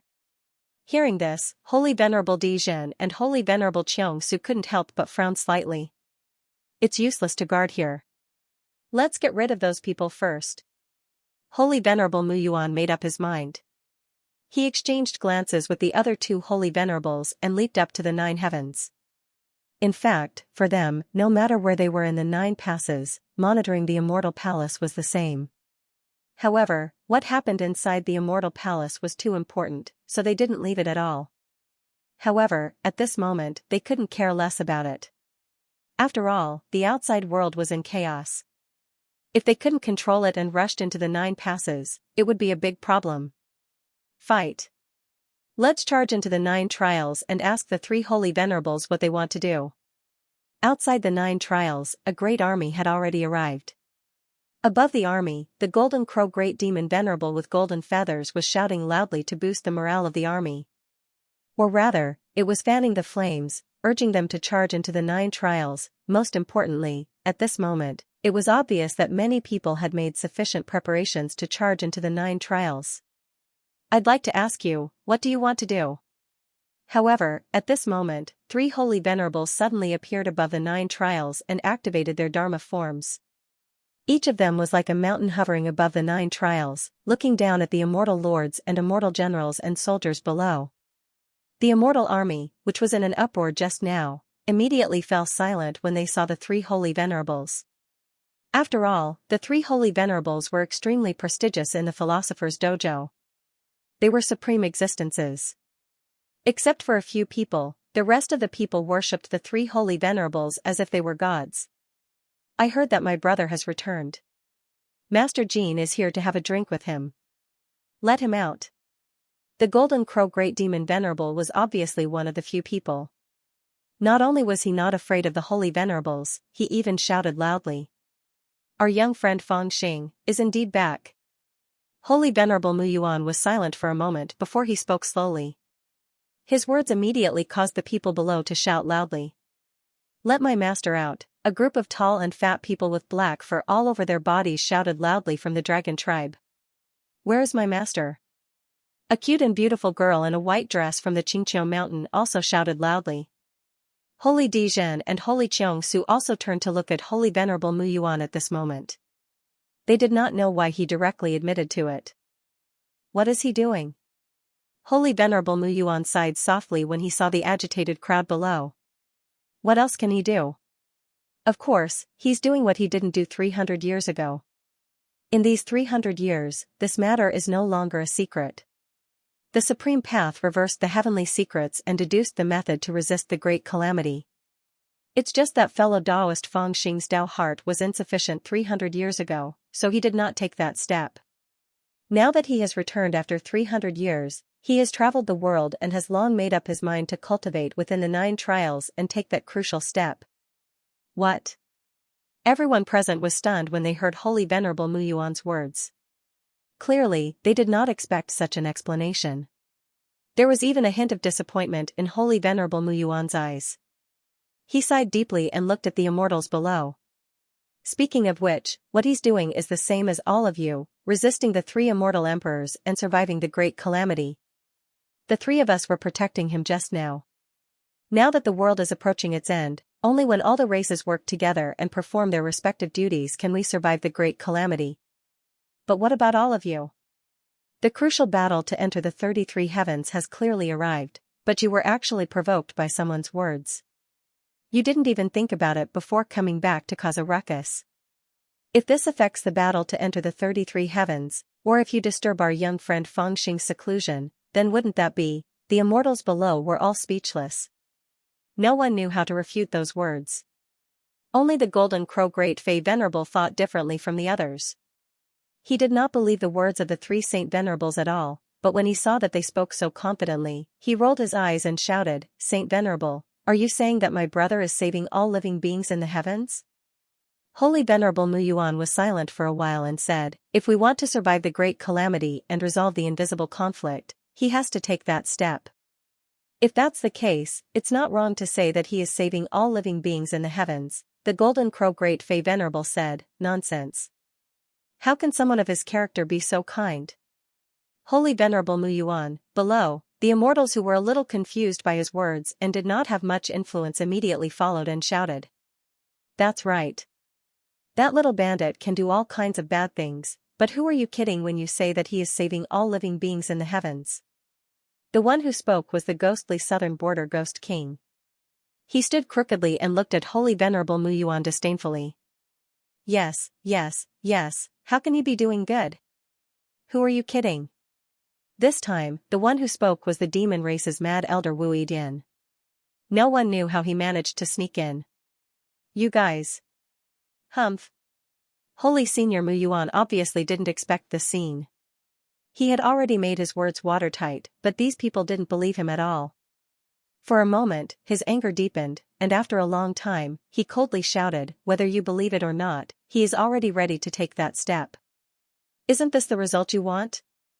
Do you turn a blind eye to the current struggle between the Heavenly Alliance and the Immortal Alliance, the struggle between the human race and the demon race? Now everyone is secretly discussing what the situation will be after entering the 33 heavens, but no one has confidence in this. What is the reason? It's because all of you know that if some of the most basic problems can't be solved, then no one will be able to escape this great calamity. Little friend Fangxing, it's precisely because of this problem that he decided to take that step." With that, Holy Senior Muyuan suddenly stepped aside and coldly shouted, "If you really don't believe it, why don't you just come in and interrupt the process of him taking that step? Then prepare to kill each other and bury your lives in this great calamity?" Everyone fell silent when they heard such harsh words. Should they go and save the devil, or sit back and enjoy the benefits that he would bring to them? Was one person more important, or the fate and destiny of all the races more important? This was a question that no one could answer at all. Holy Venerable Muyuan had actually thrown this question at them. The void was silent. At this moment, everyone could only look at each other in dismay, unable to utter a single word. If a person just wants to wait for others to save him, or even force others to save him, in the silence, a sentence broke the dead silence, then what's the need for this person to live? The one who spoke was the white-robed demon girl Xiao. She was the first to stand up and walk toward the gate. She was silent and firm, expressionless, but her eyes were indifferent. There may be many problems in the future, but there will always be a way to solve them. This is a big deal, and it's also what Uncle Gembua told me to do. I'm ready to deal with all the situations, but the only thing I haven't done is to sacrifice my brothers for stability." The Great Golden Crow was the second to step forward. On its wings were Xianxia and Chu, whose faces were streaked with tears. "The dragon tribe doesn't need others to save us. We can solve our own problems." True Dragon Ao Lai also stood up and slowly walked forward with the dragon scale spear in hand. "This penniless monk does not believe you." The white-robed Buddhist Lord Xianxia made it even simpler. He lifted the corner of his robe and slowly walked forward. More and more people walked out with different opinions. Some people didn't even have any opinions and just followed their intuition. "You are courting death." Holy Venerate Muyuan looked down at the ant-like but stubborn creatures. His rage reached its peak. Even he couldn't hold back his murderous intent. He roared, "He took that step for you, but everything is a question of whether it's worth it or not." Perhaps as Holy Venerable said, little Fangxing taking that step and turning into the unconscious sky is the only way. However, little Fangxing is willing to take that step because this world is worth it for him. They don't agree to let him take that step because they want little Fangxing to feel that this world is still worth his sacrifice.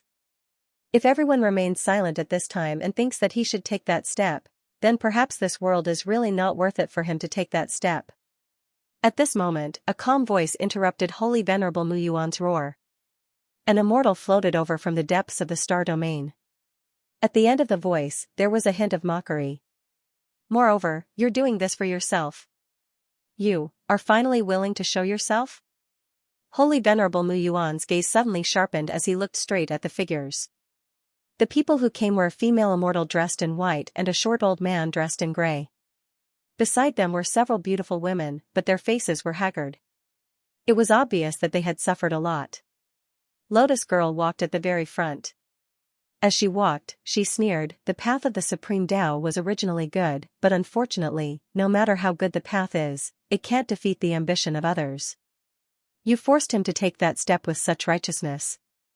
Are you trying to push for reincarnation, or are you trying to turn him into a weapon that you can control in your hands and use to rule over the world?"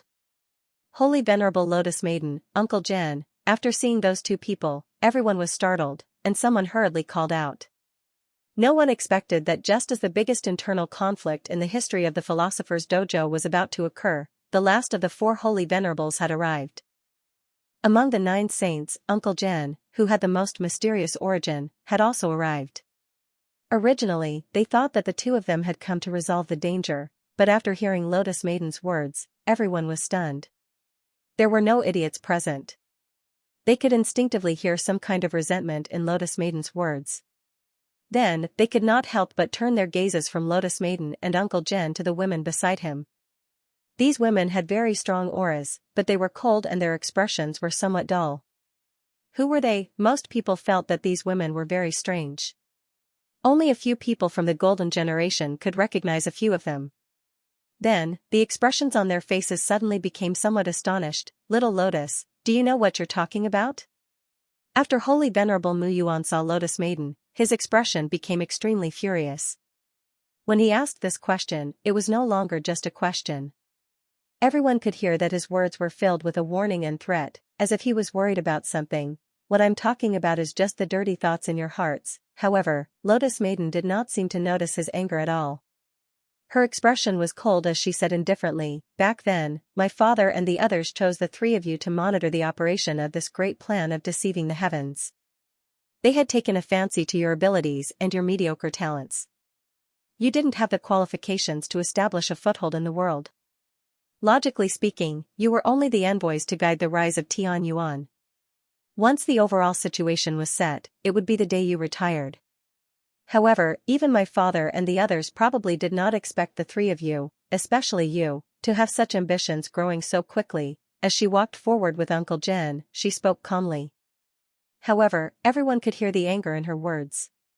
"You were ambitious and wanted to use Tian Yuan as your army to conquer the 33 heavens. It was one thing to become an immortal emperor, but when you realized that being an immortal emperor might not last for long, you actually set your sights on the grand supreme path. Haha, to others, after countless calculations, you predicted that the 3 immortal emperors of the 33 heavens would definitely die. You persuaded the successor of the grand supreme path to take the final step, to transform into the sky, to sever longevity, and to push for reincarnation. It was all for the general trend of the world, for the sake of transcending the tribulation." "Shut up." Hearing this, Saint Master Mu Yuan was enraged. He suddenly pushed his palm forward and slammed it down from afar. However, beside Lian Xian, the short Uncle Jen's expression turned cold at this moment. He slammed his walking stick heavily into the void, and with a rumble, the shadow of a divine tree suddenly appeared between the heavens and the earth. It traversed the heavens and the earth and blocked the palm. Whoosh, the palm was blocked by the divine tree, and not a single bit of it reached Lotus Girl. Lotus Girl did not move. She only glanced at it from the corner of her eye. Then, she raised her head and continued to look forward. She continued to say, "But in reality? Because the 3 of you seized the resources of the 4 immortal palaces and the 9 coffins, there is no one in Tian Yuan who can fight against the immortal emperors. However, your talents are not enough, and it is impossible for you to truly cultivate to the level of the immortal emperors. In your hearts, you are afraid of the immortal emperors to death, so you tried to push the path of the Taishan Dao, causing the successor of the Taishan Dao to transform into heaven, using this to balance the 3 immortal emperors. When the successor of the Taishan Dao transforms into heaven, there will no longer be longevity in this world, and your dreams of becoming immortal emperors will truly begin. The Taisheng Dao probably never thought that the path they pushed for so long would only be used by you fools in your eyes, right? They tried to change the heaven so that all living beings in this world can live in peace. However, before the heaven transforms into heaven, you began to think about how to control the heaven in your hands. Other people's longevity has been severed, but your longevity is not. Others enter the cycle of reincarnation, but you do not. The disciple of the Taisheng Dao transforms heaven to save the world, but you want to control this new heaven in your hands. Lotus Girl's voice spread throughout the surroundings and into the pass. It rumbled and shook people's hearts. What nonsense are you talking about? This is ridiculous, full of nonsense. Mu Yuan had already gritted his teeth, but he subconsciously glanced at the immortal palace below. He did not dare to make a move. Nonsense? Lotus Girl sneered and pointed at the women behind her. Then explain yourself. 100 years ago, you secretly imprisoned the goddess of indifference.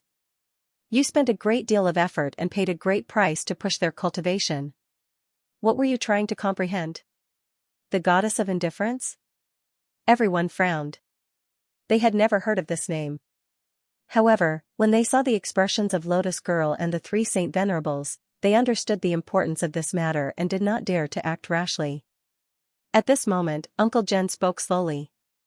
His words were filled with endless mockery. The Taisheng Dao transforms into heaven, and the goddess of indifference is emotionless.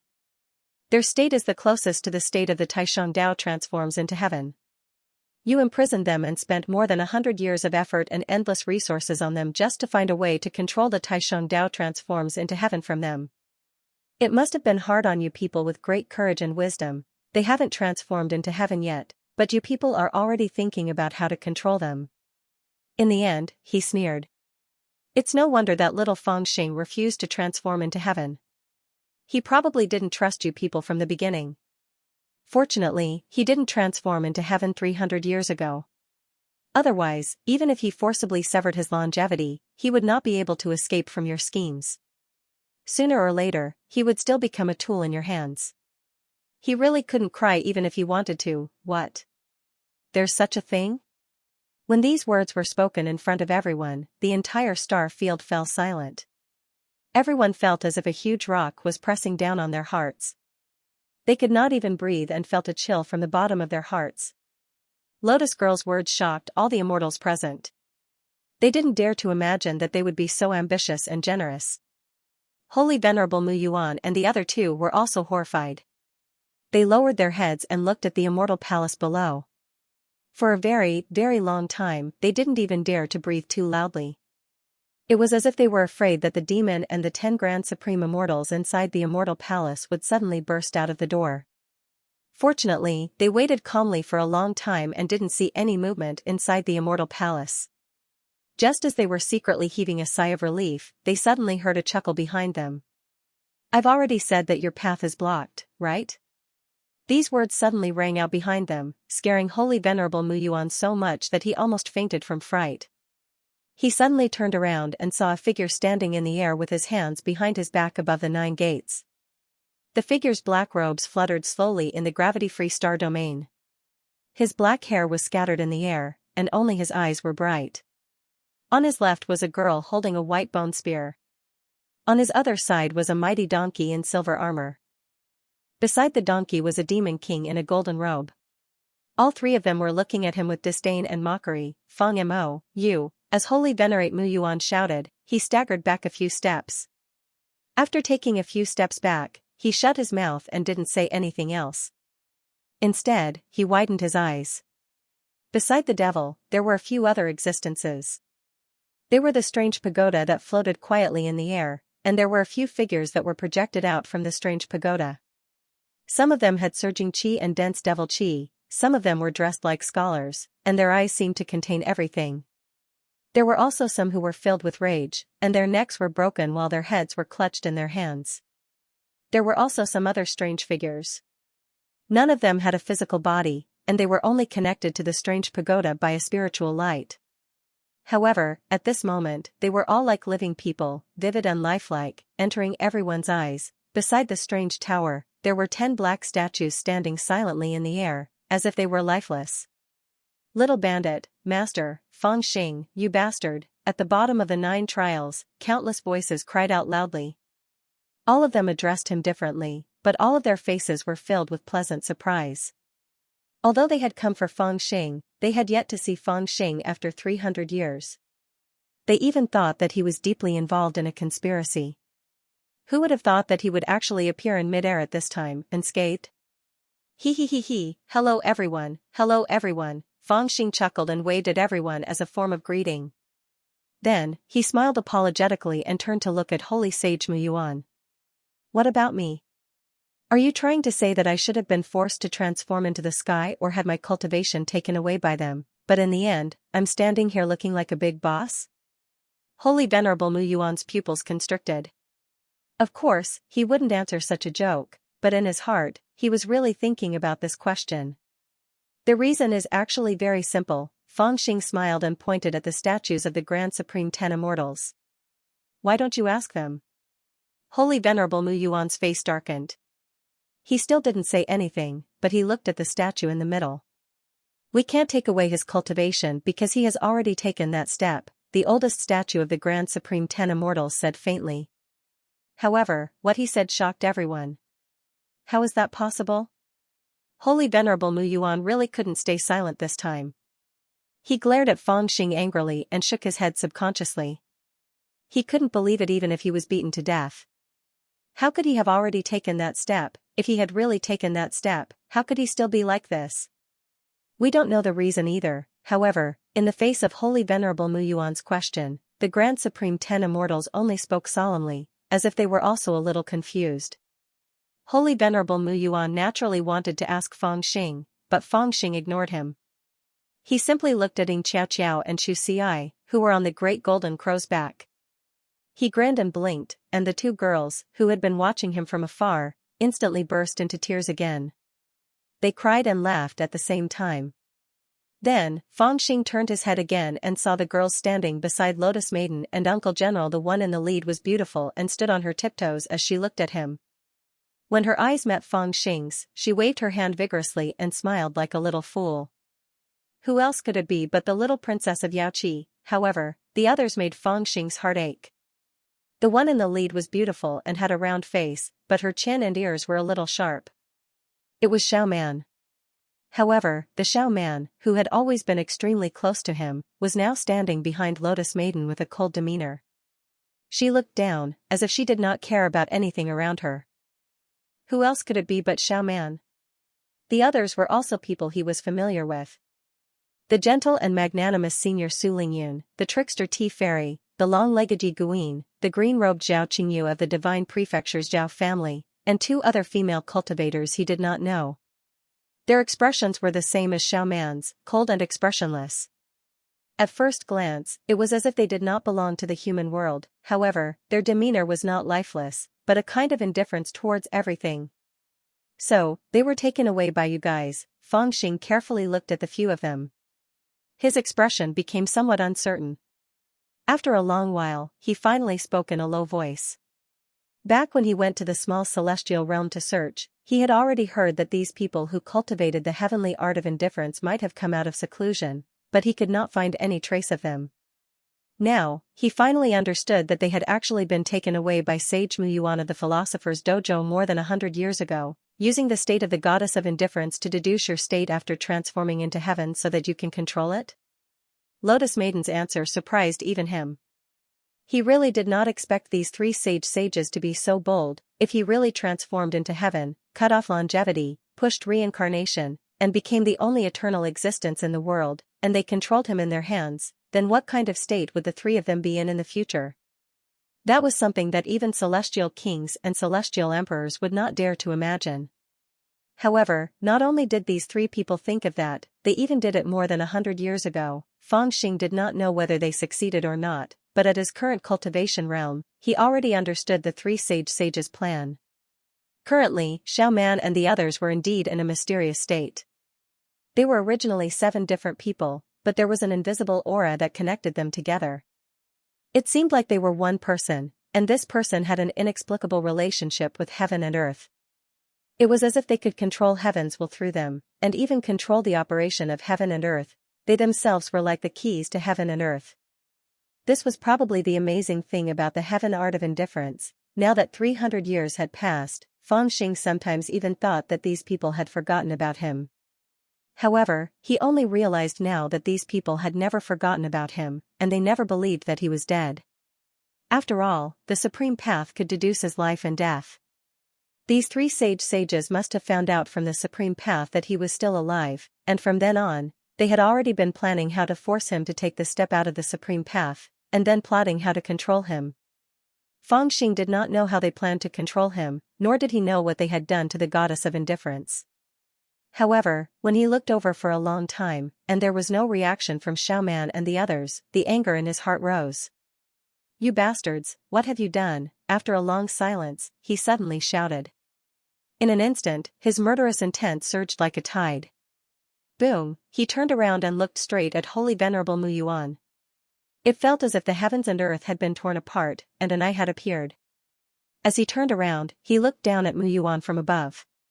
Murderous intent surged out like a river of stars. "Young friend Fang, listen to me." Cold sweat poured down Sage Mu Yuan's back in shock. In an instant, he raised his flag to protect himself. "Listen to your father." However, before he could raise his flag and use his mystique, Fang Xing had already appeared in front of him, snatched the flag, tore it into pieces, and slapped him. Sage Mu Yuan was completely defenseless in front of this slap. Be it his mystique or the power of the Great Path, they were all completely suppressed by Fang Xing, causing him to have the illusion that when this demon was truly angered, he could not fight back at all. He could only take a beating like a piece of wood, and fall to the ground like a broken sack. "Dao Master Skirage, please calm down." Sage Dijon was also covered in cold sweat as he shouted anxiously. "Calm down my ass." Fang Xing turned around and gave him another slap, sending him flying as well. "This isn't what you think." Sage Cheong Su was so frightened that his hair stood on end. "Think your ass." Before he could finish, he was also sent flying by another slap from Fang Xing. "This isn't what you think." Everyone was dumbfounded when they saw Fang Xing suddenly go berserk and slap three sages in a row. Even though they had seen it with their own eyes, they still found it hard to believe. Only Lotus Girl could not hold back after a moment of shock. She spoke softly. "It's different from yours." Fang Xing's hand was ready to slap anyone who spoke. He was just about to slap Lotus Girl when he suddenly realized something. He had already slapped her, so he could not retract his hand. He could only touch Lotus Girl's face and said, "Oh, speak." "They are indeed using the goddess of indifference to calculate your state after you transform into the heavens, but it's not to the extent of threatening them." Lotus Maiden was obviously a little surprised by Fang Xing's strength. She had already imagined the power of the Grand Supreme Taoist disciple to the extreme, but she did not expect that the strength displayed by this Grand Supreme Taoist disciple was far beyond her imagination. She did not realize that she had been taken advantage of for a moment. After a long while, she came to her senses and glared at Fang Xing fiercely. Then, she explained as if nothing had happened. "When I found the goddess of indifference, they did not suffer much. Instead, they were taken care of very well. Even many of the precious resources in the 9 coffins were piled on them without reservation. After all, they wanted to use the goddess of indifference to calculate your state. Naturally, the higher their realm, the closer they are to the boundless realm of indifference, the easier it is for them to calculate. Therefore, they are doing everything they can to increase their realm. Come to think of it, they have actually taken advantage of this matter," Fang Xing said angrily. "Nonsense. If it wasn't for them, how could they not even recognize me?" Lotus Maiden was speechless. They cultivate the art of indifference. Originally, they cultivated to be emotionless in order to understand the heavenly Tao. Fang Xing thought for a moment and said, "Then they still increased their cultivation. Wouldn't that make them even more unable to recognize me?" The Lotus Maiden sighed deeply and said, "They can't be blamed for this. In fact, when the goddess of forgetfulness went into seclusion, it was an extremely dangerous thing to do. Her skills were pieced together and not complete. Moreover, any kind of cultivation requires a large amount of resources. At that time, they were short of everything. To be honest, if they hadn't found the goddess of forgetfulness and given them sufficient resources, as well as read all the ancient books to help them replenish the art of forgetfulness, perhaps when the goddess of forgetfulness came out of seclusion, she would have died. Fangxing was speechless. He turned his head to look at Xiaoman and nodded. You do look a little fat. As he said that, he looked at the little princess of Yaoqi and called out, "Fourth sister." The little princess of Yaoqi immediately shouted excitedly, "Here." Fangxing said, "Come. Here." The little Yaoqi princess lifted her skirt and ran over excitedly. She placed her head on Fangxing's chest, then opened her arms and hugged him. She cried out in joy and kissed Fangxing's head fiercely, shouting, "I knew you missed me." In the distance, Xianxia and Chu Xi, who were holding hands and standing near the Golden Crow Great Fey Venerable, naturally saw this scene.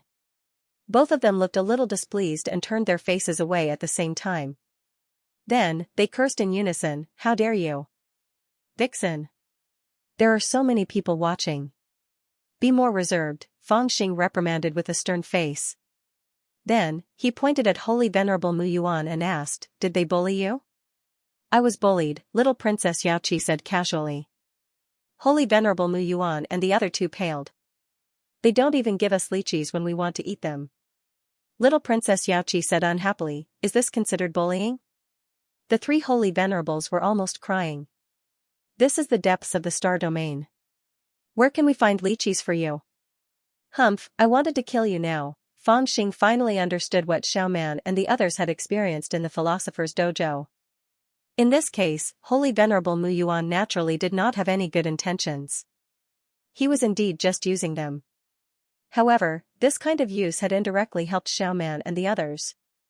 The killing intent that had just surged out of him faded slightly. He narrowed his eyes and sneered. "I won't kill you now. I'll kill you later." Holy Venerable Mu Yuan and the other two immediately felt a chill in their hearts. Are we still going to kill them? Let's not talk about this for now. I'm very concerned about another problem.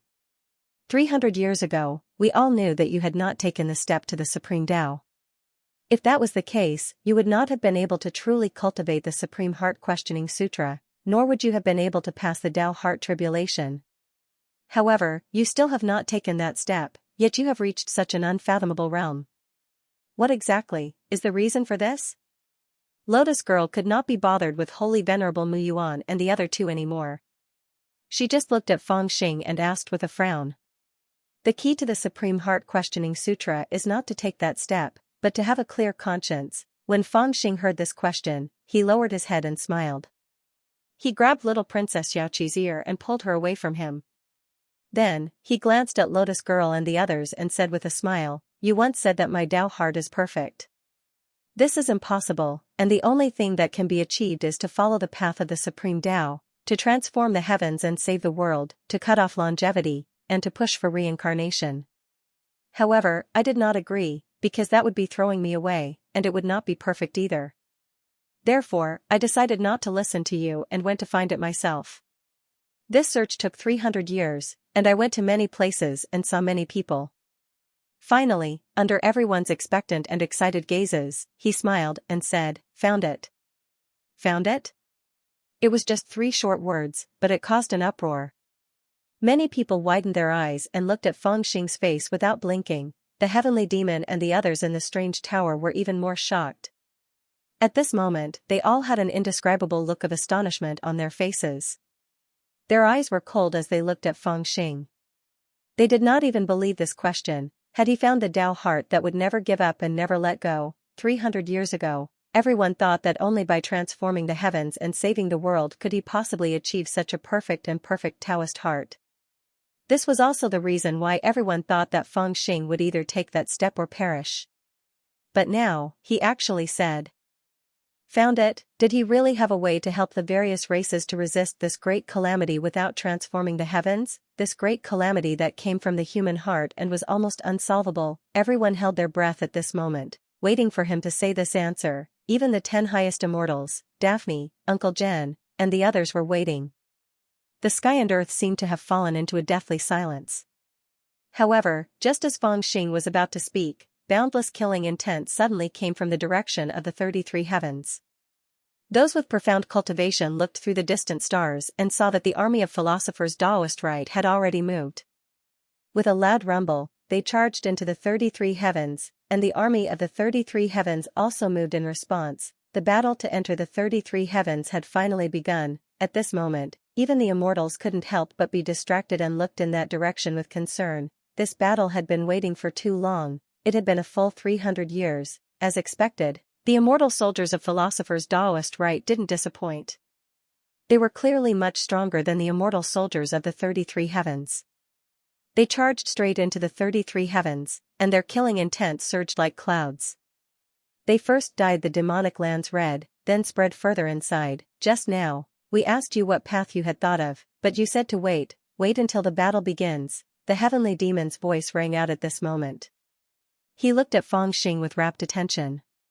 Now that the battle has begun, your answer is still a little short of maturity. Feng Xing was also watching the great battle. His expression was calm, and he was neither fast nor slow. The immortals were helpless. They could only watch with concern as the battle seemed to have no suspense at all. They didn't know what this little demon had up his sleeve. It wasn't until the immortal soldiers of philosophers Taoist right scattered the immortal soldiers and generals of the 33 heavens with unstoppable momentum that the immortal soldiers and generals of the 33 heavens split up to attack Great Scarlet Sky, Great Firmament Sky, and Greater Darkness Sky that something unexpected happened. From the positions of the 3 imperial palaces, a frenzied aura suddenly held out and shot straight into the 9 heavens. From afar, it could be seen that there were 3 rays of celestial light with similar essences but different auras. They shot out from the 3 imperial palaces and flew towards the 9 heavens. The moment they flew into the 9 heavens, a change occurred. The 3 rays of celestial light began to fuse with the will of the heavens that covered the 33 heavens, causing the will of the heavens that had begun to shatter due to the many battles over the past 10,000 years to fuse together. The 3 rays of celestial light tore at each other, devoured each other, and turned into the sky that covered the vast land. Countless people held their breaths, their eyes filled with shock. The 3 immortal emperors have come out of seclusion? Their eyes were even beginning to fill with fear. 3 immortal emperors, the supreme existences of the 33 heavens. Even though philosophers Taoist right had always held the upper hand in the consecutive battles, there was always a shadow that lingered in their hearts. That was 3 immortal emperors. As long as the 3 of them didn't come out of seclusion, the shadow would never dissipate. There had always been a rumor in philosophers Taoist right that the 3 immortal emperors had passed away in meditation a long time ago. That was what everyone said, but how many people believed it? The scene they were witnessing right now just happened to prove their guesses. Moreover, the 3 immortal emperors hadn't just transcended. They hadn't attacked the immortal soldiers of philosophers Taoist right as soon as they broke out of seclusion, and they didn't even seem to be paying attention to the battle that was taking place. They had simply ascended into the 9 heavens after they broke out of seclusion and headed straight for the shattered will that enveloped the 33 heavens. The 3 immortal emperors, they're devouring the will of the 33 heavens. An unknown immortal who was dressed like a scholar shouted anxiously from within the shadows that were projected out of the strange pagoda. It wasn't just him, many others looked over as well. After the 3 immortal emperors emerged from seclusion, they didn't even have their physical bodies. Only their quintessence auras remained, and they actually shot into the 9 heavens and fought to fuse with the remaining will of the 33 heavens. They didn't even hesitate to fight each other for it. As they devoured the will of the 33 heavens, their vital energy grew incessantly, and it was strong to an unimaginable level. It was all-encompassing and controlled everything. Everyone present was shocked to the point they couldn't say a word. Most of the 10 sovereign immortals had witnessed this scene. The statue in the middle muttered, "How could this be possible? Why did they step on the path of transforming into the heavens? Nothing is impossible." The 3 immortal emperors soared up to the 9 heavens, devouring the heavens will and transforming into the firmament. This truly shocked everyone, but Feng Xing wasn't surprised at all. He calmly explained, "There was once an immortal monarch who established the eternal immortal palace in pursuit of eternal life, and eternal existence. These 3 immortal emperors are the last 3 members of the eternal immortal palace. Their pursuit hasn't changed, they still seek immortality. In that case, what could be more satisfying than becoming the heaven's will? Haha, all of you underestimate the three immortal emperors too much. Do you really think that even though they knew that they had become the shackles of the heavens, they still held on to their cultivation and refused to let go? They would rather die together with the 33 heavens so that you could overthrow them and become the object of ridicule for the world? When they sealed themselves in seclusion, it was not because they were trying to escape, but because they had truly realized that the 33 heavens were drying up. That was why they sealed themselves, in order to gain enlightenment and transcend.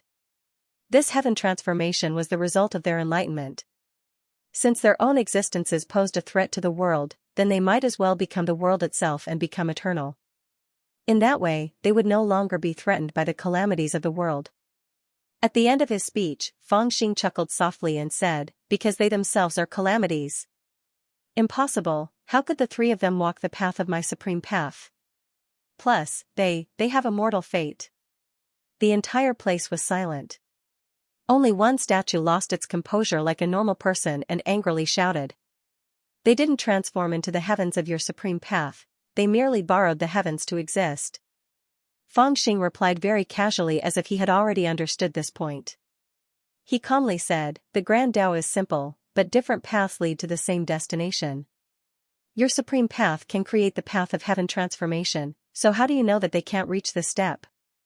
In fact, more than 10 years ago, when I returned from the depths of the star domain, I passed by the 33 heavens. At that time, I already sensed their auras and guessed their intentions. However, even now, I still don't know how they broke through the restrictions of the immortal fate. Thinking about it, they sealed themselves for more than 300 years in order to understand this problem. However, I can see that they don't have the desire to save the world like your supreme path.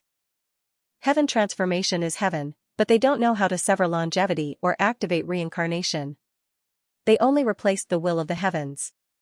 Feng Xing's voice wasn't loud, but it echoed in the hearts of everyone present. Not everyone could understand this logic. Most people only listened in a daze. Only the 10 exalted immortals and the heavenly demons' expressions grew colder. They seemed to have thought of an even more terrifying problem, and they were abnormally terrified. Not good, those people that entered the 33 heavens. At this time, there were even more people who were looking in that direction. Right now, this place was too far away for ordinary people to see through. But at this time, when the three emperors formed the heavens, the 33 heavens seemed to be magnified invisibly. At this time, they could clearly see that in the 33 heavens, the immortal soldiers of the philosopher's Taoist rite who had just charged into the 33 heavens, were directly destroyed. Ghost fire descended from the sky, and a huge change occurred. And they just happened to be engulfed by it. The three immortal emperors didn't even deliberately target them. They were only doing their own thing. However, all of them who were enveloped by it felt as if they were going to be annihilated. They howled as they fell and turned into smoke, before the might of the world. So what if they had divine abilities? So what if they had magic treasures? They weren't even worth mentioning. In the blink of an eye, the immortal soldiers that had charged into the 33 heavens had been annihilated. Dead, are they all dead? Countless people were trembling in fear as they screamed in fear. They were wondering what would have happened if they hadn't turned back and remained on the battlefield. Did those people who wanted to seize the greatest merit to enter the 33 heavens all lose their lives? Sigh. I still can't help it. At this time, Feng Xing also sighed and suddenly took a step forward. With just one step, his figure changed and he appeared in the 33 heavens above the chaotic battlefield. Although he was so far away, his figure was still so clear. An invisible aura erupted from his body, and a true projection of a world appeared behind him. Then, he gently lifted his hand and supported the sky above the 33 heavens. The world-ending calamity caused by the three immortal emperors fighting for the heavens will cause the immortal soldiers and immortal generals who were crying and running around like headless flies. Their death slowed down a little. Which ant dares to come here and seek death? The three immortal emperors that were fighting for the heavens while in the 9 heavens had already regarded the world as their own and were determined to destroy all living beings. When they suddenly saw someone break into the 33 heavens and hold up the sky, they were immediately enraged. With a loud bang, 3 blurry figures appeared in the 3 rays of immortal light. One was wearing a red robe with an ancient crown on his head. His eyes were bloodshot. One was wearing a robe with disheveled hair and straw shoes. The last one was a woman wearing a black robe and holding a starry sky in her hand. The three of them were fighting fiercely, but when they saw Fang Xing barge in, they were enraged and attacked at the same time. Boom! Boom! Boom! Three powerful forces came from afar and swept towards Fang Xing from three different directions. The power of those three attacks was indescribable. They were attacks that surpassed any kind of divine ability, spell art, or dharma treasure. The Great Tao was the simplest, and their attacks were also extremely simple. There was only the purest power. That kind of power even surpassed the Great Tao. Any Great Tao was like a child's trick compared to those three attacks. There were some stars in front of the three attacks, but when the three attacks surged over, all the stars disappeared in an instant. Be careful. The immortals below the pass were shocked. Even Lotus Girl blurted out at this moment. But after saying these two words, she covered her mouth. In her heart, she had already understood one thing. Before this kind of power, what difference would it make if she was a little careless? Remember my name. My name is Fang Xing. Fang Xing, on the other hand, laughed in response to these three attacks. He threw the demonic blade in his hand into the air, and it shone brightly. The demonic intent was dense, and it turned into a sky-toppling seal that collided with the attack of Celestial Emperor Dachi Tian. Then, Fang Xing separated his palms and let out a roar. His celestial aura suddenly bloomed, making him seem like the center of the world at this moment. His power was contained but not revealed, and it also exceeded the scope of the Great Tao. It was simple and unadorned, and he simply struck out. His fate, at this moment, the unknown immortal suddenly widened his eyes and cried out involuntarily.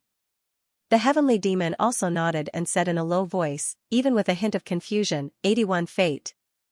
When ordinary people heard this, they did not quite understand. Only the existence in the strange pagoda and the 10 Supreme Immortals were shocked and their eyes were filled with doubt. The path of the Grand Supreme Tao was the path of severing fate. 300 years ago, Fang Xing had already severed 63 lives, and his cultivation was profound. After that, the heavenly demon and the others had always hoped that he would take that step. They wanted him to start severing all the lives until the last life was severed. Then, he would abandon his body and become heaven. However, at this moment, they suddenly saw a shocking truth: 81 lives were still there. Not a single one was severed. The 63 lives that had clearly been severed were now the same as before. There was not the slightest bit of abnormality. How is this possible? What realm is he in? Even the 10 highest immortals could not understand at this moment. This Grand Supreme Tao disciple, what kind of path was he walking? Boom. Boom. Boom. Before they could react, Fang Xing had exchanged blows with the 3 immortal emperors. Surprisingly, Fang Xing was not annihilated by the 3 immortal emperors' tyrannical power. After the indescribable aftershock of the immortal wind dissipated, they were shocked to see that Fang Xing was still standing in the same place, unharmed. He only took 2 steps back, then laughed and flew forward, and with this one move, he had already charged into the center of the 33 heavens. He had already arrived above the immortal soldiers of the Philosopher's Dojo who were shrouded by the tribulation. Did he make a move to save them? The immortals present cheered thunderously when they saw this scene. Even if they did not share the same ideals as the immortal soldiers and immortal generals on the battlefield, they were still of the same origin. No one was willing to see them die so worthlessly, especially when there were actually many who were close friends with them. However, when faced with the matter of Fang Xing being framed, they made a different choice in an instant. Who would be willing to see them die with their own eyes? But in the face of the might of the 3 immortal emperors, none of them could help. They could only watch. Now that they saw Fang Xing make a move to save them, how could they not be excited? Wait, the immortals who were overjoyed and on the verge of worshipping Fang Xing suddenly saw an unexpected scene.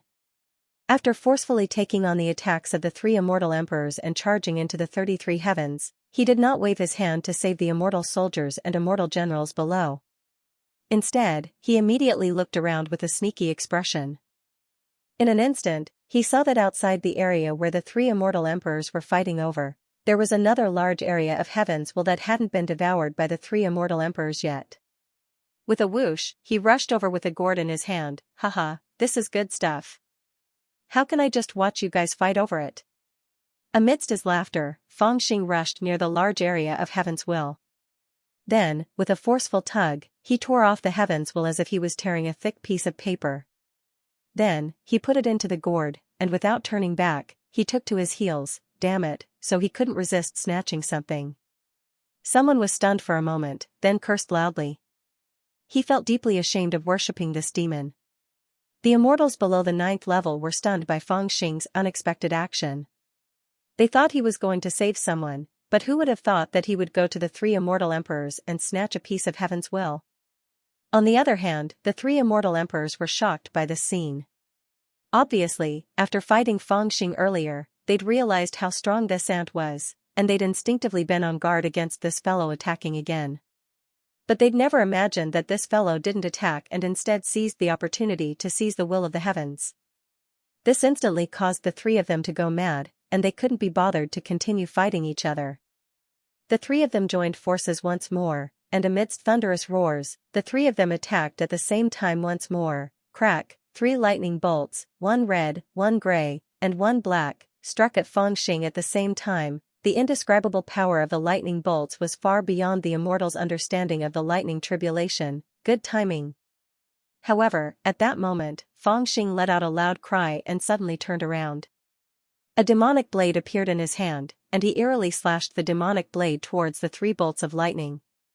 Shockingly, the 3 bolts of lightning that possessed the power to destroy the world were cut in half, and he borrowed the power of the lightning to instantly float 1,000,000 miles away. He swayed and landed on the 9th level, where he threw his head back and laughed loudly. Kill. Kill. Kill. Kill. Kill. Kill. This strange scene was not only unexpected by the people of the 9th level, but also by the 3 immortal emperors. For the 3 of them, these hundreds of years were just preparation for this moment of heaven transformation. The only thing they were afraid of was each other. This was also the reason why they disdained the actions of the philosophers' Taoist grounds. They didn't even care about the survival of the 3 imperial palaces.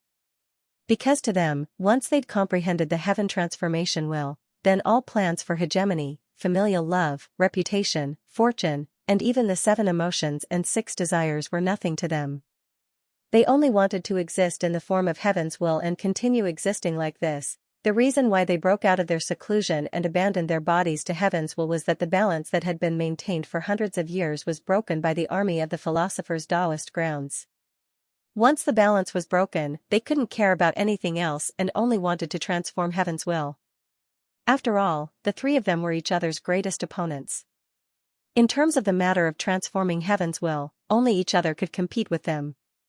But who would have thought that when the 3 of them were fighting fiercely, someone like this would suddenly appear? He actually stole a piece of heaven's will. This made the 3 immortal emperors roar in anger. The 3 immortal emperors flew across the sky like divine dragons and rushed towards the 9th level. I.e., some people were scared out of their wits. Just now, when they saw the world-destroying might of the 3 immortal emperors, they were secretly glad that they didn't kill their way into the 33 heavens. They didn't expect that this little devil would go and provoke the immortal emperors and bring disaster to the 9 passes. Looking at this power, if an immortal emperor were to rush over, who in the 9 trials would be able to survive? At this time, Feng Xing put the gourd back into his sleeve contentedly, picked up the devil saber backhandedly, and stood straight above Jiao Guan. He looked coldly at the 3 immortal emperors' ferocious immortal light. At this moment, he seemed to have become taller than Jiao Guan. His figure filled the starry sky, and he looked down at the 3 immortal emperors with incomparable coldness. The anger of the 3 celestial emperors, who had rushed over to kill him, instantly dissipated by more than half. At this moment, Feng Xing's gaze fell on the 3 immortal emperors and he said calmly, "I know that the 3 of you chose to abandon your bodies and transform into heaven in order to obtain eternal life. Now is the crucial moment for you to succeed in transforming into heaven, yet you still have the guts to attack me? Aren't you afraid that my saber will kill 1 or 2 of you or injure you and let the other 2 take advantage of you?" This loud roar spread out in all directions. The 9 underworlds also spread into the depths of the universe. Everyone on the 9th level was shocked. No one dared to speak at this moment. Those were 3 immortal emperors who stood at the peak of all living beings and were about to transform into heaven. Someone actually dared to talk to them like that. The 3 immortal lights actually stopped in the sky and didn't rush towards the 9th level. They seemed to be hesitating. It seemed that deep down, they really believed that what Feng Xing said made sense. It wasn't that the three of them had no hope of defeating Feng Xing if they joined hands, but they had acknowledged Feng Xing's words. If the three of them were to take action against him, then at least one or two of them would be heavily injured by him. In this way, those who were heavily injured would definitely become weaker during the fight for the will of the heavens, and there was a possibility that others would seize the initiative, or even lose the chance to exist. The three of them hadn't completely transformed into heaven yet, so they still had some emotions and desires, as well as some selfishness. It was because of this selfishness that they all fell silent at this moment. "You will return everything you took from us in the future." After a long time, a deep voice resounded, and it carried an indescribably dignified tone. However, when Feng Xing heard it, he smiled and said, "I've taken countless things in my life, but no one has ever taken them back." The immortal lights formed by the three immortal emperors fell silent again, and after a long time, they all turned back. They actually didn't rush over to help. Instead, they rushed towards the portion of heavens within the 33 heavens that hadn't been completely divided up by them. However, Feng Xing smiled even more complacently when he saw the scene. Originally, the remnant heavens within the 33 heavens seemed to be enough for these three immortal emperors to grow to the same powerful realm, and then they would continue to be wary of each other. But now that the little thief had snatched away a portion, the resources were no longer balanced. It would be difficult for the three of them to reach perfection, and it would be difficult for them to achieve the status of a tripartite balance. Now that the heaven transformation was over, there would definitely be strong and weak, and the weak would definitely be devoured by the strong among the three. It was just that they had left so decisively, and Feng Xing had also stopped so decisively, which inevitably made people feel a little surprised. "That's it," the Golden Crow said subconsciously, looking at Feng Xing with a strange expression. Feng Xing rolled his eyes at him and said, "What else do you want?" "I don't have a death grudge with him." The immortals came to a realization. They felt that this was indeed the little devil's style. However, Saint Venerable Muyuan felt a little uncomfortable when he heard that this was a person who could snatch heaven's will from an immortal emperor, stand at the 9 gates, and chase away 3 immortal emperors. Was he considered a death grudge with him? The more he thought about it, the more flustered he felt, and the bitterness was coming back to him. It was only at this moment that he truly realized what kind of monster he had provoked. As for the other 2 Saint Venerables, whether it was Dijun or Xianxia, they subconsciously distanced themselves from him. In the distance, countless people were still trapped in the 33 heavens. They were enveloped by the tribulation caused by the 3 immortal emperors fighting for heaven's will. It was as if they had fallen into hell, with no way out and no way to die. However, although Feng Xing did not go to save people, his intervention still distracted the 3 immortal emperors. It finally created a temporary chance of survival for the immortal soldiers and immortal generals trapped in the 33 heavens, and even the immortal army of the 33 heavens. Countless people rushed out and fled for their lives. Countless rays of light escaped into the stars and scattered in all directions. In the distant starry sky, a portion of the immortal forces that the gods' Taoist grounds had sent out had retreated, and they seemed to be in an extremely sorry and miserable state. Moreover, less than 10% of the immortal forces that were still alive remained, and all of them were silent with sorrow. Behind them, the 3 immortal emperors fought to transform into the heavens. The 33 heavens tribulation descended, and heaven and earth collapsed. It was a mess. When the 3 immortal emperors succeeded in transforming into the heavens, no one would be able to enter the 33 heavens. Since there are immortal emperors transforming into the heavens, does that mean that all the calamities have passed? The Golden Crow Great Monster Venerable's eyes darted around. He subconsciously said this after being stunned for a long time. When he said this, he felt that it was a matter of course. Everyone else thought the same. However, someone soon noticed that something was wrong. The 4 Saint Venerables of the Philosopher's Taoist grounds, Uncle Jen, and the projections from the strange pagoda did not look relieved as they had imagined. Instead, their expressions became even more solemn. It could even be said that they were not only solemn, but also a little desperate. "What's wrong? Don't you want to transform into the heavens?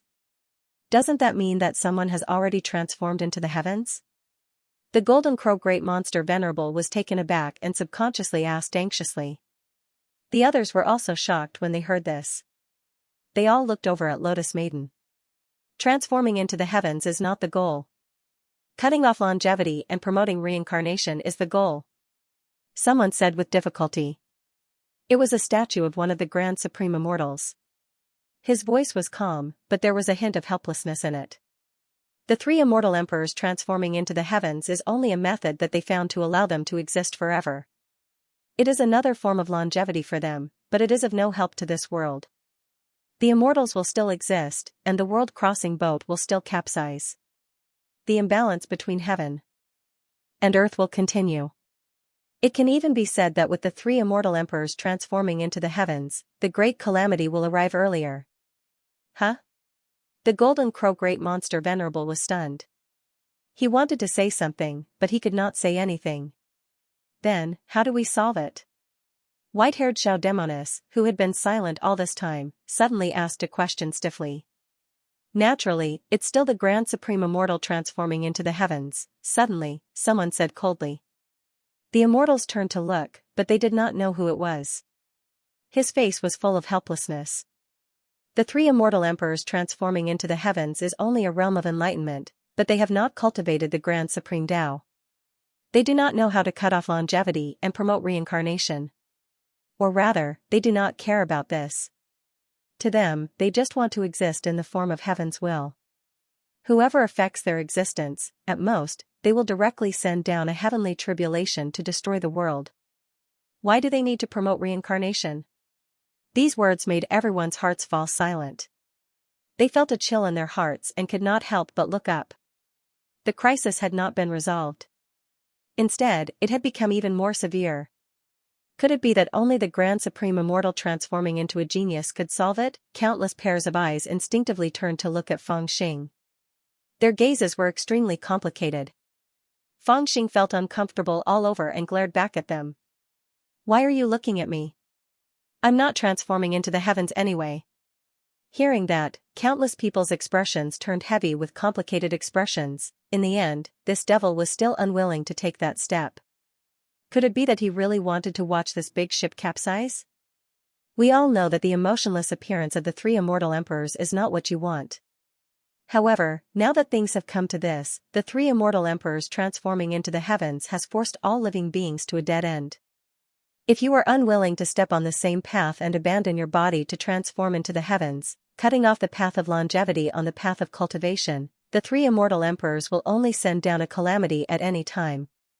At that time, you might be able to resist it with your cultivation, but others, Taoists, Buddhas, demons, dragons, gods, demons, and all living beings in the world, who can resist it? In this dead silence, an unknown immortal spoke in a low voice with a sense of exhaustion and disappointment. These words made everyone silent and their hearts filled with endless fear. Yes, the heavens transformed by the three immortal emperors were different from the Grand Supreme Immortal. The Grand Supreme Immortal transformed into the heavens in order to cut off the path of longevity and push for reincarnation. Only by doing so could the balance of the world be maintained. Otherwise, because of the existence of immortals, the three immortal emperors would send down a calamity sooner or later. They did not have the mind to decide who should die and who should not. They would only kill all living beings when they felt threatened. And if the people of the world did not want to see this, they could only let the Grand Supreme Immortal transform into the heavens and cut off the path of longevity. This was a method that had no other way, but it was also the only way. Why must we cut off the path of longevity?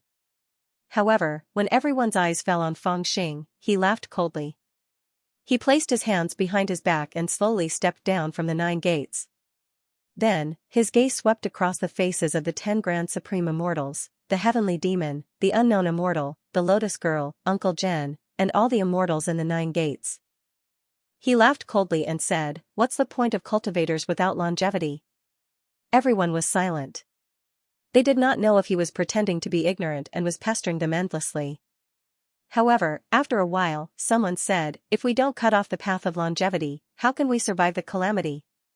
Feng Xing laughed coldly and said, "Then who said that in order to survive the calamity, we must cut off the path of longevity?" He laughed coldly and suddenly raised his voice, "You think that way because you are too narrow-minded." What? Everyone's expression was a little strange and surprised. You're such a selfish person. You've clearly been pushed by the Grand Supreme Path to a position where you can solve many problems with just one step, But because you refused to abandon your 7 emotions and 6 desires, you resolutely retreated. Along the way, you've been robbing gods and ghosts. Even in such a terrifying situation just now, when you saw 3 celestial emperors transforming into heaven, you could not help but rob a person who came from heaven's will. Now you're accusing us, who work for the sake of heaven and earth, of being too narrow-minded. After a while, it was the heavenly demon that was projected from this strange tower that spoke softly. This is not about the size of the situation, but at the end of the day, it's about the lack of resources. With your cultivation level, it's impossible that you don't understand that as long as people live forever, there will be a lack of resources.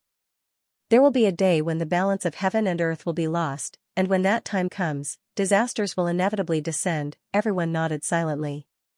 The more people who live forever, the less resources there will be. This was a very simple problem. However, faced with this problem, Feng Xing's answer was also very relaxed. If there aren't enough resources, then rob. The immortals were speechless. They did not bother to refute him and were even a little angry, thinking that he was only talking nonsense. Only Lotus Girl was patient and asked another question. The resources of heaven and earth are already scarce, where are you going to rob? Feng Xing answered without hesitation, snatch it from beyond the heavens. Huh? Lotus Girl was slightly taken aback. Uncle Jen also let out a soft huh? The celestial devil and the others, who were originally gloomy, were slightly taken aback. They looked at Feng Xing, but most of them still looked confused. Feng Xing sneered and said disdainfully, you're too narrow-minded. Have you forgotten that there was a war between the immortals and the saints in heaven Yuan? In the end, the ancient saints severed their longevity and exiled the immortals to save heaven Yuan. The exiled immortals came to the 33 heavens and seized the destiny of the divine clan to build an unprecedented and prosperous immortal realm. Now, the 33 heavens is just another heaven Yuan. At that time, the exiled immortals could enter the star region to find a new 33 heavens. Now, you don't want to go? These words surprised the immortals. Their expressions became incomparably complicated. Some of them were touched by these words and suddenly thought of a question they had never thought of before. They lowered their heads thoughtfully. Others just smiled bitterly and shook their heads helplessly, treating these words as childish nonsense. But most of them were still silent and confused. How easy it is for you to say that, but have you ever thought about what would happen if there is no sky beyond the sky? The one who spoke was Holy Sage Dijin. He sneered and said, when did the great immortal realm give up exploring? The furthest it went was the distance between heaven Yuan and the 33 heavens.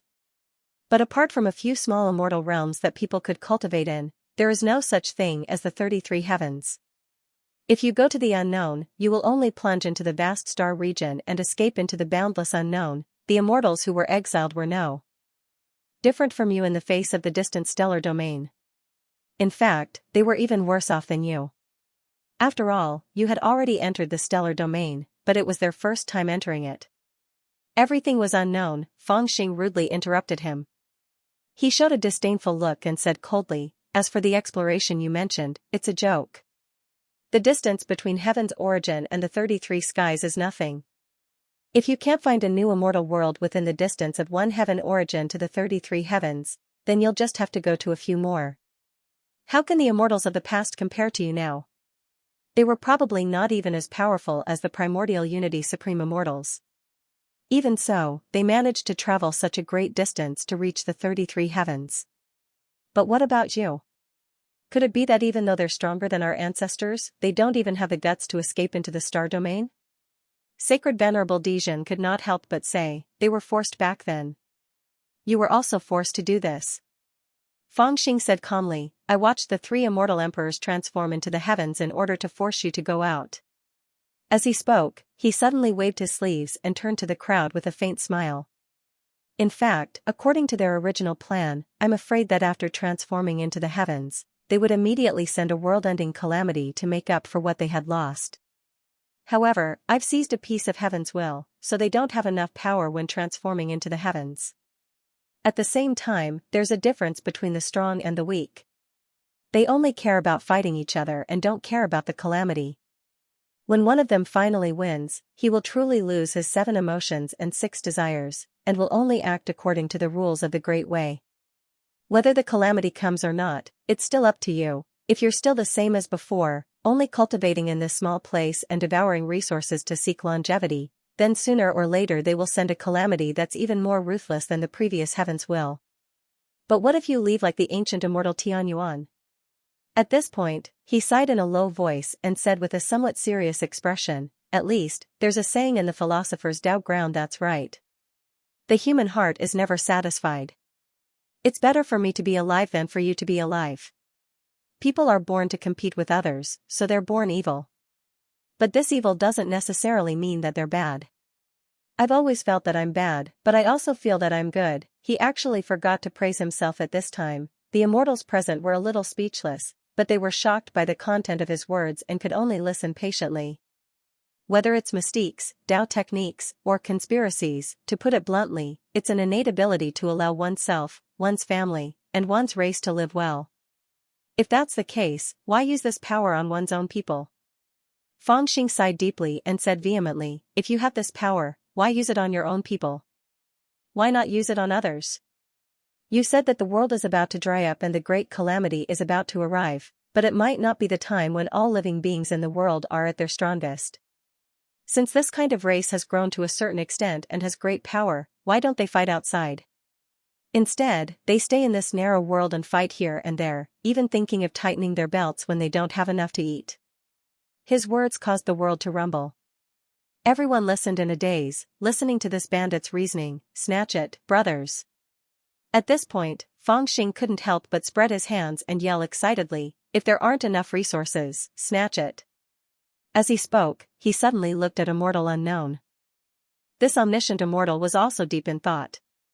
Fang Xing said to him, "You're a know-it-all, but didn't you also say that you don't know how high the great Tao is or how boundless the universe is? This means that there are many 33 skies out there that you don't know about. Then why are you staying here every day to persuade others to transform? Why don't you break out? Why don't you see if there are other 33 skies and see if the universe is boundless?" The surroundings were silent. At this moment, no one could say a word. Everyone's eyes and hearts were filled with a heavy pressure weighing down on their hearts. In the depths of this pressure, in the depths of their bloodlines, there was a faint sense of excitement. They wanted to go to the depths of the boundless stars and take a look. Snatch it. No one could have imagined that this idea of snatching could be said in public, and even become a way to transcend the tribulation. However, when they thought about it, they realized that this method wasn't unreasonable. The original heaven's origin and the current 33 skies weren't too different in nature. Both were due to a lack of resources, which led to the drying up of heaven and earth. The result of the heaven's origin was a war between the ancient sages and the immortals. The ancient sages killed themselves and exiled the immortals to the stars. Now, the two sides were just the immortal emperors and themselves. If that was really the case, then the immortals could leave and search for a new heaven and earth. First, they could relieve the pressure from the will of the 33 skies. Second, if they could really find a new immortal realm, then it would be the beginning of another prosperous immortal epic. This is the reason why I was able to transcend the tribulation of my Tao heart, Fang Xing said softly. 300 years ago, I felt that it wasn't perfect, so I kept looking for a way to transcend the tribulation of my Tao heart. Then I went to many places, even to the end of the stars that the 33 heavens explored, and even further than that. Then I found that there were many small immortal realms that we could live in, and there were many god race beings that we had never heard of. With small immortal realms, it meant that there would be unknown great immortal realms for us to explore. With god race beings, it meant that there would be many places for us to rob. It's just that most people are too lazy. They stay in the 33 heavens or the heavens origin. They would rather fight with their own people and fight over rotten sweet potatoes than go out and eat meat. But I'm willing, and I believe that many of my friends are willing. Fang Xing's gaze swept across the golden crow great deity venerable, the Li siblings, Han Ning, Wang Qiong, Ao Lai, Xianxia, and his group of foxy and fat disciples, as well as the 300 intercepting Tao disciples who followed the golden crow great deity venerable.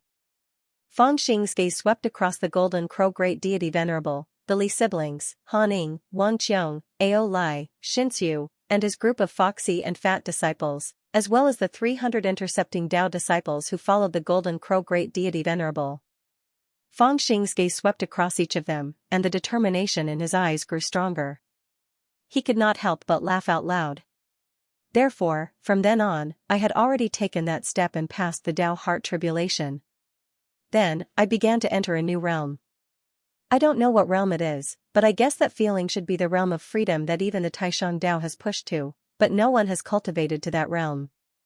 The Supreme Freedom Scripture also mentioned that realm, but it was wrong. At this point, he took a deep breath and smiled. Now, to me, be it the heavenly Yuan realm or the 33 heavens, they are all very boring. I won't be able to get anything good from you guys even if I continue to fight. So, I'm going to a further place to have fun. Perhaps many people don't agree with me, but it doesn't matter. Those who are willing to stay here and fight can stay. He clapped his hands and smiled proudly. Those who are willing to follow me to have fun can go together. I've even built a ship to traverse the universe. Many people can sit on it, and everyone can live comfortably. It's also very comfortable to fight for things. While he was speaking, the huge ferry boat that he had come on had already broken through the star region behind level 9 and arrived in front of the crowd. Everyone was staring blankly at the front of the ferry boat, where there was a hideous skull. According to many legends, this was the representative Dharma treasure of this demon. Who would have thought that it would be placed on this ferry boat? The skull was hideous and gloomy, and its two black eye sockets were gazing into the unknown in front of him. On the ferry boat, there was a huge flag with a ferocious skull embroidered on it.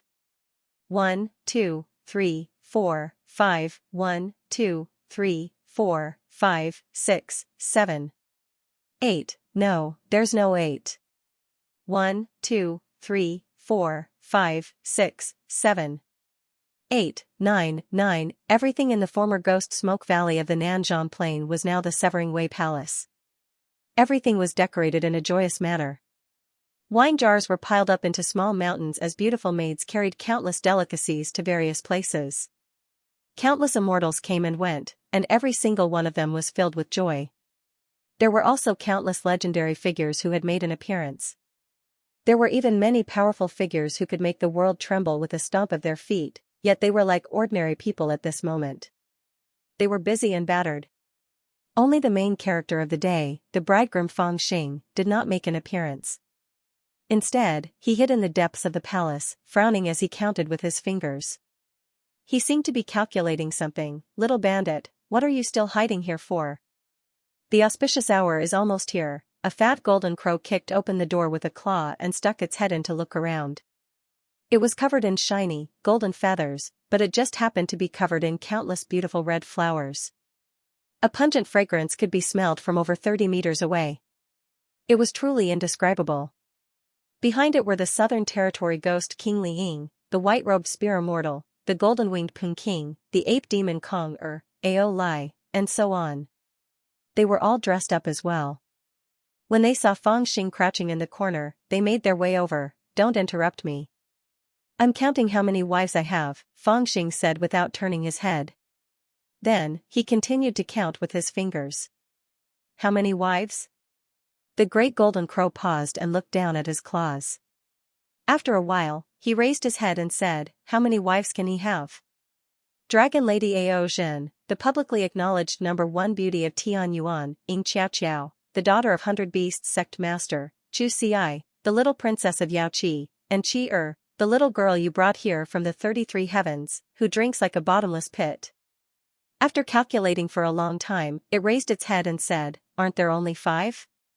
Actually, the others also nodded and said with a smile, you've married 5 wives in Tianyuan today. Don't tell me you don't remember the number? Fang Xing shook his head and said solemnly, not enough. The great golden crow, the ghost king, and the others were all stunned. Why isn't it enough? Fang Xing said solemnly, Uncle 11 said that I could marry 10 wives, but now this number is not enough. Marry 10? Everyone was speechless. After a while, they said, you're here just to count this? Fang Xing nodded and said, yes, no matter how I count, it doesn't feel right. The great golden crow smirked and said, why don't you go out and count? Fang Xing quickly shook his head and said, I can't do that. If the 5 of them hear it, they'll definitely scold me. Haning snorted, is there anyone you can't scold? Fangxing turned his head and looked terrified. You don't know how vicious they are when they join hands to scold you. Kong suddenly interrupted, they're even more vicious when they fight. A few days ago, I saw this bandit fighting with his 5 wives. Those women were really strong. This bandit only retorted when he was scolded by little Princess Xianxia, and the 5 women rushed over together. Some hugged his legs, some pinched his waist, some pulled his ears, and some even went up to bite him when they got angry. Sai, the dignified Tong Tian Dao master, was actually beaten so badly that he ran all over the back of the mountain. He didn't even dare to go back at night and squatted on a tree to keep watch for the whole night. The Golden Rock King asked curiously, how did you know? Konger said, I thought it was really interesting, so I squatted on a tree and watched him the whole night. Yes, those women are really vicious. Fangxing heard this and stood up angrily. He pointed at his leg and said, look at my thigh, they pinched it, ha ha ha ha, serves you right. Everyone laughed when they heard this. Fangxing was so angry that he almost vomited blood. How did he make such a group of friends? At this critical moment, not a single one of them sympathized with him. It seemed like it was necessary to kick them off his ship, but you don't have to worry, little bandit. Yesterday, I heard the Ajati matriarch talking to Uncle Master by Qianzhong. She intends to betroth her disciple, Fairy Qingyan, to you. Uncle Master by Qianzhong has already agreed. He's just worried that he'll make things difficult for you. These 2 days, he's probably thinking about how to bring it up to you. Sai, after this wedding, I think you'll have to prepare for your second wedding soon. The great golden crow suddenly thought of something and smiled strangely at Fangxing. Yes, and Fairy Yiguin, outside the door, the fat Yu Sanliang ran in while panting. He happened to hear the conversation and said, I also heard the Huqin elder talking to Daphne. He said that you've tainted his precious disciple. I thought it was junior sister Xiao Xiao, but later I found out it was Fairy Yiguin. He said that if you're not willing to marry her, this old man will kill himself on your Dao-cutting holy mountain. Ouch, Fangxing was shocked when he heard this and said to himself, Huqin is a good senior, I can't let him kill himself. If we talk about Fairy Yiguin, how can we not talk about Lady Xiaoman? Haning frowned and said, didn't you already set your mind on her? But the problem is that the goddess of forgetfulness is heartless. I'm afraid she's already forgotten about the friendship between them. I wonder if you've found a way to restore their memories? I've been thinking about it for a long time. It's actually not difficult. Fangxing's eyes lit up. He nodded hard and smiled until his eyes squinted. 1, 2, 3, 4, 5, 6, 7, 8. After counting once, he said sadly, but it's still not enough. Li Ying's eyes suddenly lit up and he said with a sly smile, why don't you marry my sister, so that she won't bully me every day? Yes, and that goddess of war. She's more manly than men. She's not easy to marry. I also know many little fairies, and all of them look up to you. Everyone's eyes lit up when they heard this, and they all gave suggestions at once. Only Aolai was dissatisfied when he heard this. He frowned and said, why marry so many? My sister is enough. However, his voice was very soft and was quickly suppressed by the excited crowd. What are you guys talking about? Right at this moment, a cold snort suddenly rang out.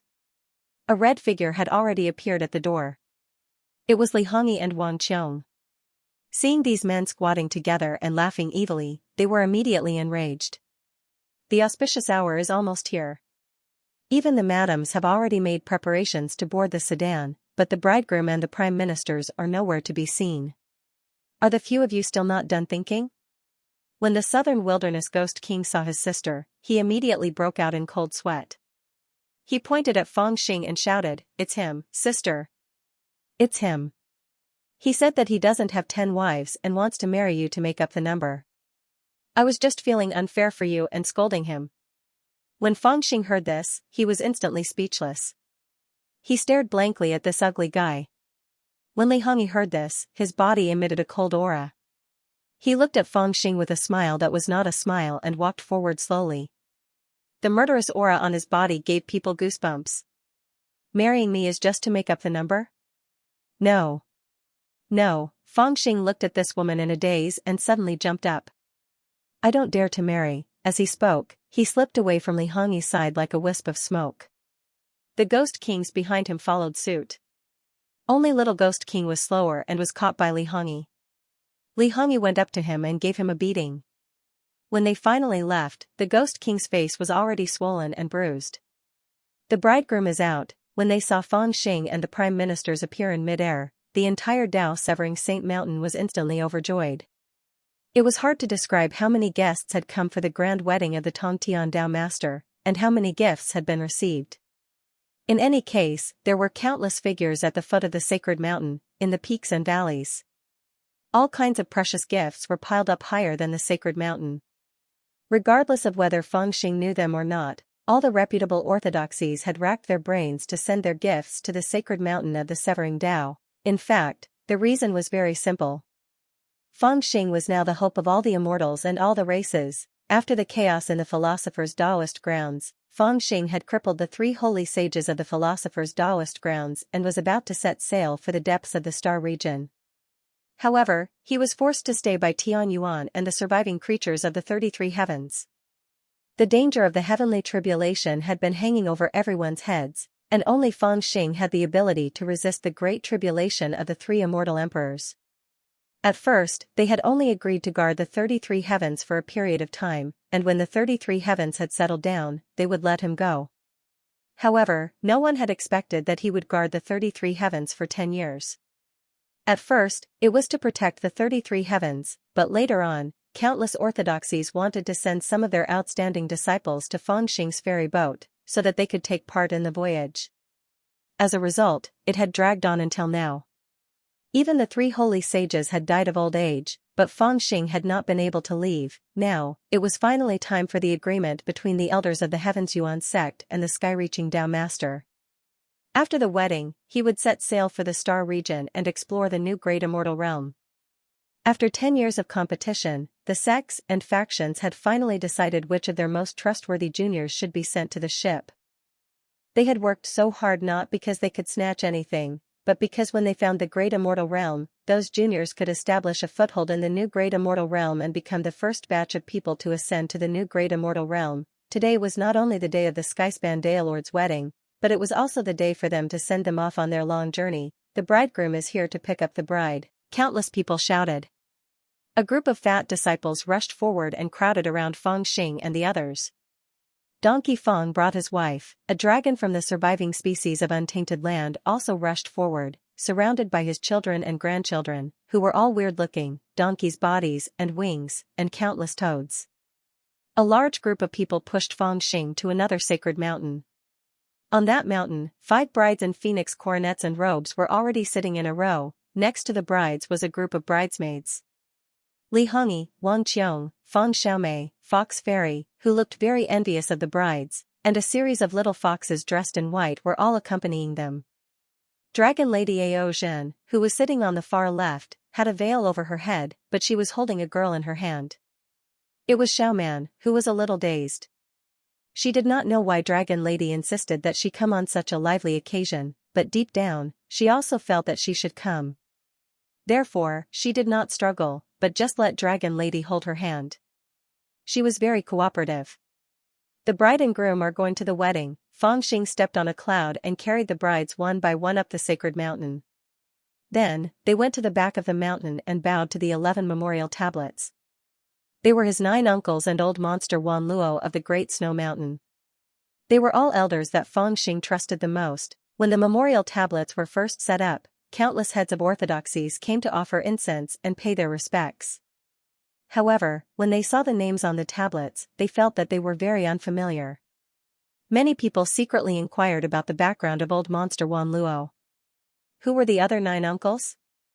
How could they be qualified to place the memorial tablets on the back of the Jiedao mountain? In this regard, those who knew the inside story all smiled and said nothing. They only said that it was these 9 people who taught a lawless Tongtian Dao master. Hearing this, all the people who came to pay their respects felt a sense of respect, and they rushed to pay their respects. Some even invited incense and went home to pay their respects. After offering incense, he rushed back with his 5 wives. Under the smiling gazes of the elders such as Bai Qianzhong, Uncle 11, Daphne, Iron Like Madness, and Ing Shi Ho, he was hugged and bowed together with his 5 wives. On the VIP seats next to him, the only holy master of the Zhuzi Dao Temple, the freak of the Yuan family, the old man of Huqin, Uncle Zhen, those who were close to Fangxing among the 9 sages, Monk Jiu Rou, and first Situ of Fuyao Palace, Nie Qianhong, who was surrounded by countless beauties, all smiled and watched the ceremony. Haha, thank you all for coming. Come, let's drink. After the ceremony, Fangxing raised his cup and laughed at the immortals. Congratulations on the wedding, cheers, up and down the sacred mountain, whether it was the Dao masters who filled the seats, the leaders of the 8 forces, or those who couldn't even sit down, they all laughed and raised their cups at the same time. At the same time, they gulped down the wine in their hands. Immediately, it was like the roar of the mountains and the roar of the seas, sweeping in all directions. Master, you've broken the rules. Far away from the sacred mountain, a white-robed monk sat cross-legged in the void, holding a cup of wine in his hand. Beside him, a gray-robed little monk raised his head and frowned, reminding his master. However, the white-robed monk drank the wine in one gulp and said with a smile, "Aren't rules meant to be broken? You've gone too far." The little monk curled his lips, obviously not believing the words. After a moment of hesitation, he raised his head and said reluctantly, "Master, are you really going to leave Tianyuan with that ship? But there are still a lot of things to do in Buddhism." "That's what we agreed on a long time ago." The white-robed monk turned his head with a smile and said, "I protected the seat of Buddhism during the Great Calamity. In the future, it will be your turn to inherit Buddhism and make it flourish. Kid, don't use the excuse that you don't have the past as an excuse. This matter is not negotiable." The little monk pouted unhappily. "You keep talking about the past, but I don't remember the past. That's because I woke you up in advance. You'll slowly remember in the future." The white-robed monk laughed, feeling very pleased with himself. "Then why did you wake me up in advance?" The white-robed monk said, "Because I'm going with that ship to spread Buddhism in outer space." "Humph, I don't believe you. You just want to go out and be carefree. I suspect that you'll renounce asceticism as soon as you board that ship." The little monk stared at the white-robed monk suspiciously. The white-robed monk was stunned. "That might really be the case, Master, you." The gray-robed little monk was about to speak again, but he was suddenly stopped by the white-robed monk. He saw his extraordinarily handsome master looking down nervously with a solemn expression. "Stop talking. Quick, follow me down. What happened?" The little monk was shocked and hurriedly stuck his head out to take a look. The white-robed monk said solemnly, "The banquet has begun. Saints bless the human race, immortals seek the great Tao." In ancient times, there was a human ancestor who rose in a remote place, seeking immortals and seeking the Tao in order to resist demons. However, heaven and earth have an end, but the human heart is endless. The demons have already been subdued by the Tao, and yet to stop, the desire to seek the Tao is not extinguished, but the heaven and earth are exhausted first. Sad. What can we do? The primordial calamity of longevity affects the heaven's origin. The saints cut off their own Tao to protect their people. Immortals enter the star region, seeking life in a hopeless situation, established the immortal Tao in 33, ruled over 10,000 races. Immortals illuminated the starry sky. Heh, this is bragging. Everlasting deeds are the fruits of the human heart's Tao. Wonderful, heaven and earth are complete, the human heart is lacking, but who said that the human heart can't seek the great Tao of perfection? Currently, the Saint Mountain of Intercepting Tao was filled with countless cultivators, even above the 9 heavens and among the stars behind the clouds. A huge ferry boat floated in midair above the peak of the mountain. A cloud ladder connected the ferry boat from the top of the mountain all the way to the foot of the mountain, as if it was an ascending path to an unknown world of immortals. Fangxing, the master of the way of intercepting Tao and connecting heaven, stood at the highest point of the Saint Mountain, holding the imperial edict in his hand. He stammered as he recited the words on it. Countless living beings in the sky and on the ground listened attentively. "Aya, your prayer is too tongue-twisting. It's not easy to read." Halfway through, the Tao master suddenly turned to look at Dragon Lady behind him and said with a bitter face. Hearing him stutter, the dragoness was already furious. She squeezed out a word from between her teeth, "Read." Speechless, Fangxing continued to recite, "As long as the heart doesn't die, our race lives. Now, the land is exhausted, how can we forget the teachings of our ancestors, imprison ourselves in a realm and wait for calamity? Our ancestors dared to explore with great perseverance, explore the boundless star region, ascend to that great immortal realm. We should also use great courage. At this point, he was getting impatient. With crooked eyes and a grin, he suddenly threw the immortal imperial edict to the side and looked down at the sea of cultivators with a grin. I'm almost done. Anyway, this is what I mean. If you have the guts, follow me to outer space to rob. Maybe you'll find a better place than the great immortal realm, don't you think? Ha ha ha, that's right. Even though we say that we're going to explore outer space, we're actually going there to rob others. Below, many cultivators of the younger generation laughed out loud and chimed in. The older cultivators, on the other hand, shook their heads and sighed softly, thinking that this was the time when the immortals took the initiative to step into outer space. It was so significant, but the Tao Master of Tong Tian, who was publicly recognized as the #1 person in exploring the star region, did not even want to recite the immortal imperial edict properly. It was really annoying, but it did not matter. They could just cover it up in the immortal book later. Dragon Lady was so angry that she shook her head helplessly. If it were not for the importance of this occasion, she would have grabbed his ear and forced him to finish reciting the rest of the immortal imperial edict. The wives next to her hurried up and held Dragon Lady's arms, trying to persuade her, "Sister, don't be anxious, you might hurt the baby." Fang Xing was very happy after being coaxed by the young cultivators. He laughed and waved his hand, "Then let's get on the ship." Get on the ship. Get on the ship. Outer space, we're coming, countless people roared. The crowd was stirred up. Countless people roared and shouted. Let's go. I didn't expect such an old bag of bones to have a chance to see outer space, haha, if it weren't for us, who knows what kind of trouble he would cause when he gets to outer space. The first group of people to board the ship walked up the ladder. It was Lotus Girl, Uncle Jen, Iron Like Madness, Daphne, and the others. They either had unfathomable cultivation or were close to Fang Xing, so they were naturally the first group to board the ship. As for the reasons for boarding the ship, Uncle Jen only said that he did not have long to live and wanted to see outer space. Lotus Girl said that she was done with her business and had nowhere else to go. No matter what they said, Fang Xing welcomed them very warmly. He had already reserved the first seat for them on the ferry boat. I've already talked to the Taoist master. There will be a seat for me, right? Among the 9 sages, Demon Yang laughed and boarded the ferry boat with the great Goli sage, Ajati matriarch, and the others. The 9 sages of Tianyuan had now been divided into 2 groups. Some of them had severed their immortality and decided to stay in Tianyuan using the method of the ancient sage to protect them for a few more years. The other half did not want to sever their immortality, so Tianyuan could not keep them. They could only step into the ferry boat and follow Fang Xing to the depths of the star region. Brother, how can I not come? The golden crow great monster Venerable spread his wings and rushed into the ferry boat. He laughed and said, I want the best cave abode. Fang Xing saw him and was a little speechless. Are you not going to care about the golden crow tribe? The golden crow great monster Venerable said proudly, I passed the position of demon lord to my cousin, Wu Dian. With cousin saying or helping him, there will be no problem.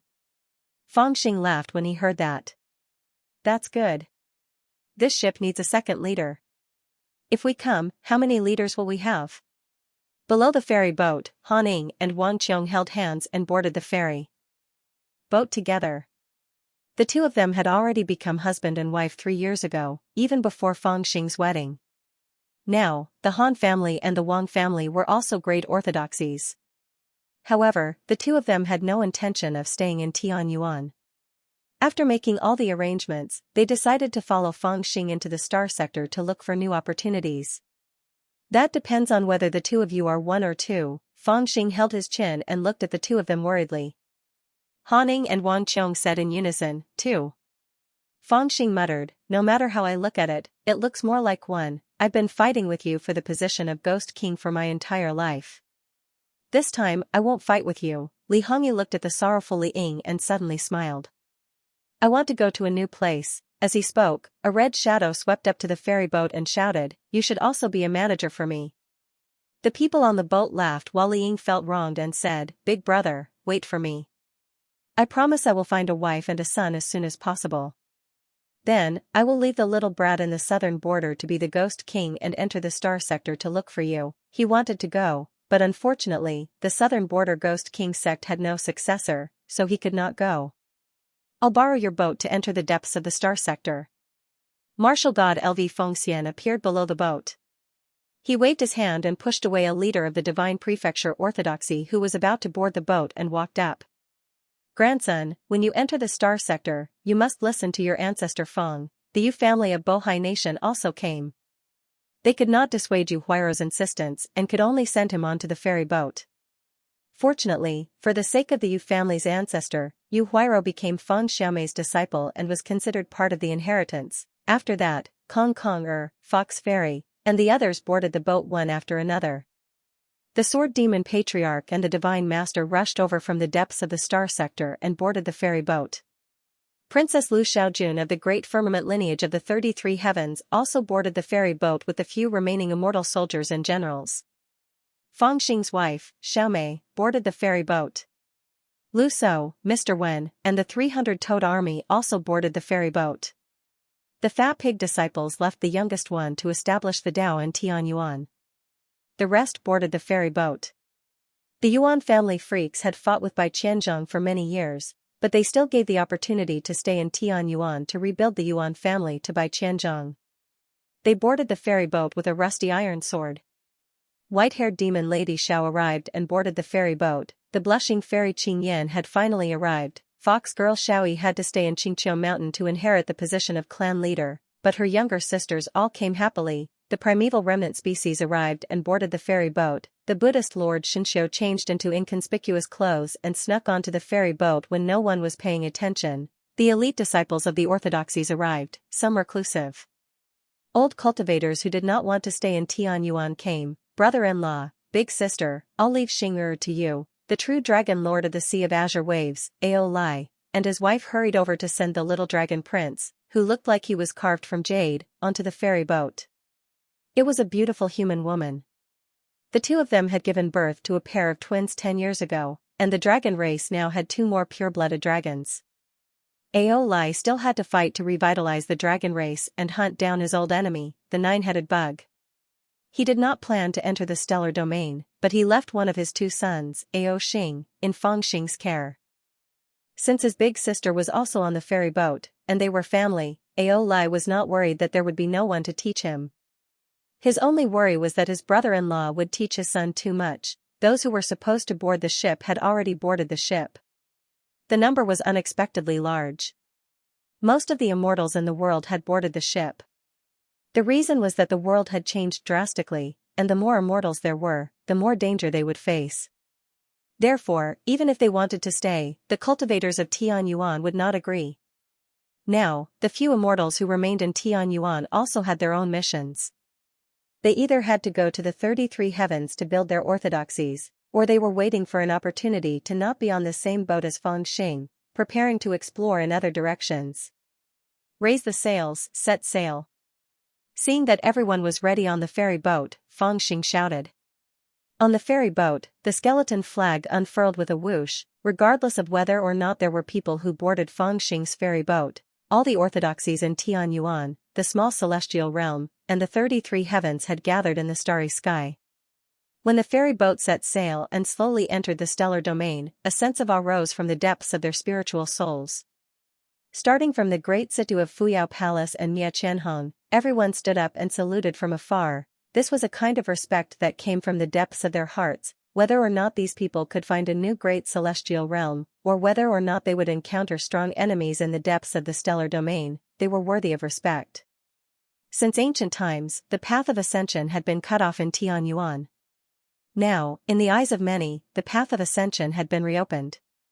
There might be countless dangers along the way, but no matter what, taking the initiative to take this step was enough to earn people's respect. Write it down. Watching the ferry boat disappear into the distance, the great situ of Fuyao Palace, Nie Qianhong, turned to the historian who was recording the records of the immortals and said, after the great war of the immortals and saints, the immortals were exiled into the depths of the stellar domain. Thus, the 33 Heavens came into being, ushering in a glorious era of immortals.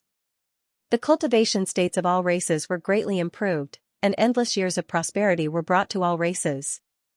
Now, with Tong Tiandao Master Feng Xing stepping into the depths of the stellar domain, another great era has begun. End of the book. End of chapter 1813. Don't forget to subscribe, like, and share the video to support the channel.